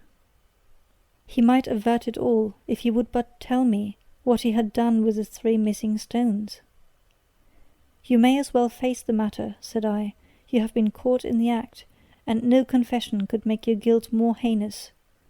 If you but make such reparation as is in your power, by telling us where the barrels are, all shall be forgiven and forgotten." Keep your forgiveness for those who ask for it, he answered, turning away from me with a sneer. I saw that he was too hardened for any words of mine to influence him. There was but one way for it. I called in the inspector and gave him into custody. A search was made at once, not only of his person, but of his room, and of every portion of the house where he could possibly have concealed the gems, but no trace of them could be found, nor would the wretched boy open his mouth for all our persuasions and our threats. This morning he was removed to a cell, and I, after going through all the police formalities, have hurried round to you to implore you to use your skill in unravelling the matter. The police have openly confessed that they can at present make nothing of it. You may go to any expense which you think necessary. I have already offered a reward of £1,000. My God, what shall I do? I have lost my honour, my gems, and my son in one night. Oh, what shall I do? He put a hand on either side of his head and rocked himself to and fro, droning to himself like a child whose grief has got beyond words. Sherlock Holmes sat silent for some few minutes, with his brows knitted and his eyes fixed upon the fire. "Do you receive much company?" he asked. "None save my partner with his family, and an occasional friend of Arthur's. Sir George Burnwell has been several times lately. No one else, I think. Do you go out much in society?" "Arthur does. Mary and I stay at home. We neither of us care for it." "That is unusual in a young girl." "She is of a quiet nature. Besides, she is not so very young. She is 24. This matter, from what you say, seems to have been a shock to her also." "Terrible! She is even more affected than I." "You have neither of you any doubt as to your son's guilt?" "How can we have, when I saw him with my own eyes, with the coronet in his hands?" "I hardly consider that a conclusive proof. Was the remainder of the coronet at all injured?" "Yes, it was twisted." "Do you not think, then, that he might have been trying to straighten it?" "God bless you! You are doing what you can for him and for me, but it is too heavy a task. What was he doing there at all? If his purpose were innocent, why did he not say so?" "Precisely. And if he were guilty, why did he not invent a lie? His silence appears to me to cut both ways. There are several singular points about the case. What did the police think of the noise which awoke you from your sleep?" "They considered that it might be caused by Arthur's closing his bedroom door." "A likely story!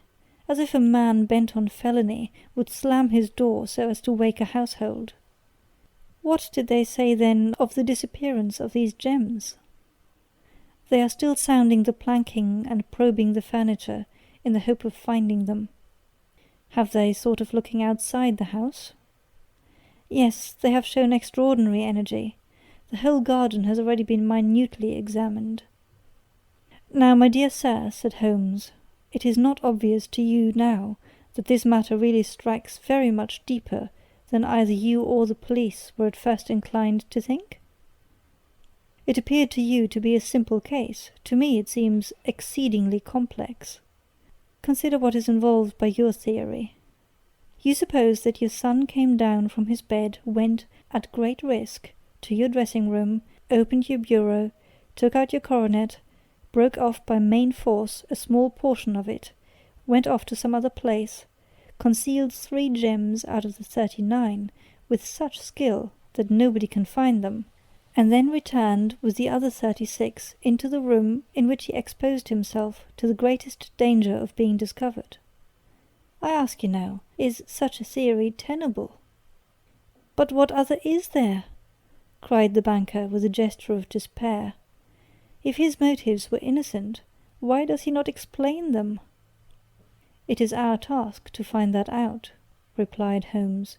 "So now, if you please, Mr. Holder, we will set off for Streatham together, and devote an hour to glancing a little more closely into details." My friend insisted upon my accompanying them in their expedition, which I was eager enough to do, for my curiosity and sympathy were deeply stirred by the story to which we had listened. I confess that the guilt of the banker's son appeared to me to be as obvious as it did to his unhappy father, but still I had such faith in Holmes' judgment that I felt that there must be some grounds for hope, as long as he was dissatisfied with the accepted explanation. He hardly spoke a word the whole way out to the southern suburb, but sat with his chin upon his breast and his hat drawn over his eyes, sunk in the deepest thought. Our client appeared to have taken fresh heart at the little glimpse of hope which had been presented to him, and he even broke into a desultory chat with me over his business affairs. A short railway journey and a shorter walk brought us to Fairbank, the modest residence of the great financier. Fairbank was a good-sized square house of white stone, standing back a little from the road. A double-carriage sweep with a snow-clad lawn stretched down in front of two large iron gates which closed the entrance. On the right side was a small wooden thicket which led into a narrow path between two neat hedges, stretching from the road to the kitchen door, and forming the tradesman's entrance. On the left ran a lane which led to the stables, and was not itself within the grounds at all, being a public, though little used, thoroughfare. Holmes left us standing at the door and walked slowly all round the house, across the front, down the tradesman's path, and so round by the garden behind into the stable lane.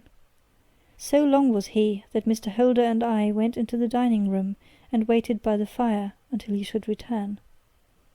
We were sitting there in silence when the door opened and the young lady came in. She was rather above the middle height, slim, with dark hair and eyes, which seemed the darker against the absolute pallor of her skin. I do not think that I have ever seen such deadly paleness in a woman's face. Her lips, too, were bloodless, but her eyes were flushed with crying. As she swept silently into the room, she impressed me with a greater sense of grief than the banker had done in the morning, and it was the more striking in her, as she was evidently a woman of strong character, with immense capacity for self-restraint. Disregarding my presence, she went straight to her uncle and passed her hand over his head with a sweet womanly caress. "You have given orders that Arthur should be liberated, have you not, Dad?" she asked. "No, no, my girl. The matter must be probed to the bottom." "But I am so sure that he is innocent. You know what woman's instincts are. I know that he has done no harm, and that you will be sorry for having acted so harshly. Why is he silent, then, if he is innocent? Who knows? Perhaps because he was so angry that you should suspect him. How could I help suspecting him, when I actually saw him with a coronet in his hand? Oh, but he had only picked it up to look at it. Oh, do take my word for it that he is innocent. Let the matter drop and say no more. It is so dreadful to think of our dear Arthur in prison. I shall never let it drop until the gems are found. Never, Mary. Your affection for Arthur blinds you as to the awful consequences to me. Far from hushing the thing up, I have brought a gentleman down from London to inquire more deeply into it." "This gentleman?" she asked, facing round to me. "No, his friend. He wished us to leave him alone. He is round in the stable lane now." "The stable lane?" She raised her dark eyebrows. "What can he hope to find there? Ah, this, I suppose, is he. I trust, sir, that you will succeed in proving what I feel sure is the truth, that my cousin Arthur is innocent of his crime." "I fully share your opinion, and I trust with you that we may prove it," returned Holmes, going back to the mat to knock the snow from his shoes. "I believe I have the honour of addressing Miss Mary Holder. May I ask you a question or two?" "Pray do, sir, if it may help to clear this horrible affair up." "You heard nothing yourself last night?" "Nothing, until my uncle here began to speak loudly. I heard that, and I came down." "You shut up the windows and doors the night before. Did you fasten all the windows?" Yes. Were they all fastened this morning? Yes. You have a maid who has a sweetheart. I think that you remarked to your uncle last night that you had been out to see him? Yes, and she was the girl who waited in the drawing-room, and who may have heard uncle's remarks about the coronet. I see. You infer that she may have gone out to tell her sweetheart, and that the two may have planned the robbery. But what is the good of all these vague theories? Cried the banker impatiently, when I have told you that I saw Arthur with the coronet in his hands. Wait a little, Mr. Holder. We must come back to that. About this girl, Miss Holder. You saw her return by the kitchen door, I presume? Yes, when I went to see if the door was fastened for the night, I met her slipping in. I saw the man too, in the gloom. Do you know him? Oh, yes. He is the greengrocer who brings our vegetables round. His name is Francis Prosper. He stood, said Holmes, to the left of the door, that is to say, farther up the path than is necessary to reach the door? Yes, he did. And he is a man with a wooden leg? Something like fear sprang up in the lady's expressive black eyes. Why, you are like a magician, said she. How do you know that? She smiled, but there was no answering smile in Holmes' thin, eager face. I should be very glad now to go upstairs, said he. I shall probably wish to go over to the outside of the house again. Perhaps I had better take a look at the lower windows before I go up. He walked swiftly round from one to the other, pausing only at a large one which looked from the hall into the stable lane. This he opened and made a very careful examination of the sill with his powerful magnifying lens. Now we shall go upstairs, said he at last. The banker's dressing-room was a plainly furnished little chamber, with a grey carpet, a large bureau, and a long mirror. Holmes went to the bureau first, and looked hard at the lock. Which key was used to open it? He asked. That which my son himself indicated, that of the cupboard of the lumber-room. Have you it here? That is it on the dressing-table. Sherlock Holmes took it up and opened the bureau. It is a noiseless lock, said he. It is no wonder that it did not wake you. This case, I presume, contains the coronet. We must have a look at it. He opened the case, and taking out the diadem, he laid it upon the table. It was a magnificent specimen of the jeweller's art, and the 36 stones were the finest that I have ever seen. At one side of the coronet was a cracked edge, where a corner holding 3 gems had been torn away. Now, Mr. Holder, said Holmes, here is the corner which corresponds to that which has been so unfortunately lost. Might I beg that you will break it off? The banker recoiled in horror. I should not dream of trying it, said he. Then I will. Holmes suddenly bent his strength upon it, but without result. I feel it give a little, said he, but though I am exceptionally strong in the fingers, it would take me all my time to break it. An ordinary man could not do it. Now what do you think would happen if I did break it, Mr. Holder? There would be a noise like a pistol shot. Do you tell me that all this happened within a few yards of your bed, and that you heard nothing of it? I do not know what to think. It is all dark to me. But perhaps it may grow lighter as we go. What do you think, Miss Holder? I confess that I still share my uncle's perplexity. Your son had no shoes or slippers on when you saw him?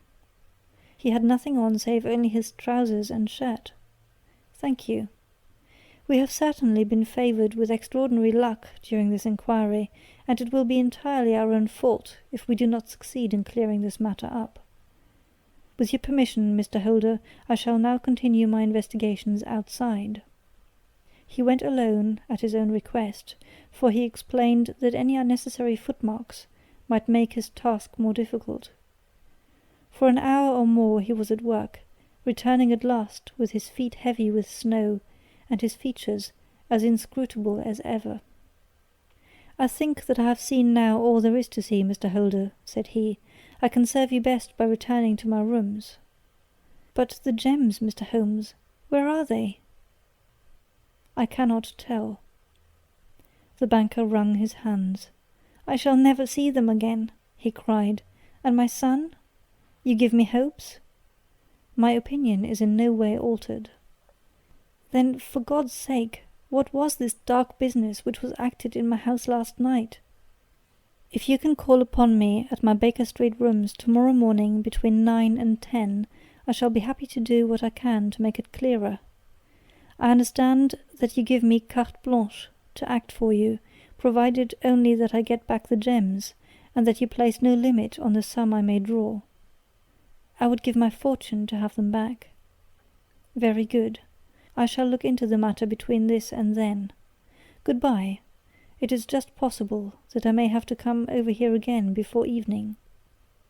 It was obvious to me that my companion's mind was now made up about the case, although what his conclusions were was no more than I could even dimly imagine.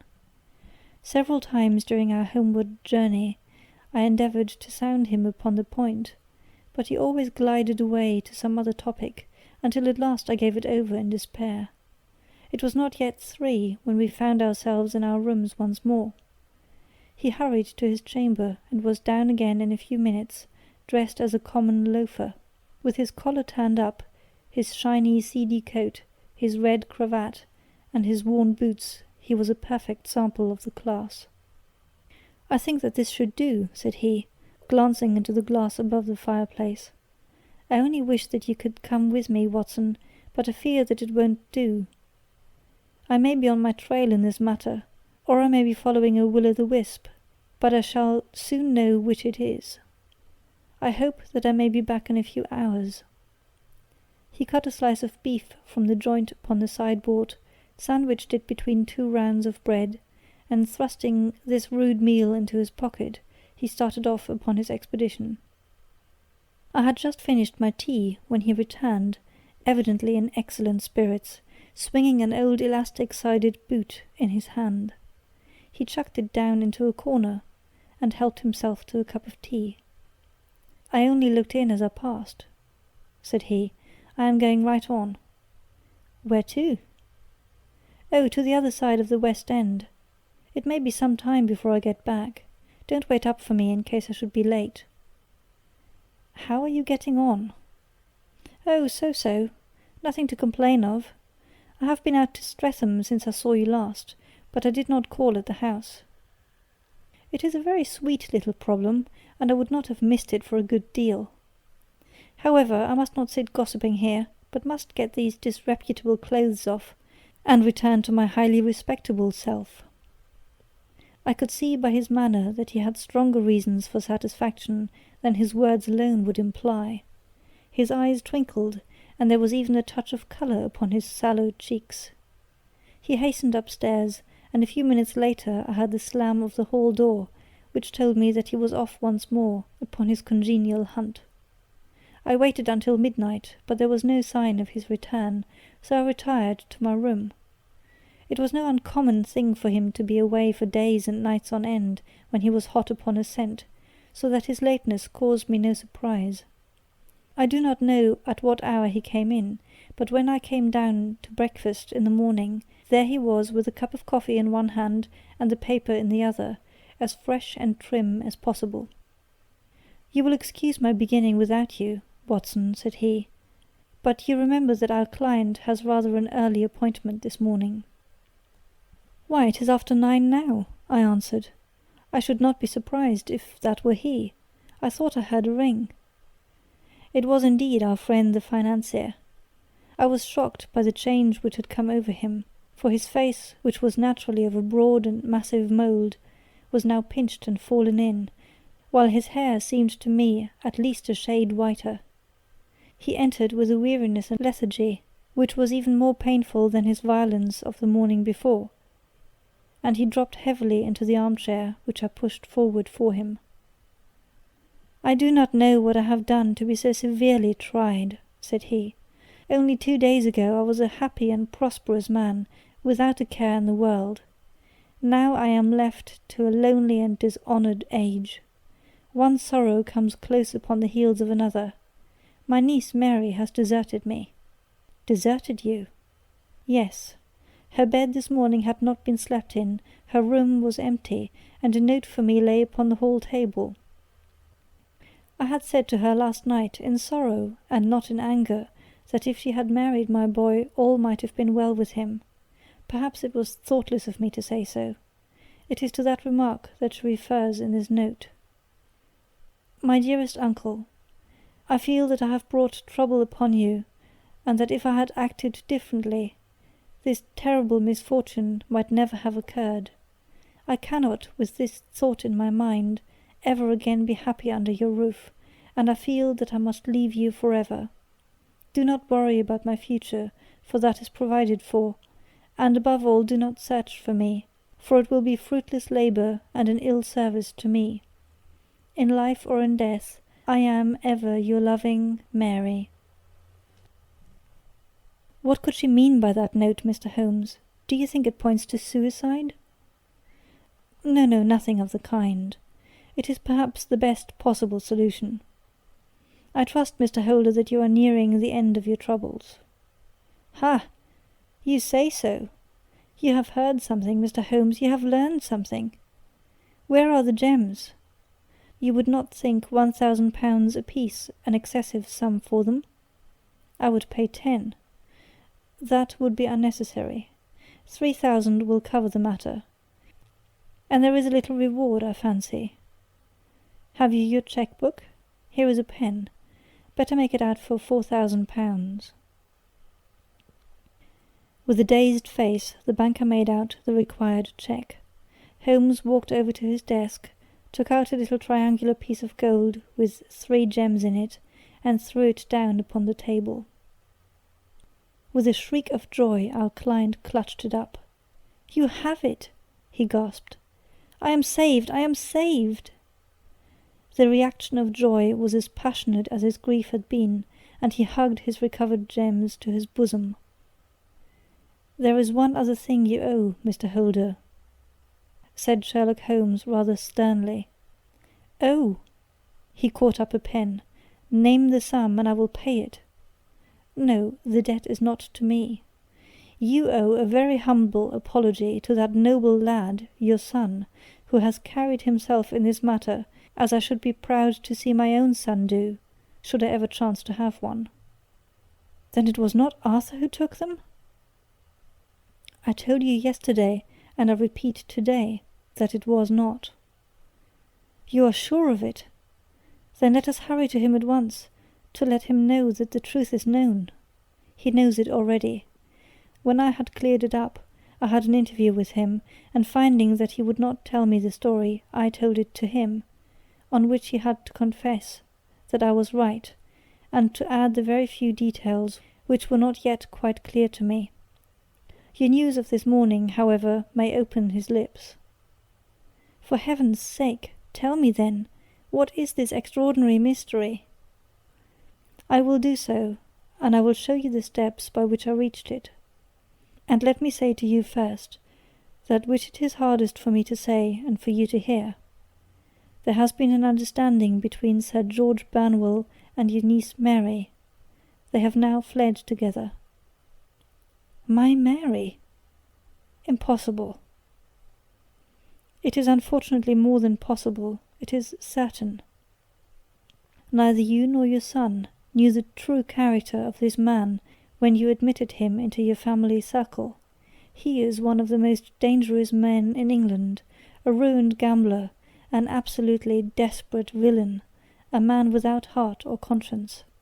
Your niece knew nothing of such men.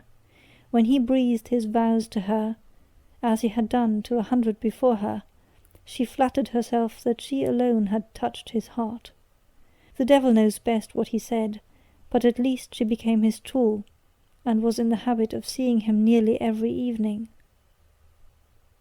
"I cannot and I will not believe it," cried the banker with an ashen face. "I will tell you, then, what occurred in your house last night. Your niece, when you had, as she thought, gone to your room, slipped down and talked to her lover through the window which leads into the stable lane. His footmarks had pressed right through the snow, so long had he stood there. She told him of the coronet. His wicked lust for gold kindled at the news, and he bent her to his will. I have no doubt that she loved you, but there are women in whom the love of a lover extinguishes all other loves, and I think that she must have been one. She had hardly listened to his instructions when she saw you coming downstairs, on which she closed the window rapidly, and told you about one of the servants' escapade with her wooden-legged lover, which was all perfectly true. Your boy, Arthur, went to bed after his interview with you, but he slept badly on account of his uneasiness about his club debts. In the middle of the night he heard a soft tread pass his door, so he rose and, looking out, was surprised to see his cousin walking very stealthily along the passage until she disappeared into your dressing-room. Petrified with astonishment, the lad slipped on some clothes and waited there in the dark to see what would come of this strange affair. Presently she emerged from the room again, and in the light of the passage lamp your son saw that she carried the precious coronet in her hands. She passed down the stairs, and he, thrilling with horror, ran along and slipped behind the curtain near your door, whence he could see what passed in the hall beneath. He saw her stealthily open the window, hand out the coronet to someone in the gloom, and then, closing it once more, hurry back to her room, passing quite close to where he stood, hid behind the curtain. As long as she was on the scene, he could not take any action without a horrible exposure of the woman whom he loved. But the instant that she was gone, he realized how crushing a misfortune this would be for you, and how all-important it was to set it right. He rushed down, just as he was, in his bare feet, opened the window, sprang out into the snow, and ran down the lane, where he could see a dark figure in the moonlight. Sir George Banwell tried to get away, but Arthur caught him, and there was a struggle between them, your lad tugging at one side of the coronet, and his opponent at the other. In the scuffle, your son struck Sir George and cut him over the eye. Then something suddenly snapped, and your son, finding that he had the coronet in his hands, rushed back, closed the window, ascended to your room, and had just observed that the coronet had been twisted in the struggle, and was endeavouring to straighten it, when you appeared upon the scene. "Is it possible?" gasped the banker. You then roused his anger by calling him names at a moment when he felt that you had deserved your warmest thanks. He could not explain the true state of affairs without betraying one who certainly deserved little enough consideration at his hands. He took the more chivalrous view, however, and preserved her secret. "And that was why she shrieked and fainted when she saw the coronet," cried Mr. Holder. "Oh my God, what a blind fool I have been! And his asking to be allowed to go out for 5 minutes. The dear fellow wanted to see if the missing piece were at the scene of the struggle. How cruelly I have misjudged him!" "When I arrived at the house," continued Holmes, "I at once went very carefully round it to observe if there were any traces in the snow which might help me. I knew that none had fallen since the evening before, and also that there had been a strong frost to preserve impressions. I passed along the tradesman's path, but found it all trampled down and indistinguishable. Just beyond, however, at the far side of the kitchen door, a woman had stood and talked with a man, whose round impressions on one side showed that he had a wooden leg. I could even tell that he had been disturbed, for the woman had run back swiftly to the door, as was shown by the deep toe and light heel marks, while Wooden Leg had waited a little and then had gone away. I thought at the time that this might be the maid and her sweetheart, of whom you had already spoken to me, and inquiry showed it was so. I passed round the garden without seeing anything more than random tracks, which I took to be the police, but when I got into the stable lane, a very long and complex story was written in the snow in front of me. There was a double line of tracks of a booted man, and a second double line, which I saw with delight, belonged to a man with naked feet. I was at once convinced from what you had told me that the latter was your son. The first had walked both ways, but the other had run swiftly, and as his tread was marked in places over the depression of the boot, it was obvious that he had passed after the other. I followed them up and found they led to the hall window, where Boots had worn all the snow away while waiting. Then I walked to the other end, which was 100 yards or more down the lane. I saw where Boots had faced round, where the snow was cut up as though there had been a struggle, and finally where a few drops of blood had fallen to show me that I was not mistaken. Boots had then run down the lane, and another little smudge of blood showed that it was he who had been hurt. When he came to the high road at the other end, I found that the pavement had been cleared, so there was an end to that clue. On entering the house, however, I examined, as you remember, the sill and framework of the hall window with my lens, and I could at once see that someone had passed out. I could distinguish the outline of an instep where the wet foot had been placed in coming in. I was then beginning to be able to form an opinion as to what had occurred. A man had waited outside the window. Someone had brought the gems. The deed had been overseen by your son. He had pursued the thief, had struggled with him. They had each tugged at the coronet, their united strength causing injuries which neither alone could have effected. He had returned with a prize, but had left a fragment in the grasp of his opponent. So far I was clear. The question now was, who was the man, and who was it brought him the coronet? It is an old maxim of mine, that when you have excluded the impossible, whatever remains, however improbable, must be the truth. Now I knew that it was not you who had brought it down, so there only remained your niece and the maids, and if it were the maids, why should your son allow himself to be accused in their place? There could be no possible reason.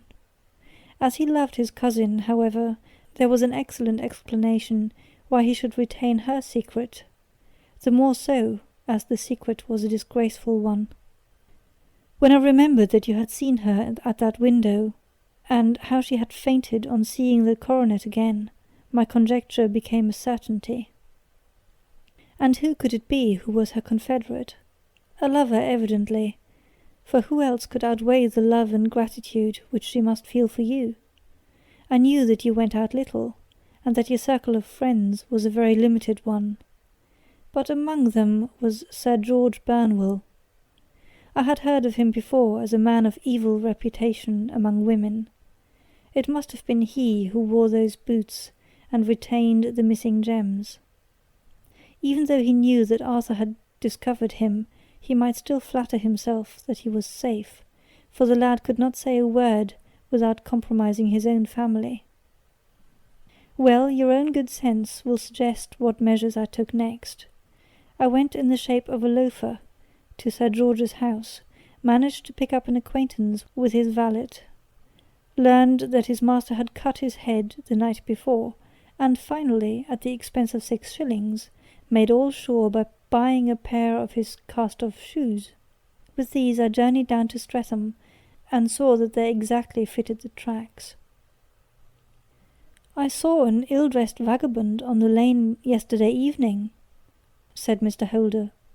"Precisely, it was I. I found that I had my man, so I came home and changed my clothes. It was a delicate part which I had to play then, for I saw that prosecution must be avoided to avert scandal, and I knew that so astute a villain would see that our hands were tied in the matter. I went and saw him. At first, of course, he denied everything. But when I gave him every particular that had occurred, he tried to bluster, and took down a life-preserver from the wall. I knew my man, however, and I clapped a pistol to his head before he could strike. Then he became a little more reasonable. I told him that we would give him a price for the stones he held, £1,000 apiece. That brought out the first signs of grief that he had shown. "Why, dash it all," said he, "I've let them go at 600 for the 3. I soon managed to get the address of the receiver who had them, on promising him that there would be no prosecution. Off I set to him, and after much chaffering I got our stones at £1,000 apiece. Then I looked in upon your son, told him that all was right, and eventually got to my bed at about 2 o'clock, after what I may call a really hard day's work. A day which has saved England from a great public scandal," said the banker, rising. "Sir, I cannot find words to thank you, but you shall not find me ungrateful for what you have done. Your skill has indeed exceeded all that I have heard of. And now I must fly to my dear boy to apologize to him for the wrong which I have done him. As to what you tell me of poor Mary, it goes to my very heart. Not even your skill can inform me where she is now." "I think that we may safely say," returned Holmes, "that she is wherever Sir George Burnwell is. It is equally certain, too, that whatever her sins are, they will soon receive a more than sufficient punishment." End of The Beryl Coronet. Read by Gesine in December 2006.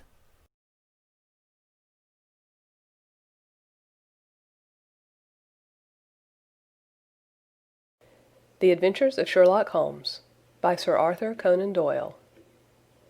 Adventure number 12. The Adventure of the Copper Beeches. "To the man who loves art for its own sake," remarked Sherlock Holmes, tossing aside the advertisement sheet of the Daily Telegraph, "it is frequently in its least important and lowliest manifestations that the keenest pleasure is to be derived. It is pleasant to me to observe, Watson, that you have so far grasped this truth, that in these little records of our cases, which you have been good enough to draw up, and, I am bound to say, occasionally to embellish, you have given prominence, not so much to the many causes célèbres and sensational trials in which I have figured, but rather to those incidents which may have been trivial in themselves, but which have given room for those faculties of deduction and of logical synthesis, which I have made my special province." "And yet," said I, smiling, "I cannot quite hold myself absolved from the charge of sensationalism which has been urged against my records." "You have erred, perhaps," he observed, taking up a glowing cinder with the tongs, and lighting with it the long cherry-wood pipe which was wont to replace his clay when he was in a disputatious rather than a meditative mood. "You have erred, perhaps, in attempting to put color and life into each of your statements, instead of confining yourself to the task of placing upon record that severe reasoning from cause to effect which is really the only notable feature about the thing." "It seems to me that I have done you full justice in the matter," I remarked with some coldness, for I was repelled by the egotism which I had more than once observed to be a strong factor in my friend's singular character. "No, it is not selfishness or conceit," said he, answering, as was his wont, my thoughts rather than my words. "If I claim full justice for my art, it is because it is an impersonal thing, a thing beyond myself. Crime is common. Logic is rare. Therefore it is upon the logic rather than upon the crime that you should dwell. You have degraded what should have been a course of lectures into a series of tales." It was a cold morning of the early spring, and we sat after breakfast on either side of a cheery fire in the old room at Baker Street. A thick fog rolled down between the lines of dun-colored houses, and the opposing windows loomed like dark, shapeless blurs through the heavy yellow wreaths. Our gas was lit and shone on the white cloth and glimmer of china and metal, for the table had not been cleared yet. Sherlock Holmes had been silent all the morning, dipping continuously into the advertisement columns of a succession of papers, until at last, having apparently given up his search, he had emerged in no very sweet temper to lecture me upon my literary shortcomings. "At the same time," he remarked after a pause, during which he had sat puffing at his long pipe and gazing down into the fire. "You can hardly be open to a charge of sensationalism, for out of those cases which you have been so kind as to interest yourself in, a fair proportion do not treat of crime in its legal sense at all.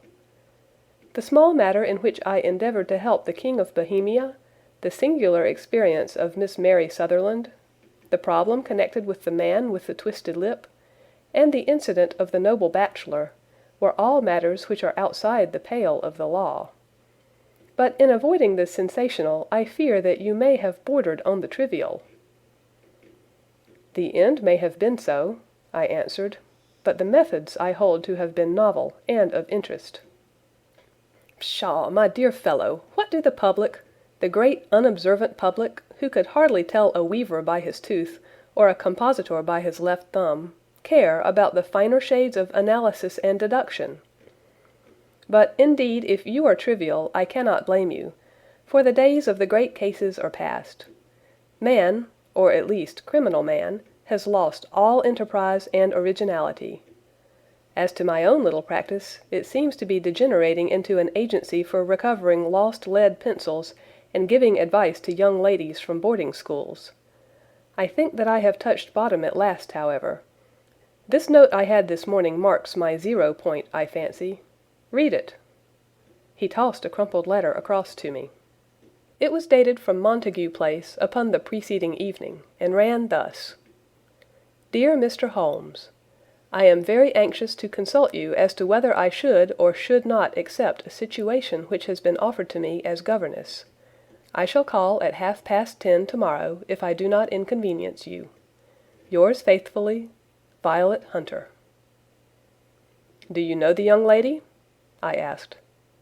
"Not I." "It is 10:30 now." "Yes, and I have no doubt that is her ring." "It may turn out to be of more interest than you think. You remember that the affair of the Blue Carbuncle, which appeared to be a mere whim at first, developed into a serious investigation. It may be so in this case also." "Well, let us hope so. But our doubts will very soon be solved, for here, unless I am much mistaken, is the person in question." As he spoke, the door opened, and a young lady entered the room. She was plainly but neatly dressed, with a bright, quick face, freckled like a plover's egg, and with the brisk manner of a woman who has had her own way to make in the world. "You will excuse my troubling you, I am sure," said she, as my companion rose to greet her. "But I have had a very strange experience, and as I have no parents or relations of any sort from whom I could ask advice, I thought that perhaps you would be kind enough to tell me what I should do." "Pray take a seat, Miss Hunter. I shall be happy to do anything that I can to serve you." I could see that Holmes was favorably impressed by the manner and speech of his new client. He looked her over in his searching fashion, and then composed himself, with his lids drooping and his fingertips together, to listen to her story. "I have been a governess for 5 years," said she, "in the family of Colonel Spence Monroe. But 2 months ago the Colonel received an appointment at Halifax, in Nova Scotia, and took his children over to America with him, so that I found myself without a situation. I advertised, and I answered advertisements, but without success. At last the little money which I had saved began to run short, and I was at my wits' end as to what I should do. There is a well-known agency for governesses in the West End called Westaways, and there I used to call about once a week in order to see whether anything had turned up which might suit me. Westaway was the name of the founder of the business, but it is really managed by Miss Stoper. She sits in her own little office, and the ladies who are seeking employment wait in an anteroom, and are then shown in one by one, when she consults her ledgers and sees whether she has anything which would suit them. Well, when I called last week, I was shown into the little office as usual, but I found that Miss Stoper was not alone. A prodigiously stout man with a very smiling face and a great heavy chin which rolled down in fold upon fold over his throat, sat at her elbow with a pair of glasses on his nose, looking very earnestly at the ladies who entered. As I came in, he gave quite a jump in his chair, and turned quickly to Miss Stoper. "That will do," said he. "I could not ask for anything better. Capital, capital!" He seemed quite enthusiastic, and rubbed his hands together in the most genial fashion. He was such a comfortable-looking man that it was quite a pleasure to look at him. "You are looking for a situation, miss?" he asked. "Yes, sir." "As governess?" "Yes, sir." "And what salary do you ask?"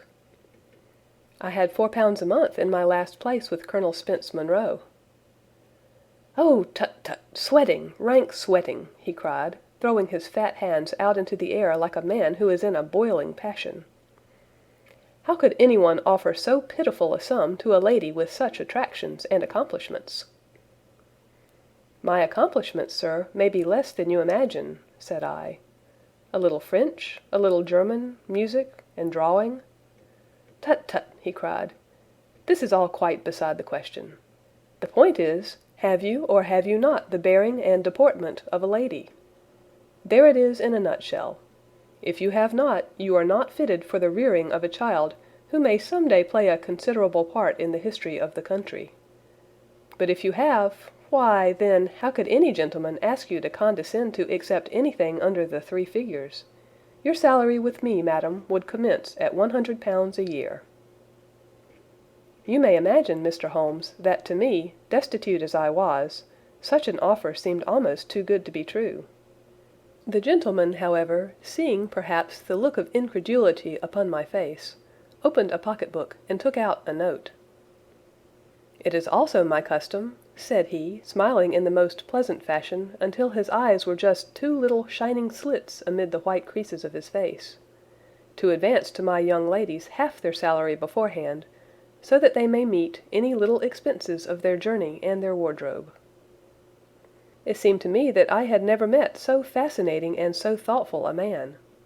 As I was already in debt to my tradesmen, the advance was a great convenience, and yet there was something unnatural about the whole transaction which made me wish to know a little more before I quite committed myself.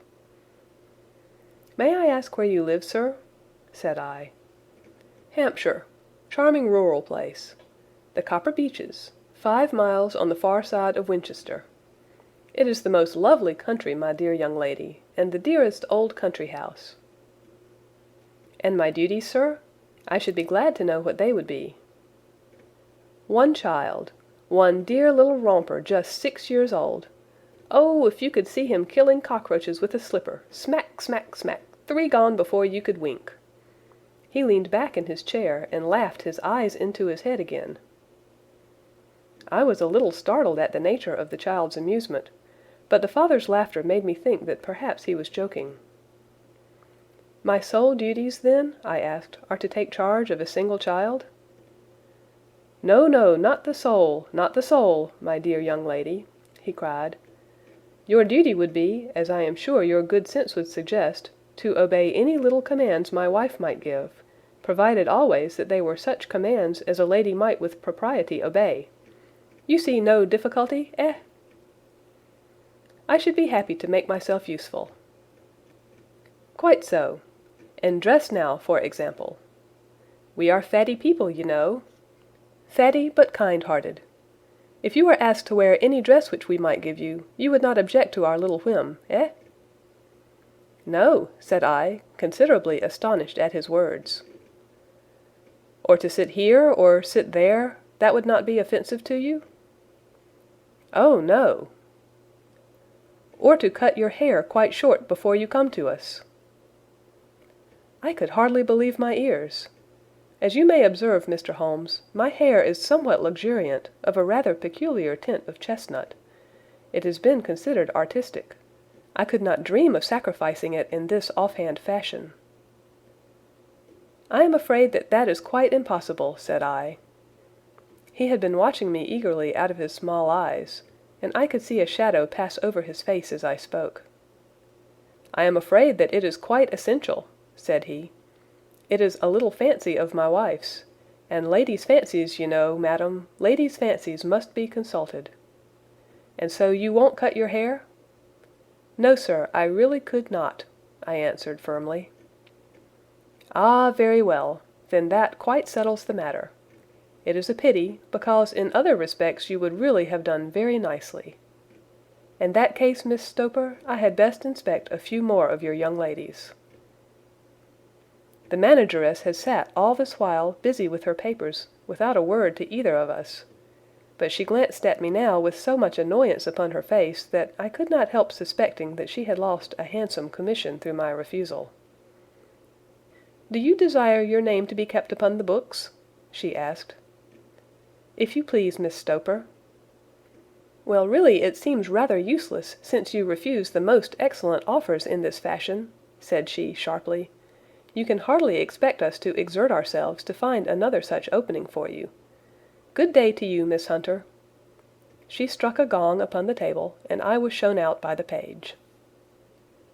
Well, Mr. Holmes, when I got back to my lodgings and found little enough in the cupboard, and 2 or 3 bills upon the table, I began to ask myself whether I had not done a very foolish thing.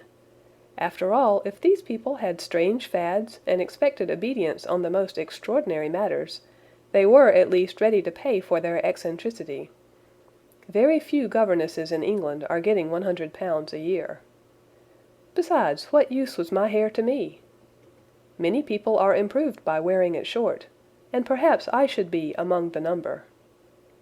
Next day I was inclined to think that I had made a mistake, and by the day after I was sure of it. I had almost overcome my pride so far as to go back to the agency and inquire whether the place was still open, when I received this letter from the gentleman himself. I have it here, and I will read it to you. The Copper Beeches, near Winchester.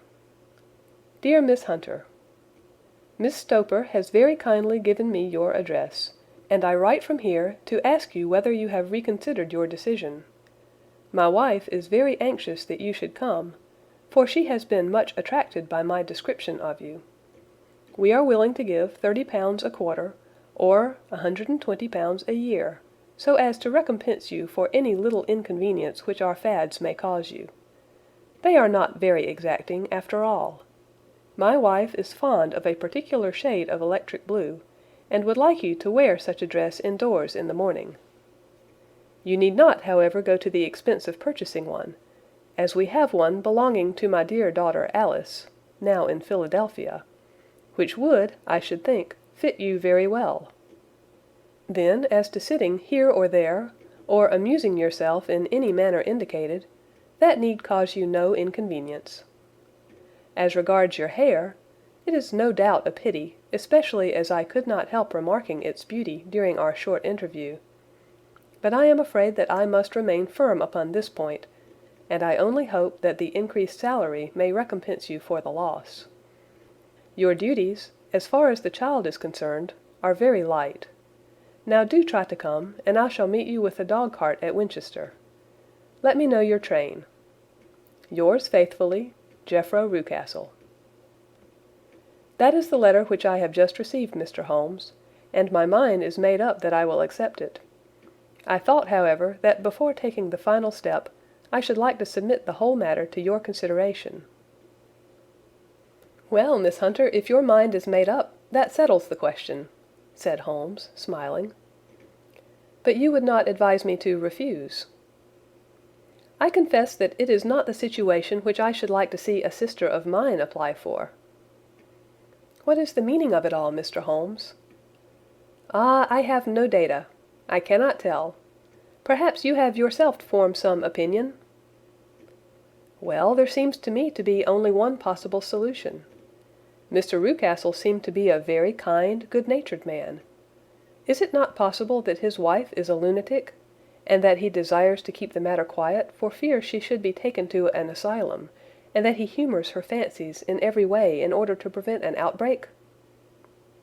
That is a possible solution. In fact, as matters stand, it is the most probable one. But in any case, it does not seem to be a nice household for a young lady. But the money, Mr. Holmes, the money! Well, yes, of course, the pay is good, too good. That is what makes me uneasy. Why should they give you £120 a year when they could have their pick for £40? There must be some strong reason behind. I thought that if I told you the circumstances you would understand afterwards if I wanted your help. I should feel so much stronger if I felt that you are at the back of me." "Oh, you may carry that feeling away with you. I assure you that your little problem promises to be the most interesting which has come my way for some months. There is something distinctly novel about some of the features. If you should find yourself in doubt or in danger—" "Danger? What danger do you foresee?" Holmes shook his head gravely. "It would cease to be a danger if we could define it," said he. "But at any time, day or night, a telegram would bring me down to your help." "That is enough." She rose briskly from her chair with the anxiety all swept from her face. "I shall go down to Hampshire quite easy in my mind now. I shall write to Mr. Rucastle at once, sacrifice my poor hair tonight, and start for Winchester tomorrow." With a few grateful words to Holmes, she bade us both good night and bustled off upon her way. "At least," said I as we heard her quick, firm steps descending the stairs, "she seems to be a young lady who is very well able to take care of herself." "And she would need to be," said Holmes gravely. "I am much mistaken if we do not hear from her before many days are past." It was not very long before my friend's prediction was fulfilled. A fortnight went by, during which I frequently found my thoughts turning in her direction, and wondering what strange side alley of human experience this lonely woman had strayed into. The unusual salary, the curious conditions, the light duties, all pointed to something abnormal, though whether a fad or a plot, or whether the man were a philanthropist or a villain, it was quite beyond my powers to determine. As to Holmes, I observed that he sat frequently for half an hour on end, with knitted brows and an abstracted air, but he swept the matter away with a wave of his hand when I mentioned it. "Data, data, data!" he cried impatiently. "I can't make bricks without clay." And yet he would always wind up by muttering that no sister of his should ever have accepted such a situation. The telegram which we eventually received came late one night, just as I was thinking of turning in, and Holmes was settling down to one of those all-night chemical researches which he frequently indulged in, when I would leave him stooping over a retort and a test tube at night, and find him in the same position when I came down to breakfast in the morning. He opened the yellow envelope, and then, glancing at the message, threw it across to me. "Just look up the trains in Bradshaw," said he, and turned back to his chemical studies. The summons was a brief and urgent one. "Please be at the Black Swan Hotel at Winchester at midday tomorrow," it said. "Do come. I am at my wits' end. Hunter." "Will you come with me?" asked Holmes, glancing up. "I should wish to." "Just look it up, then." "There is a train at 9:30, said I, glancing over my Bradshaw. "It is due at Winchester at 11:30. "That will do very nicely. Then perhaps I had better postpone my analysis of the acetones, as we may need to be at our best in the morning." By 11 o'clock the next day we were well upon our way to the old English capital. Holmes had been buried in the morning papers all the way down, but after we had passed the Hampshire border he threw them down and began to admire the scenery. It was an ideal spring day, a light blue sky, flecked with little fleecy white clouds drifting across from west to east. The sun was shining very brightly, and yet there was an exhilarating nip in the air which set an edge to a man's energy. All over the countryside, away to the rolling hills around Aldershot, the little red and grey roofs of the farmsteadings peeped out from amid the light green of the new foliage. "Are they not fresh and beautiful?" I cried with all the enthusiasm of a man fresh from the fogs of Baker Street. But Holmes shook his head gravely. "Do you know, Watson," said he, "that it is one of the curses of a mind with a turn like mine, that I must look at everything with reference to my own special subject. You look at these scattered houses, and you are impressed by their beauty. I look at them, and the only thought which comes to me is a feeling of their isolation, and of the impunity with which crime may be committed there." "Good heavens!" I cried. "Who would associate crime with these dear old homesteads?" "They always fill me with a certain horror.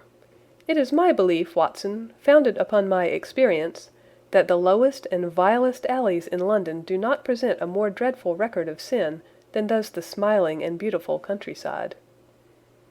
You horrify me. But the reason is very obvious. The pressure of public opinion can do in the town what the law cannot accomplish.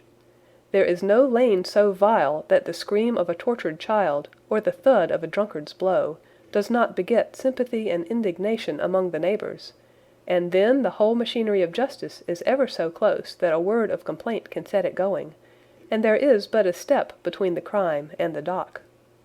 But look at these lonely houses, each in its own fields, filled for the most part with poor ignorant folk who know little of the law. Think of the deeds of hellish cruelty, the hidden wickedness which may go on year in, year out in such places, and none the wiser. Had this lady who appeals to us for help gone to live in Winchester, I should never have had a fear for her. It is the 5 miles of country which makes the danger. Still, it is clear that she is not personally threatened. No, if she can come to Winchester to meet us, she can get away. Quite so. She has her freedom. What can be the matter, then? Can you suggest no explanation? I have devised 7 separate explanations, each of which would cover the facts as far as we know them. But which of these is correct can only be determined by the fresh information which we shall no doubt find waiting for us. Well, there is the tower of the cathedral, and we shall soon learn all that Miss Hunter has to tell. The Black Swan is an inn of repute in the High Street, at no distance from the station, and there we found the young lady waiting for us. She had engaged a sitting-room, and our lunch awaited us upon the table. "I am so delighted that you have come," she said earnestly. "It is so very kind of you both, but indeed I do not know what I should do. Your advice will be altogether invaluable to me. Pray tell us what has happened to you." "I will do so, and I must be quick, for I have promised Mr. Rucastle to be back before 3. I got his leave to come into town this morning, though he little knew for what purpose." Let us have everything in its due order. Holmes thrust his long, thin legs out towards the fire, and composed himself to listen. "In the first place, I may say that I have met, on the whole, with no actual ill treatment from Mr. and Mrs. Rucastle. It is only fair to them to say that. But I cannot understand them, and I am not easy in my mind about them." "What can you not understand?" "Their reasons for their conduct. But you shall have it all just as it occurred. When I came down, Mr. Rucastle met me here, and drove me in his dog-cart to the Copper Beeches. It is, as he said, beautifully situated, but it is not beautiful in itself, for it is a large square block of a house, whitewashed, but all stained and streaked with damp and bad weather. There are grounds round it, woods on 3 sides, and on the 4th a field which slopes down to the Southampton high road, which curves past about 100 yards from the front door. This ground in front belongs to the house, but the woods all round are part of Lord Southerton's preserves. A clump of copper beeches immediately in front of the hall door has given its name to the place. I was driven over by my employer, who was as amiable as ever, and was introduced by him that evening to his wife and the child. There was no truth, Mr. Holmes, in the conjecture which seemed to us to be probable in your rooms at Baker Street. Mrs. Rucastle is not mad. I found her to be a silent, pale-faced woman, much younger than her husband, and not more than 30, I should think, while he can hardly be less than 45. From their conversation I have gathered that they have been married about 7 years, that he was a widower, and that his only child by the first wife was the daughter who has gone to Philadelphia. Mr. Rucastle told me in private that the reason why she had left them was that she had an unreasoning aversion to her stepmother. As the daughter could not have been less than 20, I can quite imagine that her position must have been uncomfortable with her father's young wife. Mrs. Rucastle seemed to me to be colourless in mind as well as in feature. She impressed me neither favourably nor the reverse. She was a nonentity. It was easy to see that she was passionately devoted both to her husband and to her little son. Her light grey eyes wandered continually from one to the other, noting every little want, and forestalling it if possible. He was kind to her also in his bluff, boisterous fashion, and on the whole they seemed to be a happy couple. And yet she had some secret sorrow, this woman. She would often be lost in deep thought, with the saddest look upon her face. More than once I have surprised her in tears. I have thought sometimes that it was the disposition of her child which weighed upon her mind, for I have never met so utterly spoiled and so ill-natured a little creature. He is small for his age, with a head which is quite disproportionately large. His whole life appears to be spent in an alternation between savage fits of passion and gloomy intervals of sulking. Giving pain to any creature weaker than himself seems to be his one idea of amusement, and he shows quite remarkable talent in planning the capture of mice, little birds, and insects. But I would rather not talk about the creature, Mr. Holmes, and indeed he has little to do with my story. "I am glad of all details," remarked my friend, "whether they seem to you to be relevant or not." "I shall try not to miss anything of importance. The one unpleasant thing about the house, which struck me at once, was the appearance and conduct of the servants. There are only two, a man and his wife. Toller, for that is his name, is a rough, uncouth man, with grizzled hair and whiskers, and a perpetual smell of drink. Twice since I have been with him he has been quite drunk, and yet Mr. Rucastle seemed to take no notice of it. His wife is a very tall and strong woman with a sour face, as silent as Mrs. Rucastle, and much less amiable. They are a most unpleasant couple, but fortunately I spend most of my time in the nursery and my own room, which are next to each other in one corner of the building. For 2 days after my arrival at the Copper Beeches my life was very quiet. On the third, Mrs. Rucastle came down just after breakfast, and whispered something to her husband. "Oh, yes," said he, turning to me. "We are very much obliged to you, Miss Hunter, for falling in with our whims so far as to cut your hair. I assure you that it has not detracted in the tiniest iota from your appearance. We shall now see how the electric blue dress will become you. You will find it laid out upon the bed in your room, and if you will be so good as to put it on, we should both be extremely obliged." The dress which I found waiting for me was of a peculiar shade of blue. It was of excellent material, a sort of beige, but it bore unmistakable signs of having been worn before. It could not have been a better fit if I had been measured for it. Both Mr. and Mrs. Rucastle expressed a delight at the look of it, which seemed quite exaggerated in its vehemence.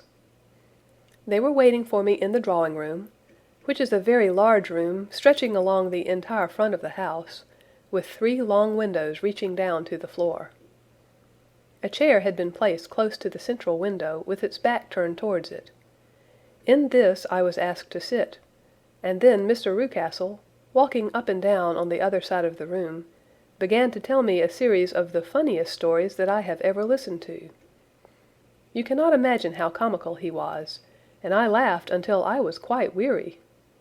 Mrs. Rucastle, however, who has evidently no sense of humour, never so much as smiled, but sat with her hands in her lap, and a sad, anxious look upon her face.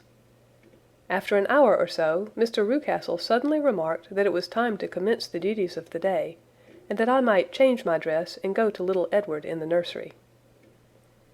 2 days later this same performance was gone through under exactly similar circumstances.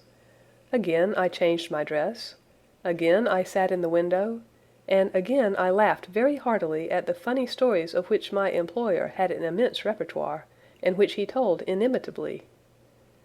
Then he handed me a yellow-backed novel, and moving my chair a little sideways that my own shadow might not fall upon the page, he begged me to read aloud to him. I read for about 10 minutes, beginning in the heart of a chapter, and then suddenly, in the middle of a sentence, he ordered me to cease and to change my dress. You can easily imagine, Mr. Holmes, how curious I became as to what the meaning of this extraordinary performance could possibly be. They were always very careful, I observed, to turn my face away from the window, so that I became consumed with the desire to see what was going on behind my back. At first it seemed to be impossible, but I soon devised a means. My hand mirror had been broken, so a happy thought seized me, and I concealed a piece of the glass in my handkerchief. On the next occasion, in the midst of my laughter, I put my handkerchief up to my eyes, and was able with a little management to see all that there was behind me. I confess that I was disappointed. There was nothing. At least, that was my first impression. At the second glance, however, I perceived that there was a man standing in the Southampton Road, a small bearded man in a grey suit, who seemed to be looking in my direction. The road is an important highway, and there are usually people there. This man, however, was leaning against the railings which bordered our field, and was looking earnestly up. I lowered my handkerchief and glanced at Mrs. Rucastle, to find her eyes fixed upon me with a most searching gaze.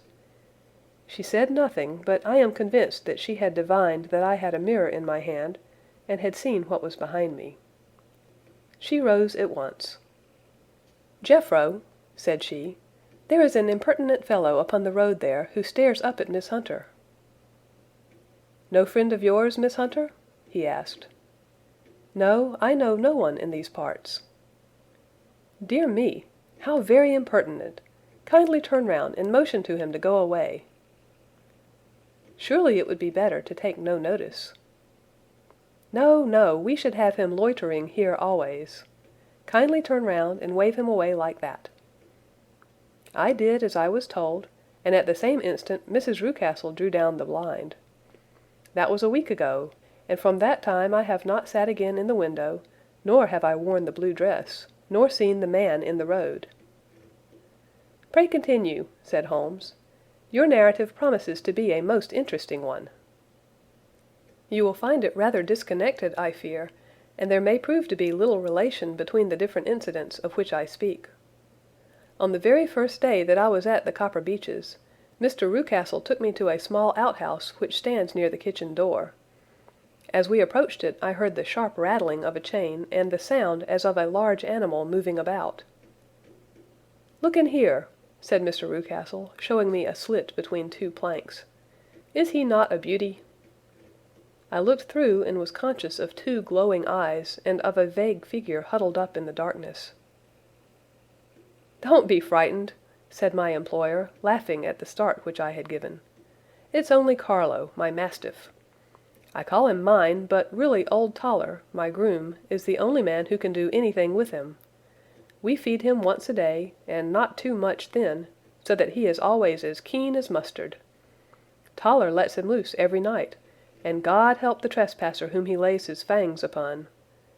For goodness' sake, don't you ever on any pretext set your foot over the threshold at night, for it's as much as your life is worth." The warning was no idle one, for 2 nights later I happened to look out of my bedroom window about 2 o'clock in the morning. It was a beautiful moonlight night, and the lawn in front of the house was silvered over and almost as bright as day. I was standing, wrapped in the peaceful beauty of the scene, when I was aware that something was moving under the shadow of the Copper Beeches. As it emerged into the moonshine, I saw what it was. It was a giant dog, as large as a calf, tawny tinted, with hanging jowl, black muzzle, and huge projecting bones. It walked slowly across the lawn and vanished into the shadow upon the other side. That dreadful sentinel sent a chill to my heart which I do not think that any burglar could have done. And now I have a very strange experience to tell you. I had, as you know, cut off my hair in London, and I had placed it in a great coil at the bottom of my trunk. One evening, after the child was in bed, I began to amuse myself by examining the furniture of my room, and by rearranging my own little things. There was an old chest of drawers in the room, the 2 upper ones empty and open, the lower one locked. I had filled the first 2 with my linen, and as I had still much to pack away, I was naturally annoyed at not having the use of the 3rd drawer. It struck me that it might have been fastened by a mere oversight, so I took out my bunch of keys and tried to open it. The very first key fitted to perfection, and I drew the drawer open. There was only one thing in it, but I am sure that you would never guess what it was. It was my coil of hair. I took it up and examined it. It was of the same peculiar tint, and the same thickness. But then the impossibility of the thing obtruded itself upon me. How could my hair have been locked in the drawer? With trembling hands I undid my trunk, turned out the contents, and drew from the bottom my own hair. I laid the two tresses together, and I assure you that they were identical. Was it not extraordinary? Puzzle as I would, I could make nothing at all of what it meant.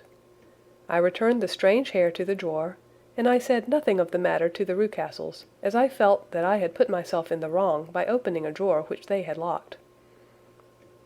I am naturally observant, as you may have remarked, Mr. Holmes, and I soon had a pretty good plan of the whole house in my head. There was one wing, however, which appeared not to be inhabited at all. A door which faced that which led into the quarters of the Tollers opened into this suite, but it was invariably locked.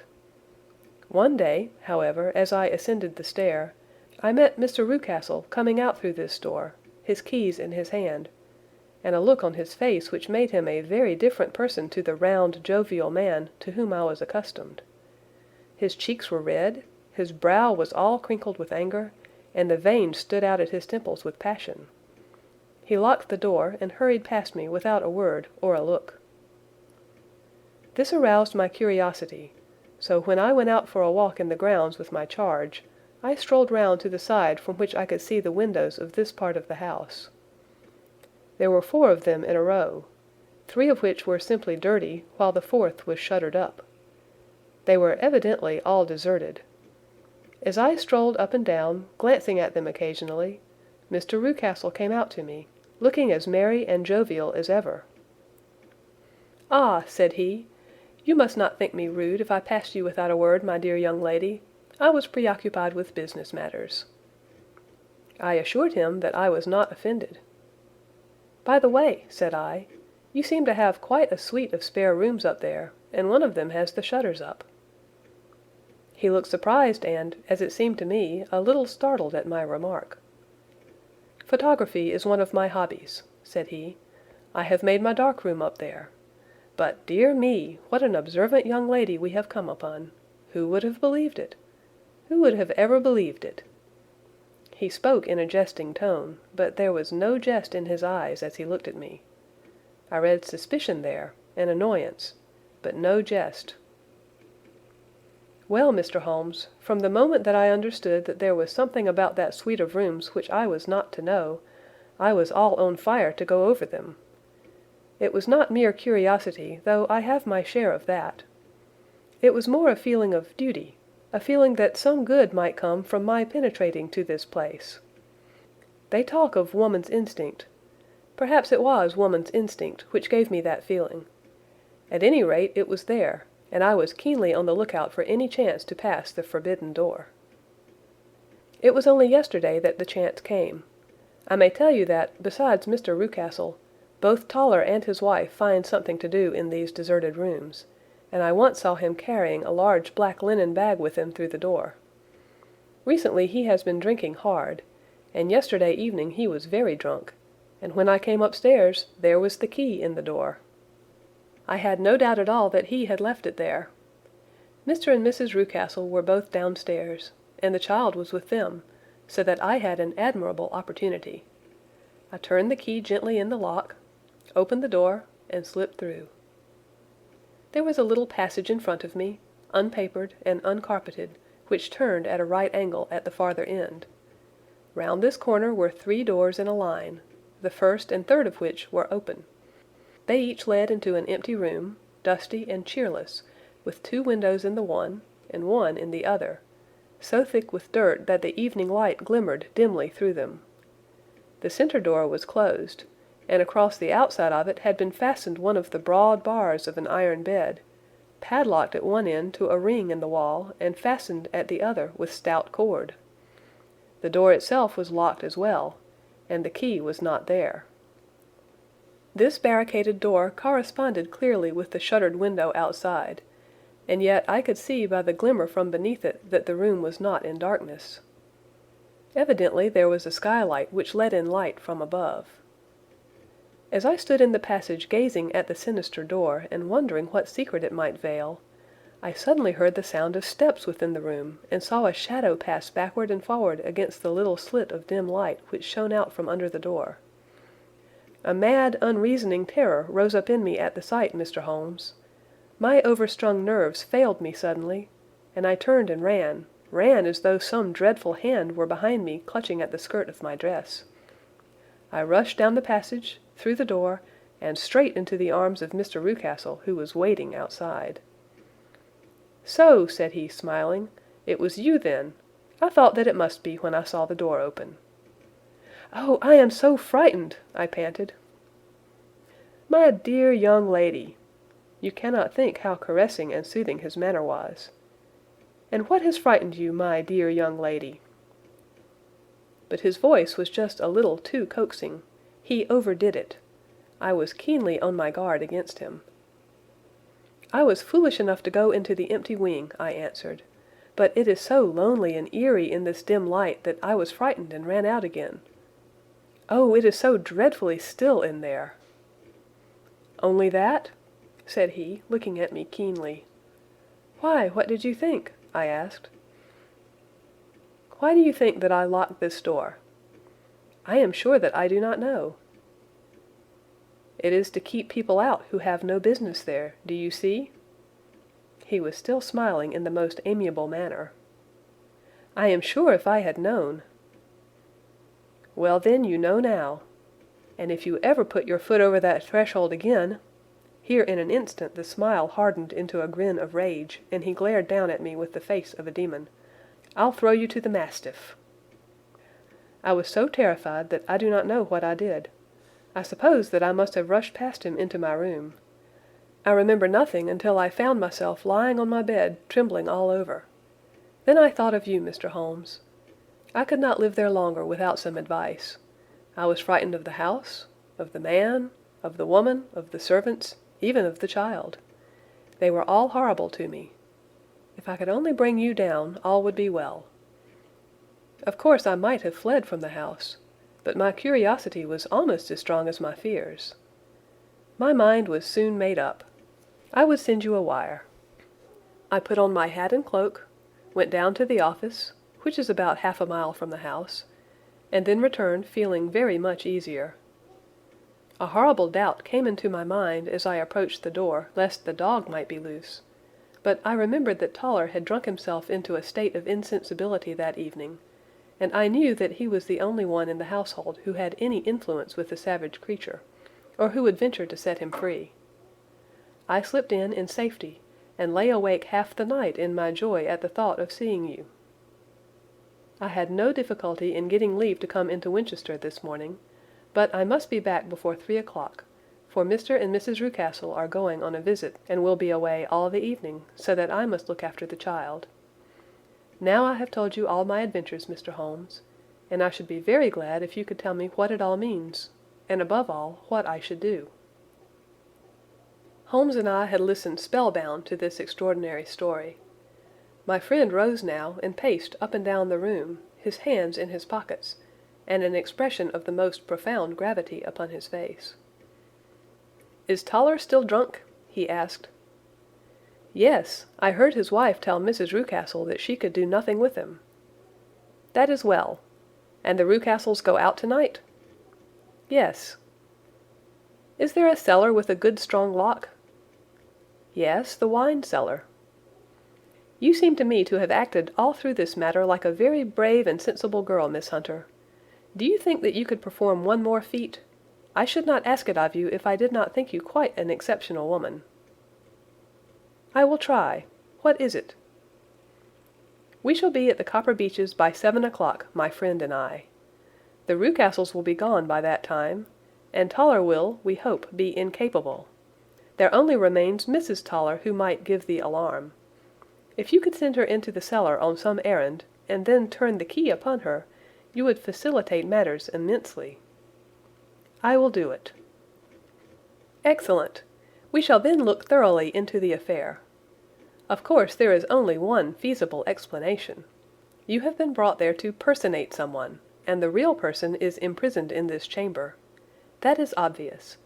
As to who this prisoner is, I have no doubt that it is the daughter, Miss Alice Rucastle, if I remember right, who is said to have gone to America. You were chosen, doubtless, as resembling her in height, figure, and the color of her hair. Hers had been cut off, very possibly in some illness through which she has passed, and so, of course, yours had to be sacrificed also. By a curious chance you came upon her tresses. The man in the road was undoubtedly some friend of hers, possibly her fiancé, and no doubt, as you wore the girl's dress and were so like her, he was convinced from your laughter, whenever he saw you, and afterwards from your gesture, that Miss Rucastle was perfectly happy and that she no longer desired his attentions. The dog is let loose at night to prevent him from endeavoring to communicate with her. So much is fairly clear. The most serious point in the case is the disposition of the child. "What on earth has that to do with it?" I ejaculated. "My dear Watson, you as a medical man are continually gaining light as to the tendencies of a child by the study of the parents. Don't you see that the converse is equally valid? I have frequently gained my first real insight into the character of parents by studying their children. This child's disposition is abnormally cruel, merely for cruelty's sake, and whether he derives this from his smiling father, as I should suspect, or from his mother, it bodes evil for the poor girl who is in their power." "I am sure that you are right, Mr. Holmes," cried our client. "A thousand things come back to me which make me certain that you have hit it. Oh, let us lose not an instant in bringing help to this poor creature." "We must be circumspect, for we are dealing with a very cunning man.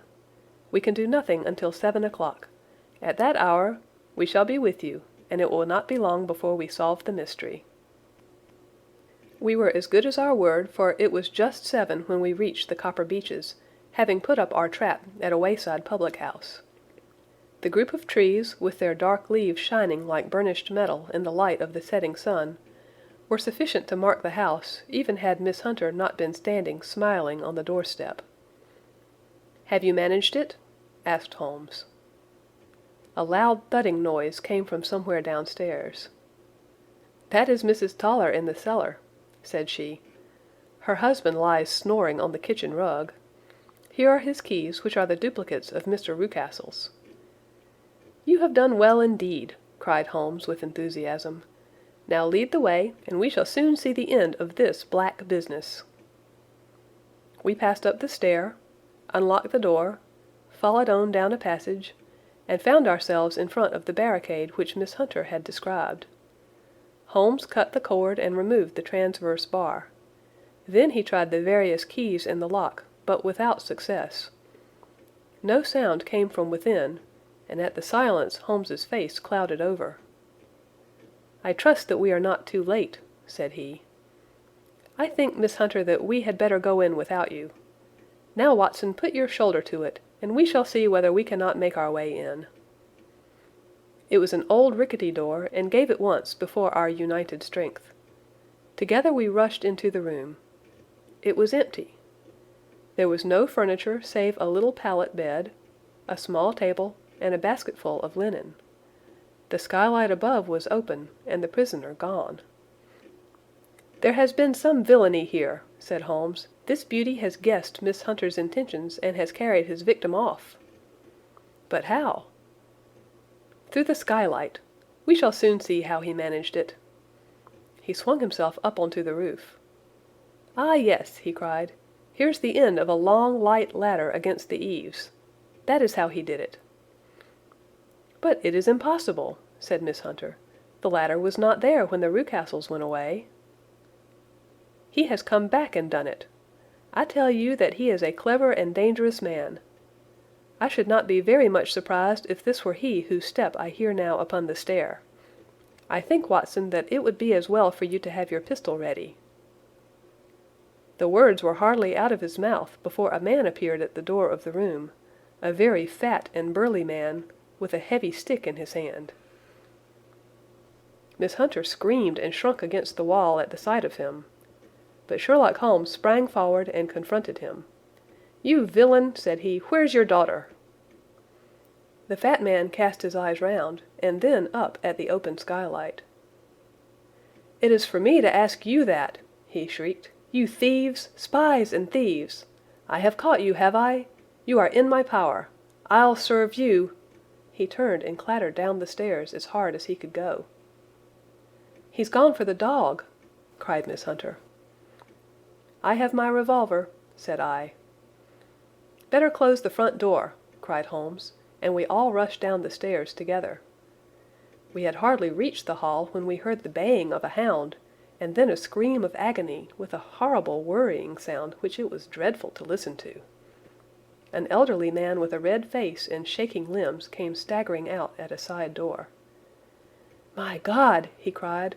"Someone has loosed the dog. It's not been fed for 2 days. Quick, quick, or it'll be too late." Holmes and I rushed out and round the angle of the house, with Toller hurrying behind us. There was the huge famished brute, its black muzzle buried in Rucastle's throat, while he writhed and screamed upon the ground. Running up, I blew its brains out, and it fell over with its keen white teeth still meeting in the great creases of his neck. With much labor we separated them, and carried him, living but horribly mangled, into the house. We laid him upon the drawing-room sofa, and having dispatched the sobered Toller to bear the news to his wife, I did what I could to relieve his pain. We were all assembled round him when the door opened, and a tall, gaunt woman entered the room. "Mrs. Toller!" cried Miss Hunter. "Yes, miss. Mr. Rucastle let me out, when he came back before he went up to you. Ah, miss, it is a pity you didn't let me know what you were planning, for I would have told you that your pains were wasted." "Ha!" said Holmes, looking keenly at her. "It is clear that Mrs. Toller knows more about this matter than anyone else." "Yes, sir, I do, and I am ready enough to tell what I know." "Then pray sit down, and let us hear it, for there are several points on which I must confess that I am still in the dark." "I will soon make it clear to you," said she, "and I'd have done so before now, if I could have got out from the cellar. If there's police court business over this, you'll remember that I was the one that stood your friend, and that I was Miss Alice's friend too. She was never happy at home, Miss Alice wasn't, from the time that her father married again. She was slighted like, and had no say in anything, but it never really became bad for her until after she met Mr. Fowler at a friend's house.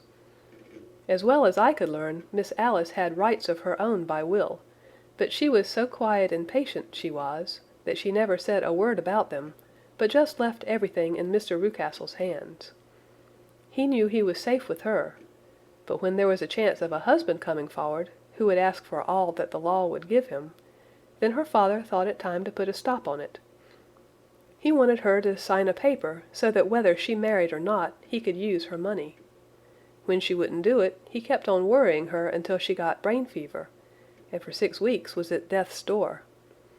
Then she got better at last, all worn to a shadow, and with her beautiful hair cut off.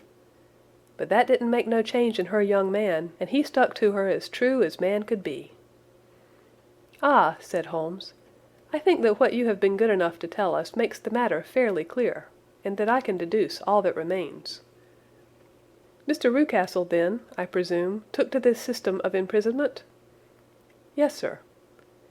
"And brought Miss Hunter down from London in order to get rid of the disagreeable persistence of Mr. Fowler?" "That was it, sir."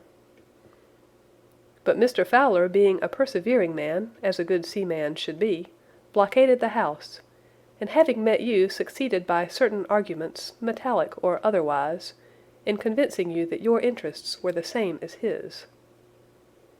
"Mr. Fowler was a very kind-spoken, free-handed gentleman," said Mrs. Toller serenely. "And in this way he managed that your good man should have no want of drink, and that a ladder should be ready at the moment when your master had gone out.